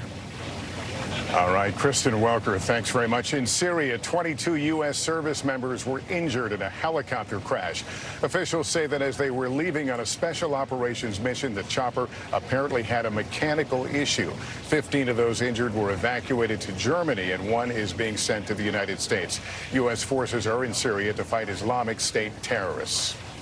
2 days after that highway collapse in Philadelphia, Transportation Secretary Pete Buttigieg visited the scene today and said the federal government will help rebuild the stretch of I-95 as quickly as possible. Officials say they have to demolish the other side of the highway because of structural problems after a gasoline tanker truck caught fire and caused the collapse. A plan to rebuild is expected to be announced tomorrow. Some good news about inflation today. Markets reacted by closing higher after the government reported that consumer prices rose last month at the slowest pace in more than 2 years. Tom Costello is in Atlanta. And Tom, a big change from just a year ago. That's right. It was a year ago this month that inflation hit its high watermark, more than 9%. We now have the reading on May, and inflation has been cut in half, down to 4% in May. It is also lower than it was in April. Now, we have seen prices drop at the gas pump, for example. Also, domestic airlines ticket prices are dropping. But core inflation, you strip out food and energy, still running at 5.3%, and rent is really soaring. It is up 8.7% year over year. So will the Fed keep hiking interest rates to tame inflation? It's already raised rates a total of 10 times since March of 22, leading to higher borrowing costs, credit cards, and mortgages. The Fed is not expected to raise rates when it meets tomorrow. However, a July rate hike right now is certainly not off the table at all. Lester? All right, Tom, thanks. In 60 seconds, the severe storm threat tonight. Plus, the skyrocketing cost of home insurance in Florida and the impact it's having on the Sunshine State's real estate market. We begin top story with that breaking news. This is just in, a lot of stories to get to. What do people need most right now? Did the state and/or law enforcement drop the ball anywhere? Are we headed for a recession or a recovery? Migrant families now stranded in Mexico. What's the World Cup experience been like? The civilian effort is not just about fighting, it's also about helping. Every night, it's your news playlist. Top Story with Tom Llamas. Streaming weeknights at 7 on NBC News Now. Hey, I'm Hallie. It's good to be with you tonight. The debt ceiling. Here's why this matters. Please, please don't have your eyeballs glaze over. Here's why this matters. Talk to us about what we're supposed to call this. Is it a bailout? Is it a backstop? There's a difference because it matters whose money is being used to prop up these banks. We think we're getting close to this news conference. I will be honest with people. This is like an awkward moment where we think we're like right there. You're going to have to like tap dance with us maybe a little bit. I do have my tap dancing shoes on, not to worry. Still to come on the Channel 2 News. Well, the waters are certainly receding now. Still too close to call. Lester Holt reporting from Ground Zero, as it's being referred to. It is, in fact, the taste of freedom. The Haitian people know a little something about resiliency. What's the biggest risk right now? Some of the troops who have been proud. I want to welcome you to the first presidential debate. In fact, we've been told we can't go any farther. Here are some resilient folks. Let me get a hint.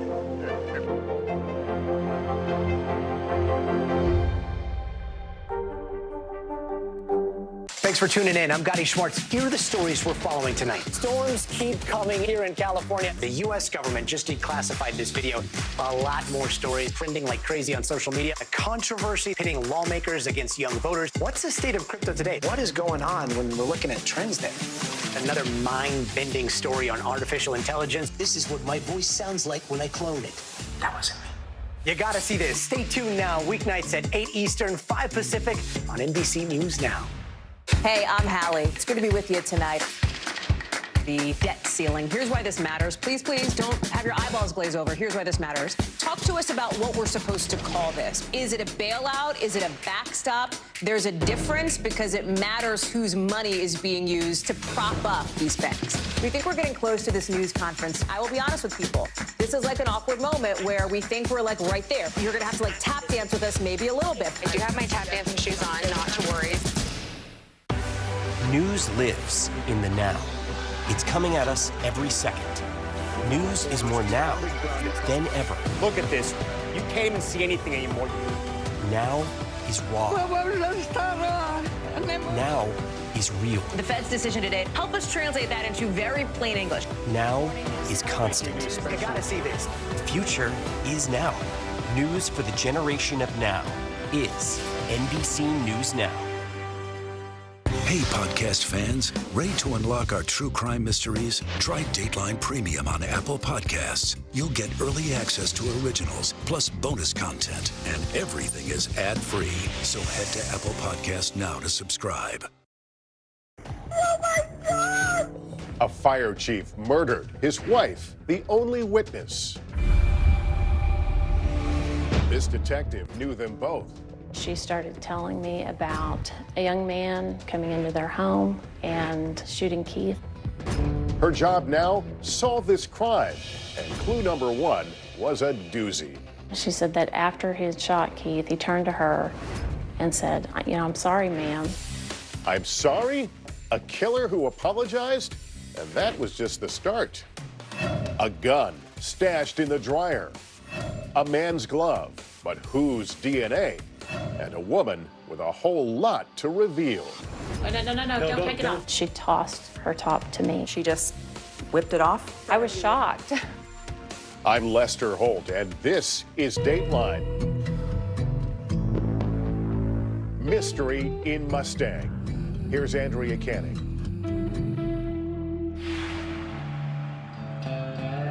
Just about 20 miles southwest of downtown Oklahoma City sits a town called Mustang. Once farmers and ranchers dotted the land, it's bigger now, but folks still hold tight to their roots. A pretty quiet community for the most part. Faith connects community here, and people stay lifelong friends. It is a small town feel, very much neighbors helping neighbors. In a place like Mustang, neighbors know almost all there is to know about each other, for better or worse.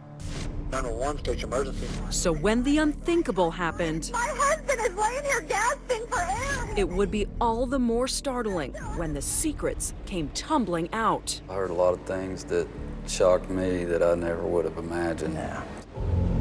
Had evil invaded Mustang? I'm in Mustang, America. Who would do that?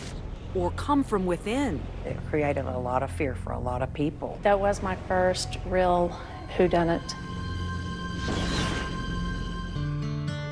Keith Bryan was Oklahoman to the core, proudly raised in the Sooner State. He married his wife Becky at 19, and they settled in Mustang. Pam Woodard, an old friend of Keith's, rolled out the welcome mat for the Bryans when they moved to town. They became an integral part of our church, very active, very grounded. They had 2 boys, Trent and Kent. Becky was a good mom. From what I could tell, she was a good mom. Keith worked as a fireman, his dream job, in the well-to-do Oklahoma City enclave of Nichols Hills. Terry Hamilton served alongside Keith, and if the firemen were like brothers, the wives were like sisters, says Terry's wife, Kim. With the fire department, we became all families together. And Keith had a good sense of humor. He was outgoing, and he was really driven to succeed. And he did, promoted all the way to fire chief in 1991. But Keith never lost his personal connection with the people he served. He was one of the first responders to the Oklahoma City bombing. He was. That's when he worked on that lady that was trapped forever underneath the rubble, and Keith wouldn't leave her. Was he a hero in your eyes? Oh, I think so. I was pretty proud of him as a friend for that. As for Becky, she was a force in the community too, working in real estate. Her business often seemed more about the people than the money. Becky had a very selfless side to her too. There were people that I know of, if they were upside down, she even at times was known to take her own money to closing and help like that. Keith was elected city councilman in Mustang. Becky's business was thriving, and their marriage an example to others. She and Keith did some premarital counseling for several years in our church. So they were counseling other couples on how to have a good marriage. They were counseling other couples on how to have a good marriage. So it came as a surprise when in 2010, Keith and Becky hit a rough patch. The boys were grown and the empty nesters separated.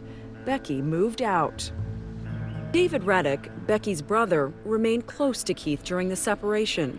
He said he wanted to know how could he change to show that love to her in a greater way.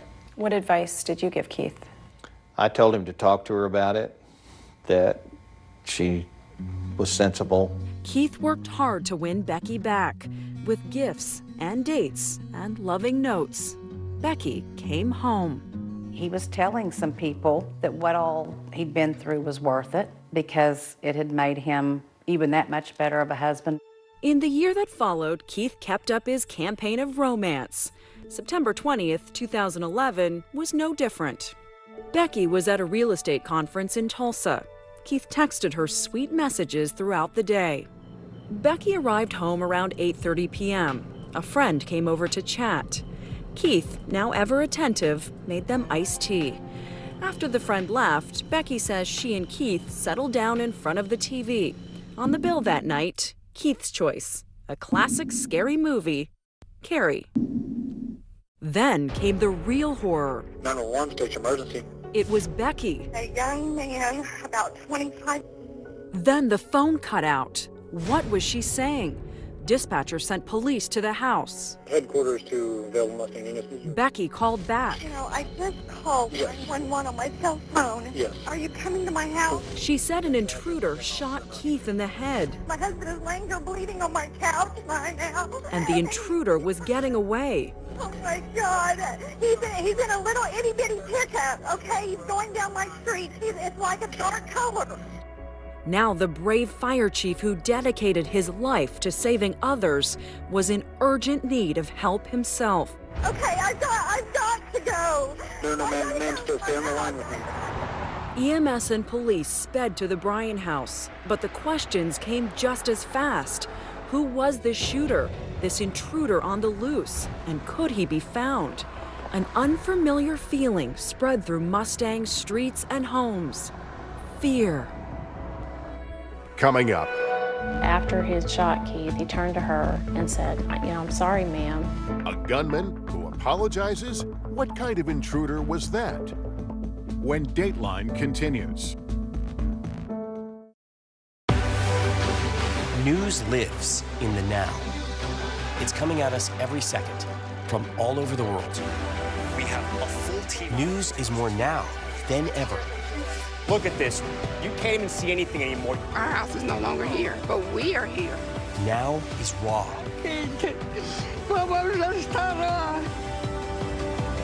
Now is real.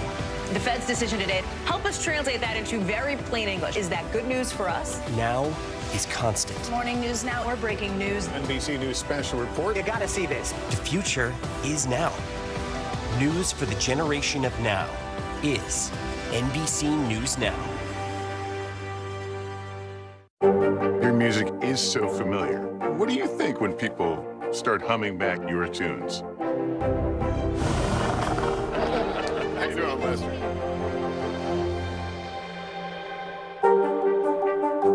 Hey, podcast fans, ready to unlock our true crime mysteries? Try Dateline Premium on Apple Podcasts. You'll get early access to originals, plus bonus content, and everything is ad-free. So head to Apple Podcasts now to subscribe.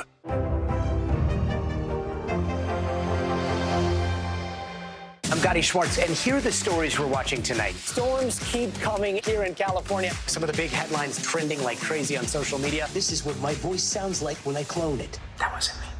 You gotta see this. Stay tuned now, weeknights on NBC News Now.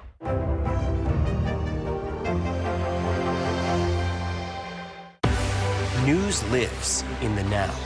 It's coming at us every second. News is more now than ever. Look at this.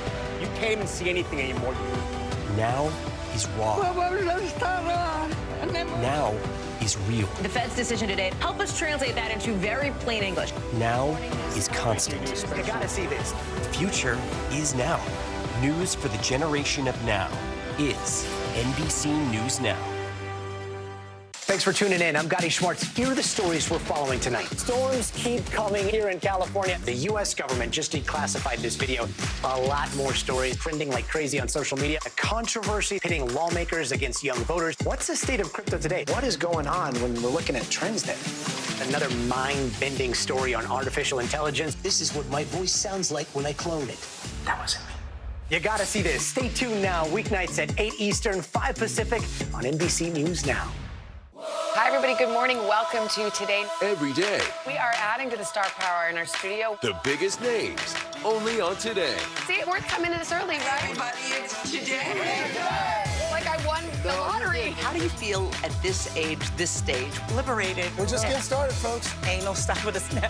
The boys are back in town. Boys are back in town. It's a miracle. It's a miracle. This has been fantastic. Everything and everyone you're talking about, only on Today. News lives in the now. It's coming at us every second. News is more now than ever. Look at this. You can't even see anything anymore. Now is raw. Now is real. The Fed's decision today, help us translate that into very plain English. Now is constant. You gotta see this. The future is now.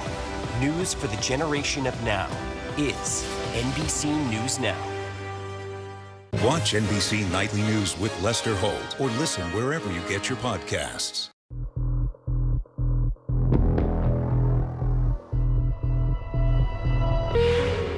Oh my God!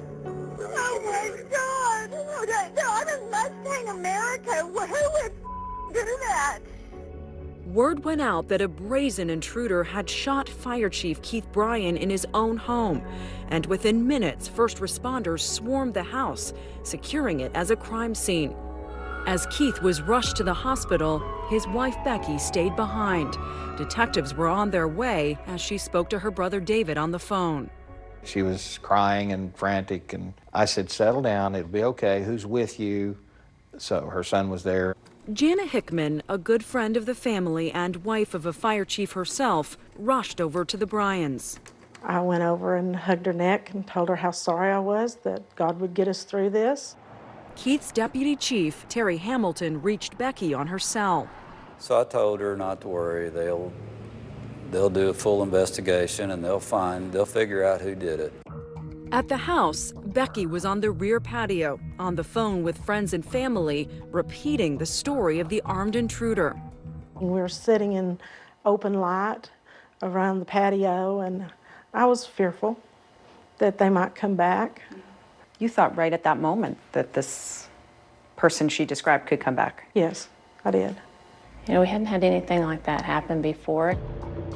Cammie McNeil, then a detective with the Mustang Police Department, was dispatched to the Bryan house that night. And Mustang being Mustang, the victim and his wife were no strangers to the detective. What's your reaction when you hear it's Keith? It was concerning to me because, I mean, I knew this family. Becky seemed relieved to see a familiar face. She called up my name and asked me to come sit by her on the back porch. And then she started telling me about a young man, approximately 25 years old, coming into their home and shooting Keith in the head. And what did that young man say, according to Becky? She said that after he had shot Keith, he turned to her and said, you know, I'm sorry, ma'am, but he should have hired me. It seemed like a key detail, this apparent apology and explanation. Becky had also recounted it to 911 dispatchers. He said, ma'am, I'm so sorry. He said that your husband should have hired me. Do you have a gut reaction about that story? It was concerning to me because we are a small community. My first concern was, you know, is there somebody out there? Where is he? And how are we going to find him? Becky described the shooter as a man in his 20s with a big nose and wearing a hoodie. I was trying to get as much information out to other law enforcement agencies as well as our officers so they could start looking for him. Was it possible Keith knew the man? Keith was in no condition to help investigators. But at the hospital, hopeful news. He was clinging to life. I told her, I said, he's going to surgery. And she said, really? Keith made it through surgery, still in terrible shape, but alive in the ICU. When Becky arrived, the halls of the hospital were filled with friends, loved ones, and Keith's firefighter brothers. It seemed half the town of Mustang was there praying for Keith. How hard was it for you to see Keith in that condition. It was very, very hard. You know, I would tell myself, you know, you never know. I've heard so many stories of people, you know, having head injuries, and I know prayer is so powerful, and I know he had so many people praying. First thing that happens when you see Becky in the hospital? We come up and hug each other, and she's crying. I mean, she started crying immediately when I grabbed her. She's, what am I going to do? What are we going to do? By morning, it was clear Keith would not pull through. Those closest to him sensed it was time to say their goodbyes. What did you say to him? Now, just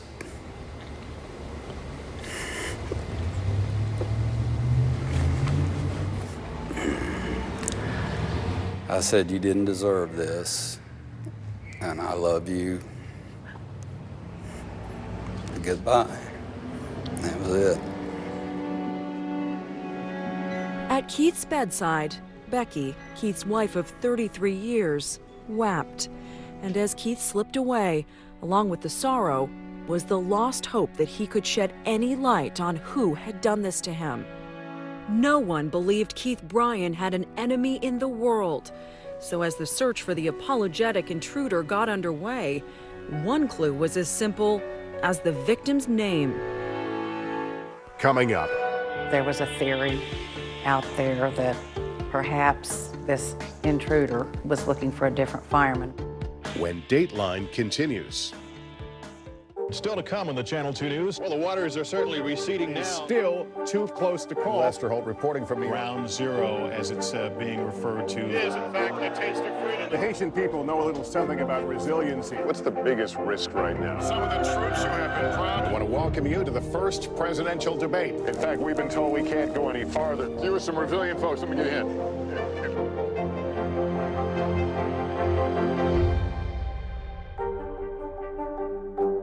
Hey, podcast fans, ready to unlock our true crime mysteries? Try Dateline Premium on Apple Podcasts. You'll get early access to originals, plus bonus content, and everything is ad-free. So head to Apple Podcasts now to subscribe. News lives in the now. It's coming at us every second from all over the world. We have a full team. News is more now than ever. Look at this. You can't even see anything anymore. Our house is no longer here, but we are here. Now is raw.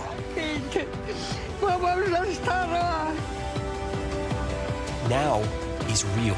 The Fed's decision today, help us translate that into very plain English. Is that good news for us? Now is constant. Morning News Now, or breaking news. NBC News special report. You gotta see this. The future is now. News for the generation of now is NBC News Now. Hey, podcast fans, ready to unlock our true crime mysteries? Try Dateline Premium on Apple Podcasts. You'll get early access to originals, plus bonus content, and everything is ad-free. So head to Apple Podcasts now to subscribe. We're back now from Las Vegas. Seattle, Guatemala City. From Wilmington. I was in space in Texas. From Normandy, from Surfside, Florida. Thank you for watching, everyone. News lives in the now. It's coming at us every second. News is more now than ever. Look at this. You can't even see anything anymore. Now is raw. Now is real. The Fed's decision today, help us translate that into very plain English. Now is constant. You gotta see this. The future is now. News for the generation of now is NBC News Now. It was the end of the story, but it was also just the beginning. We couldn't know then that following the mystery would take us to places as strange as any fiction. The mind whirled among dreadful possibilities. What happened here? The True Crime Original. Dateline, Fridays and Sundays. Thanks for tuning in. I'm Gotti Schwartz. Here are the stories we're following tonight. Storms keep coming here in California. The U.S. government just declassified this video. A lot more stories trending like crazy on social media. A controversy pitting lawmakers against young voters. What's the state of crypto today? What is going on when we're looking at trends there? Another mind-bending story on artificial intelligence. This is what my voice sounds like when I clone it. That wasn't me. You gotta see this. Stay tuned now, weeknights at 8 Eastern, 5 Pacific on NBC News Now.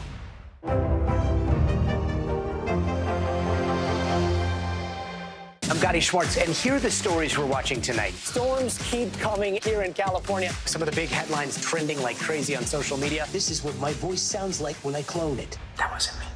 You gotta see this. Stay tuned now, weeknights on NBC News Now.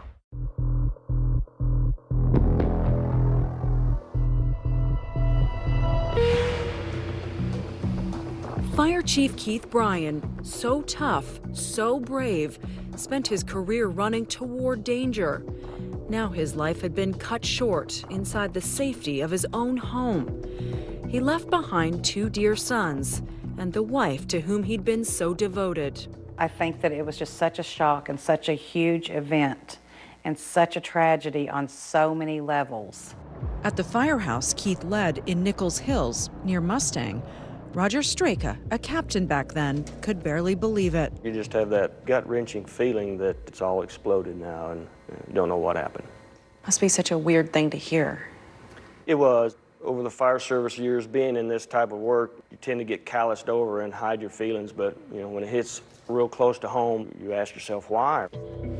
Detective Cammie McNeil was no rookie, but this was the first case of its kind she'd ever seen in Mustang.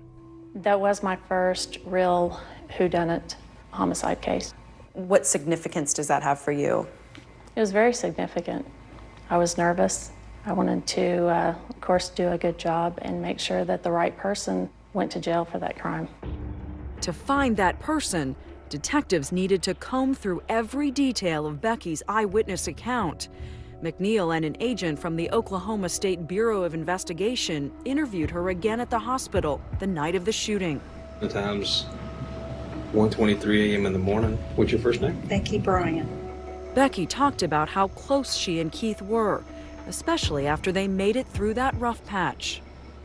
We were quite in love. I didn't even know he loved me until I filed for divorce. But he really came to play. And investigators went over, step by step, how the shooting went down. What are you looking for when you go into that conference room to interview Becky? How does this person know Keith? Can she describe him better? Things like that. And the door opened and we were watching a loud movie, Carrie. And this young kid, about 25 years old, walks into the house and comes over to the carpet, and my husband didn't even have time to turn around. I looked just in time to see, and then he came up from here and he shot him in the head right here. Point blank? Point blank, right here. It was then, Becky said, that the shooter turned and spoke. It was unbelievably hideous. But the guy, this is what he said, he was actually pretty nice. I knew he wasn't going to hurt me. Because he said, "I'm sorry, ma'am, but he should have hired me." So a polite shooter. Yes, she did describe him that way, yes. There it was again, that odd but clearly important detail. Along with his polite apology, the shooter seemed to give away a motive. Was he someone vying for a job in Keith's fire department? Keith's deputy, Terry Hamilton, didn't think so. I never was concerned about that. Why not? Well, for one thing, it had been 4 years since we had hired anybody. So nobody's gonna sit and stew for 4 years and then all of a sudden get mad and go shoot the guy that didn't hire him. But if the shooter wasn't angry over a job in Keith's fire department, there was another possibility, one that neighbors of the Bryans wondered about. Keith often did projects on the house. Was the killer someone who'd wanted a construction job and didn't get it? One neighbor told police that a few weeks earlier, a stranger had been driving around asking for work as a handyman. He said the man had a funny face and drove an old pickup truck. He also remembered seeing a similar truck the night of the shooting. Are you interviewing neighbors? Are you asking people if they saw anyone suspicious in the neighborhood, if they saw a truck in the neighborhood? Yes, all of that was going on. What, were they yielding anything?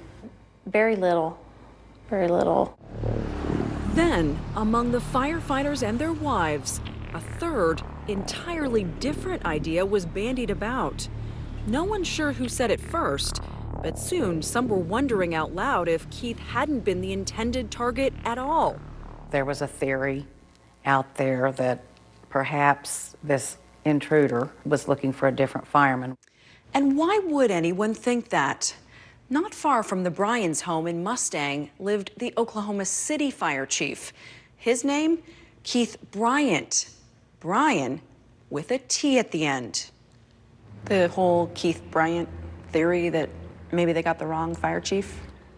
You know, that did not occur to me until I got to the hospital, and that's the first time somebody had brought up maybe mistaken identity. The buzz reached Roger Straka back at the firehouse. That story did come out that possibly the person that done this got the wrong chief. It could have been anyone's theory as to what had happened. Surely the Oklahoma City chief hired and fired many more people than Keith did. Had the shooter been angry with him? A friend reached him by phone. He was safe and sound at a conference on the East Coast the night of the shooting. But there were problems with the mistaken identity theory. The two chiefs didn't look much alike, and the more Keith's firemen brothers thought it over, the less likely it seemed. I still didn't think that story made sense. Too far-fetched? Yes. Yeah. It's real competitive to get hired on as a firefighter. So I just can't see somebody not getting hired and then killing the fire chief. And the Oklahoma City Fire Department, I don't think the fire chief really even has anything to do with the hiring process. So around Mustang, the questions were many, the answers few. People were watchful, certainly less at ease. I found myself wanting to close blinds early. Did you have a moment of panic? A little bit, yeah. It was a little eerie for a day or two, not knowing what was going on. And while those around Mustang wondered who and where this invader was, investigators had found something at the crime scene. It would turn the fear and suspicion right around. Coming up. No, don't take it off. She tossed her top to me. She just whipped it off? I was shocked. When Dateline continues. Your music is so familiar. What do you think when people start humming back your tunes? How you doing, Lester?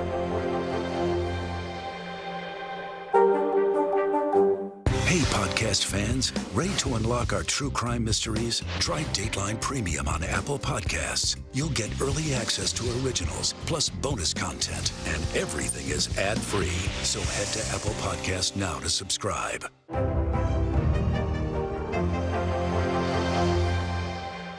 For Dateline Premium, subscribe now on Apple Podcasts. Your music is so familiar. What do you think when people start humming back your tunes? How you doing, Lester?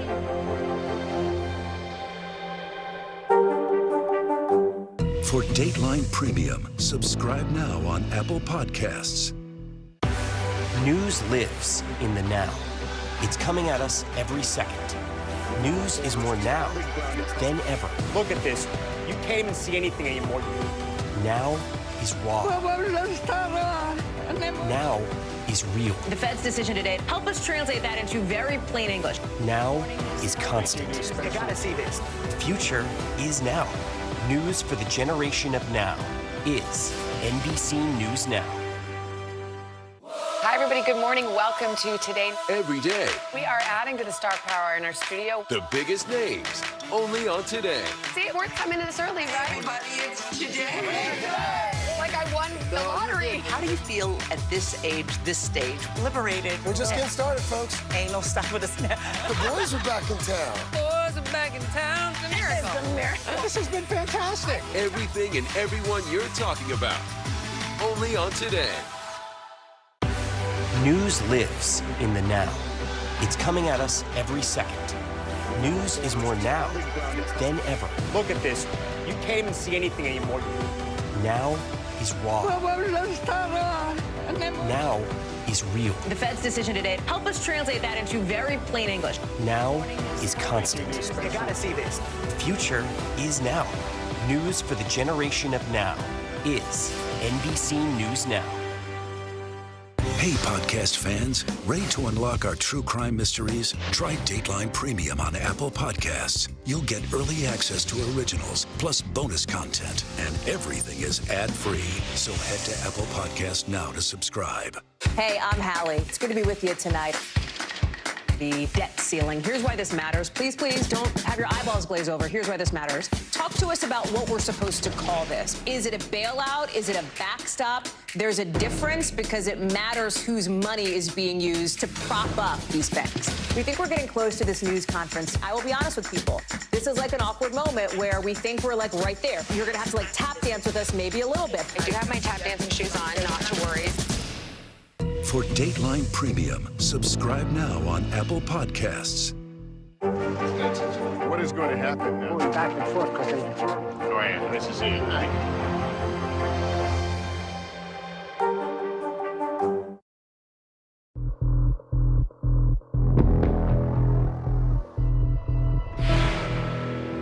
In the tight-knit community of Mustang, folks who knew each other so well for so long began to swap stories. Memories of their friend Keith, the hero, the dad, the loyal husband and friend. But also stories about his wife and the night Keith was killed. Jana Hickman, who had rushed to the Bryans' home that night, was outside with Becky and remembered hearing this not long after the crime. I heard her just say that something about it would be hard to sell the house because he had died in the house. Did that sound really callous to you? Being a realtor, I could see her thinking about that. It was a little odd, I thought. At the hospital, some friends noticed that Becky was agitated one minute, eerily calm the next. She wasn't emotional. She was pretty calm, talking to different people. Whenever we met her, she was very calm. Too calm? I anticipated her needing comfort, and I went to hug her, and she just kind of held her arms down straight and didn't seem to need that type of consoling. And instead of sticking close to Keith's bedside in his last hours, they thought it was strange that Becky was often outside. Well, she was just sitting with her legs crossed up on the bench, out with her friends and smoking and just very casual. That was just completely bizarre. Becky's brother David says he knows his sister best, and what the friends saw was just Becky's way of coping. In your eyes, was Becky acting exactly the way a wife would act after a random senseless shooting? Becky acted just like Becky would act if someone come in and shot her husband and she was there. She was panicking, she didn't know what to do, she was doing anything she could to get control of her emotions. Was Becky known for just sometimes saying inappropriate things, maybe stupid things? Wrong time? Yeah. That was who and she whether was? she had, I mean, Becky wanted to control, she did not want her to cry. She didn't want to be out of control for herself. But Becky's friends weren't the only people who found her demeanor odd that night. Detective McNeil says that their taped interview with Becky was full of jarring moments. For example, after telling police how much she loved Keith, she had this to say about her fatally injured husband. I bought a condo, moved out, and he was a for 31 years. She described Keith to us in what I thought was an inappropriate manner. As a matter of routine, they'd already tested Becky's hands at the crime scene for gunshot residue. In the interview, they asked her what she was wearing at the time of the shooting. So you were wearing the shirt and the panties? Yes. A tube top and panties that she still had on under new clothes. And that, says the detective, is when the interview took a revealing turn. Wait. No, don't take it off. Take your clothes off now. I'm gonna put my shirt on. Okay. I should have clarified. Just wait till we finish. She grabbed the bottom of the top she was wearing, pulled it over her head, exposing her breasts, and then she tossed her top to me. Was she wearing a bra? No. You didn't even ask her for the top? She just whipped it off? That's right. So what are you thinking when she's I was shocked. To investigators, Becky's behavior was more than odd. It was suspicious. So you walked into this interview still giving Becky the benefit of the doubt? Absolutely. And you walked out of the interview thinking that there's a possibility she's going to become an official suspect? At that time, there was definitely a possibility, yes. When the interview ended, Detective McNeil and the other investigator went back to the house, and that's where he made a key discovery in the utility room, in the clothes dryer, a gun. That must have been kind of a bingo moment. That was a big moment for all of us, because not only was the gun in the dryer, but the gun was wrapped in a blanket, a shell casing was in there as well, and also a glove. Did you immediately think about the logistics of Becky's story as far as where this man came in, where he exited? Yes, she had told us that he came into the home, shot Keith, and walked directly back out the same way that he had come in. She made no mention of this man going into her laundry room, placing anything in the dryer. Could there have been any explanation for why the gun was found in the dryer, a different route than the route she had described?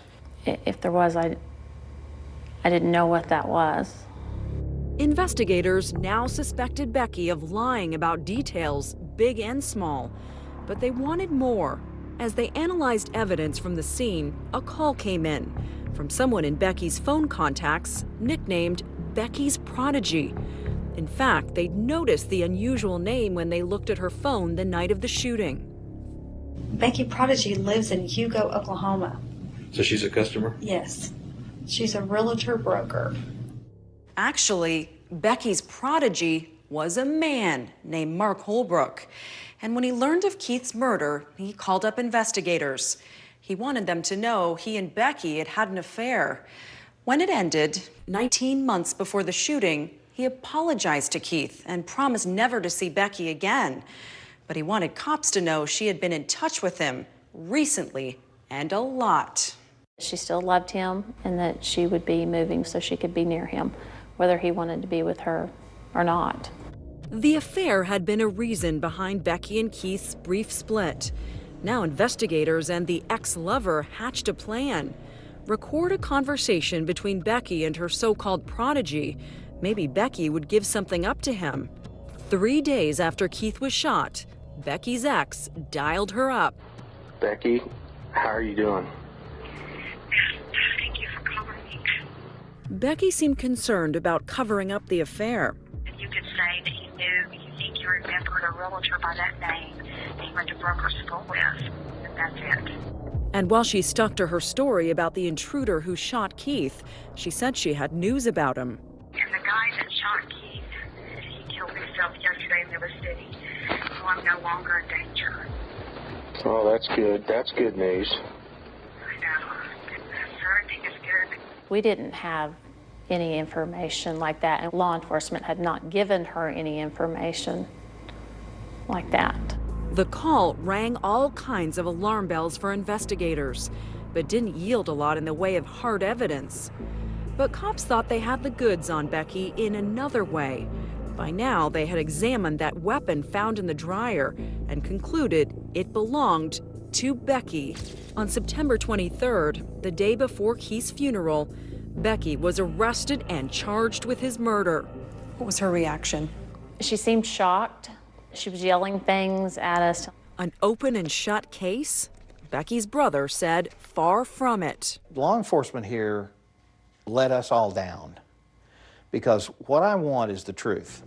In court, evidence would be examined, and the truth, it would turn out to be more bizarre than anyone could have guessed. Coming up, the secret life of the fire chief's wife. She just openly told me I had sex with a 29-year-old client this morning, and I have a picture on my phone. When Dateline continues.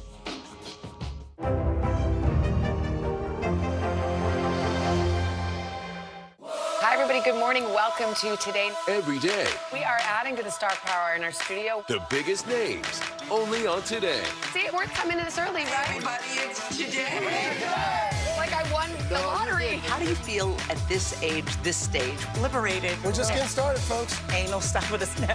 The boys are back in town. Boys are back in town. It's a miracle. It's a miracle. This has been fantastic. Everything and everyone you're talking about, only on Today. Still to come on the Channel 2 News. Well, the waters are certainly receding now. Still too close to call. Lester Holt reporting from Ground Zero, as it's being referred to. It is, in fact, the taste of freedom. The Haitian people know a little something about resiliency. What's the biggest risk right now? Some of the troops who have been proud. I want to welcome you to the first presidential debate. In fact, we've been told we can't go any farther. You with some resilient folks, let me get in.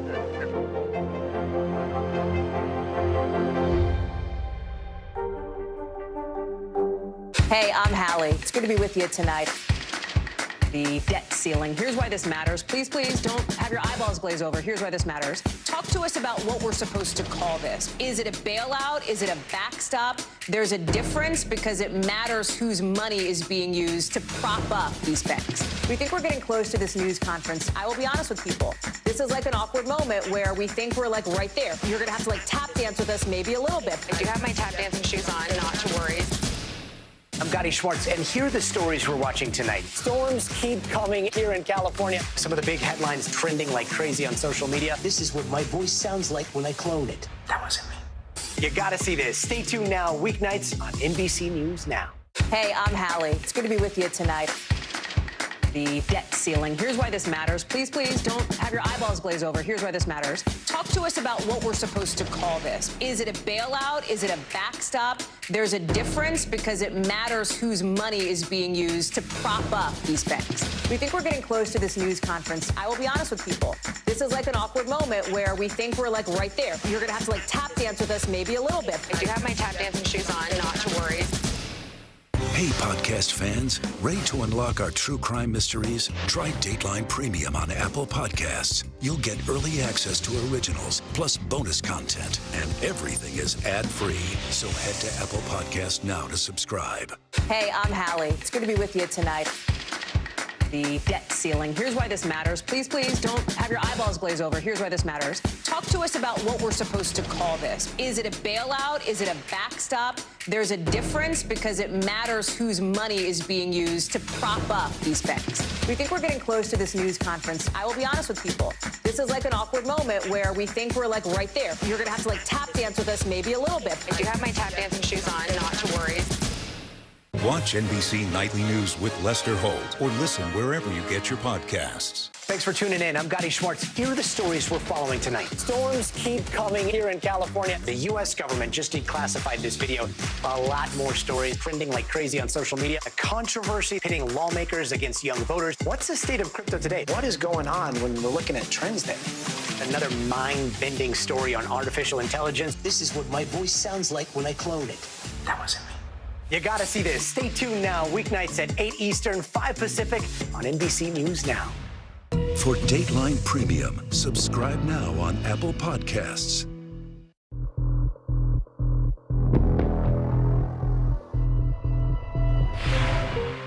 Becky Bryan, the once well-liked wife of Fire Chief and City Councilman Keith Bryan, stood accused of a vicious crime.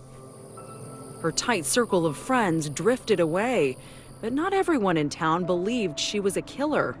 I don't believe that Becky Bryan shot Keith Bryan. Gary James is a friend of the Bryans and a prominent Oklahoma defense attorney. He said the case against his client Becky didn't add up. So you believe an innocent woman is sitting behind bars? Sure. She had a lot of bad circumstances, but I do believe somebody shot Keith and ran from that house. Her attorney said there was a rush to judgment against Becky, and as a result, the state just didn't have the proof to back up the charge. I do believe that law enforcement agencies in this day and age have the ability to do a lot of things that were not done in this case. I don't believe they ever looked for anyone, which was a huge part of our defense. He's in a little itty-bitty pickup, okay? He's going down my street. You know Becky probably better than anybody else. When you listen to that 911 call, you truly believe Becky is being truthful? Yeah, I really do. And it's because she was a very detailed person. She's not being panicky. She's trying to describe. She's trying to think through the process. She's very analytical. In early May 2013, 19 long months after that awful night, Becky's trial began. If half the town had rushed to pray for Keith when he was shot, just as many flocked to court. It's been a tough year and a half, very tough. No cameras were allowed inside the courtroom, as the prosecution came armed with a simple, powerful narrative. Becky Bryan wanted out of her marriage, so she shot her husband and invented the tale of an intruder. He shot my husband in the head. The case against Becky began with a slew of secrets from her personal life. They called to court two men who received explicit texts and pictures from Becky days before the shooting. And this man, a former client of Becky's, came to the stand and testified they'd had sex the day of the crime. Pam Woodard said Becky told her about it at the hospital after the shooting. She just openly told me, she said, I had sex with a 29-year-old client this morning, and I have a picture of his private area on my phone. That's not the word she used. And she said, and I feel kind of bad because when I got home, Keith had made me a tea. And did you just have alarm bells going off? It was the oddest conversation. But Pam and some of Becky's other girlfriends weren't brought to court just to talk about that dalliance. What was the purpose of you taking the stand, and what was that experience like? I did not want to take the stand. I was made to take the stand. I was subpoenaed by the prosecution. The prosecution wanted Pam to testify about Becky's obsession with her ex-lover, Mark Holbrook, aka Becky's prodigy. Becky had confided her feelings for him months earlier, when Becky and Keith appeared to be happier than ever. I said, Becky, you and Keith seem to be really committed to making this work. And she said to me, oh, I'm a great faker. Once I've made my mind up about something, I'm a great faker. And my heart just kind of sank. The prosecution argued this was Becky's motive for murder. She was fixated on her ex-lover and elaborately scheming to get him back. She proceeded to tell me that she was going to tell the ex-lover that she was pregnant. So she's saying she's pregnant with his baby? Yes. As I said, Becky, you're 50+ years old. And she said, 50-year-old people get pregnant all the time. And I said, who? Where? How does this happen? I've never heard of that. Her reasoning had just kind of gone out the window at that point. How far had she gone with the baby story? She wanted somebody that could provide her with positive pregnancy tests. She wanted to have a birth announcement printed up. Birth announcement? A birth announcement. Did she have a name picked out? She had a name picked out. Mark, that object of Becky's obsession, also testified, adding this potentially incriminating detail. He said that on the day Keith was shot, Becky left him a voicemail saying she planned to buy a house near him because she was about to inherit some money. To many in court, the implication was that Becky had been expecting a life insurance payout. Becky and Keith's grown sons kept their feelings about their mother's guilt or innocence to themselves, but both testified briefly for the prosecution, as did a parade of investigators and forensic experts who laid out the physical evidence. There were 2 microscopic components of gunshot residue detected on Becky's hand. And in that dryer with the gun that belonged to Becky, a blanket with holes in it, a shell casing, and a glove. A forensic biologist testified that the glove had Becky's DNA on it. I tried to be as open-minded as I could and wait and hear all the evidence, but as it went on, I was convinced that she was guilty. The state argued it was premeditated murder by a woman who'd been living a double life. But Becky's brother and chief supporter wasn't buying it. Did you feel like the evidence was overwhelming against Becky? If you wanted to convict her of being a slut, greedy slut, yeah. Not a murderer. Coming up, questions about the evidence. They didn't fingerprint the dryer. They didn't fingerprint the gun. I mean, how do you not fingerprint a gun? When Dateline continues. Your music is so familiar. What do you think when people start humming back your tunes? How you doing, Lester?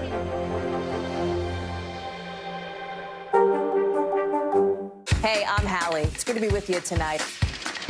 The debt ceiling. Here's why this matters. Please, please don't have your eyeballs glaze over. Here's why this matters. Talk to us about what we're supposed to call this. Is it a bailout? Is it a backstop? There's a difference because it matters whose money is being used to prop up these banks. We think we're getting close to this news conference. I will be honest with people. This is like an awkward moment where we think we're like right there. You're going to have to like tap dance with us maybe a little bit. I do have my tap dancing shoes on, not to worry.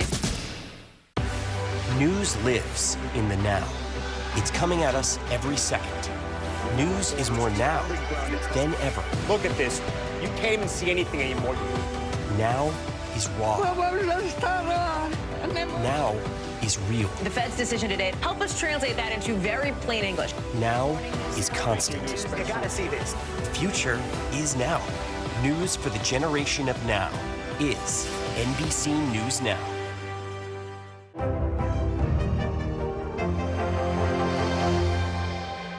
News lives in the now. Look at this. You can't even see anything anymore. Let's break down what we know. You gotta see this. News for the generation of now is NBC News Now.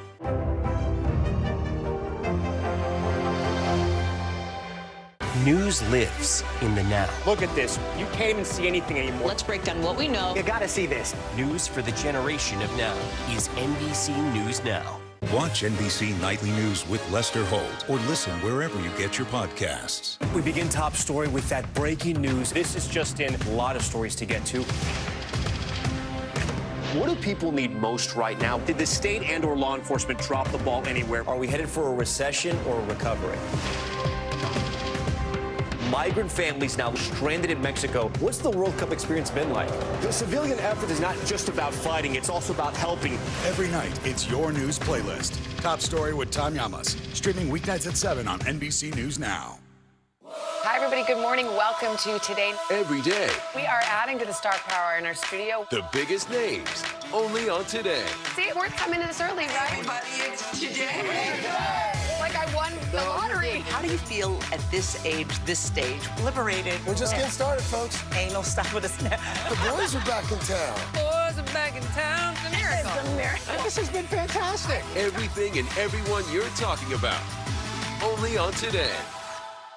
Still to come on the Channel 2 News. Well, the waters are certainly receding now. Still too close to call. Lester Holt reporting from Ground Zero, as it's being referred to. It is, in fact, a taste of freedom. The Haitian people know a little something about resiliency. What's the biggest risk right now? Some of the troops who have been proud. I want to welcome you to the first presidential debate. In fact, we've been told we can't go any farther. Here are some resilient folks. Let me get a hint.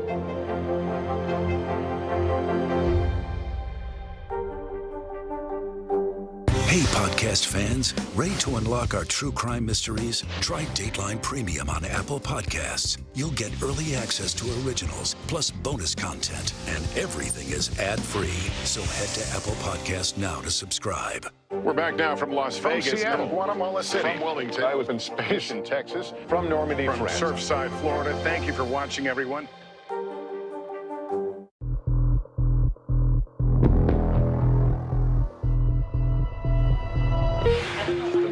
The Becky Bryan who sat accused of murder no longer resembled the woman she once was, the popular and perfectly groomed wife of a community leader. But if her looks had changed, her story had not. She was innocent.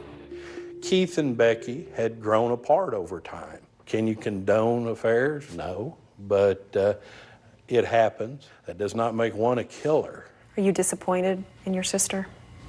Lord, no. I mean, I don't like some of the things that I heard, but she's my sister. I love her. Becky's attorney didn't try to rehabilitate her reputation in court. The evidence of her affairs was overwhelming. But when it came to the crime, the defense told the jury the proof was lacking. Can you break down for us the biggest errors you feel law enforcement made in this case? I think tunnel vision. I think that dictated this case from the night it happened. They did no other fingerprinting on any other door. They didn't fingerprint the dryer. They didn't fingerprint the gun. I mean, how do you not fingerprint a gun? The defense had an explanation for how an intruder could have easily used Becky's gun to commit the crime. Becky usually left it in her purse, which investigators found in her car in the garage. Do you believe that the perpetrator she spoke of came through the garage, found her gun in the car, and then went in and shot Keith? Well, that's really what I thought happened. Perpetrator came in, got the gun out of the vehicle. What's more, that glove with Becky's DNA on it also had someone else's DNA, but the CSIs couldn't narrow it down, not to Keith or anyone else. It was actually a very large man's work glove. Was there gunshot residue on the glove? Yes, there was gunshot residue on the glove. It was the theme of the defense's case. CSI investigators from the state had been so quick to zero in on Becky as the suspect, they'd committed crime scene malpractice. They didn't do any contact DNA on the gun, and that's a very simple process. They didn't do any gunshot residue testing on her clothes. They didn't do a gunshot residue test on her face, which would have been very, very telling. I mean, they're just things that would have given us reasonable doubt. The defense told the jury investigators all but ignored any evidence that pointed to an intruder. Becky's neighbor came to court with that story about the suspicious handyman he'd seen in the neighborhood and the truck spotted speeding around the night Keith was shot. It was something that we felt maybe the perpetrator had been canvassing the area or spying on what was going on in the neighborhood. And another witness testified he told police at the time he saw a truck matching the one Becky described driving aggressively near the Bryans the night of the shooting. That was the key to the case. He had a person in a matching truck speeding, driving erratically, that had come up on him, had almost hit a vehicle, all within blocks. But the statement that witness gave investigators only surfaced a few weeks before trial. They didn't follow up on it. There were cameras at two different businesses right there at that intersection. And one additional detail to contradict the prosecution's case.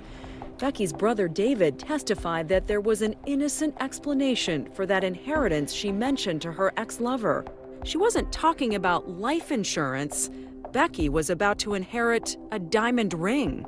It was my aunt's ring. And was it an expensive ring? Very expensive. 2 full carats of diamonds. Appraisal on it at one time was $19,000, and that was some years earlier. So obviously it had a little more value. More than enough reasonable doubt, said the defense. But would a jury agree? The wait for a verdict began. I was so nervous waiting for it, my hands were shaking. I was holding out hope that the jury would recognize the mistakes that were made and understand that because of those mistakes, we may never know who really did it. Afternoon turned to evening, and then the news. The jury was back. Very nervous, very anxious. My thoughts were with Keith's family. The verdict, guilty of first-degree murder. And then when he read guilty, I really didn't feel a whole lot, but I didn't feel happy. How was your first meeting with Becky after her conviction? She cried, said she couldn't believe it. What has Becky told you? That she didn't do it. But I still don't know the truth. There are either 1 or 2 people on the face of this earth that knows the truth. If Becky did it, she's the only one that knows. If somebody else did it, she knows it, and that person knows it. If one of those 2 people come forward and say, I did it, then we'll know the truth. Other than that. On July 9th, 2013, Becky was sentenced as the jury had recommended to life in prison without parole. For Keith's friends, the trial and its conclusion were only one sort of an ending. Tangible reminders of their friend and hero live on, especially in the fire department Keith led for so many years. What is life like now without your friend, without your chief, without Keith? We still talk about him, some of the funny things he did, and he's a part of our history here now, and he always will be, and we miss him. And if Keith was listening, what would you say to Keith? That I know he's in a great place, and Keith would tell us to forgive Becky, not to say that she doesn't have to be held accountable and that she doesn't have to suffer consequences, because that's a given and that's the right thing. But Keith would actually want us to forgive Becky, and I know that. And I would just tell Keith, well done. Your time on earth here was well done. That's all for now. I'm Lester Holt. Thanks for joining us.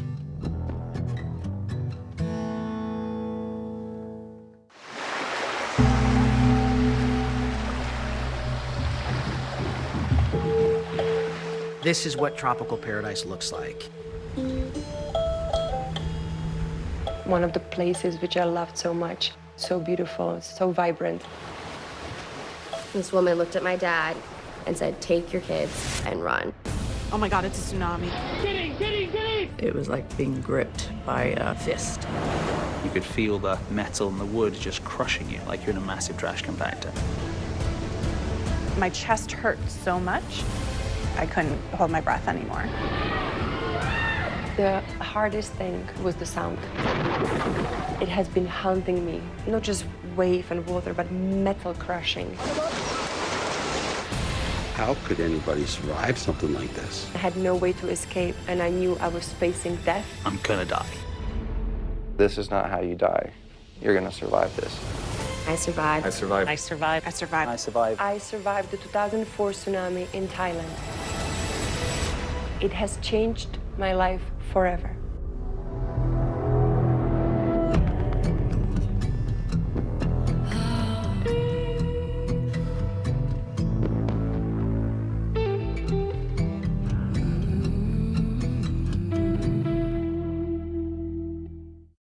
It rose from the sea, a monster tsunami that raced around the world, sweeping away cities, swallowing coastlines, reaching to the very ends of the earth.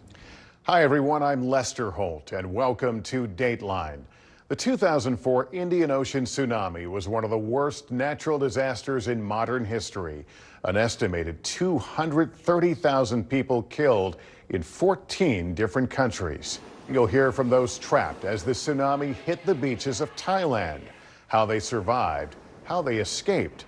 The sky was blue, the sands white, the water calm and clear on that day after Christmas, the day disaster struck paradise.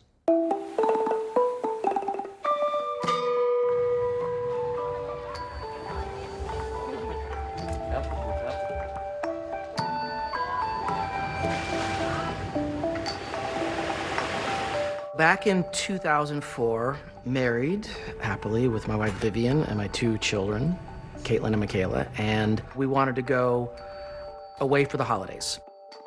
And we said, why not spend Christmas Eve and Christmas on a beautiful island in Thailand? I was 10 years old and my sister was 7 years old.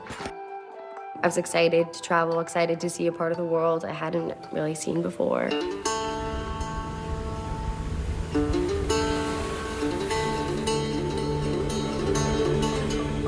If you took a picture and you said, this is what tropical paradise looks like, you would take it of Koh Phi Phi Island. It's stunning, really. The island's kind of hourglass shaped in a sense, and so all the shops are in the middle, and then there's a hill on each end. Caitlin was 10 and she was smart enough to know that we were abandoning our Christmas tree, but we assured them that we were bringing our stockings. My mom sort of like hid presents for us, and like when we woke up in the morning, they were like, oh, Santa did come. He did make it to our, bungalow in Thailand. 2004 was the year when my career was at its peak. It was 1 year after I was on a cover of Sports Illustrated, and everything was booming.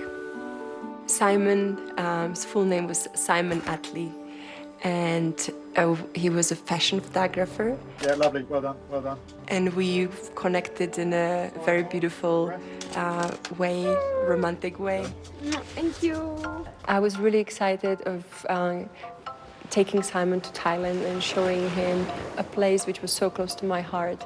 When we got to Khao Lak, we checked into Khao Lak Orchid Beach Resort. It was by the seaside, beautiful, long beach with very few people, and it was exactly what we needed, little heaven. December 2004, life was amazing. I just signed a deal to go and play professional golf for 3 years. I'd just been married. I feel that Amanda found the best in me. She loved to travel, she loved to do spontaneous things. So for her honeymoon, our game plan was get on a plane, land in Thailand, and we'll figure out what we do when we get there. No hotel reservations, no nothing for 2 weeks. So we arrived at Koh Phi Phi. It was just amazing. We were in our second year of business school at Stanford. And I'm planning to go on a study trip over the Christmas holiday, to go to Singapore and Thailand, and added another trip at the end of that to enjoy the Thai beaches and diving. One of our good friends had been to Koh Phi Phi a number of times, and we had a couple of days booked in a bungalow on that beach. So Stefan, myself, and one other friend stayed in a bungalow on the beach at PP Charlie, and our 2 other friends stayed across the island at a different hotel. One of the interesting moments that happened on that trip was Laura asking questions to our professor, what her chances would be to die in a tsunami. And most of us thought that was a crazy thing to ask. I don't remember when I got this fear of tsunamis, but definitely from sort of junior high school on, it was always my most common reoccurring nightmare.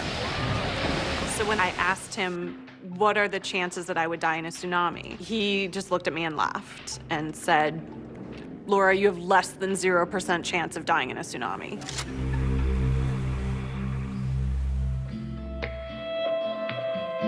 My dad only got every other Christmas off work since he was an emergency physician, so every other year we'd go somewhere different. December of 2004, I went to Thailand with my brother who was 16, my sister who was 15, and my dad and his girlfriend Sally. And I was 18 at the time. Shanti is the oldest, Jay Ram, and Kali is the youngest. Jay, on a Sunday afternoon, middle of October, was a passenger in a rollover accident, and they found that he had broken 4 bones in his neck.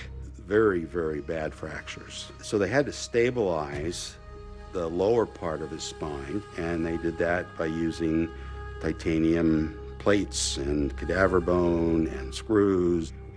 And we chose to continue with our plans to go to Thailand.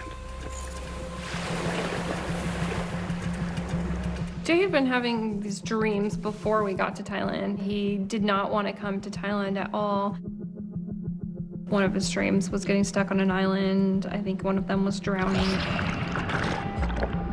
And when we first got there, he couldn't sleep at all. These dreams kept waking him up, and he was just terrified. We were in Bangkok at this point. He was crying and hyperventilating, and, we can't do this. Bad's gonna happen, Dad. We can't do this. Please don't take us to the beach. Jay was afraid of his dreams because he dreamed his car accident. It's pretty much spot on exactly what happened. And even though my dad knew that first dream had come into fruition, it's kind of a tough call. Do you cancel a vacation just over a dream? So we decided to head south and see how it went.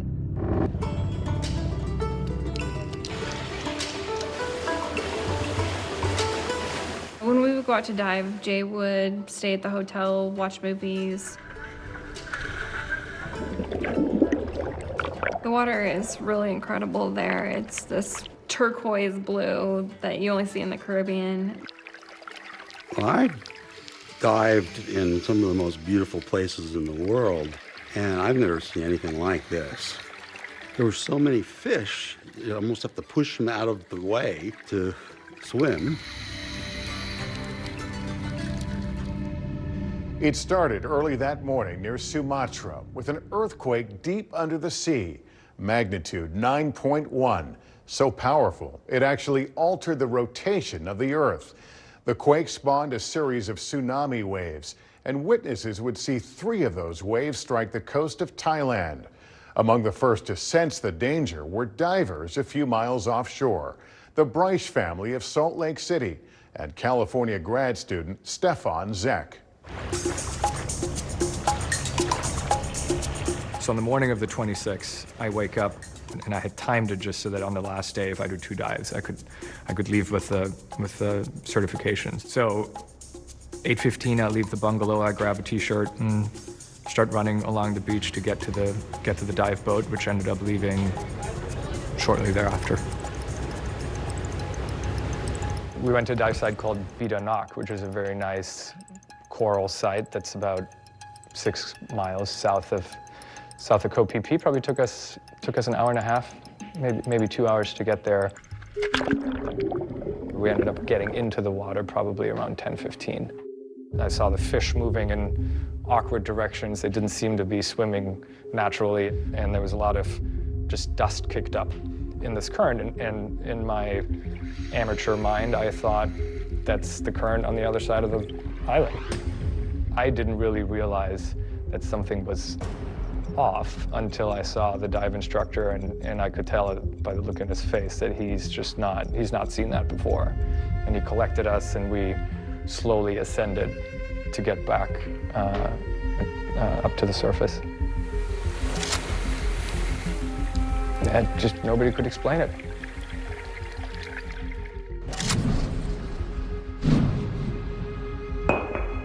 This day we were going to dive on the north end of the Similan Islands. My sister decided that she didn't want to dive with us that day. She was going to hang out with my brother. The currents were just absolutely crazy.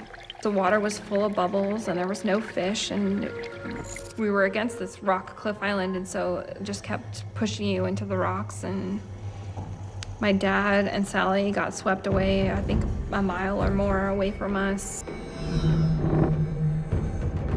I was actually in a vortex, and I went down about 45, 50 feet, and it was just stronger and stronger. It was like just being gripped by a fist.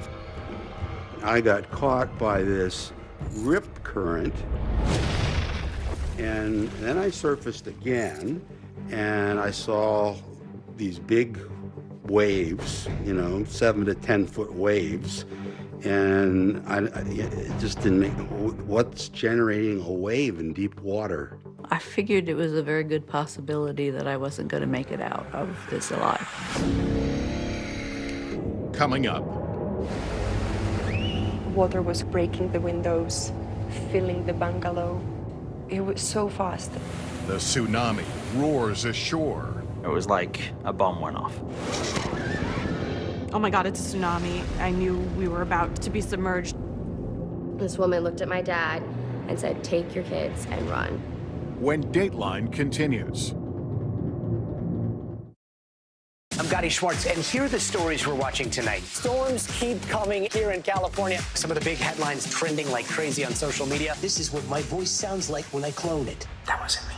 You gotta see this. Stay tuned now, weeknights on NBC News Now. Good morning, please. Good morning. Very in question. We pride ourselves on the ability to turn on a dime.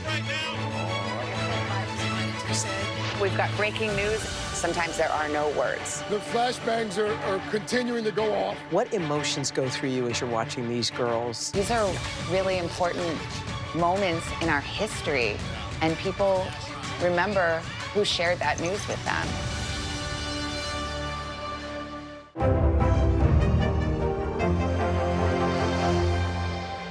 Hey, I'm Hallie. It's good to be with you tonight.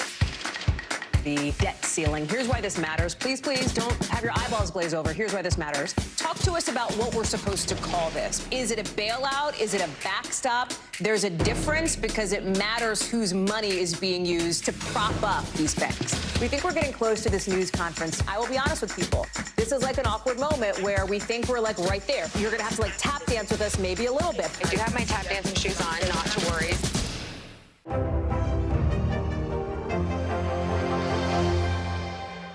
For Dateline Premium, subscribe now on Apple Podcasts.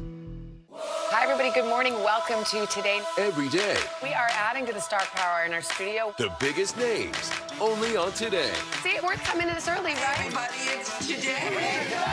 Like I won the lottery. How do you feel at this age, this stage? Liberated. We're just getting started, folks. Anal stuff with us now. The boys are back in town. Boys are back in town. It's a miracle. It's a miracle. This has been fantastic. Everything and everyone you're talking about, only on Today.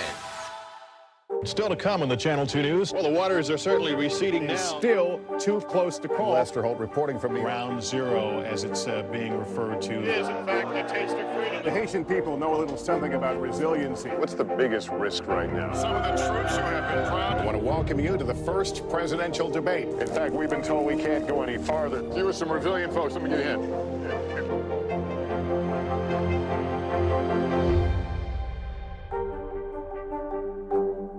Hi, everybody. Good morning. Welcome to Today. Every day, We are adding to the star power in our studio. the biggest names, only on Today. See, it worked coming in this early, right? Everybody, it's Today.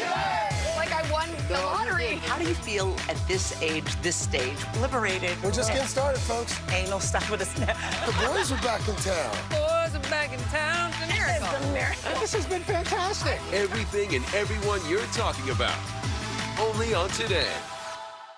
Thanks for tuning in. I'm Gotti Schwartz. Here are the stories we're following tonight. Storms keep coming here in California. The U.S. government just declassified this video.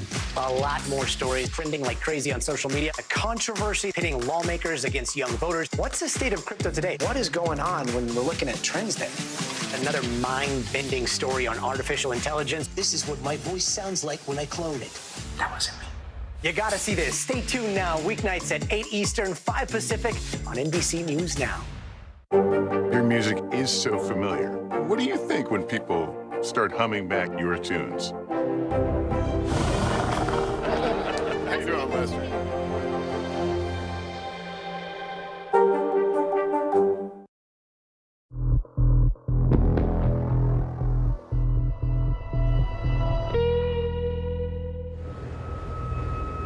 I'm yelling for Sally, and I'm on the surface, and I didn't hear her, but that boat apparently saw her, and they hand signaled to me where she was.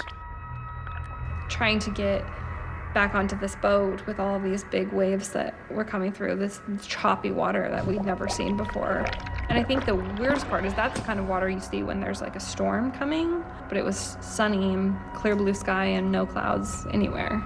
Everybody came up and was on the boat and talking about what was what is going on. Sunday morning, many were preparing to head home from their vacations in Thailand that day, but the massive surge of water that had swept past divers and fishermen offshore was thundering toward land.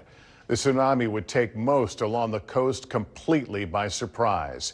There was no official warning system in place. The waves were coming. The clock was ticking. We woke up on 26th of December, up about 7:30 a.m. We got dressed. We took a stroll on the beach.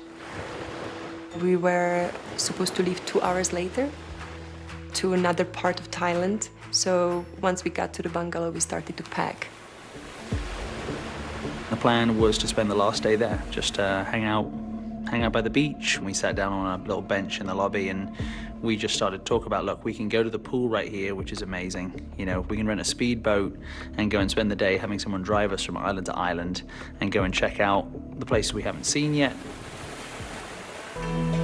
Stefan left to go do his dive, and my friend came over, and he was gonna help me finish packing, and then we were gonna go to the beach for a couple of hours before we checked out.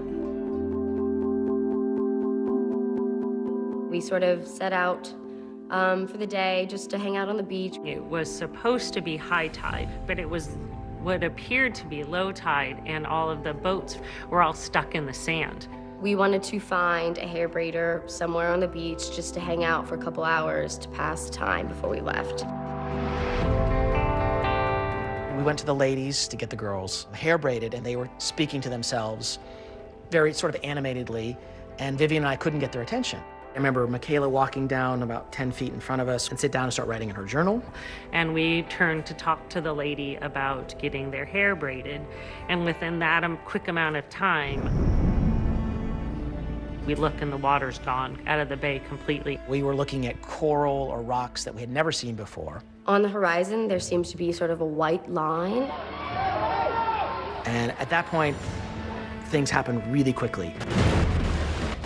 This woman looked at my dad, pointed at my little sister Michaela, and said, "Take your kids and run."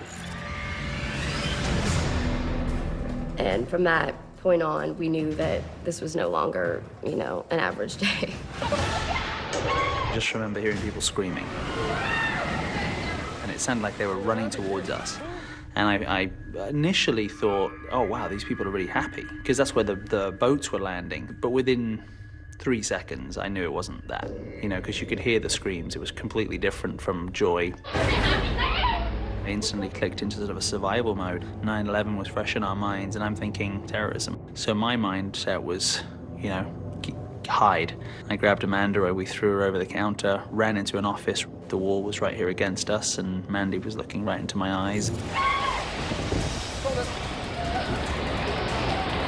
I started very quickly running back towards the buildings and back more like inland. Go, go, go, go. I remember turning and running and noticing other foreigners walking towards the beach, taking pictures. I noticed that Caitlin was running really fast. Jamie's holding Michaela's hand, and she has these little high-heeled little flip-flops on that she's running in. And then Michaela dropped her journal, and when I turned around to pick it up, that's when I saw a wall of muddy, brown, white water.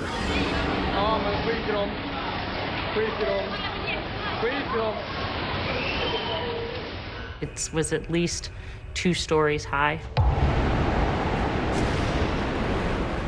I've grown up, you know, being in the ocean, next to the ocean. You know, I've seen thousands of waves, but I'd never seen water behave like this.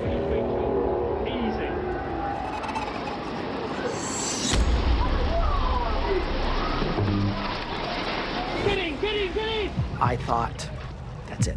We're not gonna make it. As I was packing, I looked up, and that's when I saw people frantically running around the pool. The next second, water was crashing into the windows and breaking the windows, filling the bungalow, and it was so fast. And I was screaming to Simon, "What's happening?" Everything happened in a split of seconds. And then the current took myself and Simon out of the bungalow. I already have cuts around my body.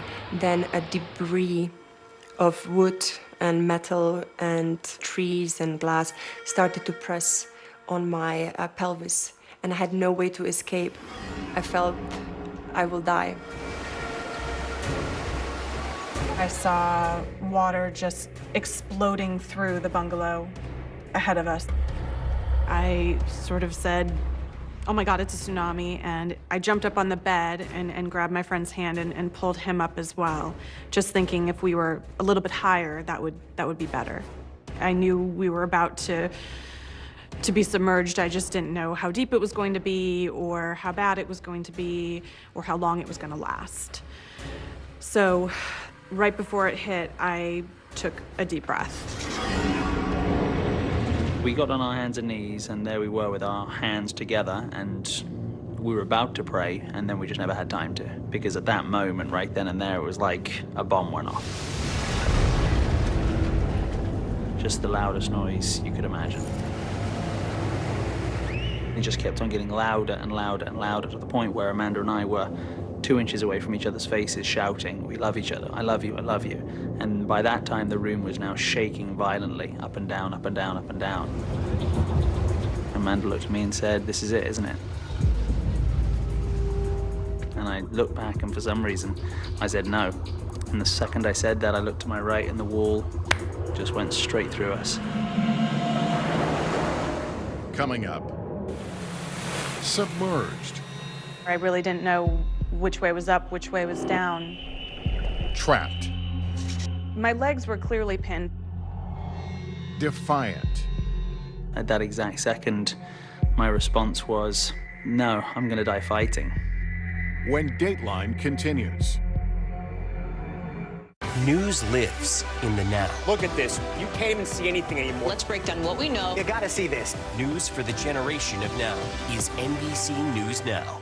Hey, podcast fans, ready to unlock our true crime mysteries? Try Dateline Premium on Apple Podcasts. You'll get early access to originals, plus bonus content, and everything is ad-free. So head to Apple Podcasts now to subscribe.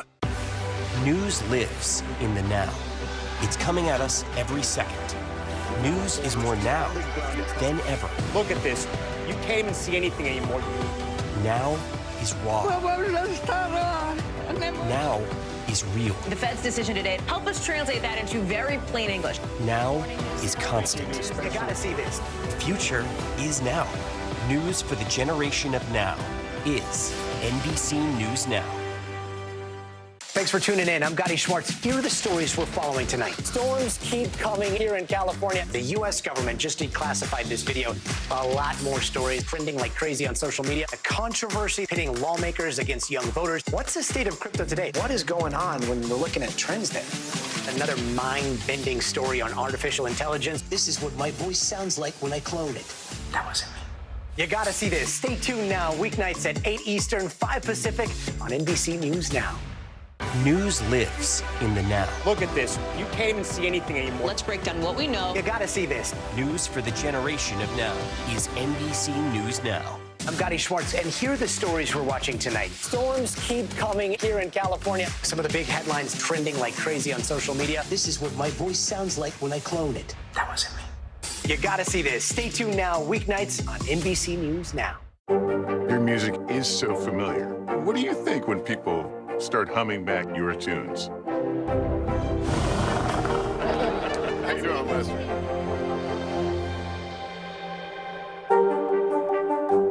For Dateline Premium, subscribe now on Apple Podcasts. Thanks for tuning in. I'm Gotti Schwartz. Here are the stories we're following tonight. Storms keep coming here in California. The U.S. government just declassified this video. A lot more stories trending like crazy on social media. A controversy pitting lawmakers against young voters. What's the state of crypto today? What is going on when we're looking at trends there? Another mind-bending story on artificial intelligence. This is what my voice sounds like when I clone it. That wasn't me. You gotta see this. Stay tuned now, weeknights at 8 Eastern, 5 Pacific on NBC News Now. Hey, podcast fans, ready to unlock our true crime mysteries? Try Dateline Premium on Apple Podcasts. You'll get early access to originals, plus bonus content, and everything is ad-free. So head to Apple Podcasts now to subscribe. Hey, I'm Hallie. It's good to be with you tonight. The debt ceiling. Here's why this matters. Please, please don't have your eyeballs glaze over. Here's why this matters. Talk to us about what we're supposed to call this. Is it a bailout? Is it a backstop? There's a difference because it matters whose money is being used to prop up these banks. We think we're getting close to this news conference. I will be honest with people. This is like an awkward moment where we think we're like right there. You're going to have to like tap dance with us maybe a little bit. I do have my tap dancing shoes on, not to worry.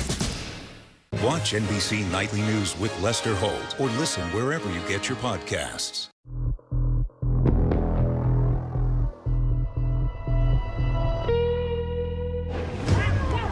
my God, look at the waves coming. Clear out, people!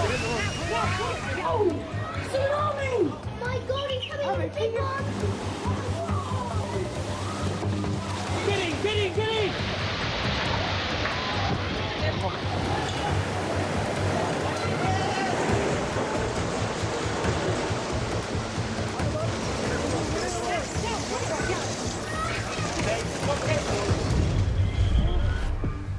really hit with a lot of force. And it was very dark because it had picked up all this debris and sand. So all of a sudden, it was just being hit with this dark wall of water and thrown around. As soon as the water hit, I lost contact with my friend.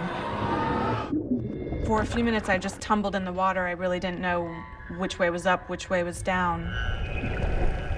Is this my dream? Because I have the tsunami dream a lot, but in this dream, I'm never actually in the tsunami, so this can't be the dream.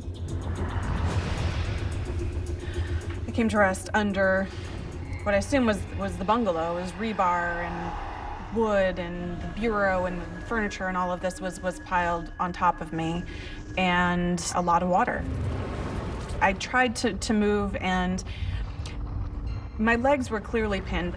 I thought that my chest was pinned because my chest hurt so much. But I don't think that there was necessarily much on my chest so much as running out of oxygen was incredibly painful, and my lungs started to hurt. I was under for about 3 minutes. I couldn't hold my breath anymore.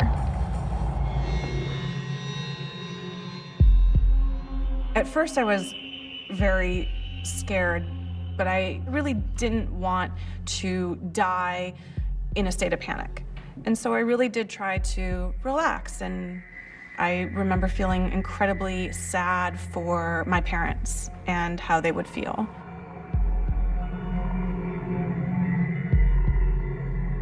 There definitely was a moment when I thought, the fact that I'm gonna be the one to die in the tsunami when I've been saying this for years and years, like, this is just, it's ridiculously ironic. I remember a little boy crying, looking at me as I'm running past him, and I'm thinking, I can't save him. I can't do anything about this. And I remember with my relief, a father coming by, scooping him up and running into a house. We start to serpentine a little bit through the village, and then I hear water hitting cement. I remember turning around and seeing water hit the building, and then water coming out everywhere.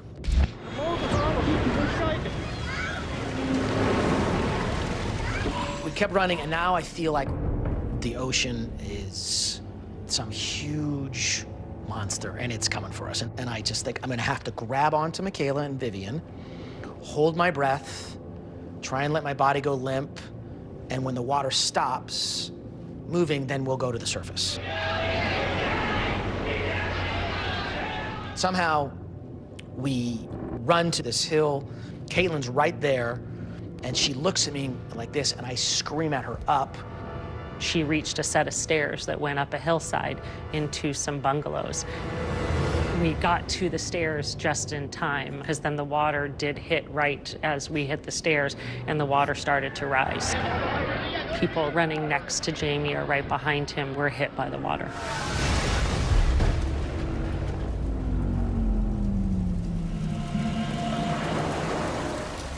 When the wall hit us and I went through the next wall, we were instantly engulfed and we were underwater. And so now we're just tumbling in pitch black inside a hotel that's now in an ocean.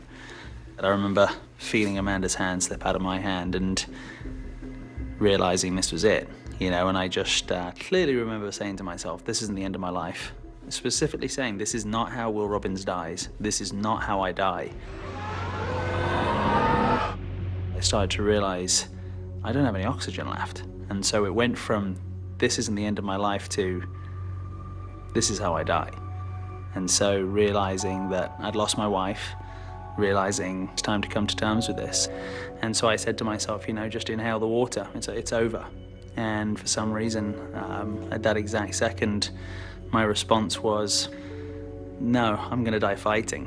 And bang, I popped up and I was in the middle of the ocean on that very last word. And I turned to my right and my wife was there about 2.5 feet away from me. She was screaming, I'm broken, I'm broken, I'm broken. And I popped up and looked at the island and there was no island left. And it wasn't so much joy that we were alive, it was more of what happened and what's about to happen now. Coming up, Another one. Killer wave number 2. Screaming for help. Very, very frantic. The metal and the wood just crushing you like you're in a massive trash compactor. I'm gonna die, you know. And when Dateline continues. Hi, everybody. Good morning. Welcome to Today. Every day, We are adding to the star power in our studio. the biggest names, only on Today. See, it worth coming to this early, right? Everybody, it's today.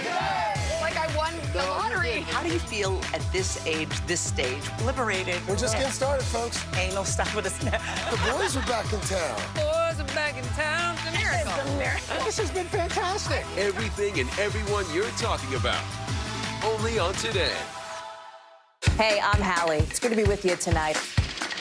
The debt ceiling. Here's why this matters. Please, please don't have your eyeballs glaze over. Here's why this matters. Talk to us about what we're supposed to call this. Is it a bailout? Is it a backstop? There's a difference because it matters whose money is being used to prop up these banks. We think we're getting close to this news conference. I will be honest with people. This is like an awkward moment where we think we're like right there. You're gonna have to like tap dance with us maybe a little bit. I do have my tap dancing shoes on, not to worry. Watch NBC Nightly News with Lester Holt or listen wherever you get your podcasts. News lives in the now. Look at this. You can't even see anything anymore. Let's break down what we know. You gotta see this. News for the generation of now is NBC News Now. Your music is so familiar. What do you think when people start humming back your tunes? How you doing, Lester?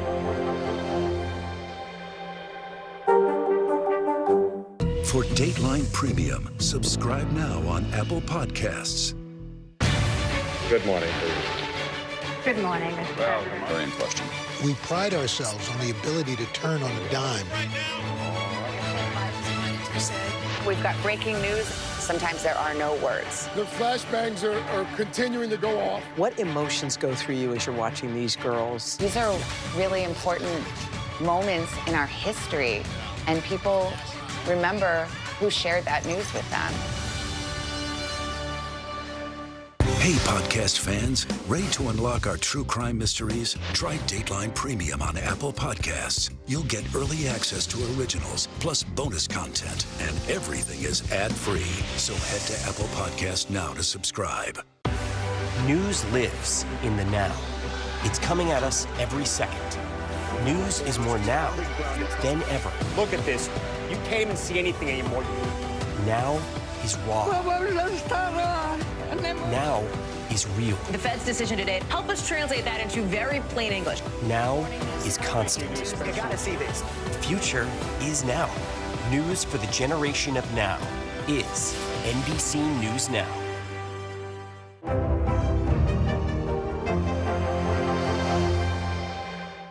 Hi, everybody. Good morning. Welcome to Today. Every day, We are adding to the star power in our studio. the biggest names, only on Today. See, it worth coming to this early, right? Everybody, it's today. Like I won the lottery. How do you feel at this age, this stage? Liberated. We're just getting started, folks. Ain't no stopping us now. The boys are back in town. Boys are back in town. It's a miracle. It's a miracle. This has been fantastic. Everything and everyone you're talking about, only on Today. Hey, podcast fans, ready to unlock our true crime mysteries? Try Dateline Premium on Apple Podcasts. You'll get early access to originals, plus bonus content, and everything is ad-free. So head to Apple Podcasts now to subscribe. Watch NBC Nightly News with Lester Holt or listen wherever you get your podcasts.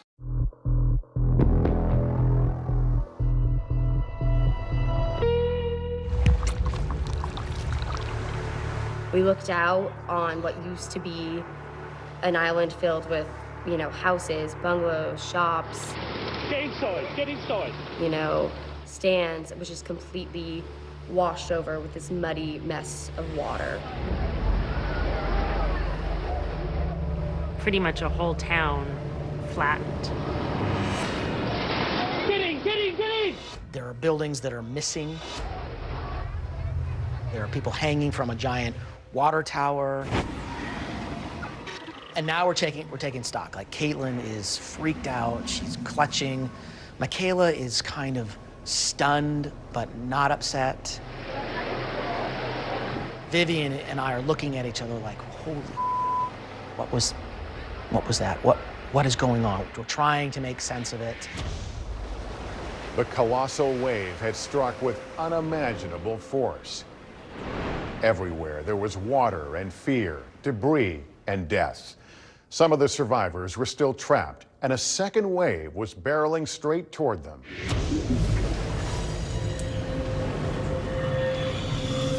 We heard the rumble of another wave coming. And hearing that sound and looking out and knowing that, you know, another one could possibly come, and then hearing people scream, another one, I immediately, you know, sort of like kicked back into fight or flight. Caitlin jumped off the back deck of this villa and started running up into the jungle. And Jamie didn't. He was sitting there with Michaela, and Caitlin was running. So I said to Jamie, I'm going to take off after Caitlin, catch up with us. Where'd that guy? We started to get dragged back onto the island, and you could feel the metal and the wood just crushing you like you're in a massive trash compactor. The wooden boats were just being splintered to pieces up against the dock. I mean, they were hitting the dock and just splintering up in the air. And it was like, this is it. You know, there's no way out of this one, because, I mean, I couldn't swim, and I couldn't feel my left arm, and I knew my wife was possibly paralyzed the way she was screaming. You know, I said, God, you need to help me out.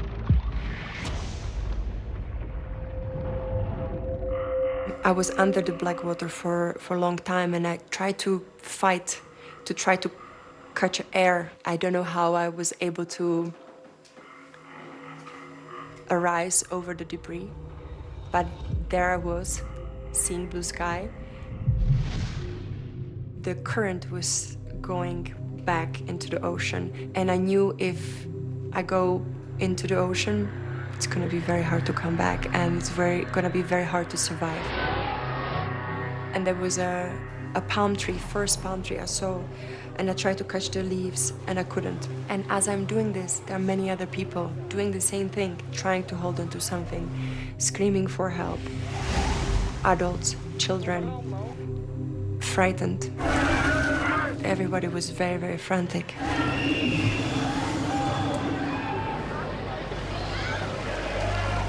After I had been underwater for really as long as I could, a second wave hit.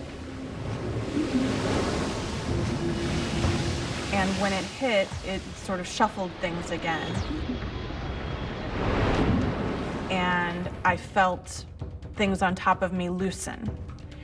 And then I was able to push and fight a little bit and get up to the surface. It's not about swimming, it's about trying not to get knocked by all of the stuff in the water. I got to a structure that was still standing, and there was a Thai man who was able to reach down from the second or third story and grab my arm. I thought, great, okay, I'm saved, he'll drag me out. And so I was trying to get another hand up and get a hold of anything to try to help him, but he let go. Then it was just right back to survival mode. And then there was one guy just standing in a boat, little wooden boat, and he was just standing there, and I just shouted out to him. I said, you gotta save us, we're gonna die. And you know, he just said, I can't help you, I've lost, he'd lost his whole family. I shouted back at him, and it was a shout of death. It was a shout of, I'm gonna die, And well. And I shouted at him, and I just said, you can't help them now. We're gonna die, you can save us. And it was a miracle that he decided that was the best thing he could do, was at that time give up on the people who he loved and go and help two complete strangers. So,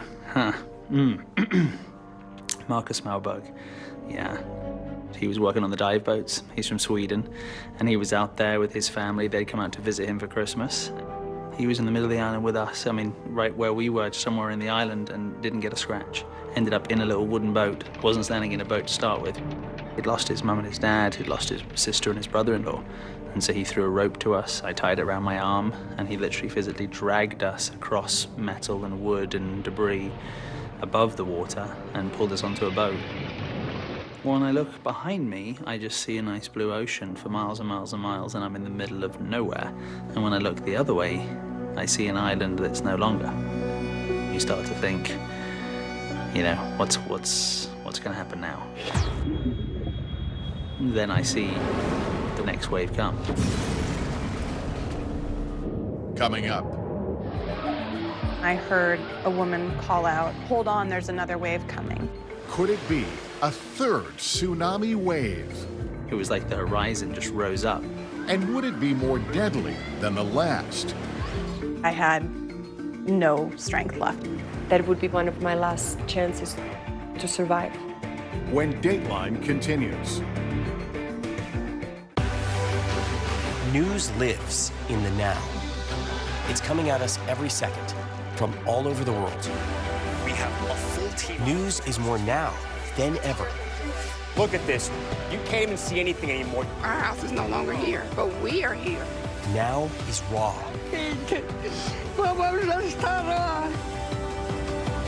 Now is real. The Fed's decision today, help us translate that into very plain English. Is that good news for us? Now is constant. Morning News Now, we're breaking news. NBC News special report. You gotta see this. The future is now. News for the generation of now is NBC News Now. Still to come on the Channel 2 News. Well, the waters are certainly receding now. Still too close to call. Lester Holt reporting from the Ground Zero, as it's being referred to. It is, in fact, the taste of freedom. The Haitian people know a little something about resiliency. What's the biggest risk right now? Some of the troops who have been proud. I want to welcome you to the first presidential debate. In fact, we've been told we can't go any farther. You with some resilient folks, let me get in.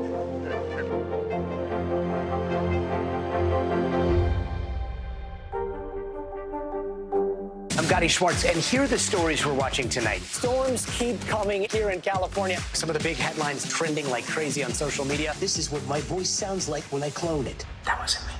You gotta see this. Stay tuned now, weeknights on NBC News Now.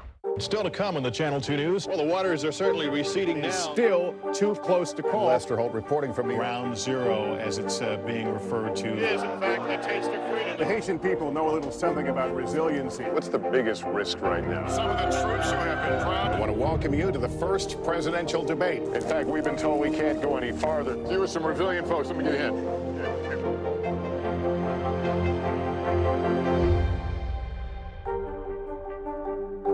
I'm Gotti Schwartz, and here are the stories we're watching tonight. Storms keep coming here in California. Some of the big headlines trending like crazy on social media. This is what my voice sounds like when I clone it. That wasn't me. You gotta see this. Stay tuned now, weeknights on NBC News Now. Hey, I'm Hallie. It's good to be with you tonight. The debt ceiling. Here's why this matters. Please, please don't have your eyeballs glaze over. Here's why this matters. Talk to us about what we're supposed to call this. Is it a bailout? Is it a backstop? There's a difference because it matters whose money is being used to prop up these banks. We think we're getting close to this news conference. I will be honest with people. This is like an awkward moment where we think we're like right there. You're gonna have to like tap dance with us maybe a little bit. I do have my tap dancing shoes on, not to worry. It was the end of the story, but it was also just the beginning. We couldn't know then that following the mystery would take us to places as strange as any fiction. The mind whirled among dreadful possibilities. What happened here? The True Crime Original. Dateline, Fridays and Sundays. News lives in the now. Look at this. You can't even see anything anymore. Let's break down what we know. You gotta see this. News for the generation of now is NBC News Now. Watch NBC Nightly News with Lester Holt or listen wherever you get your podcasts.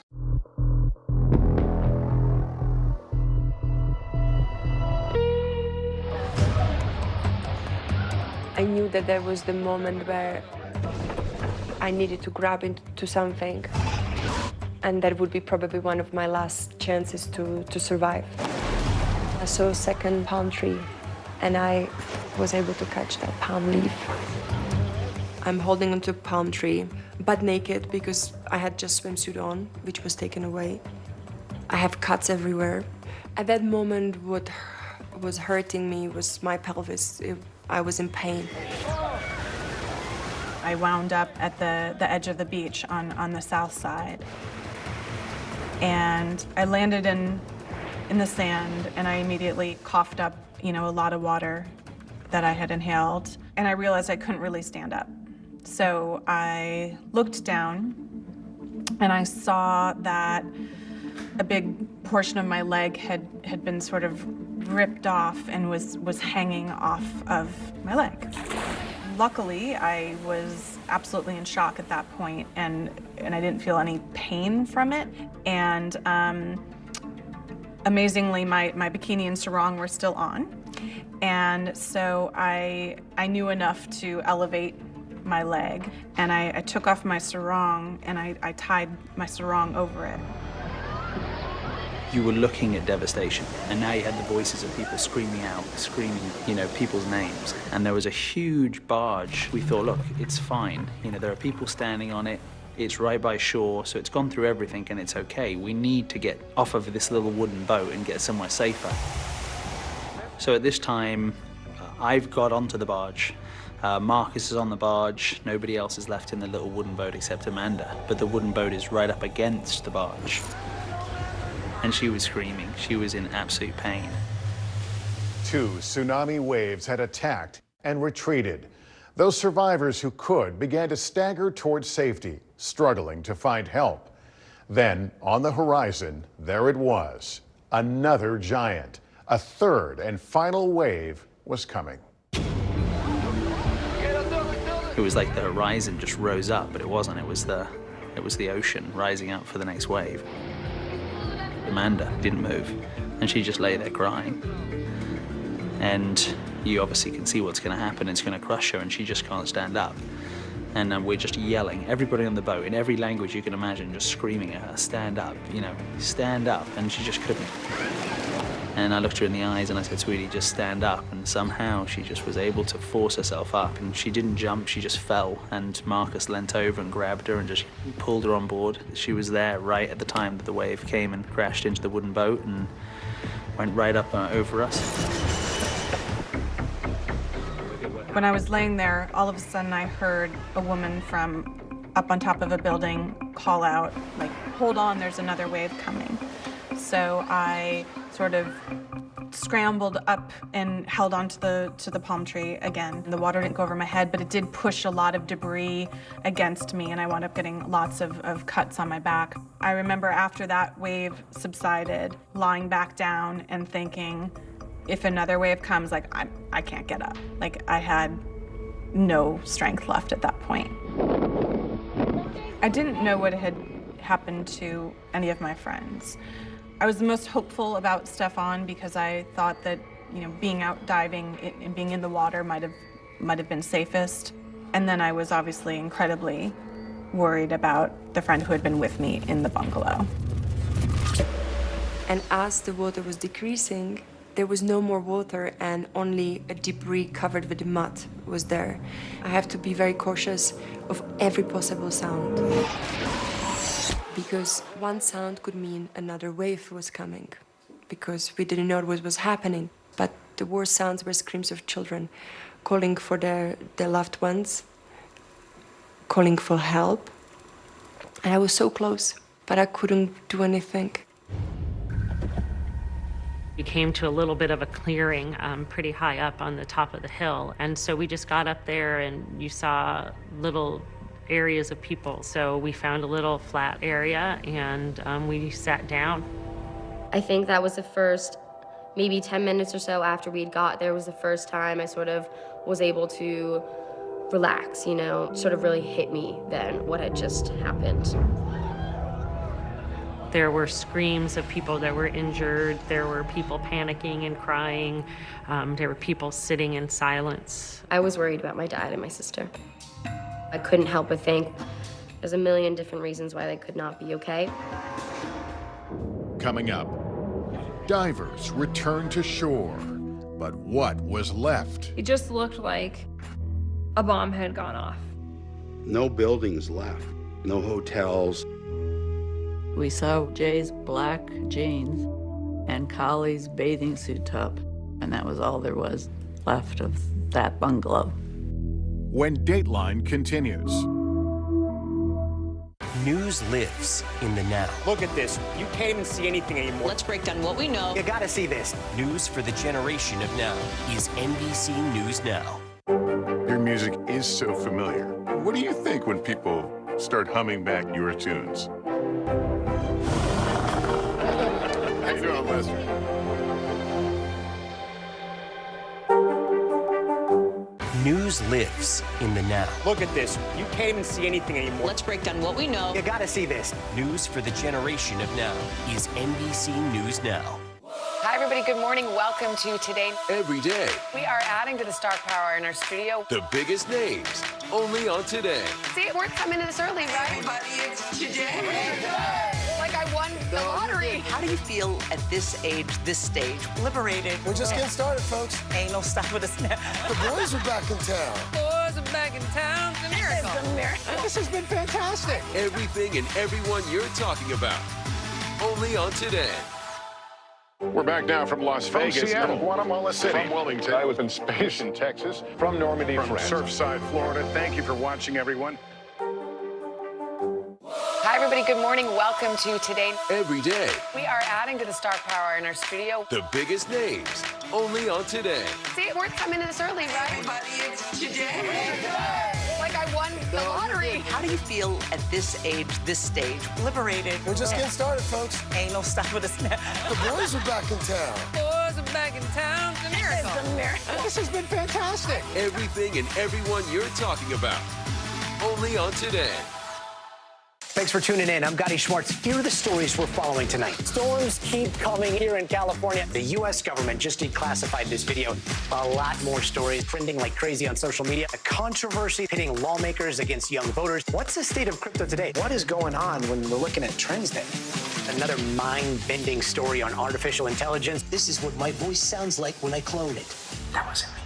You gotta see this. Stay tuned now. Weeknights at 8 Eastern, 5 Pacific on NBC News Now.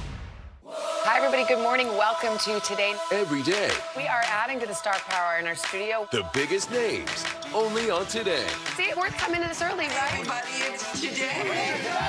Like I won the lottery. How do you feel at this age, this stage? Liberated. We're just getting started, folks. Ain't no stop with us now. The boys are back in town. Boys are back in town. It's a miracle. It's a miracle. This has been fantastic. Everything and everyone you're talking about, only on Today. Hey, podcast fans, ready to unlock our true crime mysteries? Try Dateline Premium on Apple Podcasts. You'll get early access to originals, plus bonus content, and everything is ad-free. So head to Apple Podcasts now to subscribe. Good morning. Good morning, Mr. President. Very in question. We pride ourselves on the ability to turn on a dime. We've got breaking news. Sometimes there are no words. The flashbangs are continuing to go off. What emotions go through you as you're watching these girls? These are really important moments in our history, and people remember who shared that news with them. We're back now from Las Vegas, Seattle, from Guatemala City, from Wilmington. I was in space in Texas, from Normandy, from Surfside, Florida. Thank you for watching, everyone.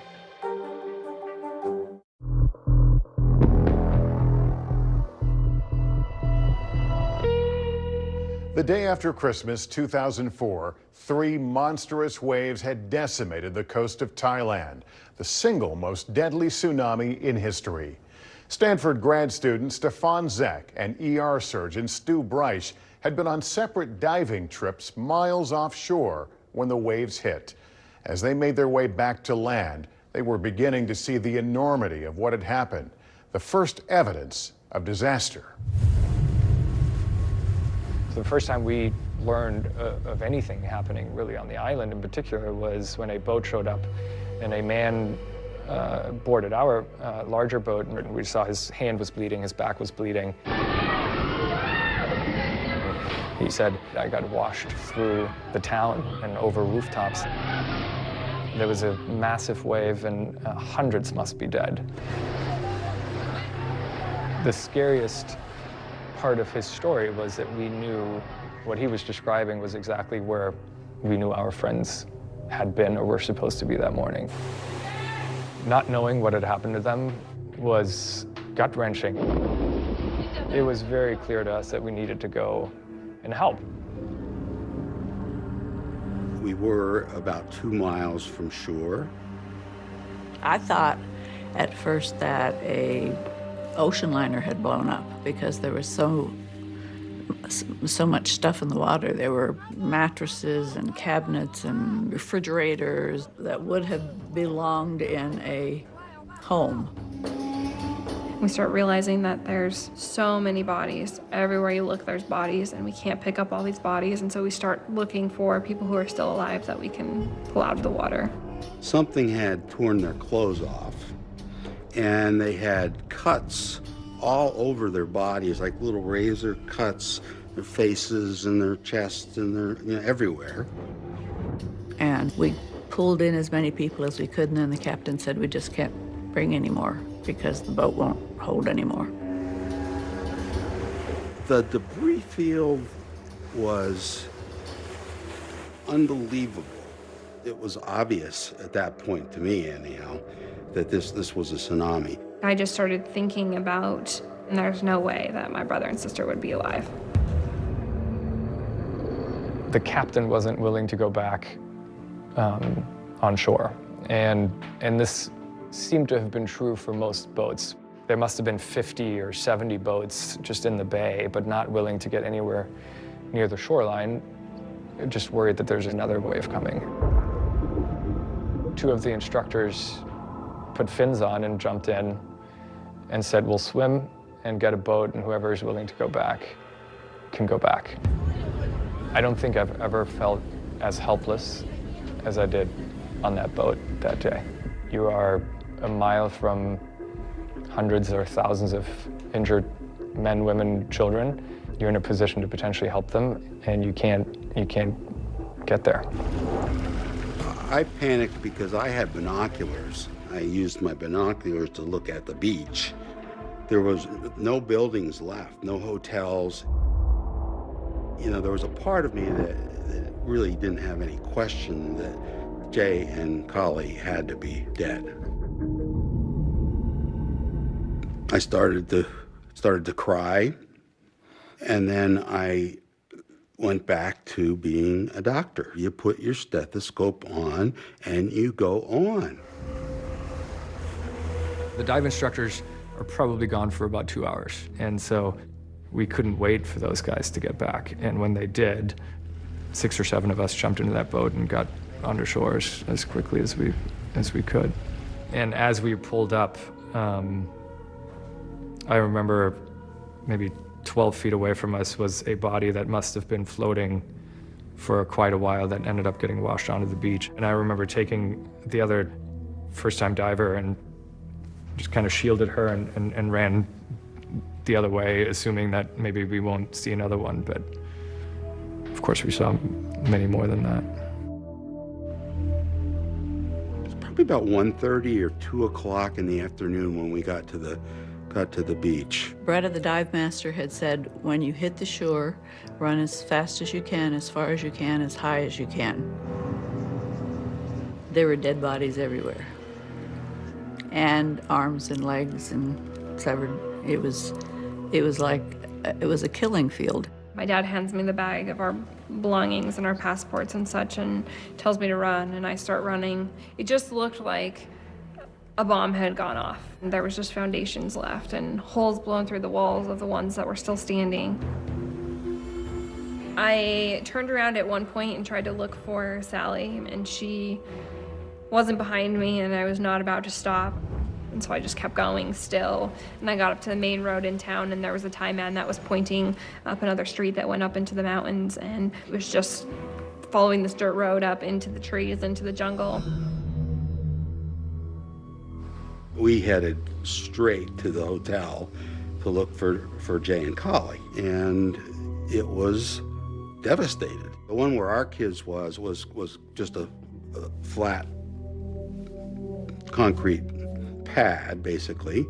When we stood on the concrete slab, one of the things that we saw were Jay's black jeans hanging from a piece of rebar and Collie's bathing suit top hanging from another piece of rebar, and that was all there was that was left of that bungalow. And that was just terrifying. Coming up, Caitlin and Vivian are gone. another family separated, and an agonizing search begins. You just pull the cloth off of the face and look at the face, and then if it's not your daughter or son, you move to the next one, and then to the next one. When Dateline continues. News lives in the now. It's coming at us every second. News is more now than ever. Look at this. You can't even see anything anymore. Now is raw. Now is real. The Fed's decision today, help us translate that into very plain English. Now is constant. You gotta see this. The future is now. News for the generation of now is NBC News Now. Watch NBC Nightly News with Lester Holt or listen wherever you get your podcasts. News lives in the now. It's coming at us every second. News is more now than ever. Look at this. You can't even see anything anymore. Now is raw. Now is real. The Fed's decision today, help us translate that into very plain English. Now is constant. You gotta see this. The future is now. News for the generation of now is NBC News Now.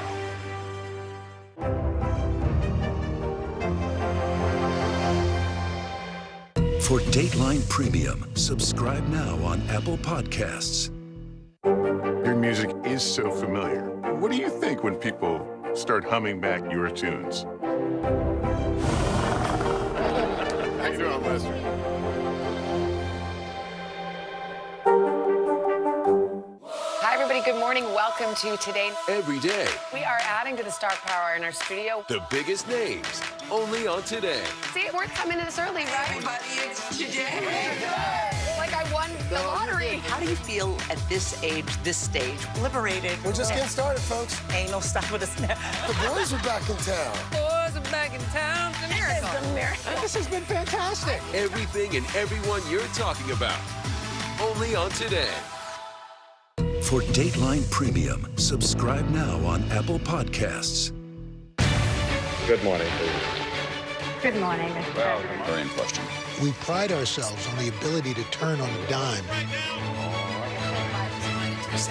We've got breaking news. Sometimes there are no words. The flashbangs are continuing to go off. What emotions go through you as you're watching these girls? These are really important moments in our history, and people remember who shared that news with them. News lives in the now. It's coming at us every second from all over the world.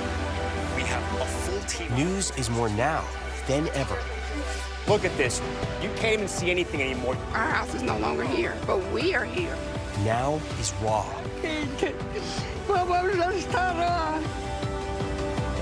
Now is real. The Fed's decision today, help us translate that into very plain English. Is that good news for us? Now is constant. Morning News Now, we're breaking news. NBC News Special Report. You gotta see this. The future is now. News for the generation of now is NBC News Now. What is going to happen now? Going back and forth because Oh, yeah, this is it, right?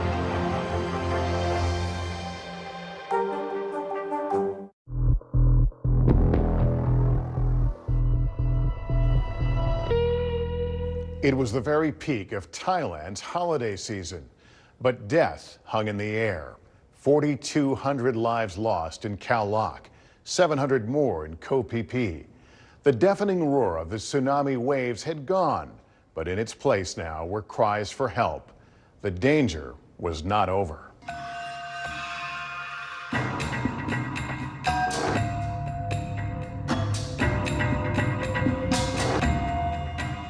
Caitlin and Vivian are gone. I have no idea where they went. And at that point in time, my forearms and my legs from my knees down go numb, completely numb. And I remember Michaela asking me, Dad, let's let's go find Mommy and Caitlin. And I said, you know, honey, they're fine, they're safe. I think they're gonna be all right. We just need to rest here for just a little bit. And I didn't want to scare her. So I think after about, maybe an hour and a half, the feeling started to come back. And so we started making our way up the hill. My mom heard him first, but it was my dad screaming, Vivian, Vivian. And we ran over and, you know, it was sort of probably the greatest sense of relief. We started to thinking about provisions, water, shelter. That was roughly 3 to 4 hours after the first wave. And I remember walking down and seeing like a trail of blood where somebody had been dragged. I knew then that this was a huge tragedy. I had no strength left at that point. So then it was just a waiting game of how can I get help, because my contacts had been washed away. I couldn't see very well. You know, every few minutes I would kind of call out for help and call for a doctor. I probably lay there for about an hour or so until a couple of people came down from the hills and they found like a sail from a sailboat that had ripped apart. And they put me in that and they sort of dragged me up the hill to where there was a hotel. I was lying on the hotel bed and there were people helping. I could hear them having arguments amongst each other of how to help.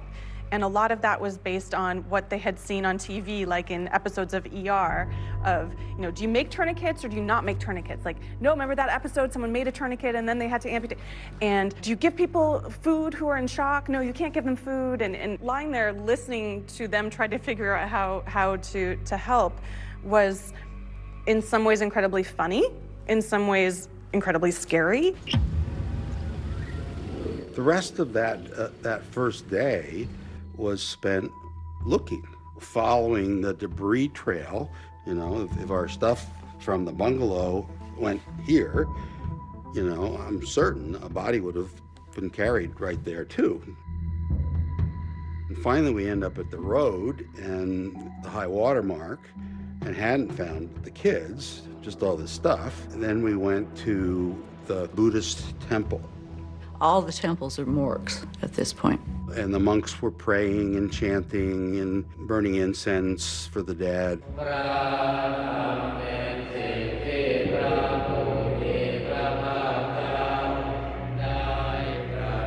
So there were probably 25 or 30 bodies that first night. And you would go through and you just pull the cloth off of the face and look at the face. And then if it's not your daughter or son, you move to the next one, and then to the next one, and then to the next one. It could have been 15 minutes, it could have been an hour and a half. But a scuba diving boat came in. And that's where we sort of got our first, you know, sips of water. Was able to lay Amanda down. The biggest fear that I had was that Amanda was going to be paralyzed. I mean, the amount of pain she was in, the amount of screaming, it was just, you knew it wasn't good. Maybe around about 4 or 5 in the afternoon, a huge fishing vessel came in. And they decided it was going to be the makeshift hospital. There was a medical student, and he was the first person that said, Mandy can move her toes, she's not paralyzed. And that was like, whew, okay. So we're not out of it, but, you know, we're going to be better than we maybe thought we were going to be. The people helping us figured out that there was an evacuation zone. The medics were trying to figure out ways to categorize people, and so I was categorized as sort of leg injury. And, you know, you stack that against someone with head trauma or, you know, spinal injury, and leg injury really isn't that serious. Laura, I had heard, was at the evacuation zone, and so I knew exactly where to go to make sure I can check in on her. When I saw Laura for the first time, she said, I broke my leg. It was this huge wave of relief, both to know that he was safe, that he was uninjured, and that now I had somebody to be with me during that time. I see probably 80 to 100 injured men, women, children that were on anything that could have been turned into a stretcher. The doctors walk around prioritizing them to put them in the right order to get on the helicopter. At one point in the night, we said that bed sheet or whatever was wrapped around your leg has been on there for quite some time. And I looked at it, realized what she was describing is not what her leg looked like. It must have been about 3/4 of her muscle on her lower part of her leg ripped off of her bone. You could see the bones and the muscles and the tendons. There were 4 men who were looking down and just looked at each other and said, "Oh boy." Coming up, the race to save them all. Laura. We need to get her off of here. Amanda. They had no medication. They couldn't help her. Petra. I saw a Thai man walking towards me. I didn't know if I will see him again. Could that stranger be her savior? When Dateline continues. Thanks for tuning in. I'm Gotti Schwartz. Here are the stories we're following tonight. Storms keep coming here in California. The U.S. government just declassified this video. A lot more stories trending like crazy on social media. A controversy pitting lawmakers against young voters. What's the state of crypto today? What is going on when we're looking at trends there? Another mind-bending story on artificial intelligence. This is what my voice sounds like when I clone it. That wasn't me. You gotta see this. Stay tuned now. Weeknights at 8 Eastern, 5 Pacific on NBC News Now. We begin top story with that breaking news. This is just in. A lot of stories to get to. What do people need most right now? Did the state and/or law enforcement drop the ball anywhere? Are we headed for a recession or a recovery? Migrant families now stranded in Mexico. What's the World Cup experience been like? The civilian effort is not just about fighting, it's also about helping. Every night, it's your news playlist. Top Story with Tom Llamas. Streaming weeknights at 7 on NBC News Now. Watch NBC Nightly News with Lester Holt or listen wherever you get your podcasts. Thanks for tuning in. I'm Gotti Schwartz. Here are the stories we're following tonight. Storms keep coming here in California. The U.S. government just declassified this video. A lot more stories trending like crazy on social media. A controversy pitting lawmakers against young voters. What's the state of crypto today? What is going on when we're looking at trends there? Another mind-bending story on artificial intelligence. This is what my voice sounds like when I clone it. That wasn't me. You gotta see this. Stay tuned now. Weeknights at 8 Eastern, 5 Pacific on NBC News Now. We begin top story with that breaking news. This is just in. A lot of stories to get to. What do people need most right now? Did the state and/or law enforcement drop the ball anywhere? Are we headed for a recession or a recovery? Migrant families now stranded in Mexico. What's the World Cup experience been like? The civilian effort is not just about fighting, it's also about helping. Every night, it's your news playlist. Top Story with Tom Llamas. Streaming weeknights at 7 on NBC News Now.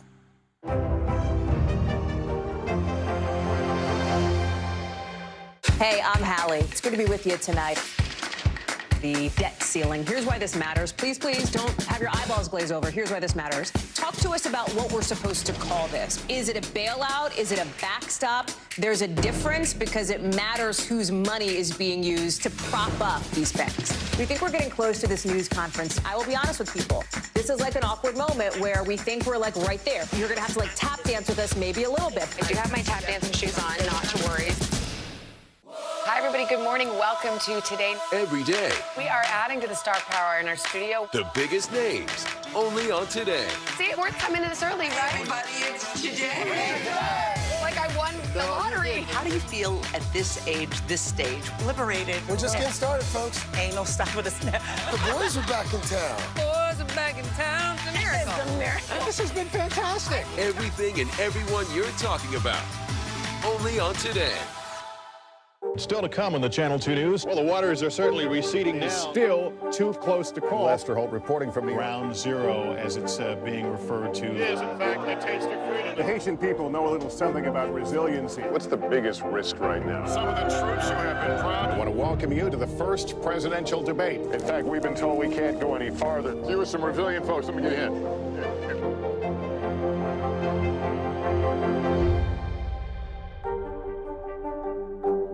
For Dateline Premium, subscribe now on Apple Podcasts.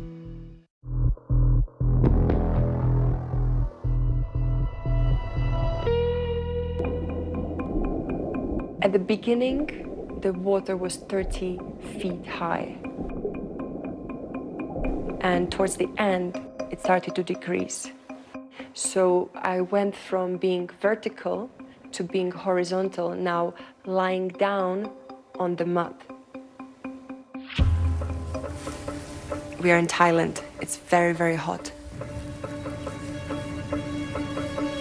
And the sun is burning into my skin, my cuts. At that point, holding onto a palm tree for 8 hours, I didn't even think somebody will be able to find me because it was such an isolation. I'm in lots of pain. And I saw a Thai man walking towards me. I was in shock and happy surprise seeing him. And it got really funny because as I'm butt naked, he had swimming suit and he had shorts on him. So he took the shorts to be able to cover me and keep me decent. And I was like, that's really the last thing I'm thinking about right now, but thank you.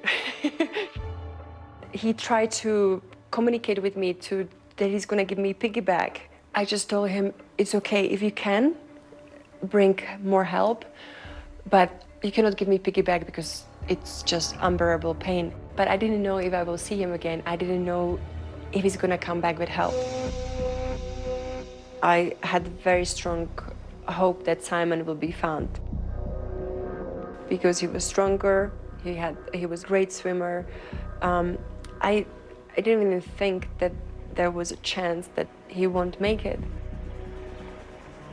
A little later, I see the Thai man returning with six other men. They were able to lift me, which was really painful. So I was screaming a lot. And I remember looking into the ocean, and the sunset was this big, red, bloody sunset. And I was very grateful as I am going into hospital and not be there during the night, because that would be a lot worse. Around about 8 o'clock that night, I remember them saying, we're going to head back to shore. It's about a 2-hour journey back to the main island. And Amanda and I were the first people to get taken off. And I remember getting to the hospital and there was just photographers everywhere, like with the famous people on Hollywood, it's flash, flash, flash. And I just remember grabbing Mandy's hand, they picked her up on that same piece of wood and then they just took her into the hospital. There was a German doctor who said to me, "Oh, what's your name?" I said, "Oh, it's Will," and "Okay, let's take a look at you." I knew that my ear had been lacerated seriously because I was bleeding so much out of my, from my ear down my face. And he just said, "I'm going to sew your ear back on now." And so he sewed that back on, put a Band-Aid on it. That's when I realized I'd broken my clavicle. And so they sort of bandaged me back and put a sling around me. And that's when I started to look at my body and just started to see that I was just covered in holes where all of the metal and the wood had just kind of stuck into us. And that's when I couldn't find Amanda. I'm rushing around the hospital, "Where's my wife? Where's my wife?" And she'd ended up in the pediatrics ward. And so I went up there and there were these wooden tables and she was there lying on it, just whimpering. And I found out that they had no medication and there was no morphine. It was all gone. There were thousands of people in this hospital, overwhelmed, and the nurses were doing an amazing job to try and look after people, but they couldn't help her. And I just thought, okay, well, how are we gonna get out of this? I literally didn't think I was as hurt as I was. And other patients were being prioritized because we frankly misclassified the injuries that Laura had suffered. In addition to the leg being in a horrible condition, her breathing had been very light and very raspy, and there was a lot of coughing. And we knew we were running out of helicopter spots and showed them the leg and pointed out the breathing, and they registered that, but they had 50 other patients, or 30 maybe left. I was afraid she would die if she didn't get out of there into a hospital. I followed up and I said, "We need to get her off of here. It's almost midnight," and it finally convinced him. I was in the evacuation zone waiting for about 9 hours before I was flown off. War movies is probably the only thing I could compare it to. When the soldiers make it out of the war zone is what it felt like. And there was a naive belief that she was now fine. Not fully, I don't think, understanding the battle that was ahead of her. Coming up, a mother to the rescue. She barged into ICU. Nothing stops my mom. And an answer at last. He went, "Oh my God, oh my God." When Dateline continues.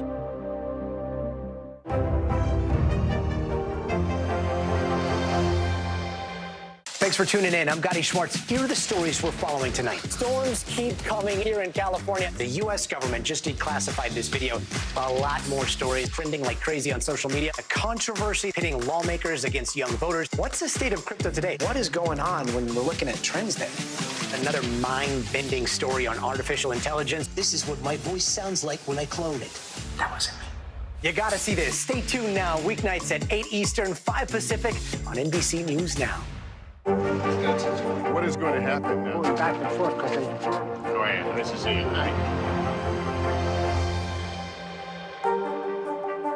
I'm Gotti Schwartz, and here are the stories we're watching tonight. Storms keep coming here in California. Some of the big headlines trending like crazy on social media. This is what my voice sounds like when I clone it. That wasn't me. You gotta see this. Stay tuned now, weeknights on NBC News Now. Hi, everybody. Good morning. Welcome to Today. Every day, We are adding to the star power in our studio. the biggest names, only on Today. See, we're coming in this early, right? Everybody, it's today.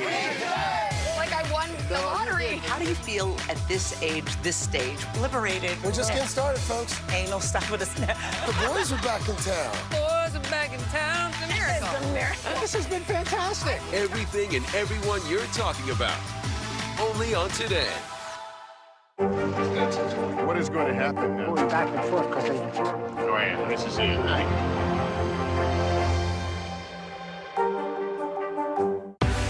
News lives in the now.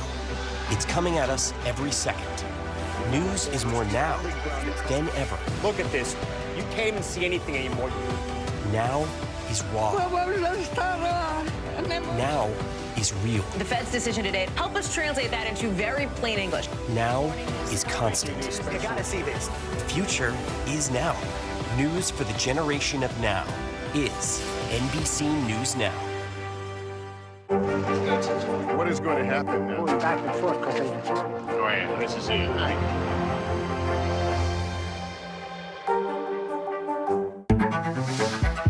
It was the end of the story, but it was also just the beginning. We couldn't know then that following the mystery would take us to places as strange as any fiction. The mind whirled among dreadful possibilities. What happened here? The True Crime Original. Dateline, Fridays and Sundays. I'm Gotti Schwartz, and here are the stories we're watching tonight. Storms keep coming here in California. Some of the big headlines trending like crazy on social media. This is what my voice sounds like when I clone it. That wasn't me. You gotta see this. Stay tuned now, weeknights on NBC News Now. Your music is so familiar. What do you think when people start humming back your tunes? How you doing, Lester?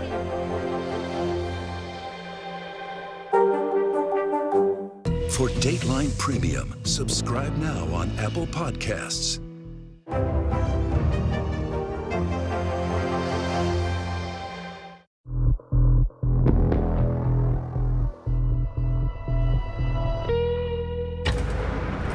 When the darkness came, it was scary.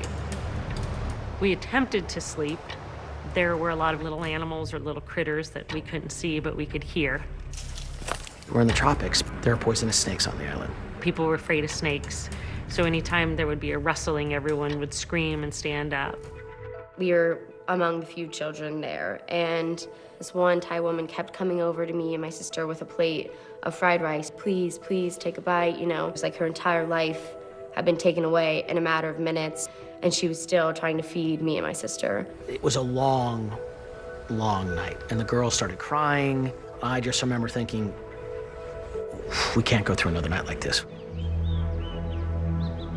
When the sun started to rise, we realized we wanted to try to get the girls off the island. We could hear what we thought were helicopters. At that point, we decided, okay, well, there's no, I think it's safe to go down. Everyone was just making their way to the ferry, and it was very quiet and somber. Almost like this march to the pier.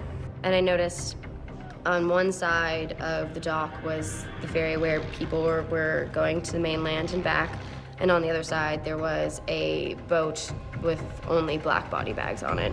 And you looked at that and you realized that there was the same amount of people on the ferry as in the body bags. How is it that we managed to survive? And at first I sort of patted myself on the back and said, well, you recognize the situation and you saw the signs and you started running when you could have, but that's a lie. It was plain dumb luck. This is the 27th now. We're right back into it again because we're not giving up until we find for sure that they're dead or hurt somewhere. We just expanded our search grid. We found Shanti's bag of clothes, and again, more and more of Jay and Kali's stuff. It was all over the place. They wheeled me right into the hospital, and I could see that there was somebody next to me who had a terrible shoulder wound, and I could see exposed bone, and they were putting antiseptic right on it without medicating him at all, and he was screaming. The next thing I remember, I woke up in the hospital, fully bandaged in a hospital bed. I was lucky that I got a bed because there were people lying on the floor, and I can remember seeing like cats running by, and I mean, it wasn't set up for this at all. There was this wonderful French woman, Claire. She was sort of keeping tabs on me, and she had a cell phone and asked me if I wanted to call anybody. And so I called my parents, who were obviously frantically worried. You know, they said, "Where are you? Should we come? What's happening?" And I said, "No, don't come. It's fine. I'm sure I'll be home soon." And Claire said, "Okay, I'm just going to talk to your parents for a minute." And she took the phone away from me and walked away. And I found out later she told my parents, you need to come now, and she needs to get out of this hospital. She is in a lot of danger. You need to get her out." You know, it's your wife is lying there, most likely with internal bleeding, in a hospital with no medication and no way of helping you. Finally, I think about two and a half days it took before we were medically evacuated up to Bangkok. And the first thing they did was give Mandy morphine, and, you know, it was 2.5 days later. She was now finally out of pain. One of the most beautiful things is that we ended up finding out from Marcus that he'd found all of his family alive, all in different hospitals. So it was just an absolute miracle. When I am in a hospital in Khao Lak, I didn't know that at that very time, my friends and family looking for me and sent actually a helicopter to get me from Khao Lak to a hospital in Hatay where they had better facilities, and they confirmed that my pelvis was broken in 4 places. They confirmed internal bleeding. My stomach, it was full of things which they are not supposed to be in a stomach. It was a combination of mud, debris, chemicals, and many, many things. It was so swollen, so unbearable, that even the morphine didn't work after a while. After 3 weeks being in Hatay hospital, I get organized with transportation to Czech Republic to another hospital where I could be closer to my parents.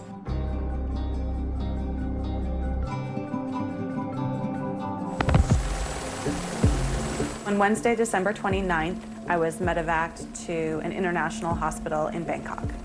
And the doctors assessed me and diagnosed me with septicemia, which is a very fast-acting blood poisoning, and pneumonia, in addition to the leg wounds that I had.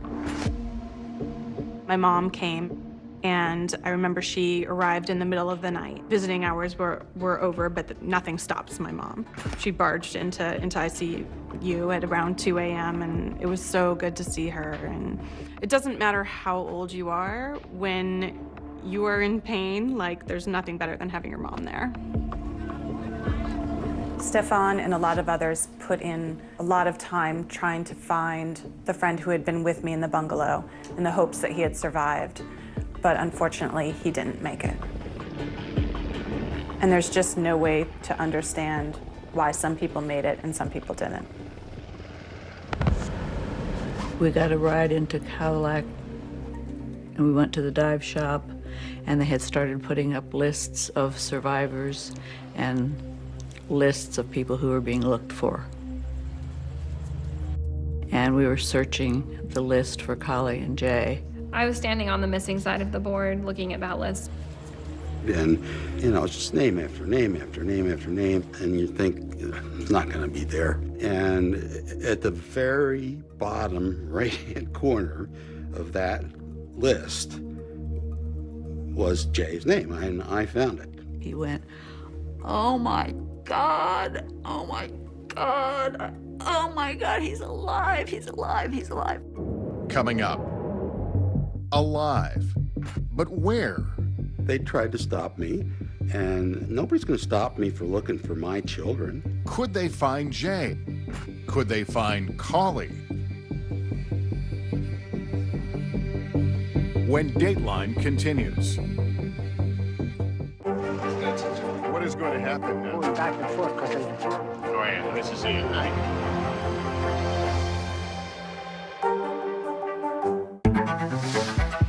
It was the end of the story, but it was also just the beginning. We couldn't know then that following the mystery would take us to places as strange as any fiction. The mind whirled among dreadful possibilities. What happened here? The True Crime Original. Dateline, Fridays and Sundays. Hey, I'm Hallie. It's good to be with you tonight.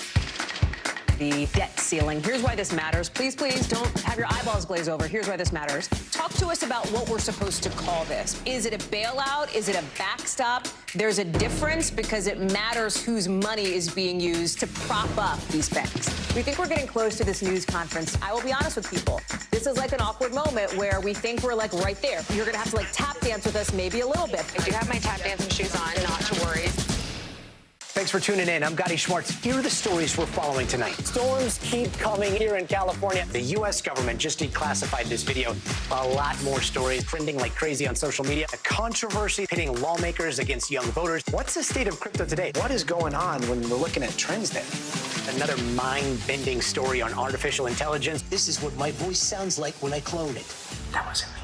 You gotta see this. Stay tuned now. Weeknights at 8 Eastern, 5 Pacific on NBC News Now. What is going to happen now? Going back and forth quickly. Go ahead. This is it, right?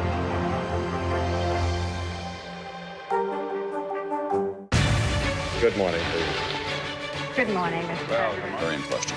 We pride ourselves on the ability to turn on a dime. We've got breaking news. Sometimes there are no words. The flashbangs are continuing to go off. What emotions go through you as you're watching these girls? These are really important moments in our history, and people remember who shared that news with them. I'm Gotti Schwartz, and here are the stories we're watching tonight. Storms keep coming here in California. Some of the big headlines trending like crazy on social media. This is what my voice sounds like when I clone it. That wasn't me. You gotta see this. Stay tuned now, weeknights on NBC News Now. Watch NBC Nightly News with Lester Holt or listen wherever you get your podcasts. Hey, I'm Hallie. It's good to be with you tonight. The debt ceiling. Here's why this matters. Please, please don't have your eyeballs glaze over. Here's why this matters. Talk to us about what we're supposed to call this. Is it a bailout? Is it a backstop? There's a difference because it matters whose money is being used to prop up these banks. We think we're getting close to this news conference. I will be honest with people. This is like an awkward moment where we think we're like right there. You're going to have to like tap dance with us maybe a little bit. I do have my tap dancing shoes on, not to worry. Your music is is so familiar. What do you think when people start humming back your tunes? How you doing, Lester?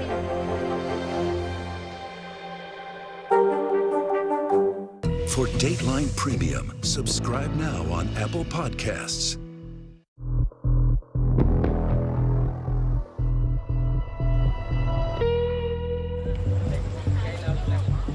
Right after we found his name on the list, we immediately started to start searching for him. We went into the hospital and we just had to walk down through the hallways trying to find him. There's no system of intakes as far as a hospital would typically tell you which room which patient is in. The next hospital was the hospital in Phuket. Stu went up to the desk and asked for the information, and they looked and they couldn't find any records. And he said, well, I'm going to look through the hospital for them. They tried to stop me, and nobody's going to stop me for looking for my children. It's just not happening. Suddenly it struck me, I'm an ER doc, and all these people that got hurt were hurt with blunt trauma. Every one of them got x-rays, I'm sure. So I went to the x-ray department and asked the radiology tech if he had any x-ray films on Jay Bryce. He comes out with this folder from the Bangkok Phuket Hospital, and I pulled out the chest x-ray and looked at it, and lo and behold, there is the hardware in his neck from his surgery from the car accident. And this was really the first time that I had certainty that my son was not only alive, but probably going to be okay. When we went to the embassy, they said they had found my brother. He had been medevaced to Bangkok. My dad decided that it would be worthwhile to send Sally up there so that somebody is with my brother, but that my dad and I should keep looking for my sister. My dad and I headed back up to Khao Lak. We started finding things, our belongings, swimsuits, bras, jeans, shorts, and then kind of follow that path. And you could smell where there was that rotting body has a distinct smell. We were sitting on the rubble of what was left of the bungalow that my brother and my sister and I were staying in, and he just sat there and just fell apart. And he said, Jay's never gonna forgive me. I should have just listened to Jay. We should have gone. The next morning, we got up and started the process of going from the resort and walking through that during the daytime when we could see, and then when it got too dark, then we would move to the 3 temples where they were using as makeshift morgues. You could try and look for something that was some sort of resembling thing that would make you think that that body could be your relative, your loved one. And we're dealing with things that are so uncomprehendable, we almost remember them as a dream, something that's not real.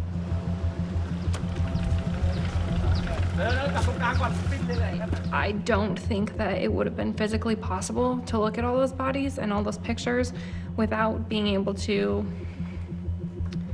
separate it and say, instead of thinking,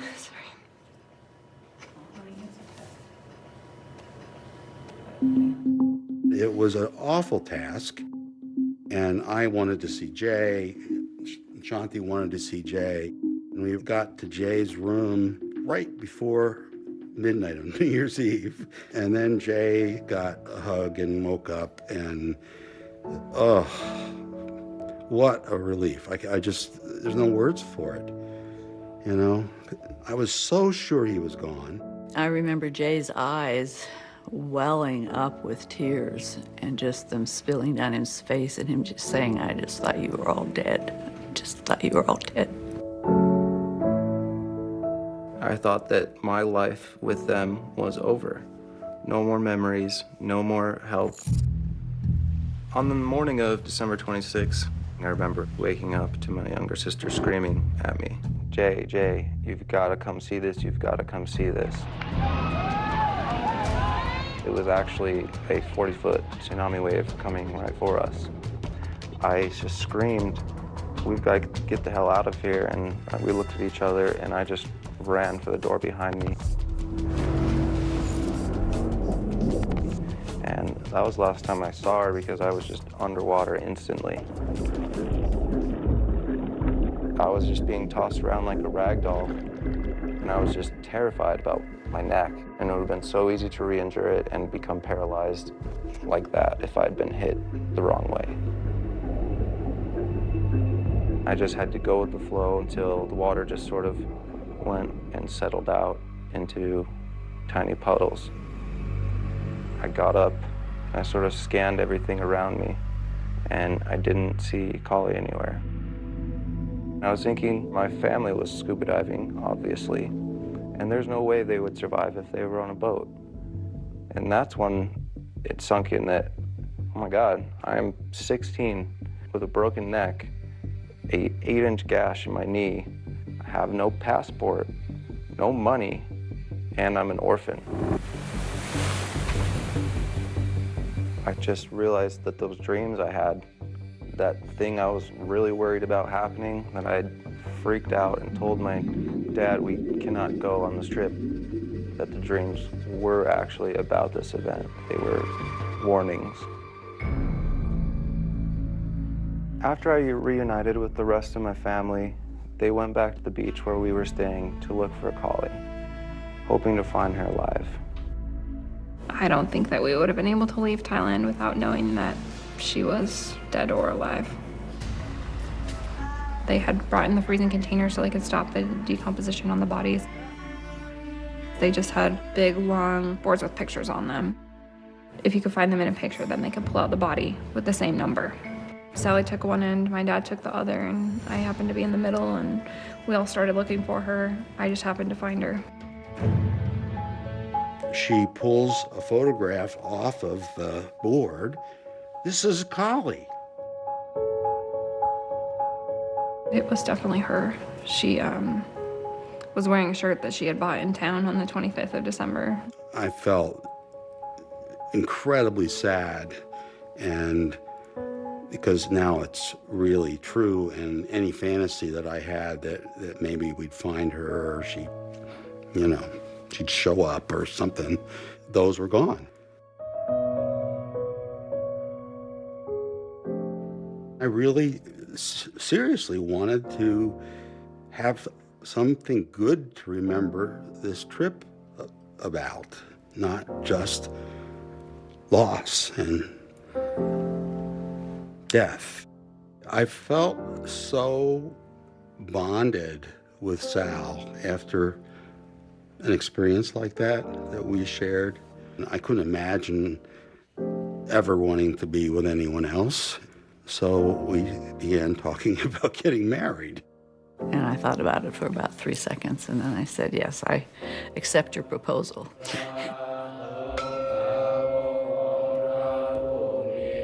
It was a Buddhist ceremony. And it matched the culture that we had just been so deeply ingrained in through this tragedy. Coming up, she waited for days. Maybe he lost memory. Then weeks. Maybe he just doesn't remember his name. Then months. I had very strong hope that Simon would be found. Lost. Would he ever be found? When Dateline continues. For Dateline Premium, subscribe now on Apple Podcasts. News lives in the now. It's coming at us every second from all over the world. We have a full team. News is more now than ever. Look at this. You can't even see anything anymore. Our house is no longer here, but we are here. Now is raw.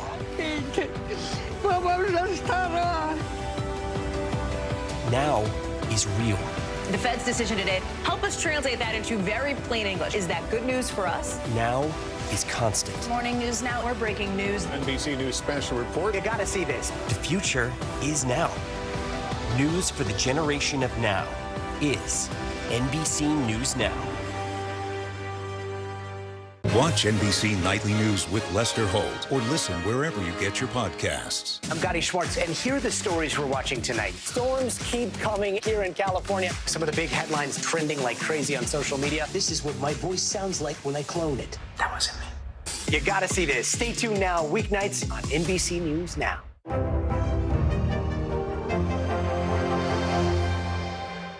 News lives in the now. Look at this. You can't even see anything anymore. Let's break down what we know. You gotta see this. News for the generation of now is NBC News Now.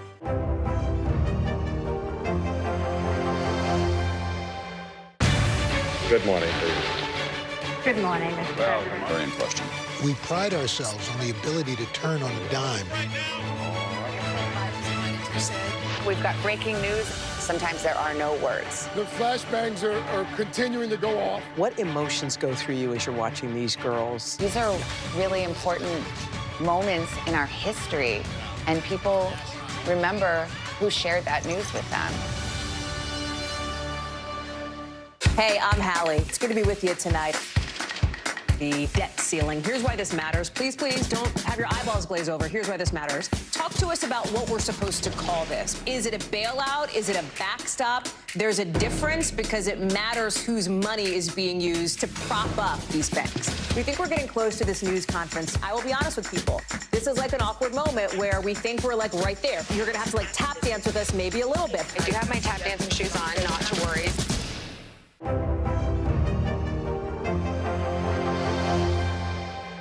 Hey, podcast fans, ready to unlock our true crime mysteries? Try Dateline Premium on Apple Podcasts. You'll get early access to originals, plus bonus content, and everything is ad-free.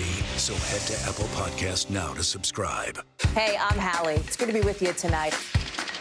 The debt ceiling. Here's why this matters. Please, please don't have your eyeballs glaze over. Here's why this matters. Talk to us about what we're supposed to call this. Is it a bailout? Is it a backstop? There's a difference because it matters whose money is being used to prop up these banks. We think we're getting close to this news conference. I will be honest with people. This is like an awkward moment where we think we're like right there. You're gonna have to like tap dance with us maybe a little bit. I do have my tap dancing shoes on, not to worry.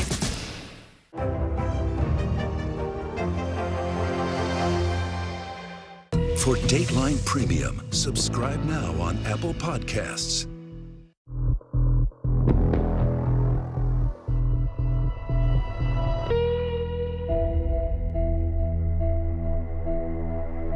I had a very strong hope that Simon will be found. I thought maybe he got hit by something and he lost memory. Maybe he just doesn't remember his name, connect the dots. So that was what I was thinking. And then the news came. It was, I think, about 3 months after when I got the phone call that Simon's body was found. And that it's gonna be coming to England and we will do a funeral for him. We didn't mourn his life, we celebrated his life. And the beauty is that his family became my family. His best friends became my best friends. And he passed me incredible gift. My dream changed dramatically after the tsunami. I broke my clavicle. I severely damaged my C1 right in the back of my neck. It got cramped up right into the back of my head. I got severe nerve damage to my right arm. When I was playing and I'd gone back to trying to play professionally, I was in pain every single day, every time I hit a golf ball. Okay, so let's go ahead and have you guys start chipping. Dave, you can go. For me, it became fun and it became more exciting to be out there coaching people than actually trying to shoot a low score and win a tournament. Lean the weight a little into the left side. And so I started to do that, had these amazing results. Put it to the hole. Every anniversary of the tsunami, I call Marcus and we talk. And always I just say to him, you know, you saved my life. Thank you. You know, you're my hero. And he's always, oh, come on, I know. But, you know, he's very humble. But truly that day he was our savior. And we're just so blessed that he was there to save us and pull us to shore. I don't believe in clairvoyancy. I think it is a crazy coincidence that I was afraid of tsunamis and had tsunami dreams. But the fact that I knew what it was and the fact that I took a deep breath, I do believe that it saved my life. My surgeon told me that I probably wouldn't walk normally again, that my days of high heels were over because I had nerve damage in my leg. And you know what? He was wrong, because I walk just fine, I wear high heels all the time, and I lead a very, very normal life. I am married. My daughter's name is Catherine Claire, a tribute to the Claire that helped me in the hospital, and I gave my son the middle name of our friend who passed away. The randomness of life somehow put me in a place where I didn't get even injured. And I'll never understand why that happened. I decided 2 years later to take time off of work and go back partially to just do some personal processing and healing. And then I had the real urge to help out to the extent that you can. I found that same dive shop, which had to be rebuilt, but was under the same management. And I said, I was here about 2 years ago, I'd like to finish my certification. And I did that. Just needed that to find some closure. I think every year on the anniversary, there are very few people who still remember. There are fewer people who understand what it was like. But on the anniversary, we talk about the tsunami. And every year it gets a little bit easier, it feels. To us, that day is still as meaningful as it was the day it happened. There they are. There they are. Now we're in San Francisco soil, and I remember getting off the plane, and then I remember seeing Vivian's mom there, and then the girls, and then Vivian sprinting towards her. I think we have what would be called survivor guilt. Why were we spared? And more importantly, what are we going to do about it? That was a really motivating factor for us to go back and sort of repay the kindness that those people showed for me and my sister, even when they had lost everything, you know? And we really wanted to help repay that in any way that we could. We did some fundraising at home, and then we're able to get money to places that need it there. We bought a washing machine for a mom who had lost her husband and had 2 children, and this was able for her to start a business. Vivian, as a dentist, was doing a clinic, and Michaela was able to give each child who came into the clinic a Beanie Baby, which was, I think, her way of helping in a small way. Thailand will always have a special place in our heart. I couldn't be at home, I couldn't be at school, I needed to do something and felt like I had left the ties with this mess that we were all a part of. And I felt like I needed to go back and help clean up this mess. In May of 2005, I bought a ticket to Thailand and went back. I went back to work with our nonprofit, For Kali, that was started in my sister's name after she died. We did everything from beach cleanup to rebuilding boats and houses and helping people get back on their feet with their source of income. And so for me, being able to go back there and help with that was really important. When we got home, I still had dreams that would come true. But since then, I've just shut that aspect of myself off.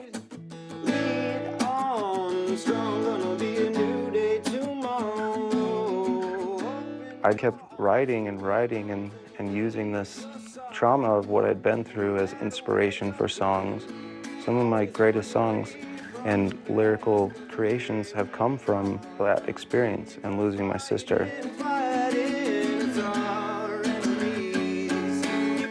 I was able to use this wave that crashed into my life as the wave that drove me forward to accomplish my dreams. And I feel like that is an amazing idea.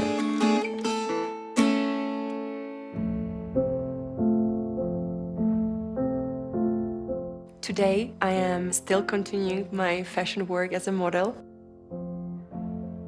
My second hat, which I wear since the tsunami, it's a hat of being a founder of a charity which was born after the tsunami.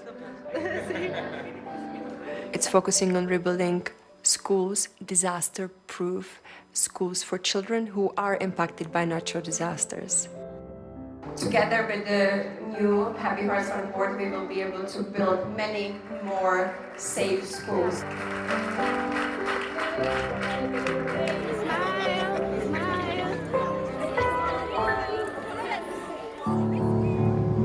When we got on the plane to fly home, there was a joy. There was a real joy to be leaving, but at the same time, there was a feeling that you were leaving part of your soul behind.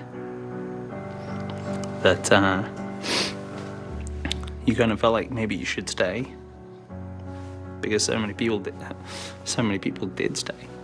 So, but there was definitely that feeling, just, you know, I'm happy to be going home, but, you know, part of me will always be there, and Amanda will always be in Thailand because of that day.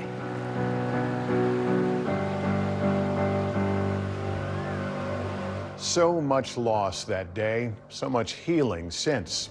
The response from the world was unprecedented. $14 billion was raised in record time to help the victims in every country affected by the disaster. Now, there is a warning system in place to guard against another tsunami disaster in a region still so fragile. That's all for this edition of Dateline. I'm Lester Holt. For all of us at NBC News, good night.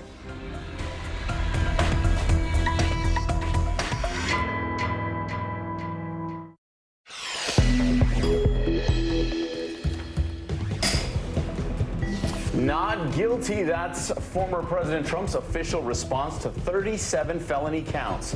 Hear what went down in the Miami courtroom and how Trump went from commander-in-chief to potential felon. Shots ring out amid city celebrations, what police say sparked an outburst of violence on Denver's night of victory. A Virginia teacher shot in her classroom won't return to her post, but she says that decision wasn't up to her. AI says goodbye and the Beatles say hello. There's a new record on the way. How the band is using new technology to bring back an old sound. A ban on bans. How one state is protecting public libraries. Today is Wednesday, June 14th. Early Today starts right now. Good morning. I'm Philip Mena. Glad you're with us. I'm Francis Rivera. Former President Trump is back in New Jersey this morning after his historic second arrest and arraignment. In a courthouse in Miami, Trump's lawyer, Todd Blanche, entered a plea of not guilty to the 37 felony counts faced by the former president over his handling of classified documents. After the hearing, Trump returned to his home in Bedminster, New Jersey, to address his supporters. While the demonstrations outside the courthouse on Tuesday remained mostly peaceful, an anti-Trump protester was detained and questioned after he jumped in front of Trump's motorcade as he was departing. Trump's arrest on Tuesday may have been the result of a months-long investigation, but the story of the ex-president's handling of classified documents began long before that. NBC's Hallie Jackson has the full recap of what led to the first federal charges ever faced by a U.S. president. It starts just after the former president moved out of the White House in 2021 with boxes of classified documents stacked on a stage at Mar-a-Lago, according to the indictment. Some then moved to a bathroom. Around this time, the National Archives demands some of the classified documents from the Trump presidency they're supposed to have but don't. Then, a key moment that summer, the indictment says Mr. Trump allegedly showed a writer a document laying out a plan of attack, citing a recording. And Mr. Trump says, as president, I could have declassified it. Now I can't, you know, but this is still a secret. Fast forward about 6 months later, Mr. Trump's personal valet and alleged co-conspirator, Walt Nauta, returns 15 boxes of classified documents to the archives, according to the indictment. But that didn't stop the FBI from opening a criminal investigation. A month later, a D.C. grand jury came together. In June, a couple FBI agents and a DOJ attorney went down to South Florida and got a signed letter from Mr. Trump's attorneys saying, essentially, they'd turned over everything they had. That turned out not to be true because in August, the FBI carried out a search warrant at Mar-a-Lago and releasing this picture of documents laid out on the floor, something Mr. Trump didn't like seeing. The shameful raid and break-in of my home, Mar-a-Lago, was a travesty of justice. Attorney General Merrick Garland named a special counsel to lead the investigation in November. I signed an order appointing Jack Smith to serve as special counsel. Now there's Jack Smith, tasked with looking at the January 6th attack and the classified documents case. Mr. Trump, now officially running to win back the White House, furious. I took the documents. I'm allowed to. I have the absolute right to do whatever I want with them. Over the course of the next 6 months or so, the special counsel issuing subpoenas and hearing from a lot of people in Mr. Trump's orbit, all leading up to last week when the Department of Justice unsealed the indictment, revealing those 37 felony counts against the former president. We have one set of laws in this country, and they apply to everyone. Hallie Jackson, NBC News. Now to the House. It's expected to vote this week on a resolution to censure California Democrat Adam Schiff. The move comes from Florida Republican Anna Paulina Luna seeking to condemn Schiff and fine him for his role in the investigation into the Trump campaign's alleged ties to Russia. House Speaker Kevin McCarthy removed Schiff as ranking member of the House Intelligence Committee earlier this year. Schiff tweeted about the measure on Tuesday, calling it an effort to distract from the indictment of former President Trump. President Biden's pick for the National Institutes of Health director is in flux due to Senator Bernie Sanders. Sanders, who chairs the Senate Health Committee, told the Washington Post Monday that he will oppose the nomination of Dr. Monica Bertagnolli along with other health agency nominees until the White House provides a plan for lowering prescription drug prices. In a statement, the White House said they share Sanders' concerns on drug pricing and touted the progress on the issue made by last year's Inflation Reduction Act. A federal judge has ruled that writer E. Jean Carroll can seek at least $10 million in damages from Donald Trump. Carroll asked to amend her defamation lawsuit after the former president accused her of making up claims of sexual abuse during a CNN town hall. That town hall happened one day after a New York jury found Trump liable for sexual abuse and defamation in a civil case. Carroll won a $5 million judgment, but another case is pending. A spokesperson for Trump says Carroll should not be allowed to retroactively change her legal theory. Denver's celebration of their very first NBA title ended with gunfire. Fans partied in the streets after the Nuggets' victory. Officers who were in the area heard gunshots and rushed toward the sound. 10 people were taken to the hospital, 3 in critical condition. Police do not believe the shooting was related to the celebrations. They say a fight did break out and it may have involved drugs. Multiple firearms and suspected fentanyl pills were found. 2 people were arrested.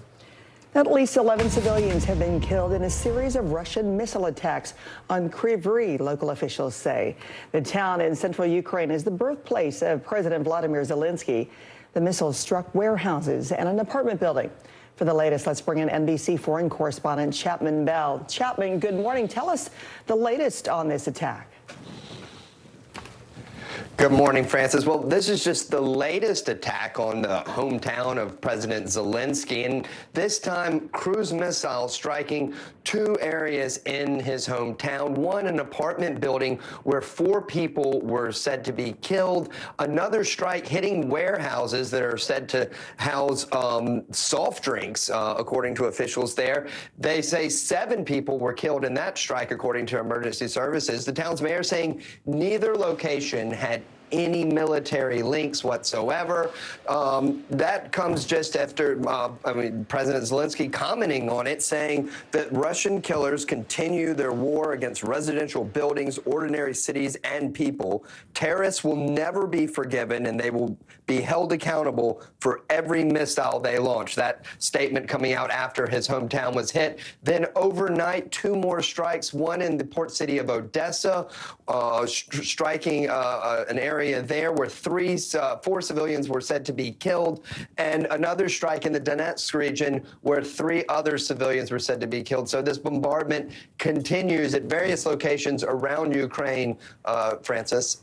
Yeah, and Chapman, we understand there is more U.S. military aid coming Ukraine's way just days into their counteroffensive.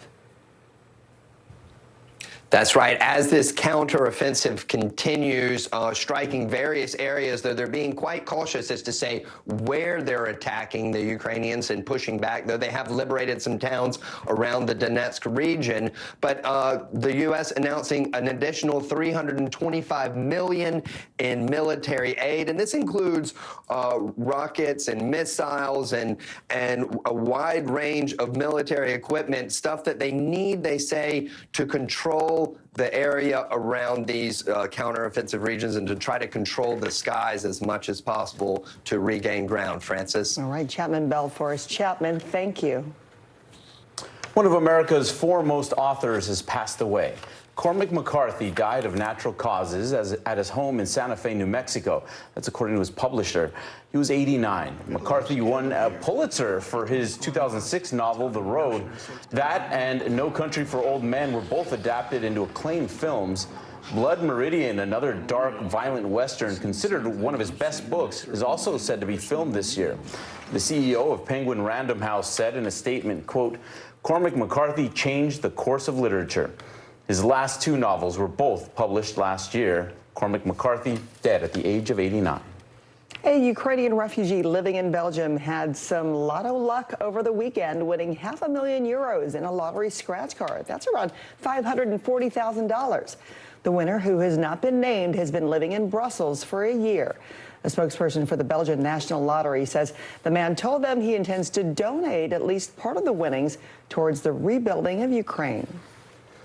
All right, to our weather now. This morning, millions of Americans are facing the threat of severe storms. NBC meteorologist Angie Lastman is here tracking that for us. Good morning, Angie. Good morning, guys. We once again are watching parts of the southeast as we have the potential to see some strong to severe storms developing into the afternoon and evening hours. This will go through tonight, so be aware if you live basically from Louisiana stretching all the way into parts of Georgia, up into the Carolinas, and of course Florida. We will have that potential. 23 million people are at risk for this. It looks like the biggest impact could be those strong wind gusts up to 80 miles per hour or higher. We cannot rule out a couple of tornadoes as well, but this is the area that we could see the greatest likelihood for some of those stronger winds. Again, 80 miles per hour or higher. Here's the system that we're going to track over the next couple of days, also bringing some heavy rain to folks in that area, and another round of it here as we get into your Thursday. We'll see some lighter showers up towards parts of the Northeast through today. Let's look at the weather across the country. Let's see what's happening in your neighborhood.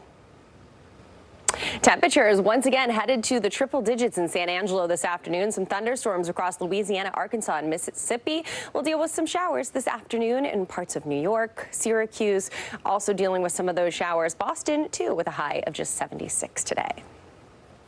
And that is a look at your forecast, guys. Back over to you. Okay, Angie, we'll see you in a bit. Up next, new details on the sudden death of a pregnant Olympian. And we look back at Pat Sajak's storied career as he gets ready to wrap up his iconic hosting post.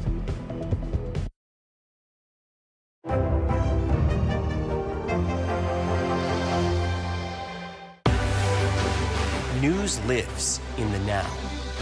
It's coming at us every second from all over the world. We have a full team. News is more now than ever. Look at this.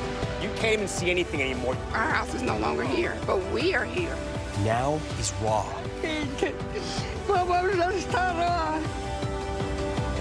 Now is real. The Fed's decision today, help us translate that into very plain English. Is that good news for us? Now is constant. Morning News Now, we're breaking news. NBC News special report. You gotta see this. The future is now. News for the generation of now is NBC News Now. Hey, podcast fans, ready to unlock our true crime mysteries? Try Dateline Premium on Apple Podcasts. You'll get early access to originals, plus bonus content, and everything is ad-free. So head to Apple Podcasts now to subscribe. Hey, I'm Hallie. It's good to be with you tonight. The debt ceiling. Here's why this matters. Please, please don't have your eyeballs glaze over. Here's why this matters. Talk to us about what we're supposed to call this. Is it a bailout? Is it a backstop? There's a difference because it matters whose money is being used to prop up these banks. We think we're getting close to this news conference. I will be honest with people. This is like an awkward moment where we think we're like right there. You're going to have to like tap dance with us maybe a little bit. I do have my tap dancing shoes on, not to worry. Your music is so familiar. What do you think when people start humming back your tunes? How you doing, Lester?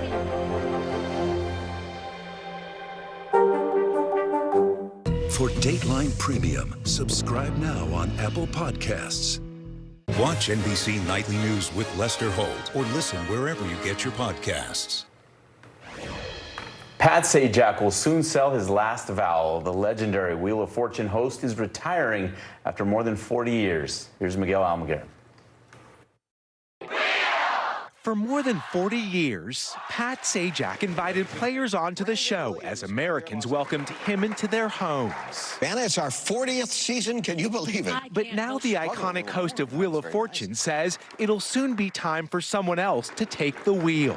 I've decided that our 41st season, which begins in September, will be my last. It's been a wonderful ride. Can you use $1 million?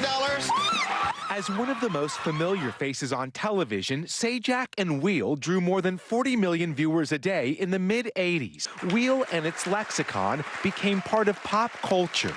Would like to buy a vowel? A 3-time Emmy winner, Sajak took over for Chuck Woolery back in 1981, the start of his 4-decade run at Wheel of Fortune, but not in TV. The surf forecast for the weekend. A weatherman at KNBC in Los Angeles, Sajak also hosted a short-lived late-night show in 1989. That's Sajak and Vanna White. But it was here alongside Vanna White where he became a household name. Neither Sajak, White, nor Sony Television have hinted at who will take over the show next, which still draws 26 million viewers a week. Give the wheel a final spin. Soon, it will be time for someone else to take a spin after 4 decades of good fortune for Pat Sajak. Miguel Almaguer, NBC News, Los Angeles. In Virginia, first-grade teacher Abigail Zwerner is no longer returning to her job months after she was shot by a 6-year-old student.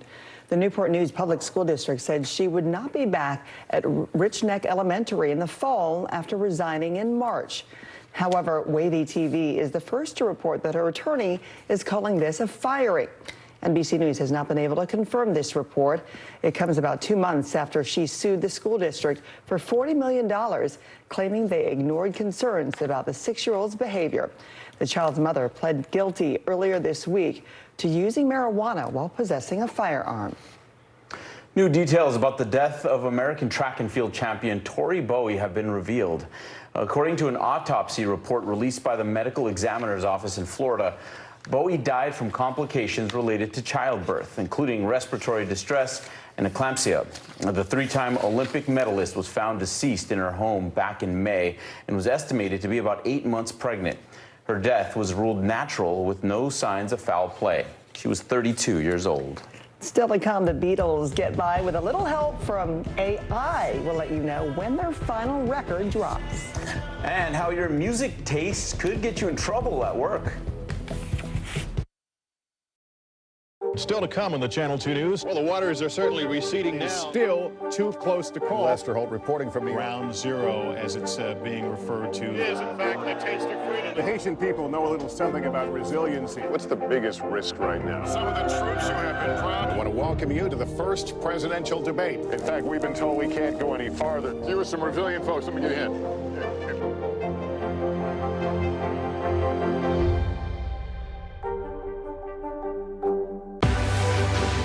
News lives in the now. It's coming at us every second from all over the world. We have a full team. News is more now than ever. Look at this. You can't even see anything anymore. Our house is no longer here, but we are here. Now is raw.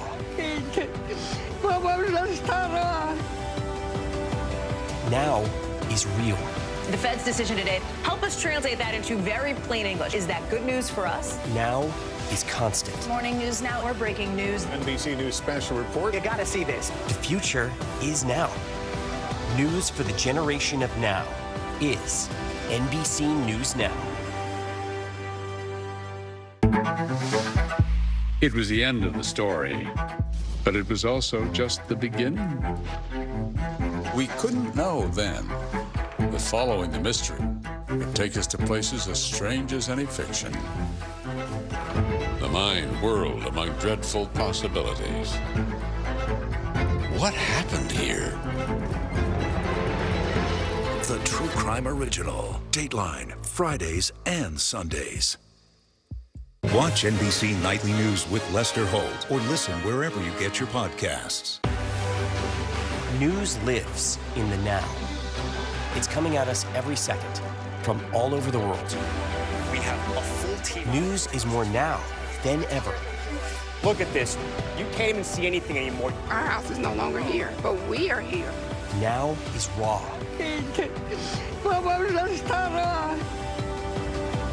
Now is real. The Fed's decision today, help us translate that into very plain English. Is that good news for us? Now is constant. Morning News Now, or breaking news. NBC News special report. You gotta see this. The future is now. News for the generation of now is NBC News Now. We're back now from Las Vegas. From Seattle, Guatemala City. From Wilmington. I was in space in Texas. From Normandy, From France. Surfside, Florida. Thank you for watching, everyone. I need somebody help, not just anybody help. You know I need someone.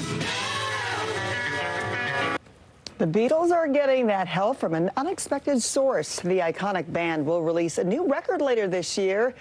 Paul McCartney telling BBC Radio, though, that this will be, quote, the last Beatles record. Here's the thing. It's only possible thanks to an old demo tape and artificial intelligence. Yep, McCartney says AI was able to remaster John Lennon's voice so the record could be properly finished. So you got Beatles fans who are purists saying, you know, this is great, I want to hear him, but they go, oh, maybe it's not the real deal. It's that fuzzy AI world that we're all stepping into. Well, the original demo was a little too fuzzy. That's why they had to do it here. But Paul McCartney says, this is a quote here, it's kind of scary but exciting because it's the future. We'll just have to see where it leads. That's kind of where we all feel about this whole thing, these right? days, yep. All right, country singer Garth Brooks is opening up a new bar, and he is not afraid to pull up a seat for everyone. Are we going to have the most popular beers in the thing? Yes. Here's the deal, man. If you want to come to Friends and Low Places, come in. But come in with love. Well, those comments were in reference to questions about whether Garth Brooks would be selling Bud Light at his new bar called Friends in Low Places. Brooks said at the end of the day, customers dictate what they sell, but added that inclusiveness is always going to be me. Yeah, you know the backlash when it comes to all of this and the backstory over the backlash that he got with the boycott with Bud Light because they partnered with a transgender spokesperson. It goes on and on and on. But he's just basically making it clear, I'm all good, all inclusive. So your musical taste could get you in trouble at work. Here's the thing, a federal court has ruled playing vulgar music in the workplace can be a form of sex discrimination. The suit specifically mentioned the use of Eminem's song Stan, which employees of SNS Activewear say was blasting over speakers at a Nevada warehouse. Plaintiffs said the sexually explicit and aggressive music, is what they call it, fostered a hostile and abusive work environment. According to the suit, managers allowed the music because they felt it motivated employees to work harder. The company did not respond to NBC's request for comment. That's a tough one too, right? When it comes to expression and artistic liberties, and then you got those who say, Yeah, you got to know better in those places. I mean, put on some headphones if you want to too, you know. All right, when we come back here, Angie's tracking which parts of the country will be blasting the AC today. And later, what officials have to say about the swarm of dead fish washing ashore in Texas.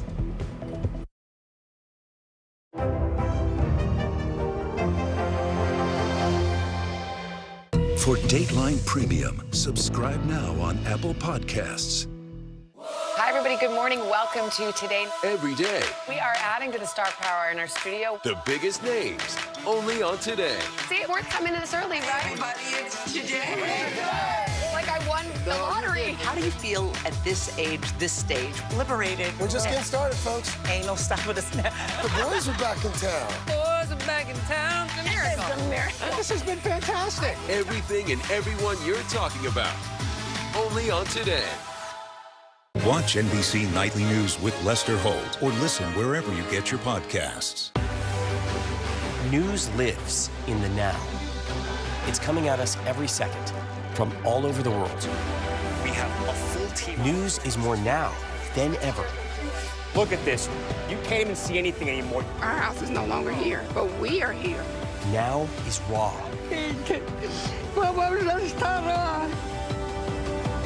Now is real. The Fed's decision today, help us translate that into very plain English. Is that good news for us? Now is constant. Morning News Now, or breaking news. NBC News special report. You gotta see this. The future is now. News for the generation of now is NBC News Now. Your music is so familiar. What do you think when people start humming back your tunes? How you doing, Lester?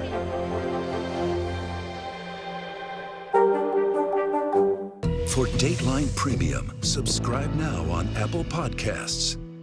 Hey, I'm Hallie. It's good to be with you tonight. The debt ceiling. Here's why this matters. Please, please don't have your eyeballs glaze over. Here's why this matters. Talk to us about what we're supposed to call this. Is it a bailout? Is it a backstop? There's a difference because it matters whose money is being used to prop up these banks. We think we're getting close to this news conference. I will be honest with people. This is like an awkward moment where we think we're like right there. You're going to have to like tap dance with us maybe a little bit. I do have my tap dancing shoes on, not to worry. We're back now from Las Vegas, from Seattle, Guatemala City, from Wilmington. I was in space in Texas, from Normandy, from Surfside, Florida. Thank you for watching, everyone. Thousands of dead fish are covering Gulf Coast beaches. This is the view here across multiple Texas beaches where wildlife officials are literally bulldozing fish off of the sand. Warming temperatures in the summer mean less oxygen in the water, so the fish essentially suffocate. The area has been mostly cleared, but officials still say beachgoers should avoid impacted waters, warning about lingering bacteria and the sharp fins of the dead fish. Tough to see that. All right, staying on the topic of Texas, NBC meteorologist Angie Lassman is tracking some heat there in the Lone Star State. We're talking major heat. Major heat, to the point where we do have some advisories up and some watches up for parts of Texas. Where you see this brighter pink, that's those are values that'll be 115 or higher, so be aware of that this afternoon. San Antonio ends up feeling like 105 by this afternoon as well. We'll be right back. Good morning, please. Good morning, Mr. President. Very in question. We pride ourselves on the ability to turn on a dime. We've got breaking news. Sometimes there are no words. The flashbangs are continuing to go off. What emotions go through you as you're watching these girls? These are really important moments in our history, and people remember who shared that news with them. For Dateline Premium, subscribe now on Apple Podcasts. News lives in the now. Look at this. You can't even see anything anymore. Let's break down what we know. You gotta see this. News for the generation of now is NBC News Now. I'm Gotti Schwartz, and here are the stories we're watching tonight. Storms keep coming here in California. Some of the big headlines trending like crazy on social media. This is what my voice sounds like when I clone it. That wasn't me. You gotta see this. Stay tuned now, weeknights on NBC News Now. Still to come on the Channel 2 News. Well, the waters are certainly receding now. Still too close to call. Lester Holt reporting from Ground Zero, as it's being referred to. It is, in fact, a taste of freedom. The Haitian people know a little something about resiliency. What's the biggest risk right now? Some of the troops who have been proud. I want to welcome you to the first presidential debate. In fact, we've been told we can't go any farther. You were some resilient folks. Let me get in.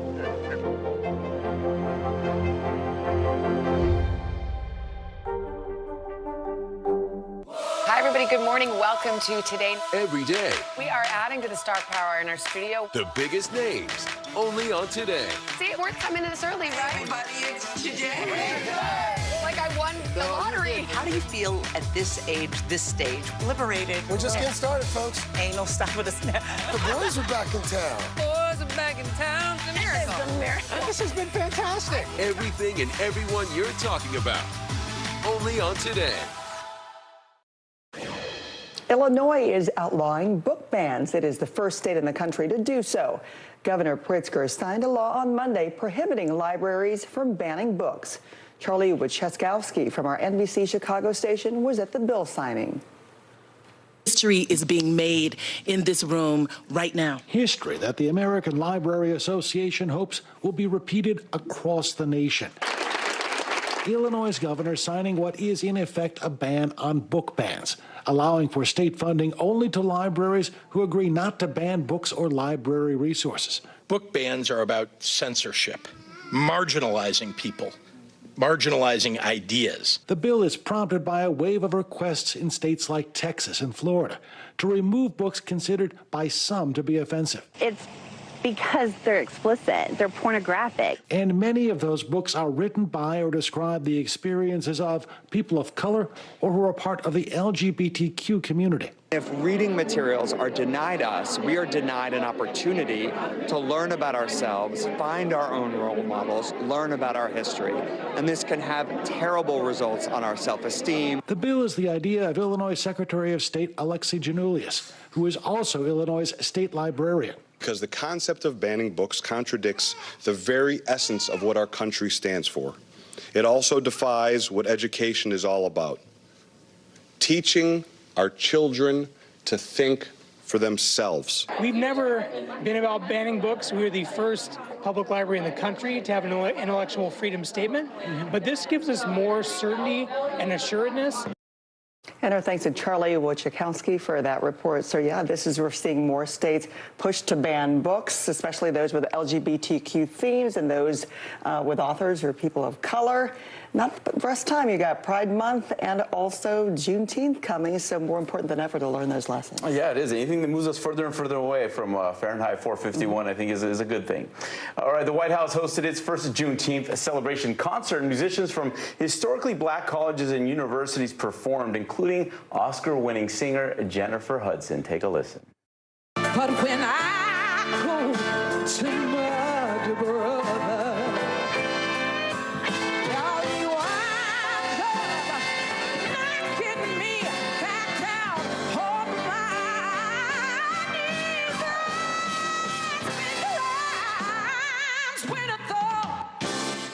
the White House described the concert as a celebration of community, culture, and music. Back in 2021, President Biden declared Juneteenth a federal holiday to commemorate the emancipation of enslaved people in the U.S. Representative Malcolm Kenyatta called it's like having good old church at the White House. Thanks for watching Early Today.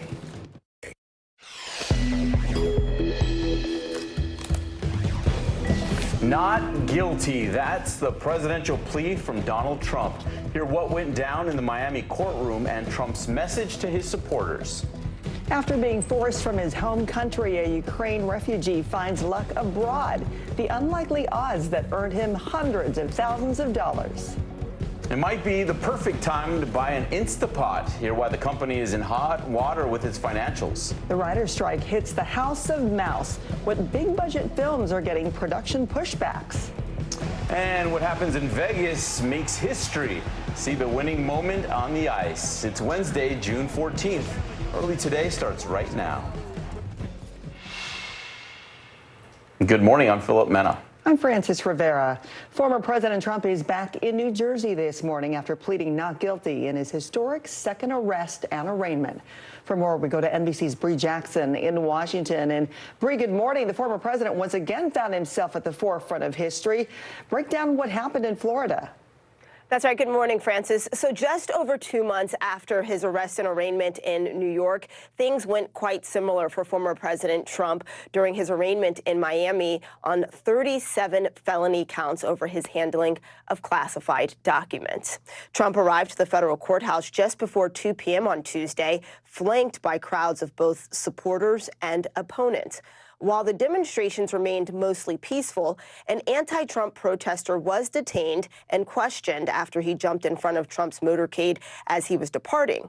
Appearing in front of Magistrate Judge Jonathan Goodman, Trump's lawyer entered a plea of not guilty to the federal felony counts. Special counsel Jack Smith, who led the investigation into Trump, was sitting in the courtroom's front row during the proceedings. Trump did not make eye contact with Smith during the hearing. After a quick stop at a Cuban restaurant where supporters sang happy birthday to the former president the day before he turned 77, Trump headed back to New Jersey for his Tuesday night address at his home in Bedminster, where he espoused his typical talking points. I'm the only one that can save this nation because you know they're not coming after me, they're coming after you, and I just happen to be standing in their way, and I will never be moving.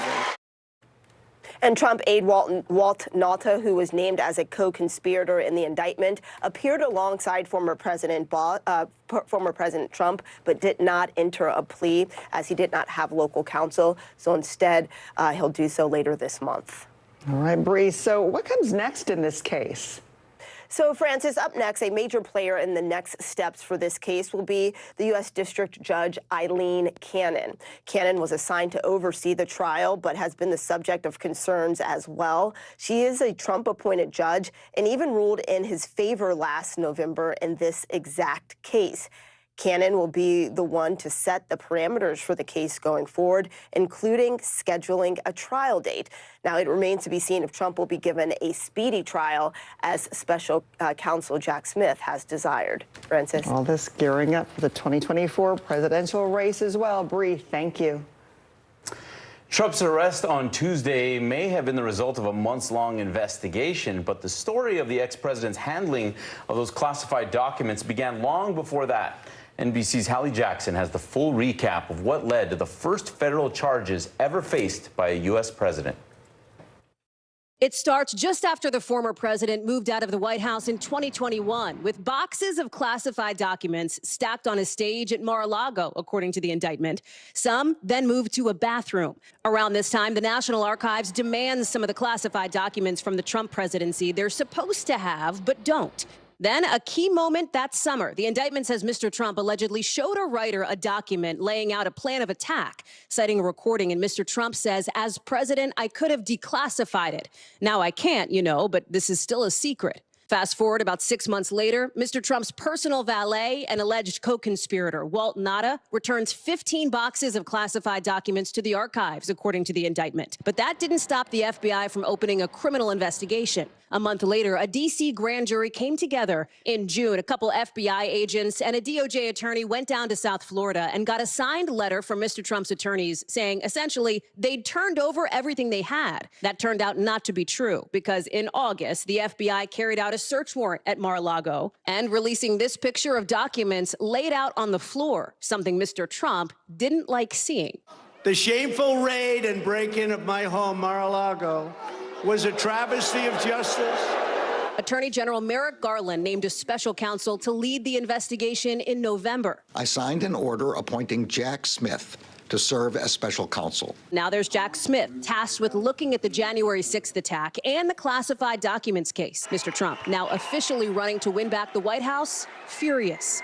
I took the documents I'm allowed to. I have the absolute right to do whatever I want with them. Over the course of the next 6 months or so, the special counsel issuing subpoenas and hearing from a lot of people in Mr. Trump's orbit, all leading up to last week when the Department of Justice unsealed the indictment, revealing those 37 felony counts against the former president. We have one set of laws in this country, and they apply to everyone. Hallie Jackson, NBC News. President Biden's pick for the National Institutes of Health director is in flux due to Senator Bernie Sanders. Sanders, who chairs the Senate Health Committee, told the Washington Post Monday that he will oppose the nomination of Dr. Monica Bertagnolli, along with other health agency nominees, until the White House provides a plan for lowering prescription drug prices. In a statement, the White House said they share Sanders' concerns on drug pricing and touted the progress on the issue made by last year's Inflation Reduction Act. A federal judge has ruled that writer E. Jean Carroll can seek at least $10 million in damages from Donald Trump. Carroll asked to amend her defamation lawsuit after the former president accused her of making up claims of sexual abuse during a CNN town hall. That town hall happened one day after a New York jury found Trump liable for sexual abuse and defamation in the civil case. Carroll won a $5 million judgment, but another case is pending. A spokesperson for Trump says Carroll should not be allowed to retroactively change her legal theory. At least 11 civilians have been killed in a series of Russian missile attacks on Kryvyi. That's according to local officials there. The town in central Ukraine is the birthplace of President Volodymyr Zelensky. The missiles struck warehouses and an apartment building. For the latest, let's bring in NBC foreign correspondent Chapman Bell. Chapman, good morning. What's the latest on this attack? Well, Philip, this is just the latest attack in President Volodymyr Zelensky's hometown. This time, cruise missiles striking an apartment building, killing 4, and also hitting warehouses where an additional 7 people were killed, according to emergency services. More than 24 people were injured in these attacks. The town's mayor saying none of the targets had any military significance whatsoever. Also, overnight, the port city of Odessa, cruise missiles striking civilian targets there. 3 people were killed, more than a dozen injured. Additionally, in Donetsk, another 3 civilians were killed in strikes there. President Zelensky saying Russian killers continue their war against residential buildings, ordinary cities, and people. Terrorists will never be forgiven, and they will be held accountable for every missile strike they launch as these strikes continue across the country. Philip? And Chapman, we understand there's more U.S. military aid going Ukraine's way just days into their counteroffensive? That's right, Philip.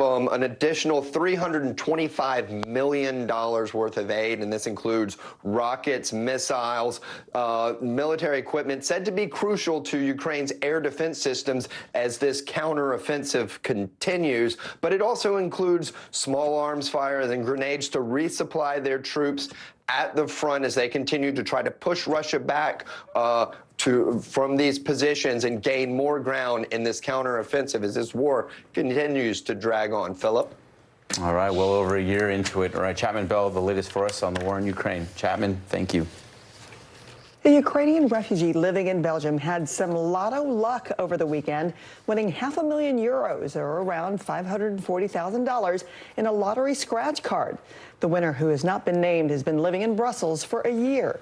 The spokesperson for the Belgian National Lottery says the man told them he intends to donate at least part of the winnings towards the rebuilding of Ukraine.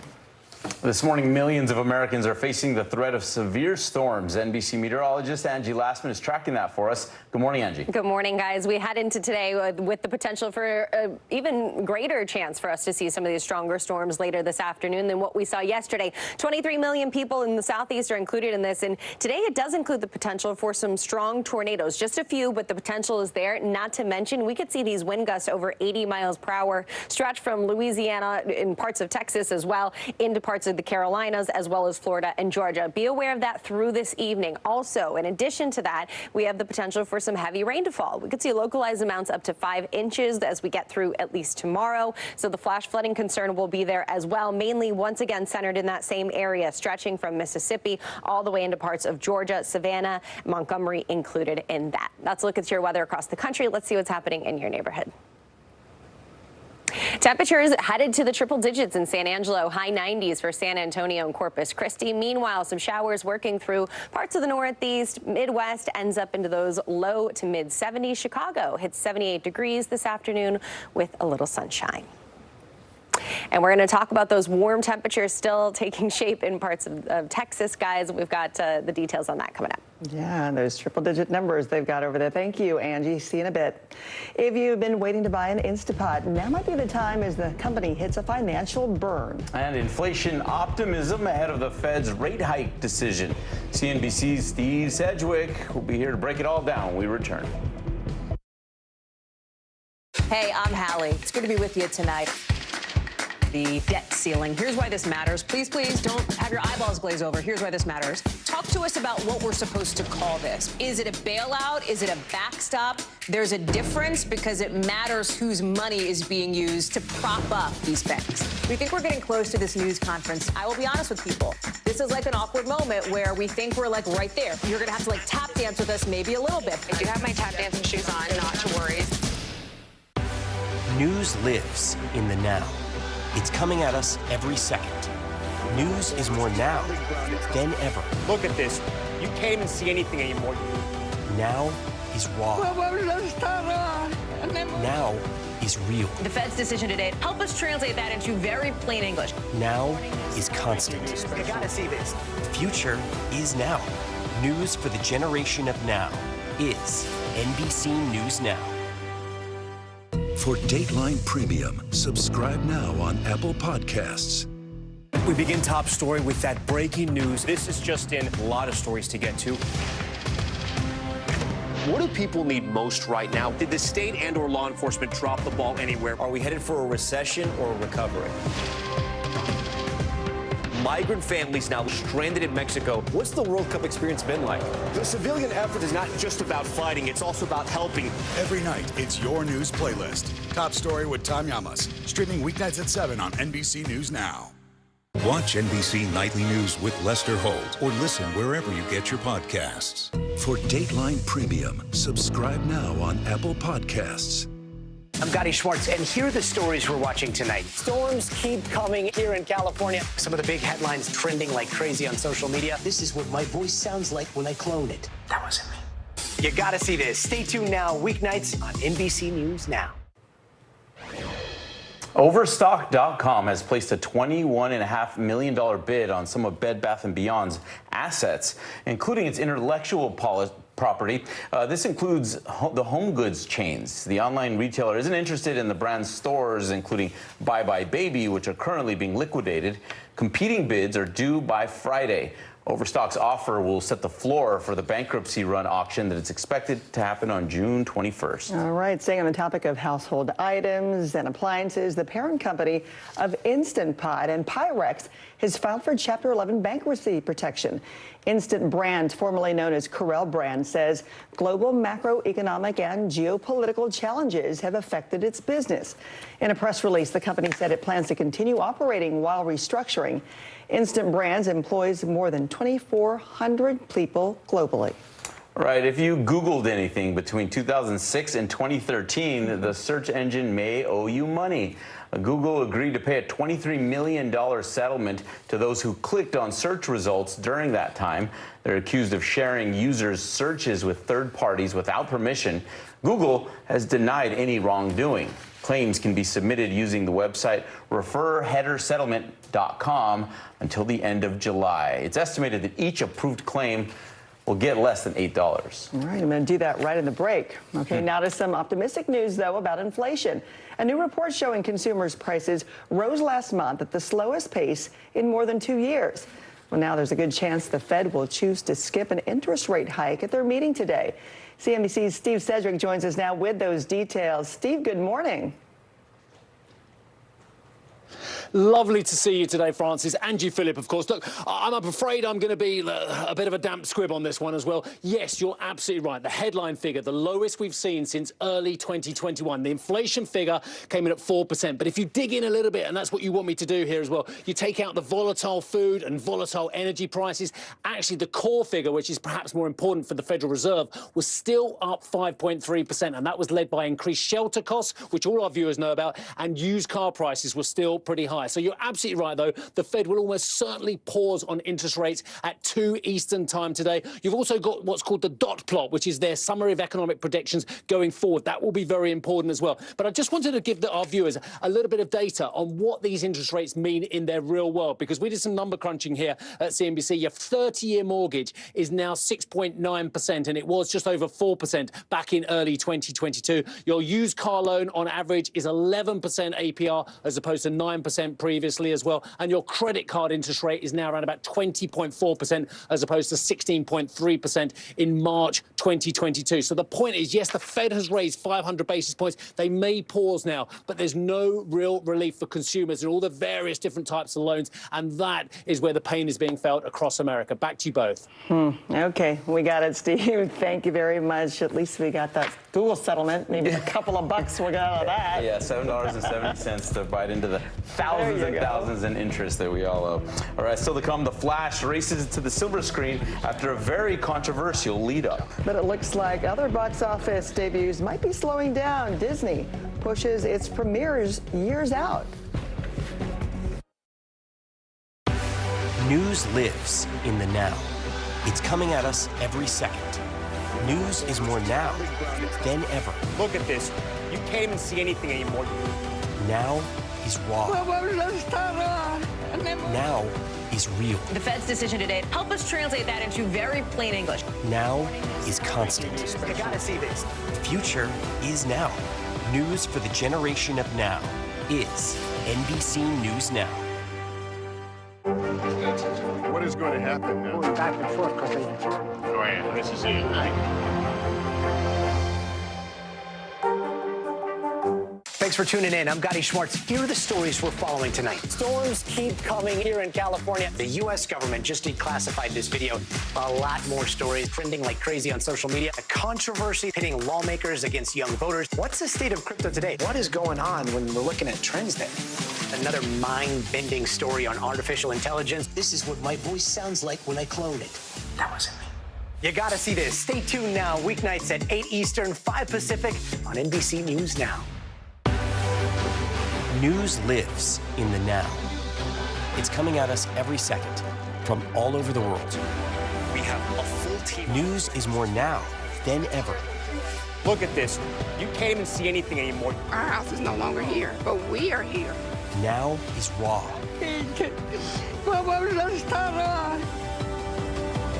Now is real. The Fed's decision today, help us translate that into very plain English. Is that good news for us? Now is constant. Morning News Now or breaking news. NBC News special report. You gotta see this. The future is now. News for the generation of now is NBC News Now.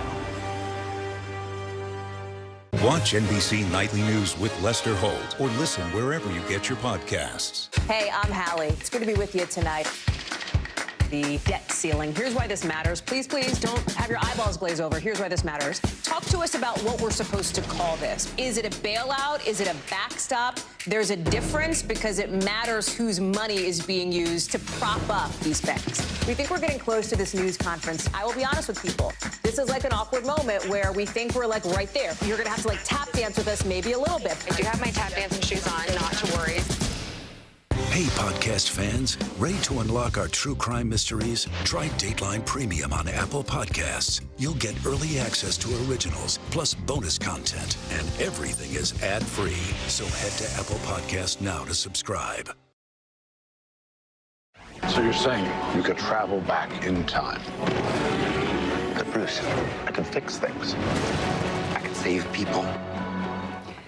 Despite all the controversy, The Flash had its Hollywood debut yesterday, and Ezra Miller, who leads the DC film, made their first public outing in nearly 2 years, walking the red carpet and thanking producers for, quote, grace after a string of arrests on burglary and assault charges and a whole list of controversy.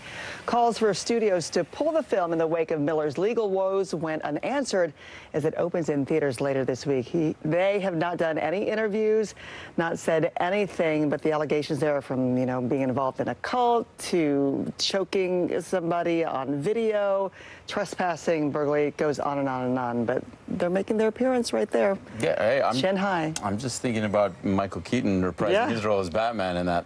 But on the other hand, it looks like it might be a while until we see some other major blockbusters hit the big screen.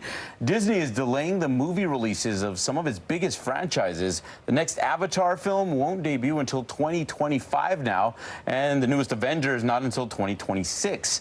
While Disney didn't give details on what's behind these delays, the announcement does come in the middle of the WGA writer strike. So between the writer strike and COVID that pushed things back quite a bit, we're talking years and years of delay. Yeah, so we're gonna have to find stuff to watch, but we might not have the best luck when it comes to that either on TV. It's not just movies feeling the squeeze there. The streamers and studios pumping the production brakes on some of TV's biggest shows as thousands of writers have been on the picket line now for over a month. Hits like Emily in Paris, Abbott Elementary, one of your favorites, Philip. They've all gone dark, halting filming for their third seasons, which means we probably won't see the return of favorites like the final season of Stranger Things that already was being pushed back a long ways. Now it's going to be pushed back even more. So a bit longer as more premiere dates will get turned upside down. So something that we're going to get used to. I'm glad for your and my sake being selfish about this, that Succession was able to squeak in their last and final season. Just right through, yeah. I mean, hope the writers get everything they want, but it's a chance to catch up on a lot of things we still have not seen. All right, after the break, Angie's back with more on your Tuesday forecast. And later, we've got your highlights on ice, the biggest moments from the Stanley Cup Finals.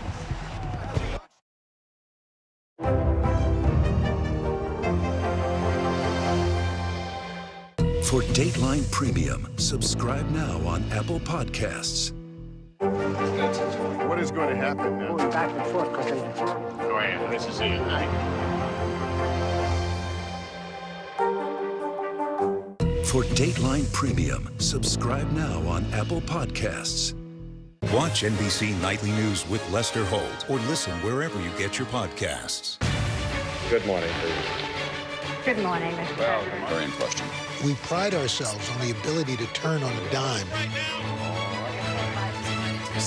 We've got breaking news. Sometimes there are no words. The flashbangs are continuing to go off. What emotions go through you as you're watching these girls? These are really important moments in our history, and people remember who shared that news with them. It was the end of the story, but it was also just the beginning. We couldn't know then that following the mystery would take us to places as strange as any fiction. The mind whirled among dreadful possibilities. What happened here? The True Crime Original. Dateline, Fridays and Sundays. I'm Gotti Schwartz, and here are the stories we're watching tonight. Storms keep coming here in California. Some of the big headlines trending like crazy on social media. This is what my voice sounds like when I clone it. That wasn't me. You gotta see this. Stay tuned now, weeknights on NBC News Now. Good morning, please. Good morning, Mr. President. Very in question. We pride ourselves on the ability to turn on a dime.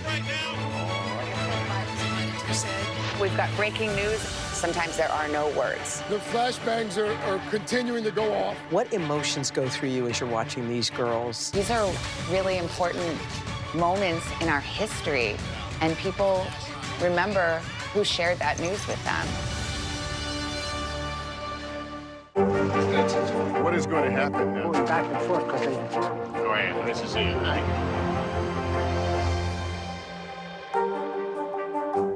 For Dateline Premium, subscribe now on Apple Podcasts. Welcome back. The heat is on once again in Texas. It's going to be a scorcher today. Temperatures in the triple digits, feeling well over that number. You can see San Antonio, places like Houston.